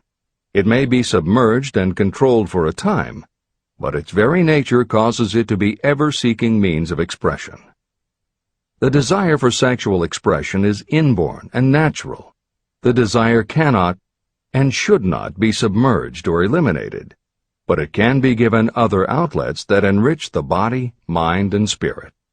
When harnessed and redirected, this motivating force has been used as a powerful creative force in literature, art, and other pursuits, including the accumulation of riches. A teacher who has trained more than 30,000 salespeople came to the conclusion that individuals who are most confident sexually are the most efficient salespeople. The explanation is that the factor of personality known as personal magnetism is a manifestation of sexual energy. Editor's comments. There have been numerous psychological and sociological studies about the relationship between sexuality and success that tend to support Hill's observation. Because physical characteristics are the most quantifiable aspects of sexuality, most research studies focus on gender, attractiveness, body size, and age, and they measure indicators such as first impressions, expectation of performance, perception of performance, and social interaction. These studies generally conclude that when comparing individuals of equal competence, for men, the perception is that taller men will do better than short, a full head of hair will outperform balding, handsome or virile will beat out plain or older. For women, the results are comparable. The perception is that attractive performs better than plain, slim or shapely scores higher than overweight, younger is expected to be superior to older. These observations about physical sexuality may seem obvious, but they lead to a conclusion that is very significant. Obviously, not all people who succeed are tall and virile or attractive and shapely. It is also a fact that the success of those who are short, balding, plump, or plain isn't always due to superior skill or luck. Clearly, there is another kind of attractiveness that often supersedes physical appeal. This other kind of attractiveness is connected to human sexuality, but it is not what would usually be referred to as sexy. People who have this quality are often said to have chemistry, personality, charm, or appeal. Hill called this kind of attraction personal magnetism. Today, the more common term is charisma. This is the end of the editor's comments. When employing salespeople, a good sales manager looks for personal magnetism or charisma as the first requirement. People who lack this kind of sexual energy will never become enthusiastic, nor inspire others with enthusiasm. And enthusiasm is one of the most important requisites in salesmanship, no matter what you're selling. The public speaker, preacher, lawyer, or salesperson who is lacking in charisma is a flop as far as being able to influence others is concerned. That, plus the fact that most people are influenced through an appeal to their emotions, should easily convince you of the importance of charisma as a part of the salesperson's ability. Master salespeople attain mastery in selling because they either consciously or unconsciously transmute charisma, sexual energy, into sales enthusiasm. That statement explains the actual, practical meaning of sexual transmutation. The meaning of the word transmute is, in simple language, the changing or transferring of one element or form of energy into another. The transmutation of sexual energy means switching the mind from thoughts of physical expression to thoughts of some other nature. Salespeople who know how to turn on charisma have acquired the art of sexual transmutation, whether they know it or not. The majority of salespeople who transmute their sexual energy do so without being aware of what they are doing or how they are doing it. You can cultivate and develop this quality in your dealings with others. Through cultivation and understanding, this vital motivating force may be drawn upon and used to great advantage in relationships between people. This energy may be communicated to others in the following ways. The handshake. The touch of the hand indicates instantly the presence of charisma or the lack of it. The tone of voice. Charisma, or sexual energy, is the factor with which the voice may be colored or made musical and charming. Posture and carriage of the body. People with charisma move briskly and with grace and ease. The vibrations of thought. People with charisma project sexuality through their personality in a way that influences those around them. Clothing and style. People who are charismatic are usually very careful about their personal appearance. They usually select clothing of a style becoming to their personality, physique, complexion, etc. Editor's comments. Having established a link between sexuality and success in the form of charisma, in the following section, Napoleon Hill explores how sexuality might also be a motivating factor in success by enhancing creativity. To illustrate the connection, Hill draws upon the biographies of historical figures who exhibited both charisma and exceptional creativity. In the time since Hill conducted his research, many women have risen to positions of power and influence. Their accomplishments have been well documented and are readily available in bookstores and libraries.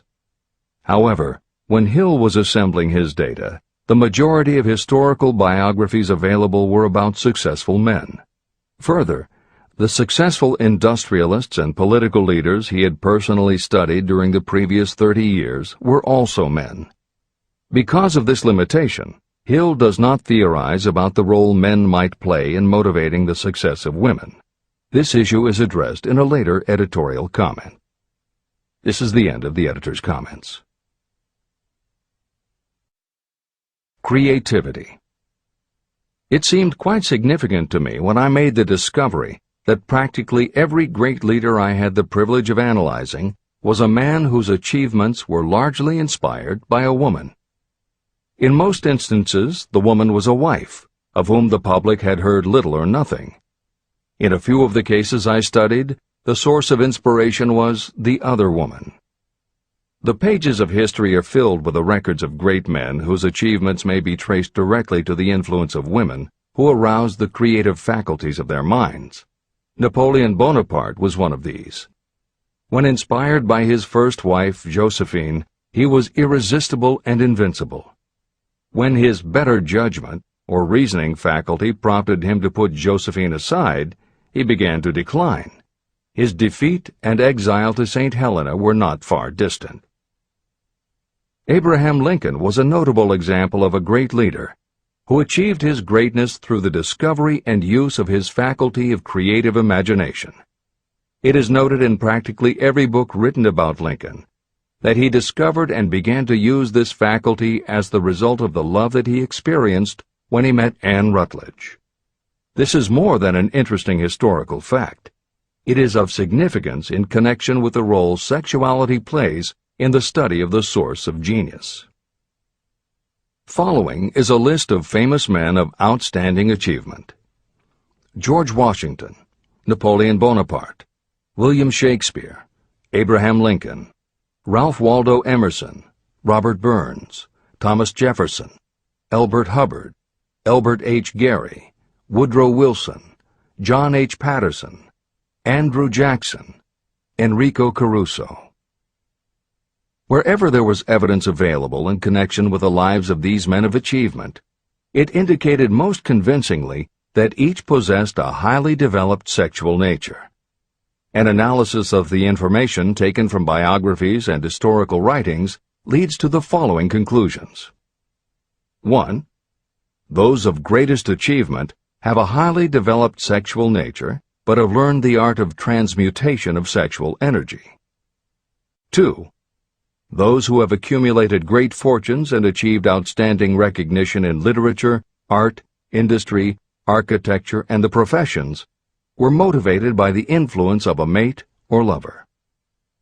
When driven by these emotions, people become gifted with a superpower for action. If you understand this, you will also understand that sexual transmutation contains the secret of creative ability. Editor's comments. As noted previously, although Hill's analysis focused on men, today there is a wide range of biographies about women who have succeeded in every aspect of life, including business, politics, religion, sports, entertainment, and the arts. Bearing in mind that biographical information is always subjective, the reader can now find ample material from which to draw a conclusion as to whether Hill's theory about sexuality as a motivating force is equally evident in women. Napoleon Hill had to do an in-depth analysis of biographies in searching for indications that the subject sexuality had a correlation to their success. Today, we just turn on the television, and we're inundated with intimate details about both men and women suggesting that the best and the brightest are apparently also the sexiest. Although scandals aren't usually cited as scientific proof, the exposés of some of the biggest entertainment and sports stars, high-profile CEOs of major companies, numerous politicians, and even a few presidents, all make at least a common-sense case for Hill's theory about the correlation between sexuality and success. This is the end of the editor's comments. Obviously, this does not mean that everyone who is highly sexed is a genius. People attain the status of a genius only when and if they stimulate their minds so that they can draw upon the forces available through the creative faculty of the imagination. Although it is the most important of the stimuli or motivators, the mere possession of sexual energy is not sufficient to produce a genius. The energy must be transmuted from desire for physical contact into some other form of desire and action before it will lift one to the status of a genius. Genius and creative imagination. A definition of genius might be someone who has discovered how to increase the intensity of thought to the point where that person can freely communicate with sources of knowledge not available through the ordinary rate of thought. This definition should prompt some questions in the mind of anyone reading this book. The first question should be, how may one communicate with sources of knowledge that are not available through ordinary thought? The next question should be, are there known sources of knowledge that are available only to geniuses, and if so, what are these sources and exactly how may they be reached? In the following, I will offer methods so that you can experiment and prove to yourself that this is true. By doing so, you will have the answer to both questions. Editor's comment. Humans perceive things through the 5 senses of sight, smell, taste, hearing, and touch. Another kind of perception, as when you have a feeling about something, was discussed in the chapters on desire, faith, and autosuggestion. This kind of perception is often referred to as the 6th sense, and in the following Hill explores the relationship between sexuality, motivation, creative imagination, and the 6th sense. This is the end of the editor's comment. The reality of a 6th sense has been fairly well established. This 6th sense is creative imagination. The faculty of creative imagination is something the majority of people never use during an entire lifetime, and if they do use it, it usually happens by mere accident. Only a small number of people deliberately use their creative imagination for a specific purpose. Those who do use this faculty voluntarily and with understanding of its functions are geniuses. Creative imagination is the direct link between your finite mind and what I have termed infinite intelligence. All revelations and all discoveries of basic or new principles in the field of invention take place through the faculty of creative imagination. When ideas, concepts, or hunches flash into your mind, they can only have come from one or more of the following sources. 1. From the mind of some other person who has just released the thought, idea, or concept through conscious thought. 2. Your subconscious mind, which stores every thought and impression that ever reached your brain through any of the 5 senses. 3. from another person's subconscious storehouse. 4. Infinite intelligence. There are no other possible sources from which inspired ideas or hunches may be received. When brain action has been stimulated through one or more of the 10 mind stimulants listed at the beginning of this chapter, it has the effect of lifting you far above the horizon of ordinary thought. It permits you to envision distance, scope, and quality of thoughts not available on the lower plane, such as when you are solving routine problems of business. When you are lifted to a higher level of thought through mind stimulation, it is as though you have taken off in an airplane. You can now see over and beyond the horizon that limits your vision when you are on the ground. Not only that, but while you are on this higher level of thought, you are not even aware of such things as the problems of gaining the 3 basic necessities of food, clothing, and shelter. You are in a world of thought in which the ordinary workaday thoughts have been removed, just as the hills and valleys that obstruct your vision on the ground don't interfere when you are in an airplane. While on this exalted plane of thought, the creative faculty of the mind is given freedom for action. The way has been cleared for the 6th sense to function. It becomes receptive to ideas that could not reach the individual under any other circumstances. The 6th sense is the faculty that marks the difference between a genius and an ordinary individual. Developing your creative imagination.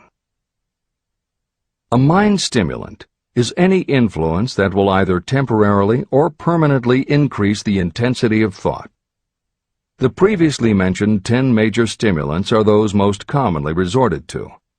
Through these sources you may commune with infinite intelligence, enter the storehouse of your subconscious mind, or perhaps even that of another person. That is all there is to genius. The more you use your creative faculty, the more alert and receptive it becomes to factors originating outside your conscious mind.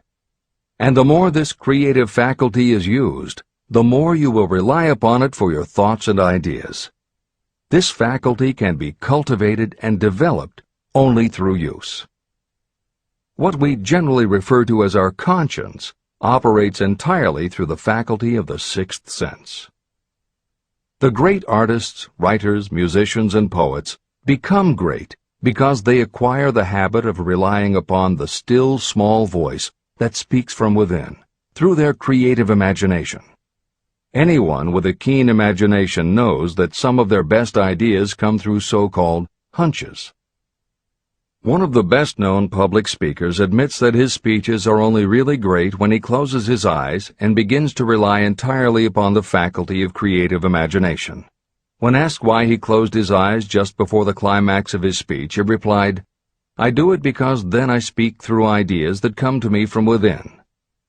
One of America's most successful and best-known financiers has the habit of closing his eyes for 2 or 3 minutes before making a decision. When asked why, he replied, "With my eyes closed, I am able to draw upon a source of superior intelligence."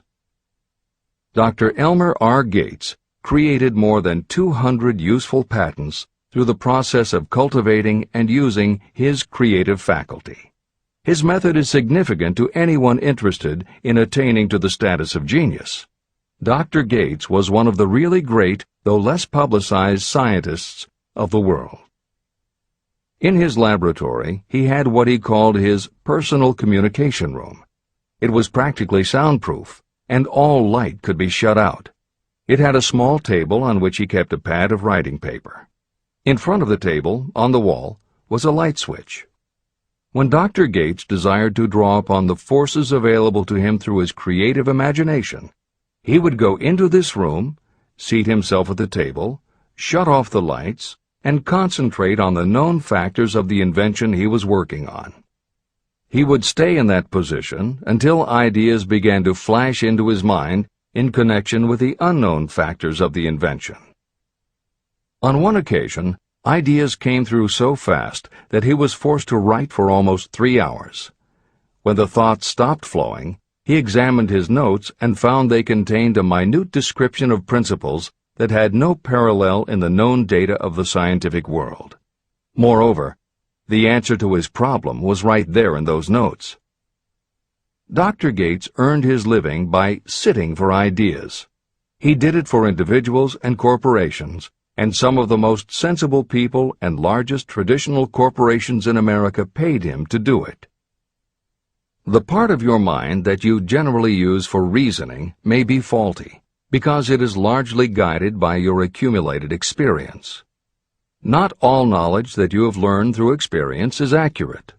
Many times your creative ideas are much more reliable because they come from sources that are more reliable than those available to the reasoning faculty of the mind.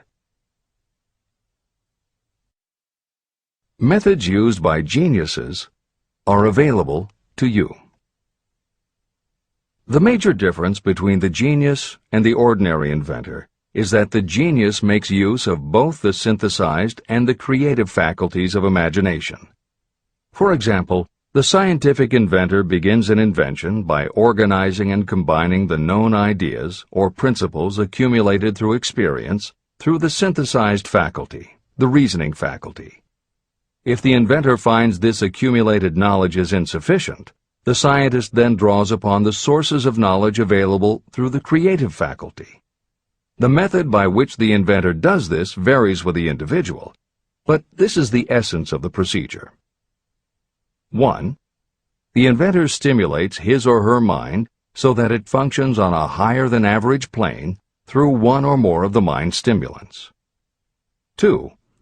The inventor then concentrates on the known factors, the finished part of the invention, and creates in his or her mind a perfect picture of the unknown factors, the unfinished part of the invention. The inventor holds this picture in mind until it has been taken over by the subconscious, then relaxes by clearing his or her mind of all thought and waits for the answer to flash into mind. Sometimes the results are both definite and immediate. At other times the results are negative, depending on the state of development of the sixth sense or creative faculty. Thomas Edison tried out more than 10,000 different combinations of ideas through the synthetic faculty of his imagination before he tuned in through the creative faculty and got the answer that perfected the incandescent light bulb.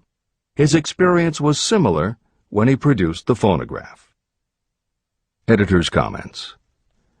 Synchronicity, precognition, intuition, flashes of insight, hunches, gut feelings, symbolic dreams.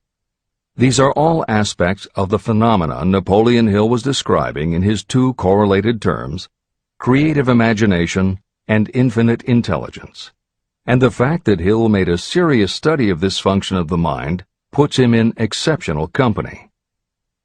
The fathers of modern psychology, Sigmund Freud and Carl Jung, recognized and tried to explain this sixth sense. Jung's concept of the collective unconscious, which is the very basis of Jungian psychology, is in many ways identical to Hill's concept of infinite intelligence. Scientists from Archimedes to Newton to Einstein to the team of Watson and Crick, who determined the structure of DNA, all conceded that intuition was instrumental in their discoveries. Duke University created a department for the sole purpose of studying these phenomena under scientific conditions. Many scientists admit to using personalized techniques similar to Hill's method for accessing intuition and creativity. These include Friedrich Kekule, who discovered the molecular structure of benzene through a dream symbol; physiologist Otto Loewi, who had a hunch followed by a dream that won him the Nobel Prize in Medicine; and as mentioned above, James Watson's breakthrough in the structure of DNA. Mozart, Shelley, Coleridge, Huxley, Descartes, Robert Louis Stevenson all claimed intuition played a role in their creations. William Blake learned the secret to a copper engraving process from a dream. British Prime Minister Winston Churchill firmly believed a premonition saved him from being killed by a bomb during the Blitz of London. As was noted earlier, psychiatry, clinical hypnosis, and affirmations all had to overcome considerable skepticism before they were accepted. That is also true of those phenomena Hill terms infinite intelligence. However, in the 1970s and 80s, the public's interest was piqued by well-researched books such as The Intuitive Edge by Philip Goldberg, Creative Dreaming by Patricia Garfield, and The Right Brain Experience by Mary Lee Zdenek. Though these anomalies of the mind still defy laboratory proof, contemporary researchers continue to publish tantalizing results. This is the end of the editorial comments. Nature has equipped the human brain and mind with internal stimulants that safely trigger the mind to tune in to fine and rare thoughts. No satisfactory substitute for nature's stimulants has ever been found. However, history is not lacking in examples of people who rose to the status of genius as the result of using artificial mind stimulants. Edgar Allan Poe wrote The Raven while under the influence of alcohol, dreaming dreams no mortal ever dared to dream before. Samuel Taylor Coleridge wrote Kubla Khan during an opium-induced dream, and Robert Burns wrote best when intoxicated. For auld lang syne, my dear, we'll take a cup of kindness yet for auld lang syne. It is true that these and others who are known as geniuses relied upon artificial mind stimulation. But a more important lesson to remember is how many of these people destroyed themselves through the use of those stimulants. Editor's comments. In more contemporary terms, Hill's point about the dangers of artificial mind stimulants was never better made than it was in the television series Behind the Music, which began running on VH1 in the late 1990s. The series was meant to chronicle the lives of rock stars and celebrate their hits, but after viewing 2 or 3 of the shows, they all began to look the same. Young singer and band have a hit record, make millions of dollars, plunge into the sex, drugs, and rock and roll lifestyle, everyone gets addicted, and they blow all of the money. By the end of the show, at least one band member overdoses, the band breaks up, the singer hits the skids, meets someone who inspires him or her to go into rehab, the ex-star makes an anti-drug TV spot and professes newfound faith and family values while announcing a comeback tour. Although the shows played like a bad parody of themselves, the fact that the stories were so similar, that so many talented singers and songwriters who depended on drugs ended up burning out, should be telling you something, especially if you don't just want to succeed, but want to keep and enjoy your success. This is the end of the editor's comments. Every intelligent person knows that stimulation in excess through alcohol or drugs is a destructive form of intemperance. For some, overindulgence in sexual expression may become just as destructive. A sexually obsessed person is not essentially different from a person addicted to drugs or alcohol. Both have lost control over their faculties of reason and willpower. Human sexuality is a mighty urge to action, but its forces are like a cyclone, almost impossible to completely control. When an individual is driven solely by emotions related to sexuality, that person may be capable of great achievement, but their actions are often disorganized and destructive. It is true that a person may pursue financial or business success by harnessing the driving force of sexual energy without self-control. But history is filled with evidence that such people likely have certain traits of character that rob them of the ability to either hold or enjoy their fortunes. Ignorance of this potential pitfall has cost thousands of people their happiness, even though they possessed riches. From my analysis of over 25,000 people, I found that those who succeed in an outstanding way often do not hit their stride until they are beyond the age of 40 or 50. This fact was so astounding that it prompted me to go into the study of its cause most carefully. My investigation disclosed that the major reason why many people do not succeed early in life is their tendency to dissipate their energies through overindulgence. The majority of people never learn that sexual energy has possibilities other than physical expression. And many of those who make this discovery only do so after having wasted many years during the time when their sexual energy was at its height. Most people come to the realization by accident, and many don't even know they have tapped into this power. They may recognize that their power of achievement has increased, but they have no idea what caused the change. They are just vaguely aware that nature begins to harmonize the emotions of love and sex, so that they may draw upon these great forces and apply them as stimuli to action. The importance of love.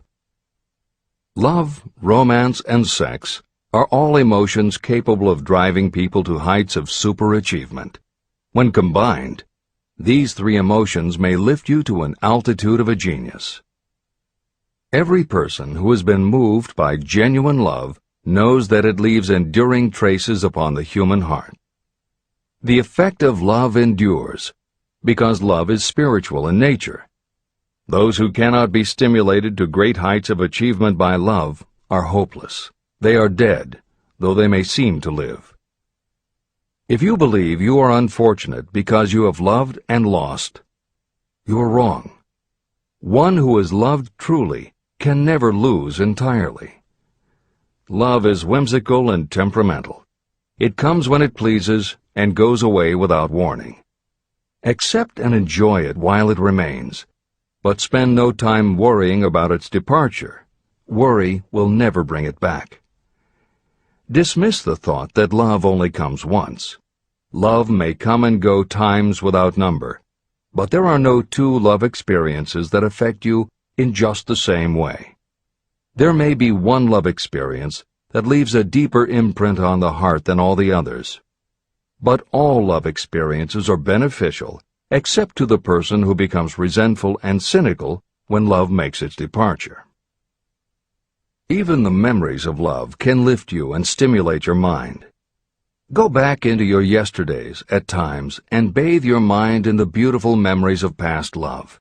It will soften your worries and give you a source of escape from the unpleasant realities of life. And maybe, during this temporary retreat into the world of fantasy, your subconscious mind will yield to you ideas or plans that may change the entire financial or spiritual status of your life. There should be no disappointment over love, and there would be none if people understood the difference between the emotions of love and sex. Love is an emotion of many shades and colors, but the most intense and burning of all is that experienced in the blending of the emotions of love and sex. Marriages or committed relationships that are not blessed with love properly balanced with sex cannot be happy ones, and seldom endure. Love alone will not bring happiness, nor will sex alone. Love is spiritual. Sex is biological. No experience that touches the human heart with a spiritual force can possibly be harmful, except through ignorance or jealousy. The presence of destructive emotions in the human mind may poison it in a way that destroys your sense of justice and fairness. Just as a chemist can take certain chemical elements, none of which are harmful in themselves, and by mixing them together create a deadly poison, in a similar manner the emotions of sex and jealousy, when mixed, may turn just as lethal. Love is the emotion that serves as a safety valve and brings balance, reason, and constructive effort. Love is, without question, life's greatest experience. It can bring you into communion with infinite intelligence. When love guides the emotions, it may lead you well on your way toward creative effort. The road to genius consists of the development, control, and use of sex, love, and romance. Briefly, the process may be stated as follows. Encourage the presence of the positive emotions as the dominating thoughts in your mind, and discourage all the destructive emotions. The mind is a creature of habit. It thrives on the dominating thoughts fed to it. Through your willpower, you may discourage the presence of any emotion and encourage the presence of any other. Control of your mind, through the power of your will, is not difficult. Control comes from persistence and habit. The secret of control lies in understanding the process of transmutation. When any negative emotion presents itself in your mind, it can be transmuted into a positive or constructive emotion by the simple procedure of changing your thoughts. There is no other road to genius than through voluntary self-effort. When the emotion of romance is added to those of love and sex, the obstructions between the finite mind and infinite intelligence are removed. Then, a genius has been born.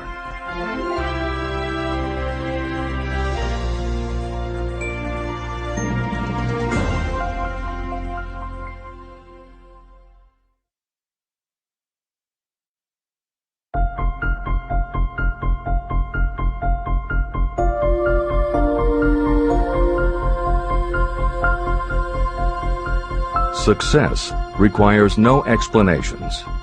Failure permits no alibis. Chapter 13. The Subconscious Mind. The Connecting Link.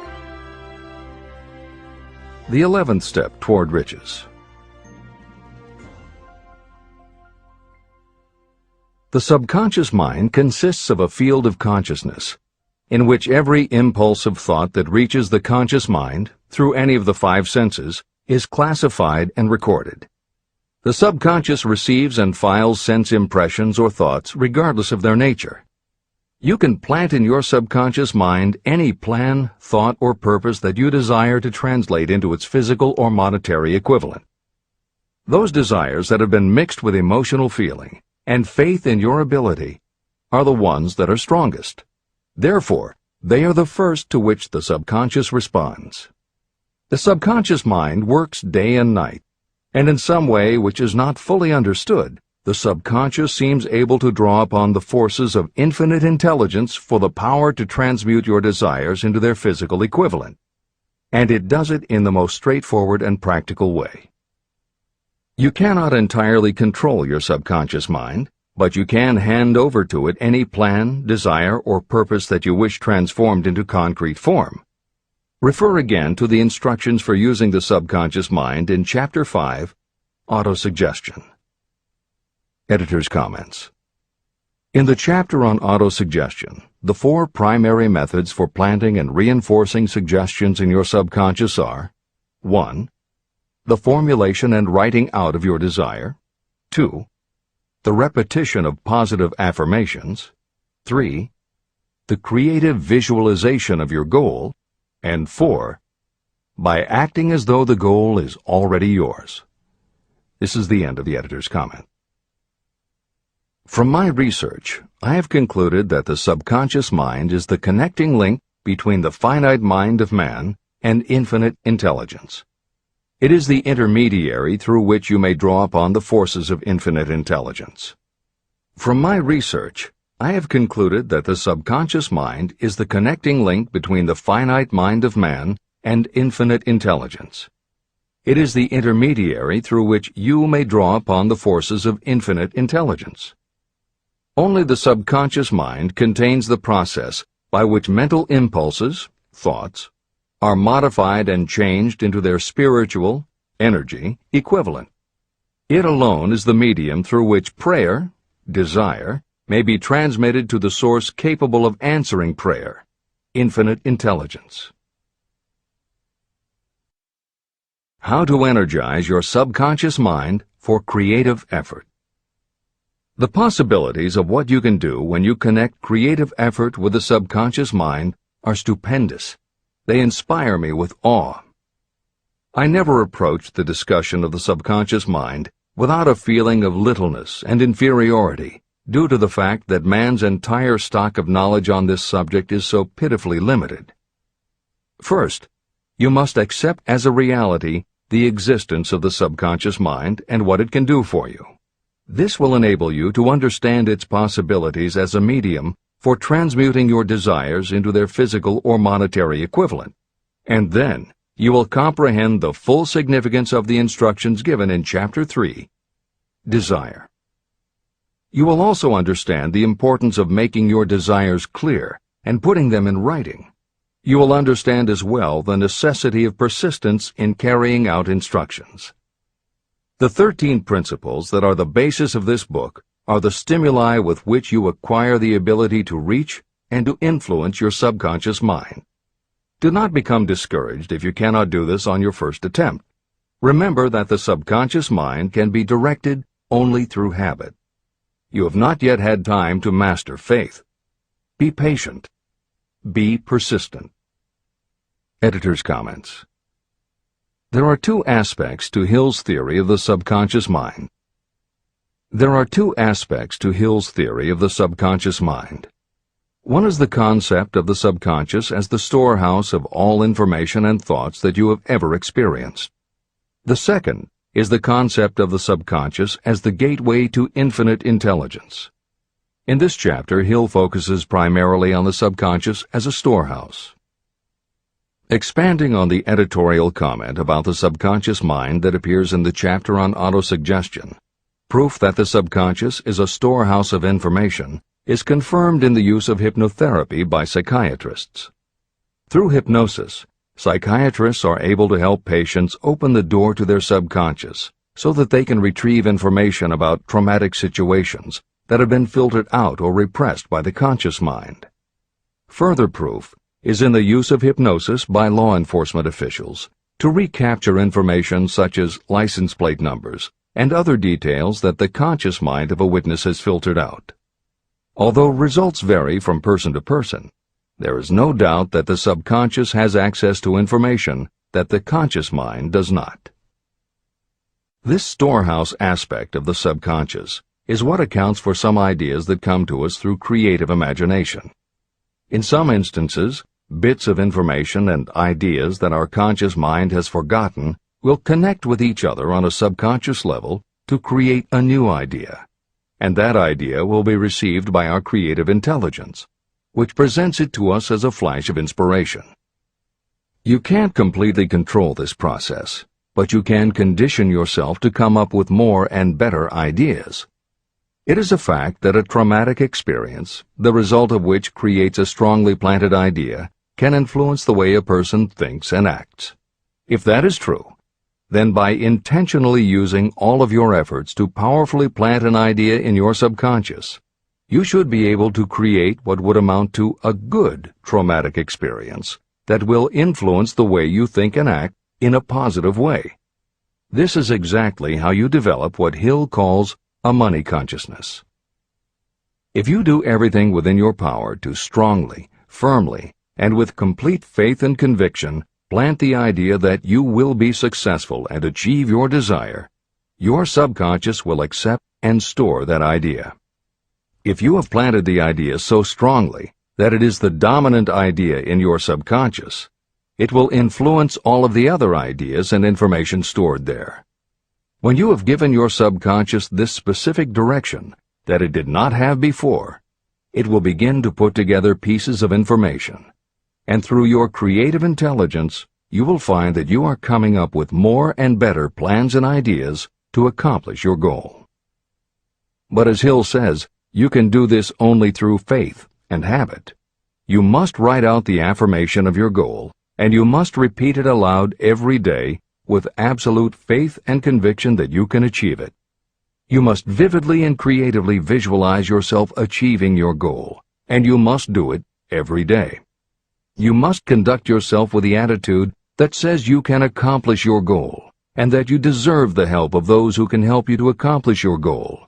And you must conduct yourself in that way every day. If you seriously commit yourself to doing these things, it will change the way you think and act. Your subconscious will do everything it can to transmute your desire into reality, and other people will want to do what they can to help you succeed. This is the end of the editor's comments. Many statements in the chapters on faith and on autosuggestion are repeated here for the benefit of your subconscious mind. Remember, your subconscious mind functions whether you make any effort to influence it or not.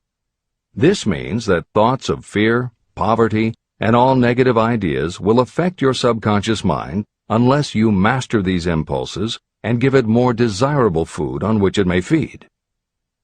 the subconscious mind will not remain idle. If you don't plant desires in your subconscious mind, it will feed on the thoughts that reach it as the result of your neglect. Both negative and positive thoughts are reaching your subconscious mind continuously. These thoughts come from the four sources. 1. Consciously from other people. 2. Your subconscious. 3. Subconsciously from other people. And 4. Infinite intelligence. Every day, all kinds of thought impulses are reaching your subconscious mind without your knowledge. Some of these impulses are negative. Some are positive.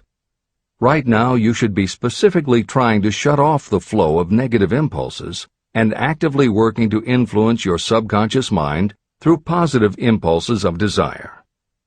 When you achieve this, you will possess the key that unlocks the door to your subconscious mind. Moreover, you will control that door so completely that no undesirable thought may influence your subconscious mind. Everything that you create begins in the form of a thought impulse. You can create nothing that you do not first conceive as a thought. Through the aid of the imagination, thoughts may be assembled into plans. The imagination, when under your control, may be used to create plans or purposes that lead to success in your chosen occupation. All thoughts that you want to turn into success and have planted in the subconscious mind must pass through the imagination and be mixed with faith, your faith in your own abilities. The mixing of faith with a plan or purpose intended for submission to the subconscious mind can only be done through the imagination. From these statements, it should be clear that if you want to make use of your subconscious mind, it will call for the coordination and application of all 13 principles of success that are the basis of this book.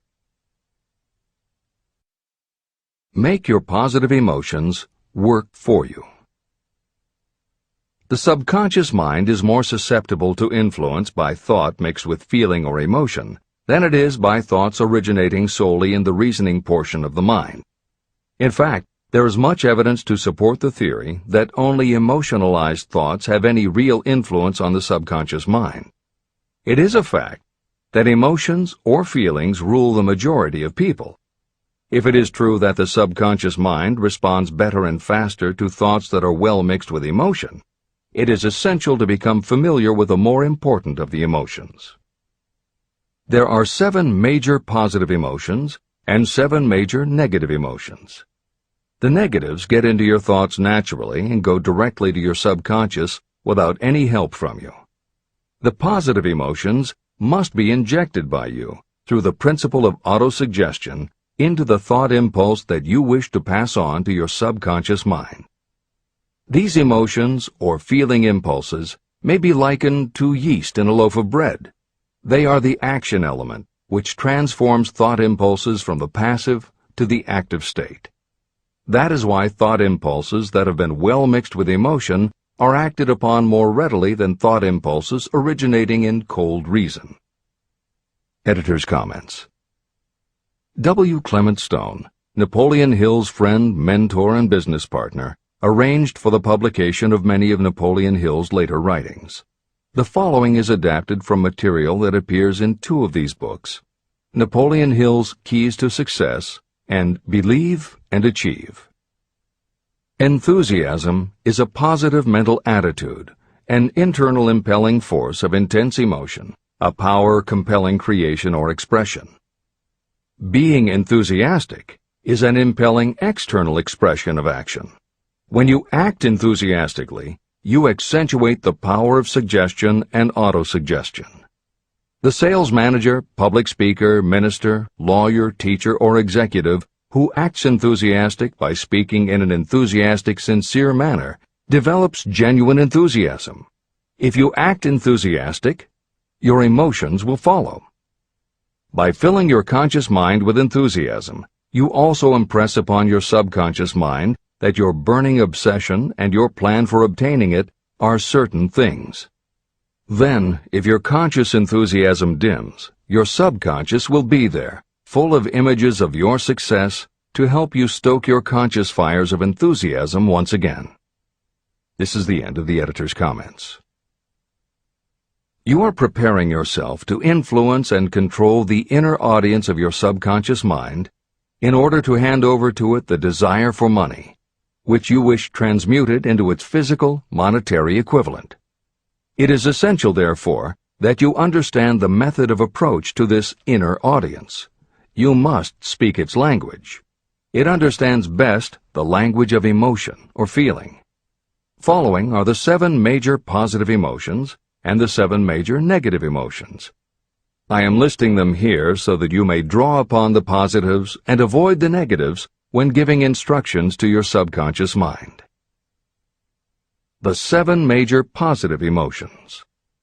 The emotion of desire, the emotion of faith, the emotion of love, the emotion of sex, the emotion of enthusiasm, the emotion of romance, the emotion of hope. There are other positive emotions, but these are the 7 most powerful and the ones most commonly used in creative effort. Master these 7 emotions. They can be mastered only by use, and the other positive emotions will be at your command when you need them. Remember that you are studying a book that is intended to help you develop a money consciousness by filling your mind with positive emotions. The 7 major negative emotions to be avoided. The emotion of fear, the emotion of jealousy, the emotion of hatred, the emotion of revenge, the emotion of greed, the emotion of superstition, the emotion of anger. Positive and negative emotions cannot occupy the mind at the same time. One or the other must dominate. It is your responsibility to make sure that positive emotions constitute the dominating influence of your mind. That is where the law of habit will help you. Form the habit of applying and using the positive emotions. Eventually, they will dominate your mind so completely that the negatives cannot enter it. Only by following these instructions literally and continuously can you gain control over your subconscious mind. The presence of a single negative in your conscious mind is sufficient to destroy all chances of constructive aid from your subconscious mind. Editor's comments. Napoleon Hill's concern about the susceptibility of the subconscious mind to negative thoughts, emotions, and comments is well known to professionals who work with these techniques. In clinical hypnotherapy, there is an axiom referred to as the law of reversed effect, which states that whenever there is a conflict between imagination and willpower, the imagination wins. When you attempt to plant an idea, if the subconscious already harbors a negative, trying to force the new idea has the reverse effect, because the subconscious becomes obsessed with defending its established negative idea. And the harder you try to do something, the more the subconscious resists, and the more difficult it becomes. Even the use of the word try is warned against, because it gives the suggestion to the subconscious of a preconceived failure. The concept of trying implies an ongoing effort. You don't want to try. You want to succeed. If you ask your subconscious to help you try, it may do just that. It may help you try, but it will prevent you from succeeding.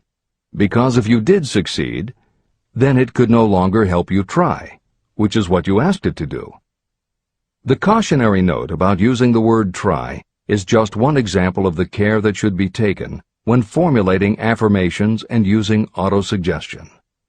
The following are some other rules of thumb that most modern experts agree on. 1. Affirmations should always be stated as a positive. Affirm what you do want, not what you don't want. 2. Affirmations work best when they are short and very clear about a single desired goal. Take the time to write, rewrite, and polish your affirmation until you can express your desire in a short statement of precise and well-chosen words. 3. Affirmations should be specific about the desired goal, but not about how to accomplish it. Your subconscious knows better than you what it can do and how it can do it. 4. Do not make unreasonable time demands.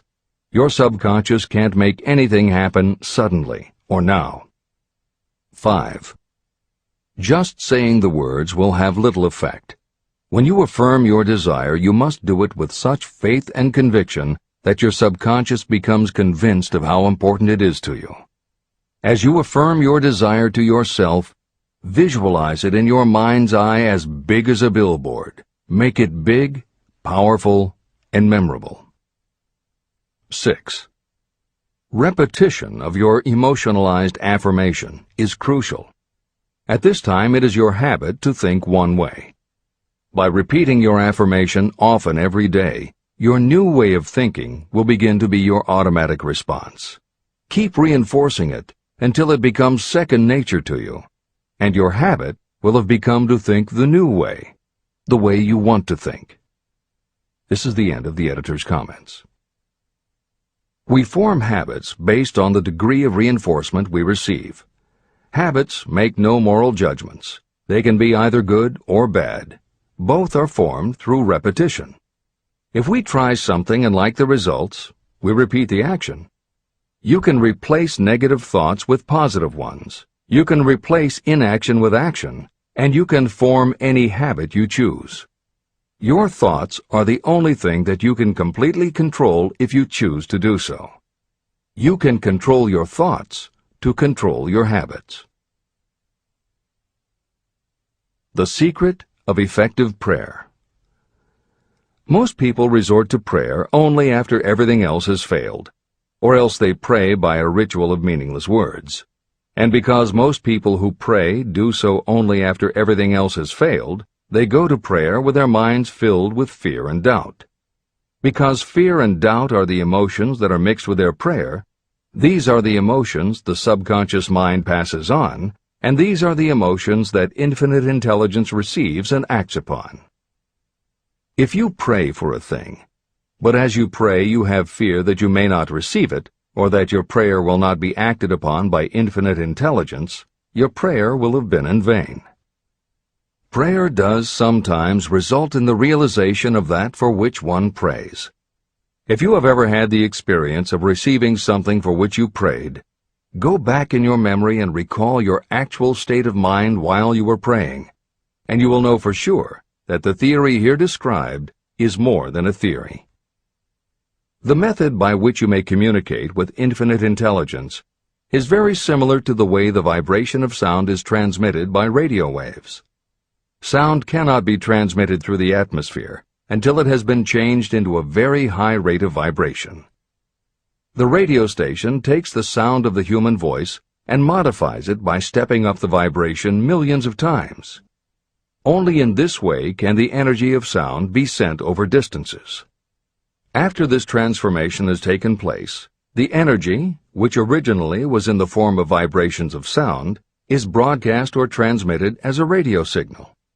When a radio set receives the high-speed transmission, it then reconverts that energy back to its original slower rate of vibration. And when it is stepped down to its original rate, it vibrates the diaphragm of the speaker, which reproduces the original sound of the voice. The subconscious mind is the intermediary that translates prayers or desires into terms that infinite intelligence can receive. The answer comes back to you in the form of a definite plan or idea for procuring the object of your prayer. When you understand this principle, you know why mere words read from a prayer book cannot serve as an agency of communication between the mind of man and infinite intelligence. Do not expect troubles, as they have a tendency not to disappoint. Chapter 14. The Brain. A broadcasting and receiving station for thought. The 12th step toward riches. It was while I was working with the late Dr. Alexander Graham Bell and Dr. Elmer R. Gates that I first proposed the idea that every human brain is both a broadcasting and receiving station for the vibration of thought. In some way similar to the principle behind the operation of a radio receiver, every human brain is capable of picking up vibrations of thought that are being released by other brains. These are received as hunches and flashes of intuition. As was explained in previous chapters, it is your creative imagination that is the receiving set of your brain, which receives thoughts from your subconscious and, under certain circumstances, receives thoughts released by the brains of others. Your creative imagination is the interconnection between your conscious or reasoning mind and the four sources from which you receive thought stimuli. 1. Consciously from other people. 2. Your subconscious. 3. Subconsciously from other people. And 4. Infinite intelligence. When stimulated or stepped up to a high rate of vibration, the mind becomes more receptive to thoughts that reach it from outside sources. This stepping up process takes place through either the positive emotions or the negative emotions.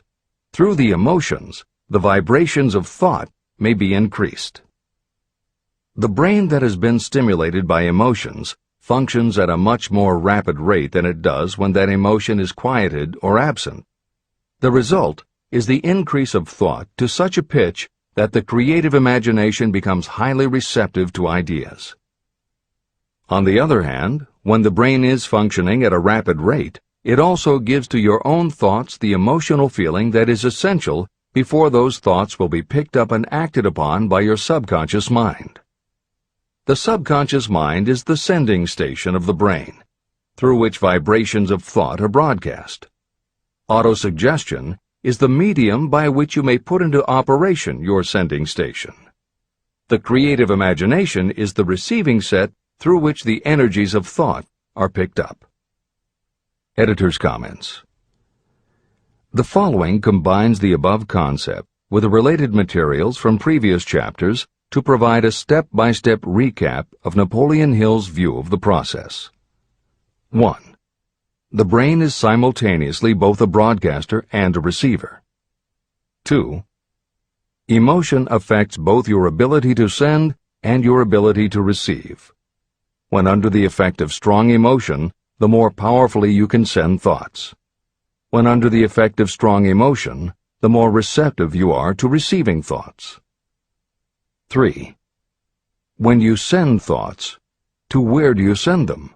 You send them to your subconscious by using autosuggestion. 4. When you receive thoughts, where do they come from? They come from your subconscious and you receive them through your creative imagination. 5. Your subconscious mind has two aspects. Your subconscious is a storehouse of information, as explained in the previous chapter. Your subconscious is your connection to infinite intelligence. 6.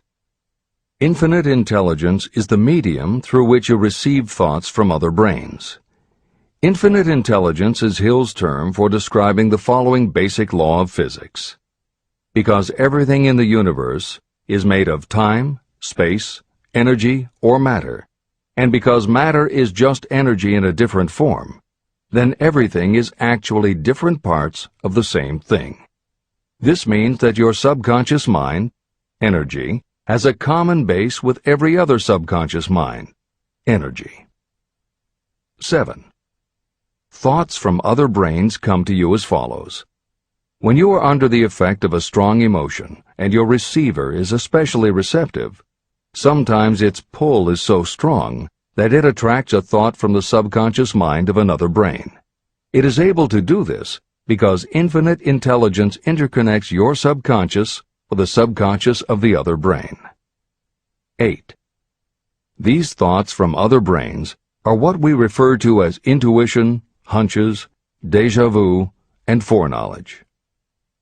Although Hill's explanation depends on the action of an intangible force that cannot be isolated and dissected in a laboratory, neither medical science nor psychology can offer a better explanation for those thoughts that depend on knowledge or information that we do not have. This is the end of the editor's comments. The greatest forces are intangible. In the past, we've depended too much on our physical senses and have limited our knowledge to physical things that we could see, touch, weigh, and measure. I believe we have entered the most marvelous of all ages, an age that will teach us more about the intangible forces of the world about us. Perhaps we shall learn that there is an other self that is more powerful than the physical self we see when we look in a mirror. Many people do not take seriously such intangibles, the things that they cannot perceive through any of their five senses.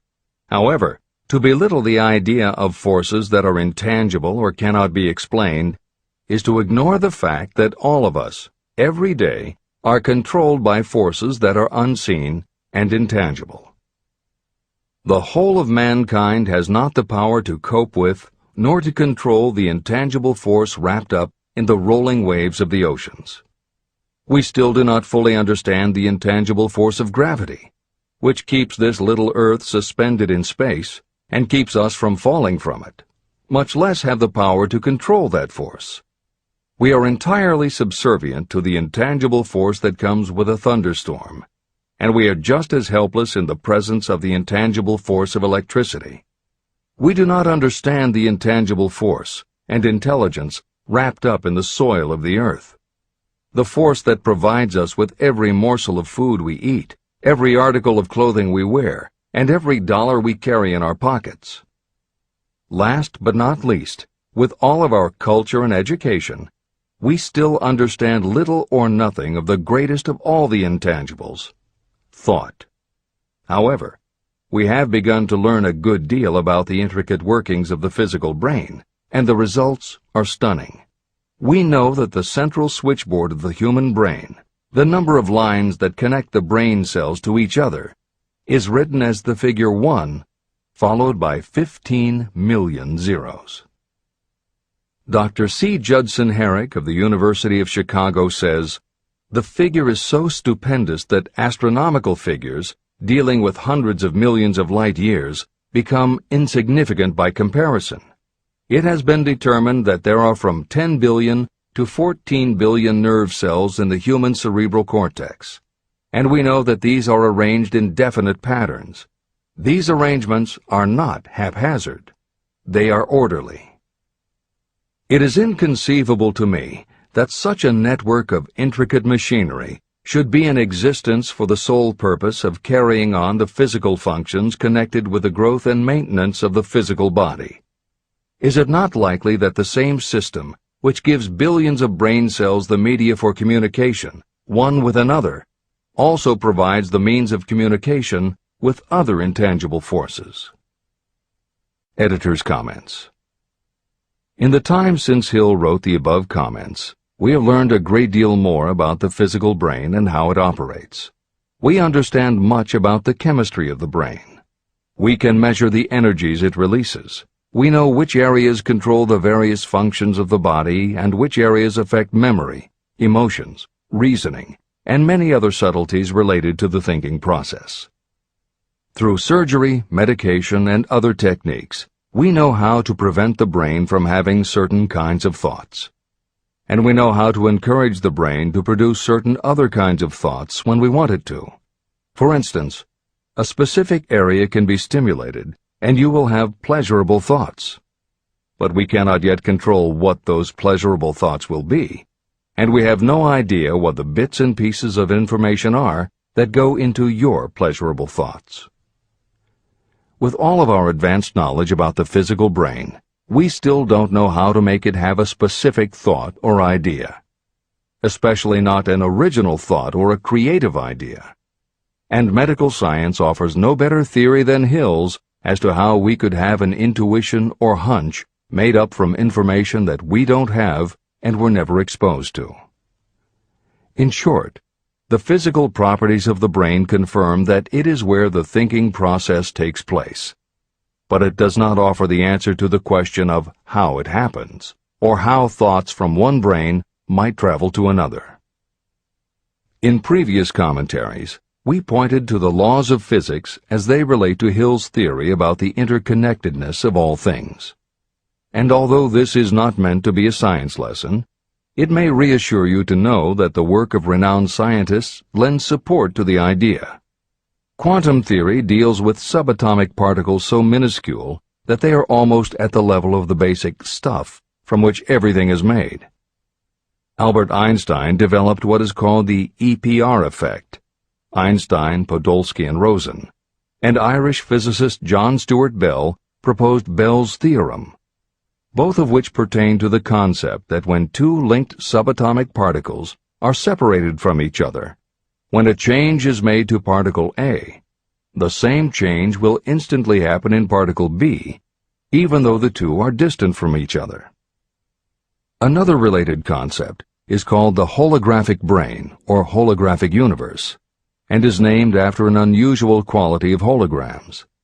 It is a fact that if you cut a hologram in half, you don't get two halves of a picture.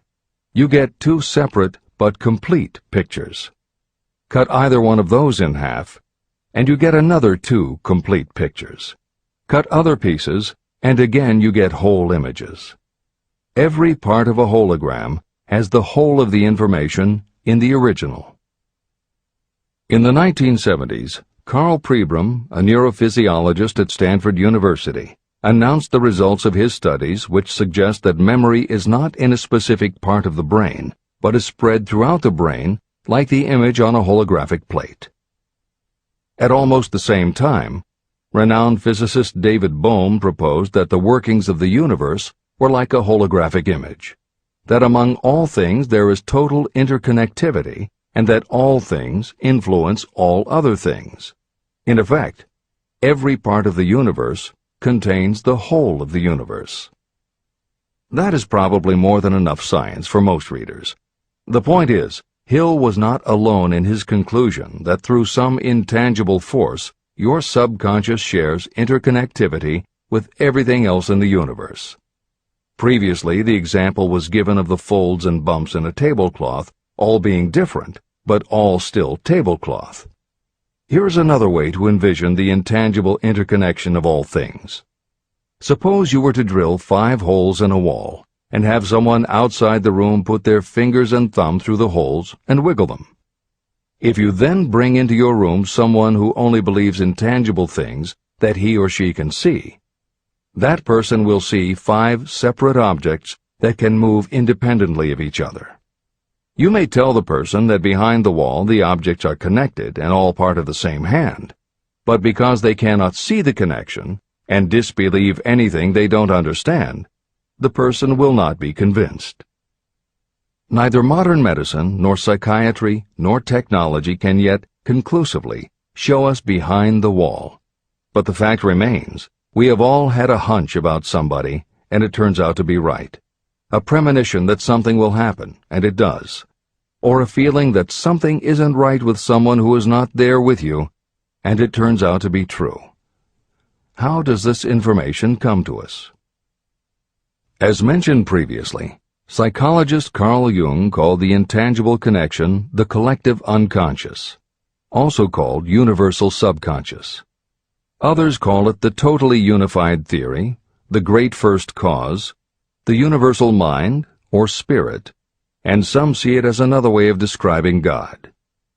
Napoleon Hill calls it infinite intelligence and offers a common-sense explanation that allows you to work with a phenomenon, even if it is not completely understood. And that, after all, is what Hill was aiming for, to give you a way to access intangible forces that will help you turn your desire into reality. This is the end of the editor's comments.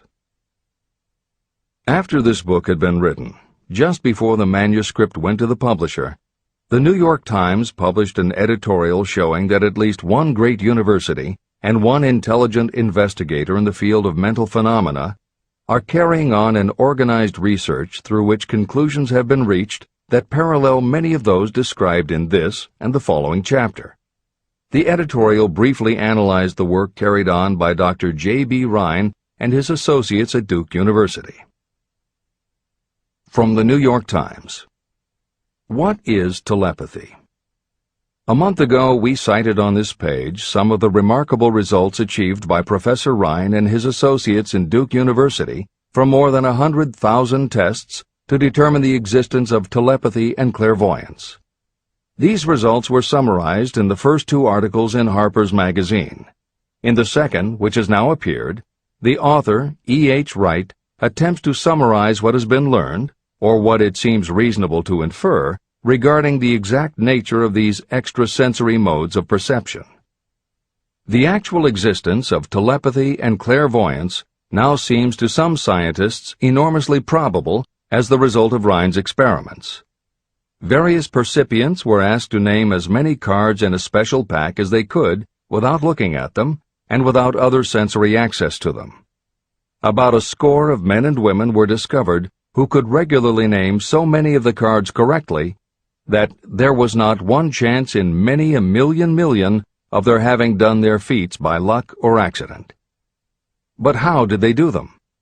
These powers, assuming that they exist, do not seem to be sensory. There is no known organ for them. The experiments work just as well at distances of several hundred miles as they did in the same room. These facts also dispose, in Mr. Wright's opinion, of the attempt to explain telepathy or clairvoyance through any physical theory of radiation. All known forms of radiant energy decline inversely as the square of the distance traversed. Telepathy and clairvoyance do not. But they do vary through physical cause, as our other mental powers do.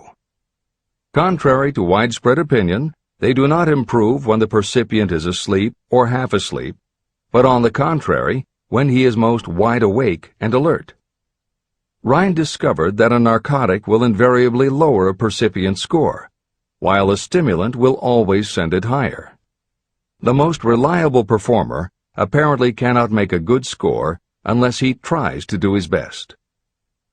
One conclusion that Wright draws with some confidence is that telepathy and clairvoyance are really one and the same gift. That is, the faculty that sees a card face down on a table seems to be exactly the same one that reads a thought residing only in another mind.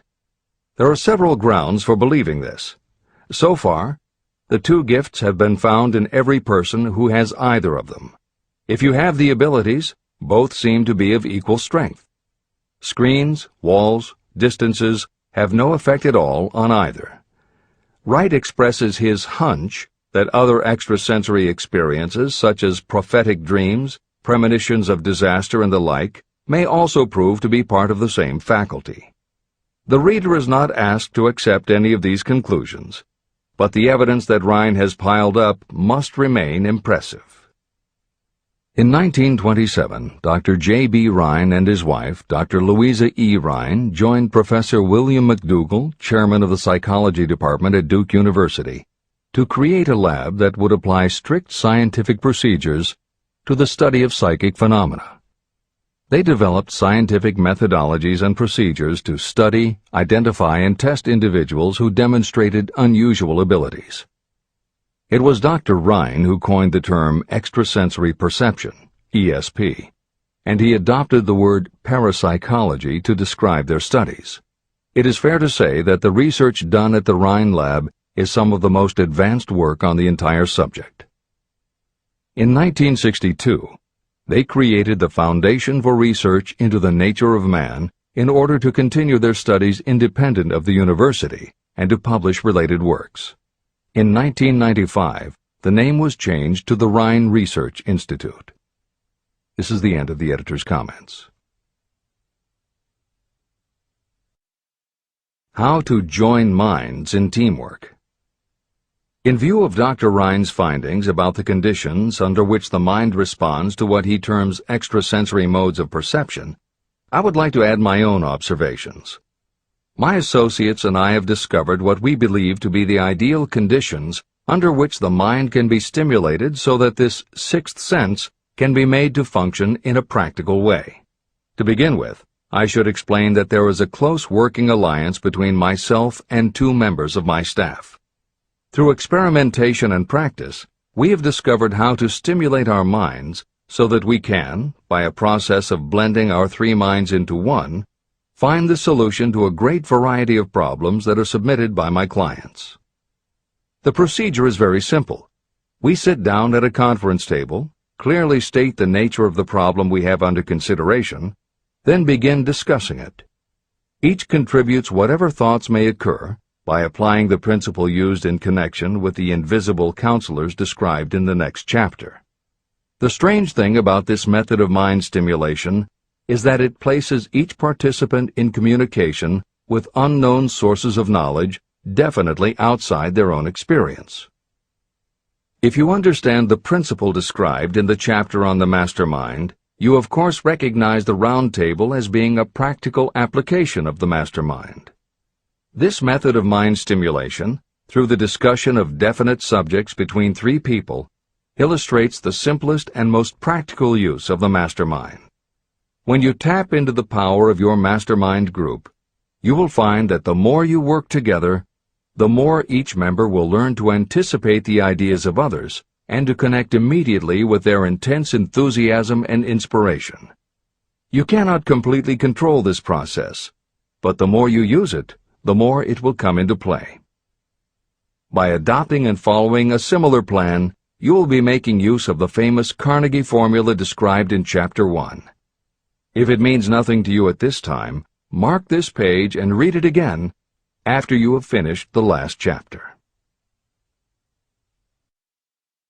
Great achievement is usually born of great sacrifice and is never the result of selfishness. Chapter 15. The Sixth Sense. The Door to the Temple of Wisdom. The 13th Step Toward Riches. The 13th principle is known as the Sixth Sense, through which infinite intelligence may and will communicate voluntarily without any effort from or demands by the individual. This principle is the apex of the philosophy of success. It can be assimilated, understood, and applied only by first mastering the other 12 principles.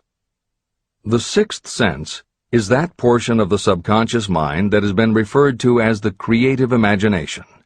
It has also been referred to as the receiving set through which ideas, plans, and thoughts flash into the mind. The flashes are sometimes called hunches or inspirations.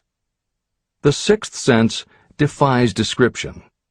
It cannot be described to a person who has not mastered the other principles of this philosophy, because such a person has no knowledge and no experience with which the sixth sense may be compared. After you have mastered the principles in this book, you will be prepared to accept as truth a statement that may otherwise be incredible to you. Through the sixth sense, you will be warned of impending dangers in time to avoid them and notified of opportunities in time to embrace them.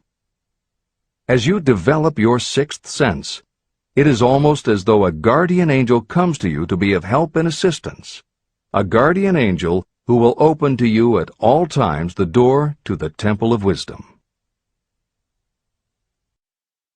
Miracles of the Sixth Sense. I am not a believer in, nor an advocate of, miracles, for the simple reason that I have enough knowledge of nature to understand that nature never deviates from her established laws. However, I believe that some of nature's laws are so incomprehensible that they produce what appear to be miracles. The sixth sense comes as near to being a miracle as anything I have ever experienced. This much I do know, that there is a power, or a first cause, or an intelligence which permeates every atom of matter and embraces every unit of energy perceptible to man. I know that this infinite intelligence is the thing that converts acorns into oak trees, causes water to flow downhill in response to the law of gravity, follows night with day and winter with summer, each maintaining its proper place and relationship to the other. Through the philosophy explained in this book, this intelligence can help turn your desires into concrete or material form. I know this because I have experimented with it, and I have experienced it. Step by step through the preceding chapters, you have been led to this, the last principle. If you have mastered each of the preceding principles, you are now prepared to accept, without being skeptical, the extraordinary claims made here. If you have not mastered the other principles, you must do so before you may determine definitely whether or not the claims made in this chapter are fact or fiction. Let great people shape your life. I have never completely divested myself of the habit of hero worship. While I was passing through the stage of hero worship, I found myself trying to imitate those whom I most admired. My experience has taught me that the next best thing to being truly great is to emulate the great, to try to act like them, be like them, and feel like them as much as I could. I discovered that the faith with which I tried to imitate my idols gave me great capacity to do so quite successfully. Long before I had ever written a line for publication or delivered a speech in public, I followed the habit of reshaping my own character by trying to imitate the 9 men whose lives and life works had been most impressive to me. These 9 men were Emerson, Paine, Edison, Darwin, Lincoln, Burbank, Napoleon, Ford, and Carnegie. Every night, over a long period of years, I held an imaginary council meeting with this group, whom I called my invisible counselors. This is how I did it. Just before going to sleep at night, I would shut my eyes and see, in my imagination, this group of men seated with me around my council table. Here I had not only an opportunity to sit among those whom I considered to be great, but I actually dominated the group by serving as the chairman. I had a very definite purpose in using my imagination in this way. My purpose was to rebuild my own character, so it would become a composite of the characters of my imaginary counselors. Realizing that I had to overcome the handicap of being born and raised in an environment of ignorance and superstition, I deliberately assigned myself the task of voluntary rebirth through the method I have described above. Building character through autosuggestion. I knew, of course, that we all become what we are because of our dominating thoughts and desires. I knew that every deeply seated desire causes a person to find a way to turn that desire into reality. I knew that self-suggestion is a powerful factor in building character. In fact, it is the sole principle through which character is built. With this knowledge of how the mind works, I was fairly well armed with the equipment needed to rebuild my character. In these imaginary council meetings, I called on my cabinet members for the knowledge I wished each to contribute. I would even speak out loud to each of them as follows. Mr. Emerson, I desire to acquire from you the marvelous understanding of nature which distinguished your life. I ask that you impress upon my subconscious mind those qualities you possessed that enabled you to understand and adapt yourself to the laws of nature. Mr. Burbank, I request that you pass on to me the knowledge that enabled you to so harmonize the laws of nature that you caused the cactus to shed its thorns and become an edible food. Give me access to the knowledge that enabled you to make 2 blades of grass grow where but 1 grew before. Napoleon, I desire to acquire from you the marvelous ability you possess to inspire men and will rouse them to greater and more determined spirit of action. I desire also to acquire the spirit of enduring faith, which enabled you to turn defeat into victory and to surmount staggering obstacles. Mr. Paine, I desire to acquire from you the freedom of thought and the courage and clarity with which to express convictions which so distinguished you. Mr. Darwin, I wish to acquire from you the marvelous patience and ability to study cause and effect without bias or prejudice so exemplified by you in the field of natural science. Mr. Lincoln, I desire to build into my own character the keen sense of justice, the untiring spirit of patience, the sense of humor, the human understanding, and the tolerance that were your distinguishing characteristics. Mr. Carnegie, I wish to acquire a thorough understanding of the principles of organized effort, which you use so effectively in the building of a great industrial enterprise. Mr. Ford, I wish to acquire your spirit of persistence, the determination, poise, and self-confidence that have enabled you to master poverty and to organize, unify, and simplify human effort so I may help others to follow in your footsteps. Mr. Edison, I wish to acquire from you the marvelous spirit of faith with which you have uncovered so many of nature's secrets, the spirit of unremitting toil with which you have so often wrested victory from defeat. The startling power of imagination. My method of addressing the members of my imaginary cabinet would vary according to the traits of character I was most interested in acquiring. I studied the records of their lives with painstaking care. After some months of this nightly procedure, I was astounded as each time my imaginary counselors started to become more and more real to me. Each of these 9 men developed individual characteristics that surprised me. For example, Lincoln developed the habit of always being late, then walking around in solemn parade. He always wore an expression of seriousness on his face. Rarely did I see him smile. This was not true of the others. Burbank and Payne often indulged in witty repartee, which seemed at times to shock the other members of the cabinet. On one occasion, Burbank was late. When he came, he was excited with enthusiasm, and explained that he had been late because of an experiment he was making, through which he hoped to be able to grow apples on any sort of tree. Payne chided him by reminding him that it was an apple that started all the trouble between man and woman. Darwin chuckled as he suggested that Payne should watch out for little serpents when he went into the forest to gather apples, as they had the habit of growing into big snakes. Emerson observed, "No serpents, no apples," and Napoleon remarked, "No apples, no state." These meetings became so realistic that I became fearful of their consequences and discontinued them for several months. The experiences were so uncanny, I was afraid that if I continued them, I would lose sight of the fact that the meetings were purely experiences of my imagination. In writing this book, this is the first time that I've had the courage to mention this.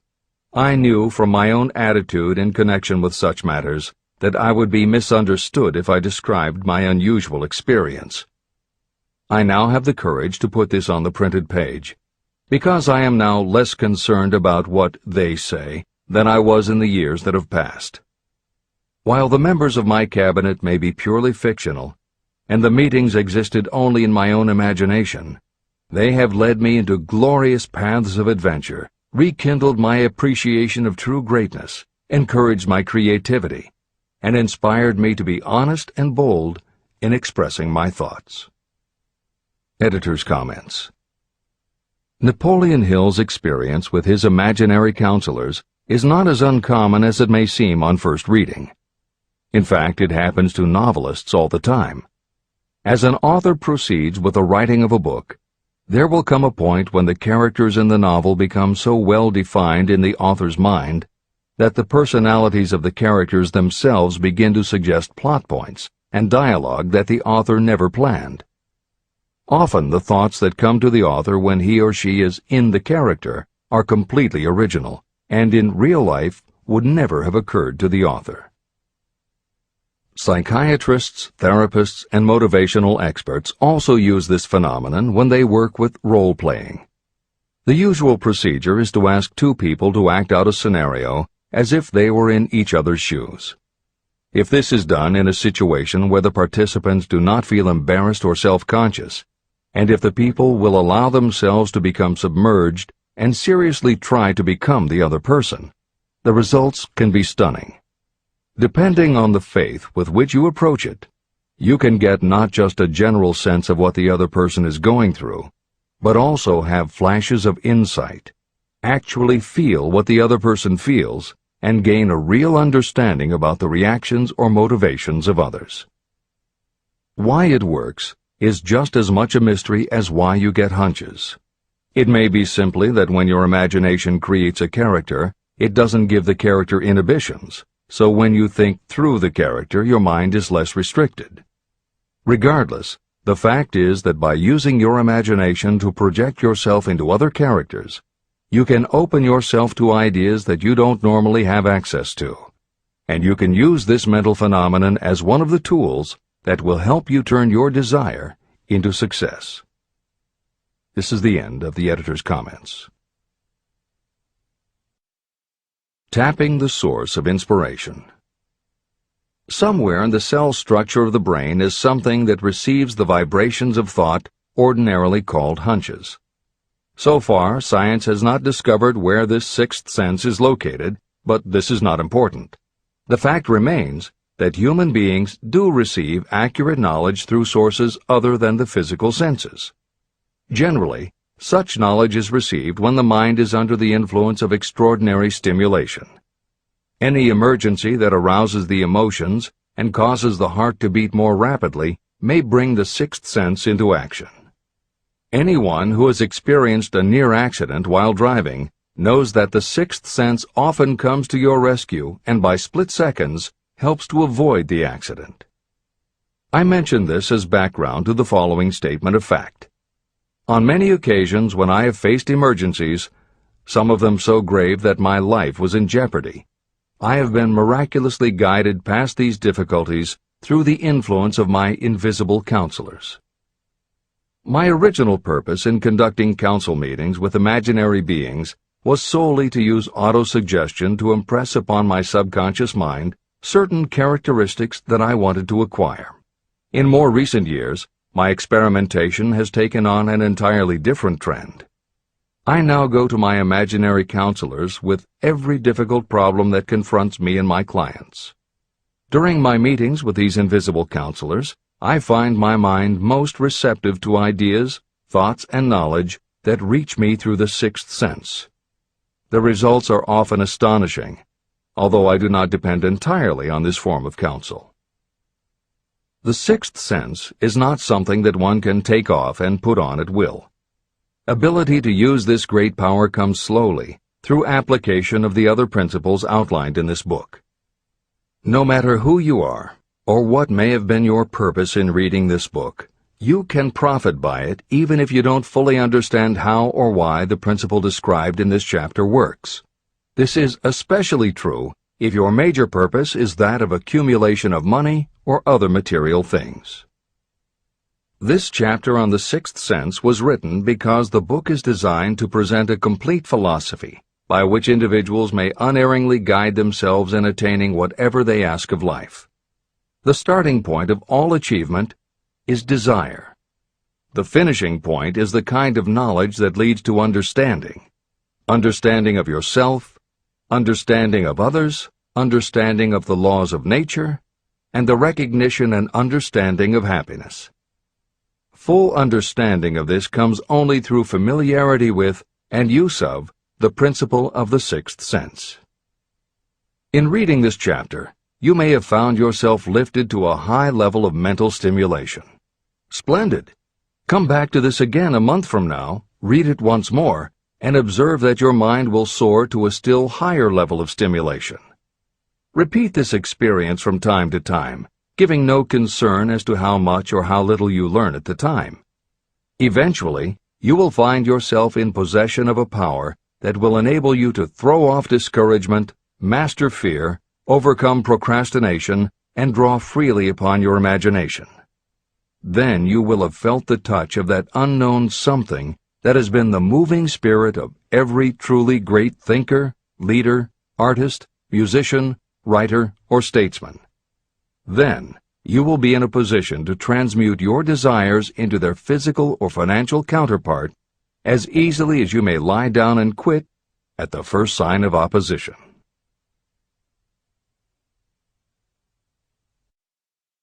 The man who actually knows just what he wants in life has already gone a long way toward attaining it. Chapter 16. The Six Ghosts of Fear. How many are standing in your way?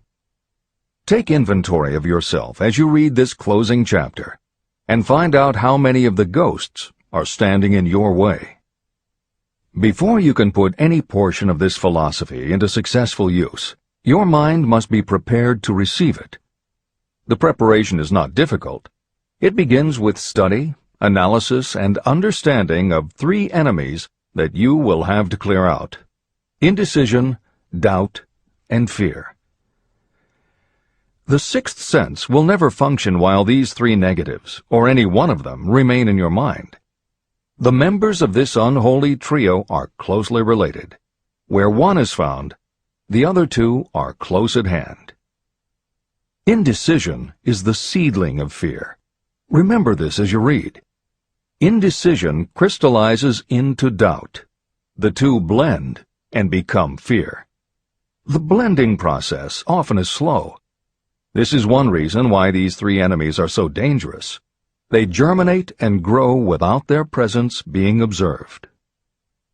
The remainder of this chapter describes a state of mind that you must attain before the philosophy can be put into practical use.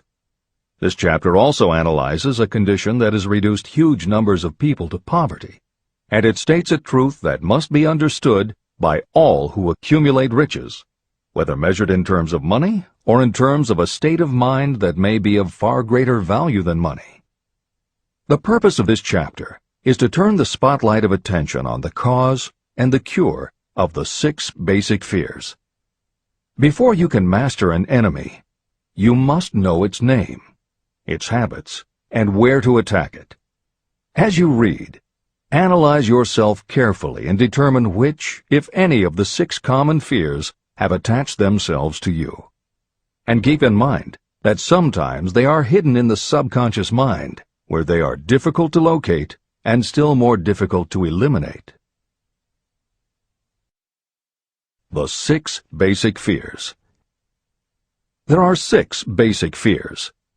At one time or another, every person suffers from some combination of these fears. Most people are fortunate if they do not suffer from the entire 6. Named in the order of their most common appearance, they are the fear of poverty, the fear of criticism, the fear of ill health, the fear of loss of love of someone, the fear of old age, and the fear of death. All other fears are of minor importance, and are in fact just variations on these 6. Fears are nothing more than states of mind. Your state of mind is subject to your control and direction. You can create nothing that you do not first conceive in the form of an impulse of thought. The following statement is of even greater importance. Thought impulses begin immediately to translate themselves into their physical equivalent, whether those thoughts are voluntary or involuntary. Even thought impulses that are picked up by mere chance, thoughts that have been released by other minds, may determine your financial, business, professional, or social destiny just as surely as the thoughts that you create by intent and design. This circumstance also explains why some people seem to be lucky, while others of equal or greater ability, training, experience, and brain capacity seem destined to have misfortune. The explanation is that you have the ability to completely control your own mind. With this control, you may open your mind to the thought impulses that are being released by other brains, or you can close the doors tightly and admit only thought impulses of your own choice. Nature has endowed human beings with absolute control over only one thing, and that one thing is thought. This fact, coupled with the additional fact that everything we create begins in the form of a thought, leads us very near to the principle by which fear may be mastered. If it is true that all thought has a tendency to clothe itself in its physical equivalent, and this is true beyond any reasonable room for doubt, it is equally true that thought impulses of fear and poverty cannot be translated into terms of courage and financial gain. The first basic fear. The fear of poverty. There can be no compromise between poverty and riches. The two roads that lead to poverty and riches travel in opposite directions. If you want riches, you must refuse to accept any circumstance that leads toward poverty. The word riches is used in its broadest sense, meaning financial, spiritual, mental, and material wealth. The starting point of the path that leads to riches is desire. In Chapter 3, you received full instructions for the proper use of desire. In this chapter on fear, You have complete instructions for preparing your mind to make practical use of desire. Here is the place to give yourself a challenge, which will definitely determine how much of this philosophy you have absorbed. Here is the point at which you can tell what the future holds in store for you. If, after reading this chapter, you are willing to accept poverty, you may as well make up your mind to receive poverty. This is one decision you cannot avoid. But if you demand riches, determine what form and how much will be required to satisfy you. You know the road that leads to riches. You have been given a roadmap. If you follow it, it will keep you on that road. If you neglect to make the start, or stop before you arrive, no one will be to blame but you. This responsibility is yours. No excuse will save you from accepting the responsibility if you now fail or refuse to demand riches of life. All you need is one thing. Incidentally, the only thing you can control, and that is a state of mind. A state of mind is something that is up to you. It cannot be purchased. It must be created.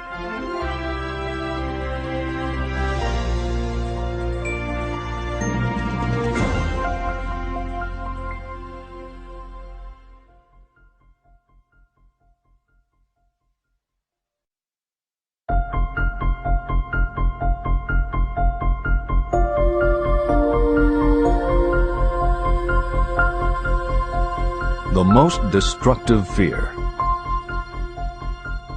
Fear of poverty is a state of mind, nothing else. But it is sufficient to destroy your chances of achievement in any undertaking. This fear paralyzes your ability to use reason, destroys the imagination, kills off self-reliance, undermines enthusiasm, discourages initiative, leads to uncertainty of purpose, encourages procrastination, wipes out enthusiasm, and makes self-control an impossibility. It takes the charm from your personality, destroys the possibility of accurate thinking, diverts concentration of effort.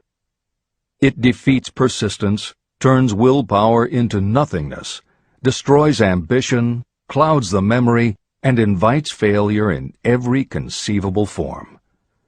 It kills love and assassinates the finer emotions of the heart, discourages friendship and invites disaster in 100 forms, leads to sleeplessness, misery, and unhappiness, and all this despite the obvious truth that you live in a world of overabundance of everything your heart could desire, with nothing standing between you and your desires except lack of a definite purpose. The fear of poverty is, without doubt, the most destructive of the 6 basic fears. It has been placed at the head of the list because it is the most difficult to master. The fear of poverty grew out of our inherited tendency to prey upon our fellow human beings economically. Nearly all animals lower than us are motivated by instinct, but their capacity to think is limited, and therefore they prey upon one another physically.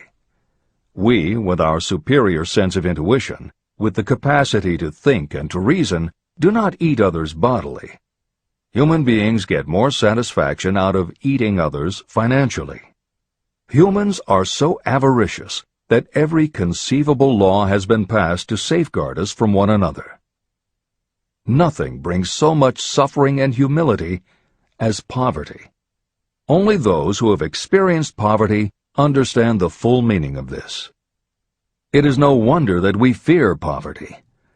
Through a long line of inherited experiences, we have learned for sure that some people cannot be trusted where matters of money and earthly possessions are concerned. So eager are we to possess wealth that we will acquire it in whatever manner we can, through legal methods if possible, through other methods if necessary or expedient. Self-analysis may disclose weaknesses that you do not like to acknowledge, but this form of examination is essential if you are going to demand of life more than mediocrity and poverty. Remember, as you check yourself point by point, that you are both the court and the jury, the prosecuting attorney and the attorney for the defense, and that you are both the plaintiff and the defendant. You are on trial. Face the facts squarely. Ask yourself definite questions and demand direct replies. When the examination is over, you will know more about yourself. If you do not feel that you can be an impartial judge, call upon someone who knows you well to serve as judge while you cross-examine yourself. You are after the truth. Get it, no matter at what the cost, even though it may temporarily embarrass you. The majority of people, if asked what they fear most, would reply, "I fear nothing." The reply would be inaccurate, because few people realize that they are bound, handicapped, whipped spiritually and physically through some form of fear. So subtle and deeply seated is the emotion of fear that you may go through life and never recognize its presence. Only a courageous analysis will disclose the presence of this universal enemy. When you begin such an analysis, search deeply into your character. The following is a list of the symptoms to look for. Symptoms of the fear of poverty. 1. Indifference. Commonly expressed through lack of ambition, willingness to tolerate poverty, and the acceptance of whatever compensation life may offer without protest. Also mental and physical laziness, and lack of initiative, imagination, enthusiasm, and self-control. 2. Indecision. The habit of permitting others to do your thinking. Sitting on the fence. 3. Doubt. Generally expressed through alibis and excuses designed to cover up, explain away, or apologize for your failures. Sometimes expressed in the form of envy of those who are successful, or by criticizing them. 4. Worry. Usually expressed by finding fault with others, a tendency to spend beyond your income, neglect of personal appearance, scowling and frowning, nervousness, lack of poise, self-consciousness, and often the use of alcohol or drugs. 5. Overcaution. The habit of looking for the negative side of every circumstance. Thinking and talking about possible failure instead of concentrating on succeeding. Knowing all the roads to disaster, but never searching for the plans to avoid failure. Waiting for the right time to begin, until the waiting becomes a permanent habit. Remembering those who have failed and forgetting those who have succeeded. Seeing the hole in the donut, but overlooking the donut around the hole. 6. Procrastination. The habit of putting off until tomorrow that which should have been done last year, spending more time in creating excuses than it would take to do the job. This symptom is closely related to overcaution, doubt, and worry. Refusal to accept responsibility. Willingness to compromise rather than put up a fight. Compromising with difficulties instead of harnessing and using them as stepping stones to advancement. Bargaining with life for a penny instead of demanding prosperity, opulence, riches, contentment, and happiness. Planning what to do if you fail, instead of burning all bridges and making retreat impossible. Weakness of, and often total lack of, self-confidence, definiteness of purpose, self-control, initiative, enthusiasm, ambition, thrift, and sound reasoning ability. Expecting poverty instead of demanding riches. Associating with those who accept poverty instead of seeking the company of those who demand and receive riches. Money talks. Some will ask, why did you write a book about money? Why measure riches in dollars alone? Some will believe, and rightly so, that there are other forms of riches more desirable than money. Yes, there are riches that cannot be measured in terms of dollars. But there are also millions of people who say, "Give me all the money I need," and I will find everything else I want. The major reason why I wrote this book on how to get money is that millions of men and women are paralyzed with the fear of poverty. What this sort of fear does to one was well described by Westbrook Pegler. Editor's comments. James Westbrook Pegler was a controversial newspaper columnist for the Chicago Daily News and the Washington Post. Although his career lasted into the 1960s, he was most widely read and quoted during the 1930s and 1940s. During that period, he went from being a public supporter of Franklin Roosevelt and the New Deal policies to the opposite end of the political spectrum, championing conservative points of view. Pegler was also the author of 3 books based on his columns, and in 1940 won the Pulitzer Prize for his exposé of union racketeering. This is the end of the editor's comments. We continue with the article by Westbrook Pegler.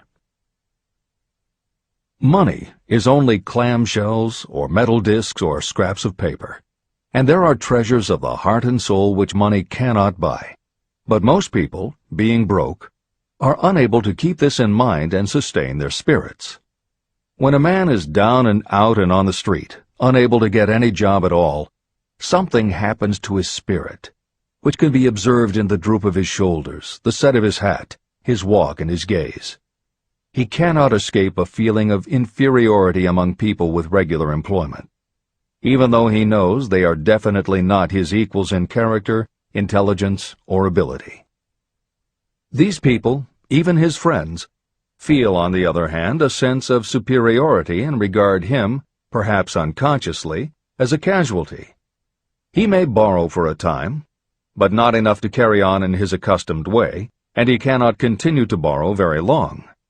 But borrowing in itself, when a man is borrowing merely to live, is a depressing experience, and the money lacks the power of earned money to revive his spirits.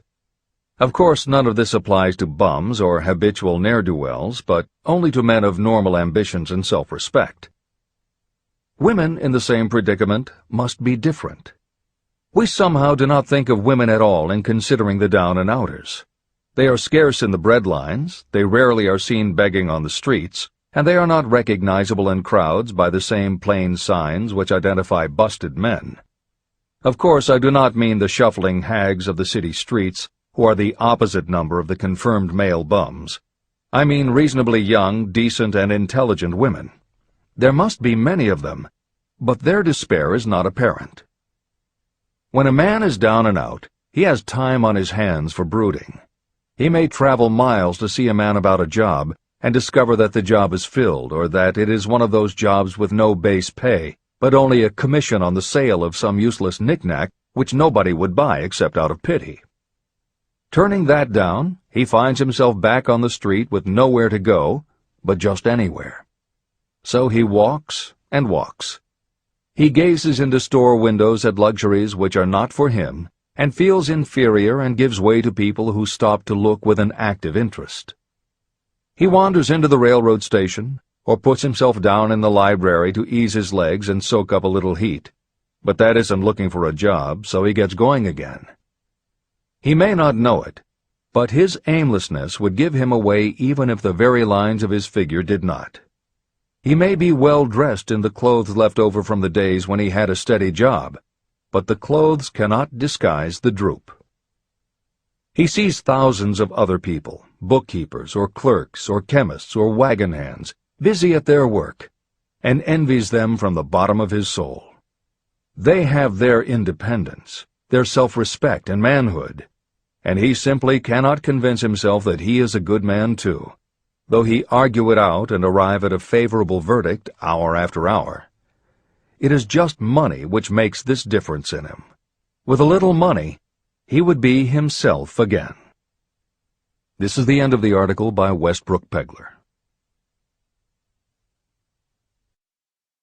The second basic fear, the fear of criticism.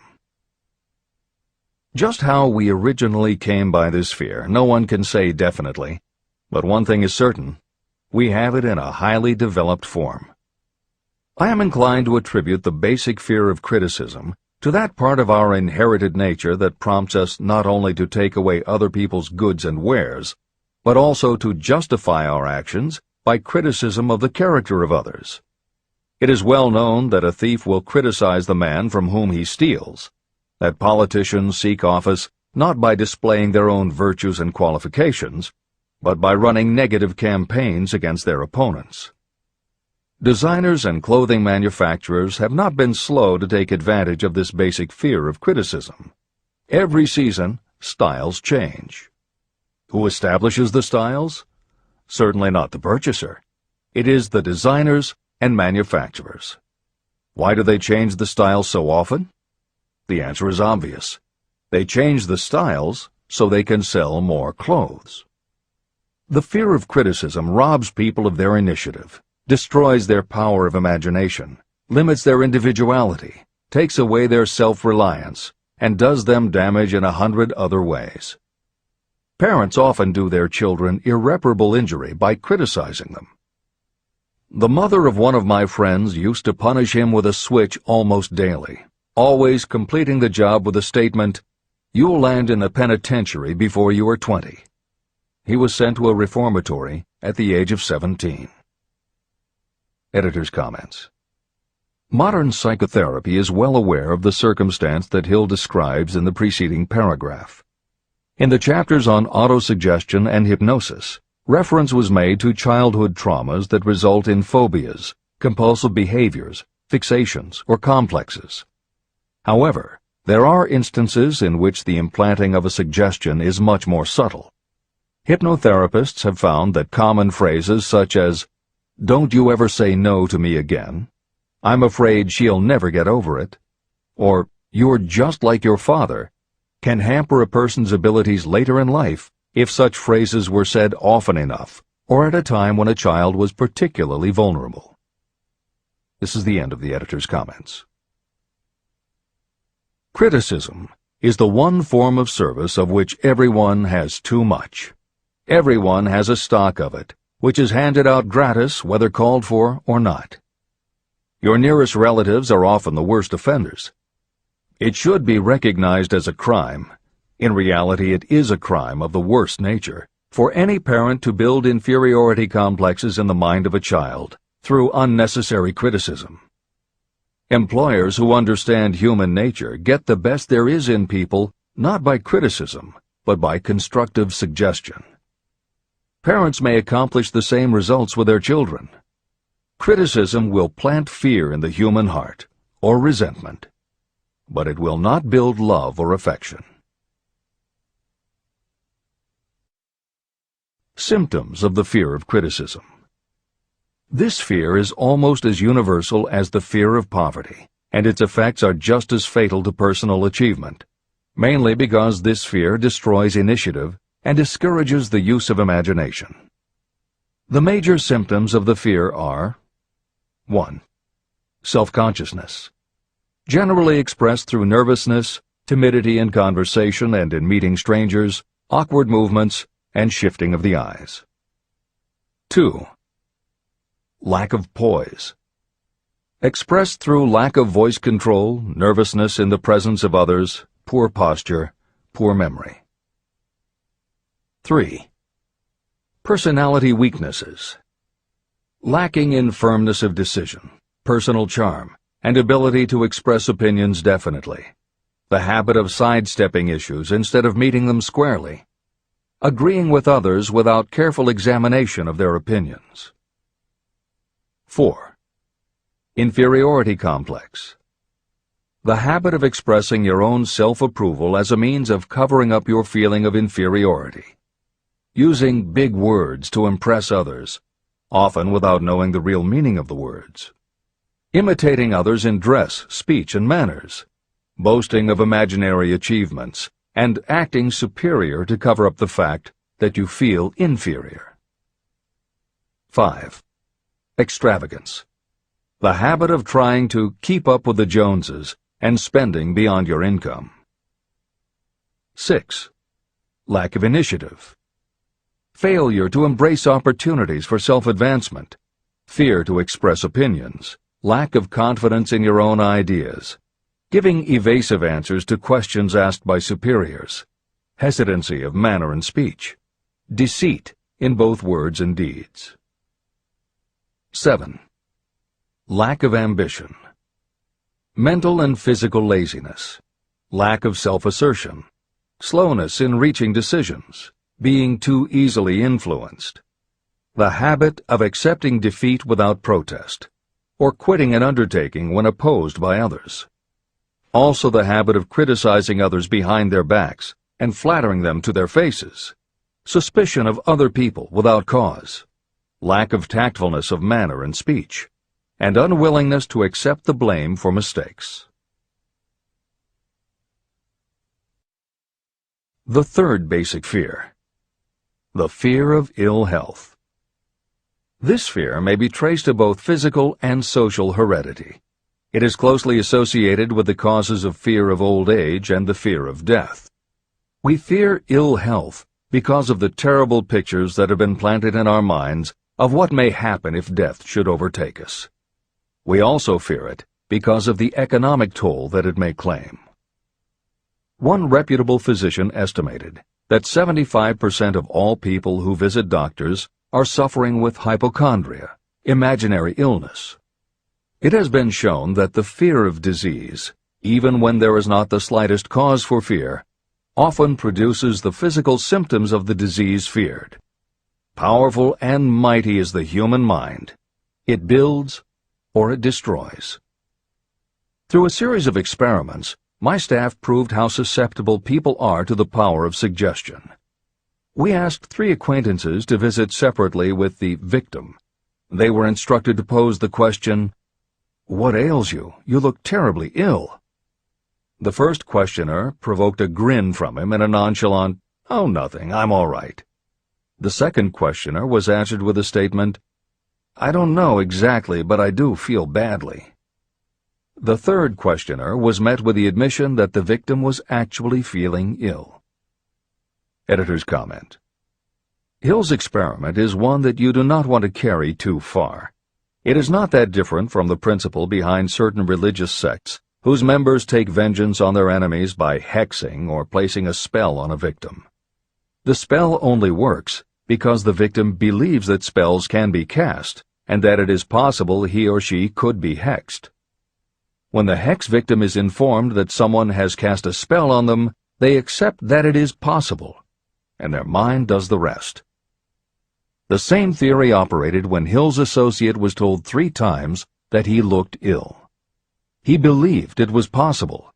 Being told 3 times was convincing, and his mind went to work and made it so. This is the end of the editor's comment. There is overwhelming evidence that disease sometimes begins in the form of negative thought impulse. Such thoughts may be planted in your mind by suggestion or created by you in your own mind. Doctors send patients to new climates for their health because a change of mental attitude is necessary. The seed of fear of ill health lives in every human mind. Worry, fear, discouragement, or disappointment can cause this seed to germinate and grow. Symptoms of the fear of ill health. The symptoms of this almost universal fear are 1. Autosuggestion. The habit of negative use of self-suggestion by looking for and expecting to find symptoms of all kinds of disease. Enjoying your imaginary illness and speaking of it as being real. The habit of trying fads and isms recommended by others as having therapeutic value. Talking to others of operations, accidents, and other forms of illness. Experimenting with diets, physical exercises, weight loss systems without professional guidance. Trying home remedies, patent medicines, and quack remedies. 2. Hypochondria, a medical term for imaginary disease. The habit of excessively talking about illness, and by concentrating the mind on disease you begin to expect it to happen to you. Nothing that comes in bottles can cure this condition. It is brought on by negative thinking, and nothing but positive thought can cure it. Hypochondria is said to do as much damage on occasion as the real disease might do. 3. Exercise. Fear of ill health often interferes with proper physical exercise and results in overweight. 4. Susceptibility. Fear of ill health breaks down your natural resistance, which makes you susceptible to real disease. The fear of ill health is often related to the fear of poverty, especially in the case of the hypochondriac, who constantly worries about the possibility of having to pay doctor's bills, hospital bills, etc. This type of person spends much time preparing for sickness, talking about death, saving money for cemetery plots, burial expenses, and such. 5. Self-coddling. The habit of seeking sympathy. The habit of feigning illness to cover your laziness or to serve as an alibi for lack of ambition. People often resort to this trick to avoid work. 6. Intemperance.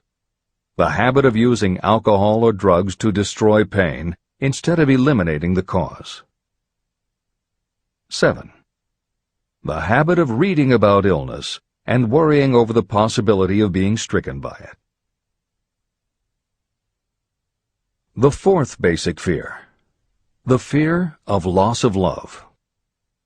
Jealousy and other similar forms of neurosis grow out of our fear of the loss of love of someone. This fear is the most painful of all the 6 basic fears. It probably plays more havoc with the body and mind than any of the other basic fears.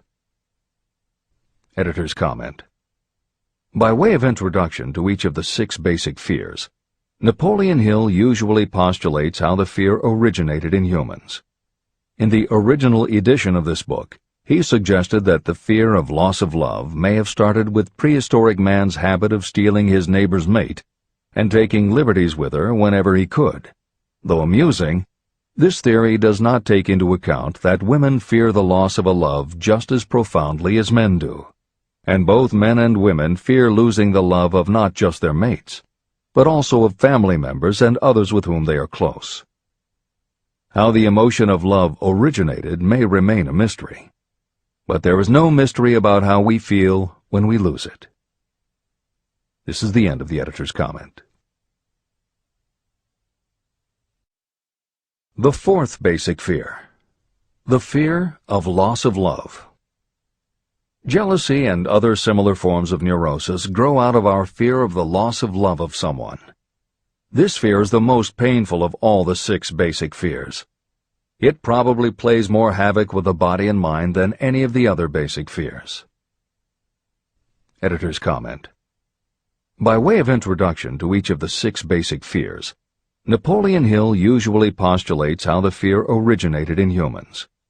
In the original edition of this book, he suggested that the fear of loss of love may have started with prehistoric man's habit of stealing his neighbor's mate and taking liberties with her whenever he could. Though amusing, this theory does not take into account that women fear the loss of a love just as profoundly as men do, and both men and women fear losing the love of not just their mates, but also of family members and others with whom they are close. How the emotion of love originated may remain a mystery, but there is no mystery about how we feel when we lose it. This is the end of the editor's comment. Symptoms of the fear of loss of love. The distinguishing symptoms of this fear are 1. Jealousy. The habit of being suspicious of friends and loved ones. The habit of accusing wife or husband of infidelity without grounds. General suspicion of everyone and absolute faith in no one. 2. Fault-finding. The habit of finding fault with friends, relatives, business associates, and loved ones upon the slightest provocation, or without any cause whatsoever. 3. Gambling. The habit of gambling, stealing, cheating, and otherwise taking hazardous chances to provide money for loved ones, in the belief that love can be bought. The habit of spending beyond your means, or incurring debts to provide gifts for loved ones, in order to make a good impression. Also insomnia, nervousness, lack of persistence, weakness of will, lack of self-control, lack of self-reliance, bad temper. The fifth basic fear: the fear of old age. In the main, this fear grows out of two sources. First, the thought that old age may bring with it poverty. Second is the concern that many have for what may await them in the world beyond. The most common cause of fear of old age is associated with the possibility of poverty. Poorhouse is not a pretty word. It throws a chill into the mind of every person who faces the possibility of having to spend declining years having to live on some form of charity. The possibility of ill health, which is more common as people grow older, is also a contributing cause of this common fear of old age, as is concern about diminishing sexuality. Another contributing cause of the fear of old age is the possibility of loss of freedom and independence, as old age may bring with it the loss of both physical and economic freedom. Symptoms of the fear of old age. The most common symptoms of this fear are: 1. Lack of enthusiasm. The tendency to slow down and develop an inferiority complex, falsely believing you are slipping because of age. The habit of killing off initiative, imagination, and self-reliance by falsely believing you are too old to exercise these qualities. 2. Self-consciousness of speech. The habit of speaking apologetically of yourself as being old merely because you have reached the age of 40 or 50, instead of reversing the rule and expressing gratitude for having reached the age of wisdom and understanding.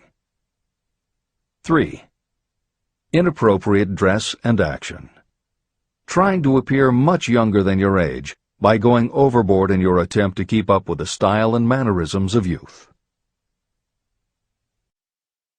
The sixth basic fear: the fear of death.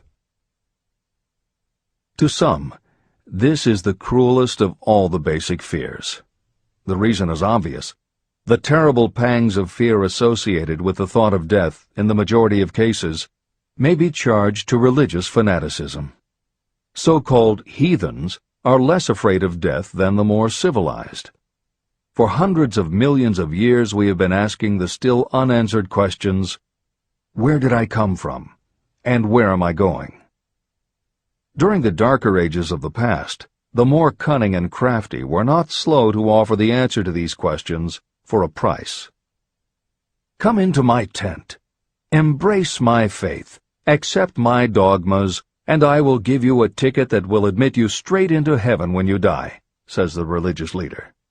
Remain out of my tent, says the same leader, and the devil will take you and burn you throughout eternity. The thought of eternal punishment destroys interest in life and makes happiness impossible. While the religious leader may not actually be able to provide safe conduct into heaven or send you to hell, the possibility of the latter seems terrible. The very thought of it takes hold of the imagination in such a realistic way that it paralyzes reason and sets up the fear of death. The fear of death is not as common now as it was during the age when there were no great colleges and universities. People of science have turned the spotlight of truth upon the world, and this truth is rapidly freeing men and women from this terrible fear of death. The young men and women who attend the colleges and universities are not easily impressed by fire and brimstone. Through knowledge, the fears of the dark ages that grip the mind have been dispelled.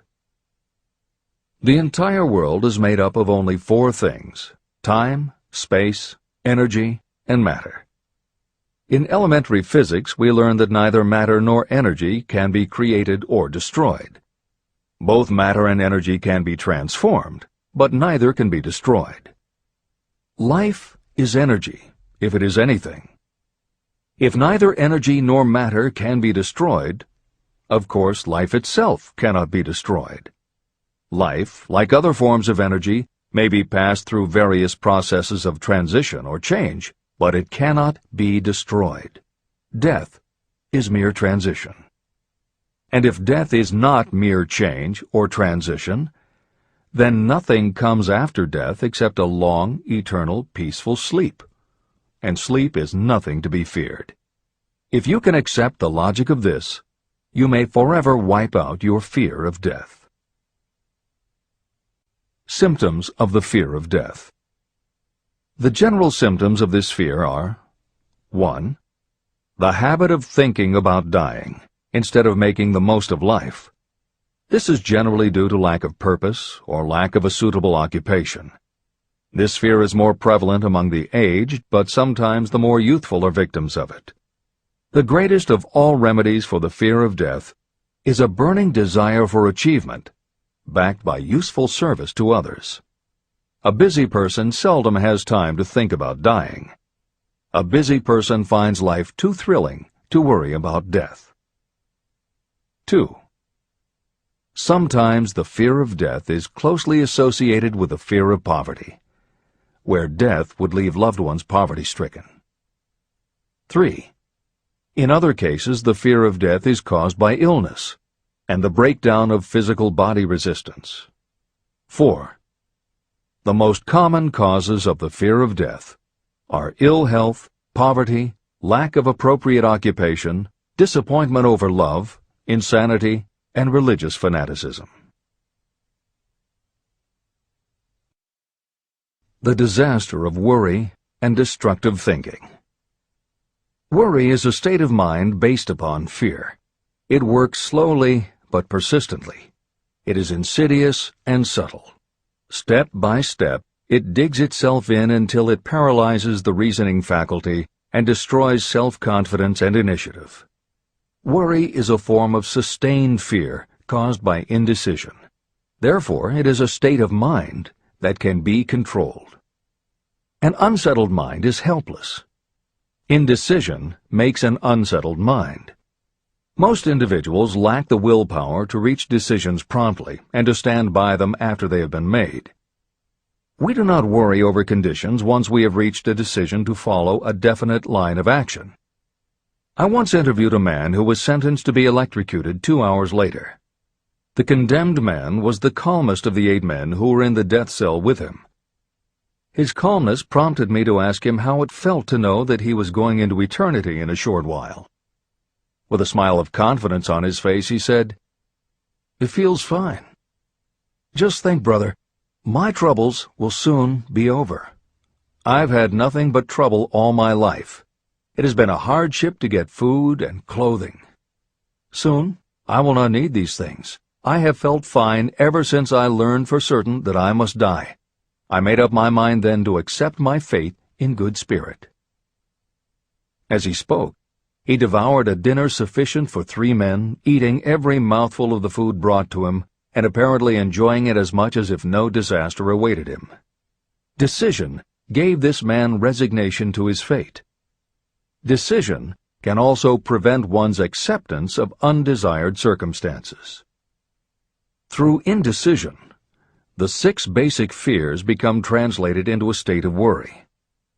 Relieve yourself forever of the fear of death by reaching a decision to accept death as an inescapable event. Eliminate the fear of old age by reaching a decision to accept it not as a handicap, but as a great blessing that carries with it wisdom, self-control, and understanding. Master the fear of loss of love by reaching a decision to get along without love, if that is necessary. Defeat the fear of criticism by reaching a decision not to worry about what other people think, do, or say. Overcome the fear of ill health by the decision to forget symptoms, and whip the fear of poverty by reaching a decision to get along with whatever wealth you can accumulate without worry. Kill the habit of worry in all its forms by reaching a general blanket decision that nothing life has to offer is worth the price of worry. With this decision will come poise, peace of mind, and calmness of thought, which will bring happiness. If your mind is filled with fear, you not only destroy your own chances of intelligent action, but you transmit these destructive vibrations to the minds of all who come into contact with you, and you destroy their chances too. Even a dog or a horse knows when its master lacks courage, It will pick up the vibrations of fear given off by its master and behave accordingly.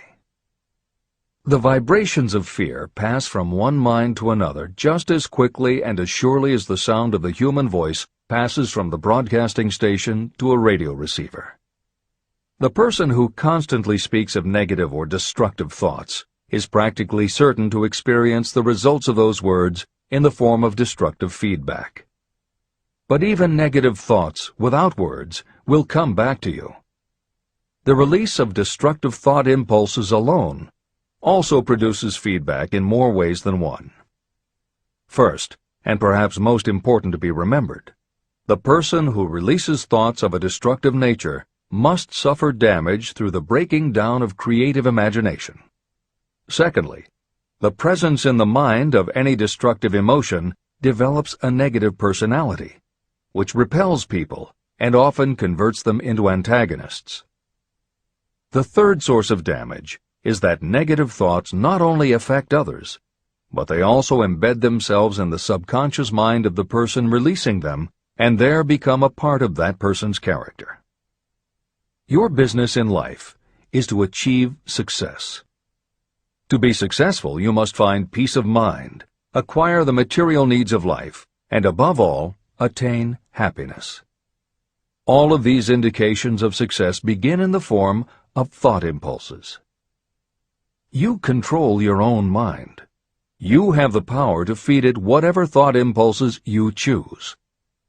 With this goes the responsibility of using your mind constructively. You are the master of your own earthly destiny, just as surely as you have the power to control your own thoughts. You may influence, direct, and eventually control your own environment, making your life what you want it to be. Or you may neglect to make your life what you want, and you will be adrift on the seas of circumstance, where you will be tossed like a wood chip on the waves of the ocean. The Devil's Workshop. In addition to the 6 basic fears, there is another evil by which people suffer. It constitutes a rich soil in which the seeds of failure grow abundantly. It is so subtle that its presence often is not detected. It is more deeply rooted and more often fatal than all of the 6 fears. For want of a better name, let us call this evil susceptibility to negative influences. Those who accumulate great riches always protect themselves against negative influences. The poverty-stricken never do. Those who succeed in any calling must prepare their minds to resist such influences. If you are reading this book to learn how to grow rich, you should examine yourself very carefully to determine whether you are susceptible to negative influences. If you neglect this self-analysis, you will give up your right to attain the object of your desires. Make your analysis searching. As you read the following questions, be tough on yourself. Go at the task as carefully as you would if you were searching for any other enemy you knew was waiting to ambush you. You must deal with your own faults as you would with a real and serious enemy. You can easily protect yourself against real enemies because there are laws, police, and courts to deal with them. But this 7th basic evil is more difficult to master because it strikes when you are not aware of its presence, when you are asleep and while you are awake. Moreover, its weapon is intangible because it consists of merely a state of mind. Negative influences are also dangerous because they come in so many different forms. Sometimes they enter the mind through the well-meant words of your friends and relatives. At other times they come from within, through your own mental attitude. Always it is as deadly as poison, even though it may not kill as quickly. How to protect yourself against negative influences. To protect yourself against negative influences, whether of your own making or the result of negative people around you, recognize that your willpower is your defense. You must put it into constant use until it builds a wall of immunity against negative influences in your own mind. Recognize that you and every other human being are, by nature, lazy, indifferent, and susceptible to all suggestions that reinforce your weaknesses. Recognize that you are, by nature, susceptible to all of the 6 basic fears, and you must set up habits to counteract all these fears. Recognize that negative influences often work on you through your subconscious mind and are therefore difficult to detect. Keep your mind closed against all people who depress or discourage you in any way. Clean out your medicine chest and stop pandering to colds, aches, pains, and imaginary illness. Deliberately seek the company of people who influence you to think and act for yourself. Do not expect troubles, as they have a tendency not to disappoint. Without doubt, the most common weakness of all human beings is the habit of leaving their minds open to the negative influences of other people. This weakness is all the more damaging because most people do not even know they do it. The following list of questions is designed to help you see yourself as you really are. You should read through the list now. Then set aside a day when you can give adequate time to go through the list again and thoroughly answer each question. When you do this, I advise that you read the questions and state your answers aloud so you can hear your own voice. This will make it easier for you to be truthful with yourself. Self-analysis questions. Do you complain often of feeling bad, and if so, what is the cause? Do you find fault with other people at the slightest provocation? Do you frequently make mistakes in your work, and if so, why? Are you sarcastic and offensive in your conversation? Do you deliberately avoid the association of anyone, and if so, why? Do you suffer frequently with indigestion? If so, what is the cause? Does life seem futile and the future hopeless to you? Do you like your occupation? If not, why? Do you often feel self-pity? And if so, why? Are you envious of those who excel you? To which do you devote most time, thinking of success or of failure? Are you gaining or losing self-confidence as you grow older? Do you learn something of value from all mistakes? Are you permitting some relative or acquaintance to worry you? If so, why? Are you sometimes excited about life, and at other times in the depths of despondency? Who has the most inspiring influence upon you, and for what reason? Do you tolerate negative or discouraging influences that you could avoid? Are you careless of your personal appearance? If so, when and why? Have you learned how to ignore your troubles by being too busy to be annoyed by them? Would you call yourself a spineless weakling if you permitted others to do your thinking for you? How many preventable disturbances annoy you, and why do you tolerate them? Do you resort to alcohol, drugs, cigarettes, or other compulsions to quiet your nerves? If so, why do you not try willpower instead? Does anyone nag you, and if so, for what reason? Do you have a definite major purpose? And if so, what is it, and what plan do you have for achieving it? Do you suffer from any of the 6 basic fears? If so, which ones? Have you developed a method to shield yourself against the negative influence of others? Do you use autosuggestion to make your mind positive? Which do you value most, your material possessions or your privilege of controlling your own thoughts? Are you easily influenced by others against your own judgment? Has today added anything of value to your stock of knowledge or state of mind? Do you face squarely the circumstances that make you unhappy, or do you sidestep the responsibility?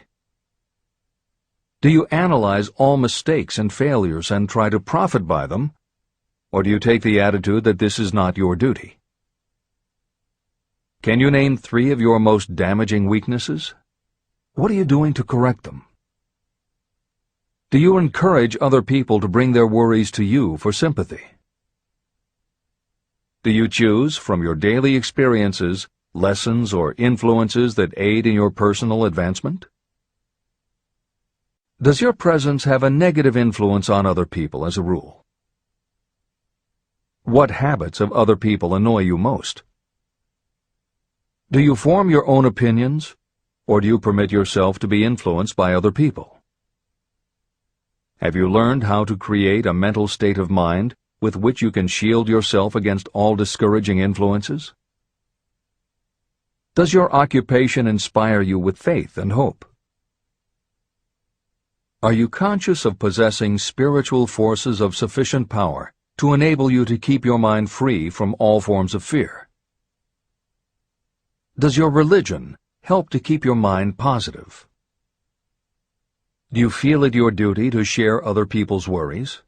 If so, why? If you believe that birds of a feather flock together, what have you learned about yourself by studying the friends whom you attract? What connection, if any, do you see between the people with whom you associate most closely and any unhappiness you may experience? Could it be possible that some person whom you consider to be a friend is, in reality, your worst enemy because of his or her negative influence on your mind? By what rules do you judge who is helpful and who is damaging to you? Are your intimate associates mentally superior or inferior to you? How much time out of every 24 hours do you devote to your occupation, sleep, play and relaxation, acquiring useful knowledge, plain wasted time? Who among your acquaintances encourages you most, cautions you most, discourages you most? What is your greatest worry? Why do you tolerate it? When others offer you free, unsolicited advice, do you accept it without question, or do you analyze their motive? What, above all else, do you most desire? Do you intend to acquire it? Are you willing to subordinate all other desires for this one? How much time daily do you devote to acquiring it? Do you change your mind often? If so, why? Do you usually finish everything you begin? Are you easily impressed by other people's business or professional titles, college degrees, or wealth? Are you easily influenced by what other people think or say about you? Do you cater to people because of their social or financial status? Whom do you believe to be the greatest person living? In what respect is this person superior to yourself? How much time have you devoted to studying and answering these questions? At least one day is necessary for the analysis and the answering of the entire list. If you have answered all these questions truthfully, you know more about yourself than the majority of people. Study the questions carefully. Come back to them once each week for several months, and be astounded at the amount of additional knowledge of great value to yourself you will have gained by the simple method of answering the questions truthfully. If you are not certain about the answers to some of the questions, seek the counsel of those who know you well, especially those who have no motive in flattering you, and see yourself through their eyes. The experience will be astonishing. The one thing over which you have absolute control. You have absolute control over only one thing, and that is your thoughts. This is the most significant and inspiring of all facts known to humans. It reflects our divine nature. This ability to control your thoughts is the sole means by which you may control your own destiny. If you fail to control your own mind, you may be sure you will control nothing else. Your mind is your spiritual estate. Protect and use it with the care to which divine royalty is entitled. You were given your willpower for this purpose. Unfortunately, there is no legal protection against those who, by design or through ignorance, poison the minds of others with negative suggestion. Those with negative minds tried to convince Thomas A. Edison that he could not build a machine that would record and reproduce the human voice, because, they said, no one else has ever produced such a machine. Edison did not believe them. He knew that the mind could produce anything the mind could conceive and believe. That knowledge was the thing that lifted the great Edison above the common herd. Men with negative minds told F.W. Woolworth he would go broke trying to run a store on 5 and 10-cent sales. He did not believe them. He knew that he could do anything within reason if he backed his plans with faith. Exercising his right to keep the negative suggestions of others out of his mind, he piled up a fortune of more than $100 million. Doubting Thomases scoffed scornfully when Henry Ford tried out his first crudely built automobile on the streets of Detroit. Some said the thing would never become practical. Others said no one would pay money for such a contraption. Ford said, "I'll belt the earth with dependable motor cars." And he did. For the benefit of those seeking vast riches, let it be remembered that practically the sole difference between Henry Ford and a majority of workers is this: Ford had a mind, and he controlled it. The others have minds that they do not try to control. Mind control is the result of self-discipline and habit. You either control your mind, or it controls you. There is no halfway compromise. The most practical method for controlling your mind is the habit of keeping it busy with a definite purpose, backed by a definite plan. Study the records of those who achieve noteworthy success, and you will see that they have control over their own minds, and that they exercise that control and direct it toward the attainment of definite objectives. Without this control, success is not possible. 55 Famous Alibis by Old Man If. People who do not succeed have one distinguishing trait in common. They know all the reasons for failure and have what they believe to be airtight alibis to explain away their own lack of achievement. Some of these alibis are clever, and a few of them are justifiable by the facts, but alibis cannot be used for money. The world wants to know only one thing: have you achieved success? A character analyst compiled a list of the most commonly used alibis. As you read the list, examine yourself carefully and determine how many of these alibis you use. Remember, the philosophy presented in this book makes every one of these alibis obsolete. If I didn't have a wife and family. If I had enough pull. If I had money. If I had a good education. If I could get a job. If I had good health. If I only had time. If times were better. If other people understood me. If conditions around me were only different. If I could live my life over again. If I did not fear what they would say. If I had been given a chance. If I now had a chance. If other people didn't have it in for me. If nothing happens to stop me. If only I were younger. If I only could do what I want. If I had been born rich. If I could meet the right people.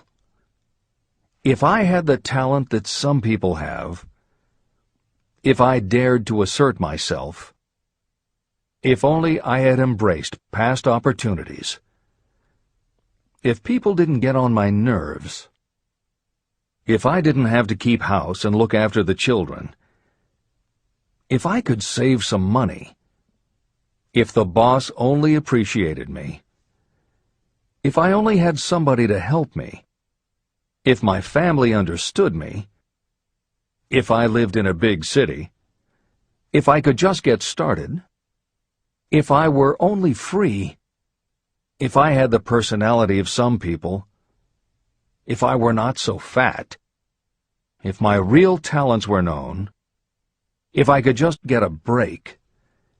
if I could only get out of debt, if I hadn't failed, if I only knew how, if everybody wasn't against me, if I didn't have so many worries, if I could marry the right person, if people weren't so dumb, if my family were not so extravagant, if I were sure of myself, if luck were not against me, if I had not been born under the wrong star, if it were not true that what is to be will be, if I did not have to work so hard, if I hadn't lost my money, if I lived in a different neighborhood, if I didn't have a past, if I only had a business of my own, if other people would only listen to me, if, and this is the greatest of them all, if I had the courage to see myself as I really am, I would find out what is wrong with me and correct it. And I know that something must be wrong with the way I have done things, or I would already have the success that I desire. I recognize that something must be wrong with me, otherwise I would have spent more time analyzing my weaknesses and less time building alibis to cover them. Building alibis to explain away failure is a national pastime. The habit is as old as the human race and is fatal to success. Why do people cling to their pet alibis? The answer is obvious. They defend their alibis because they create them. Your alibi is the child of your own imagination. It is human nature to defend your own brainchild. Building alibis is a deeply rooted habit. Habits are difficult to break, especially when they provide justification for something we do. Plato had this truth in mind when he said, "The first and best victory is to conquer self. To be conquered by self is, of all things, the most shameful and vile." Another philosopher had the same thought in mind when he said, "It was a great surprise to me when I discovered that most of the ugliness I saw in others was but a reflection of my own nature." Elbert Hubbard, philosopher, author, publisher of the Fra magazine, and founder of the Roycrofters community of artists, said, "It has always been a mystery to me why people spend so much time deliberately fooling themselves by creating alibis to cover their weaknesses. If used differently, this same time would be sufficient to cure the weakness. Then no alibis would be needed." In parting, I would remind you that life is a checkerboard, and the player opposite you is time. If you hesitate before moving, or neglect to move promptly, your men will be wiped off the board by time. You are playing against a partner who will not tolerate indecision. Previously, you may have had a logical excuse for not having forced life to come through with whatever you asked.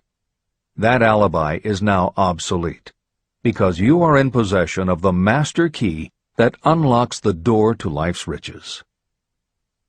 The master key is intangible, but it is powerful.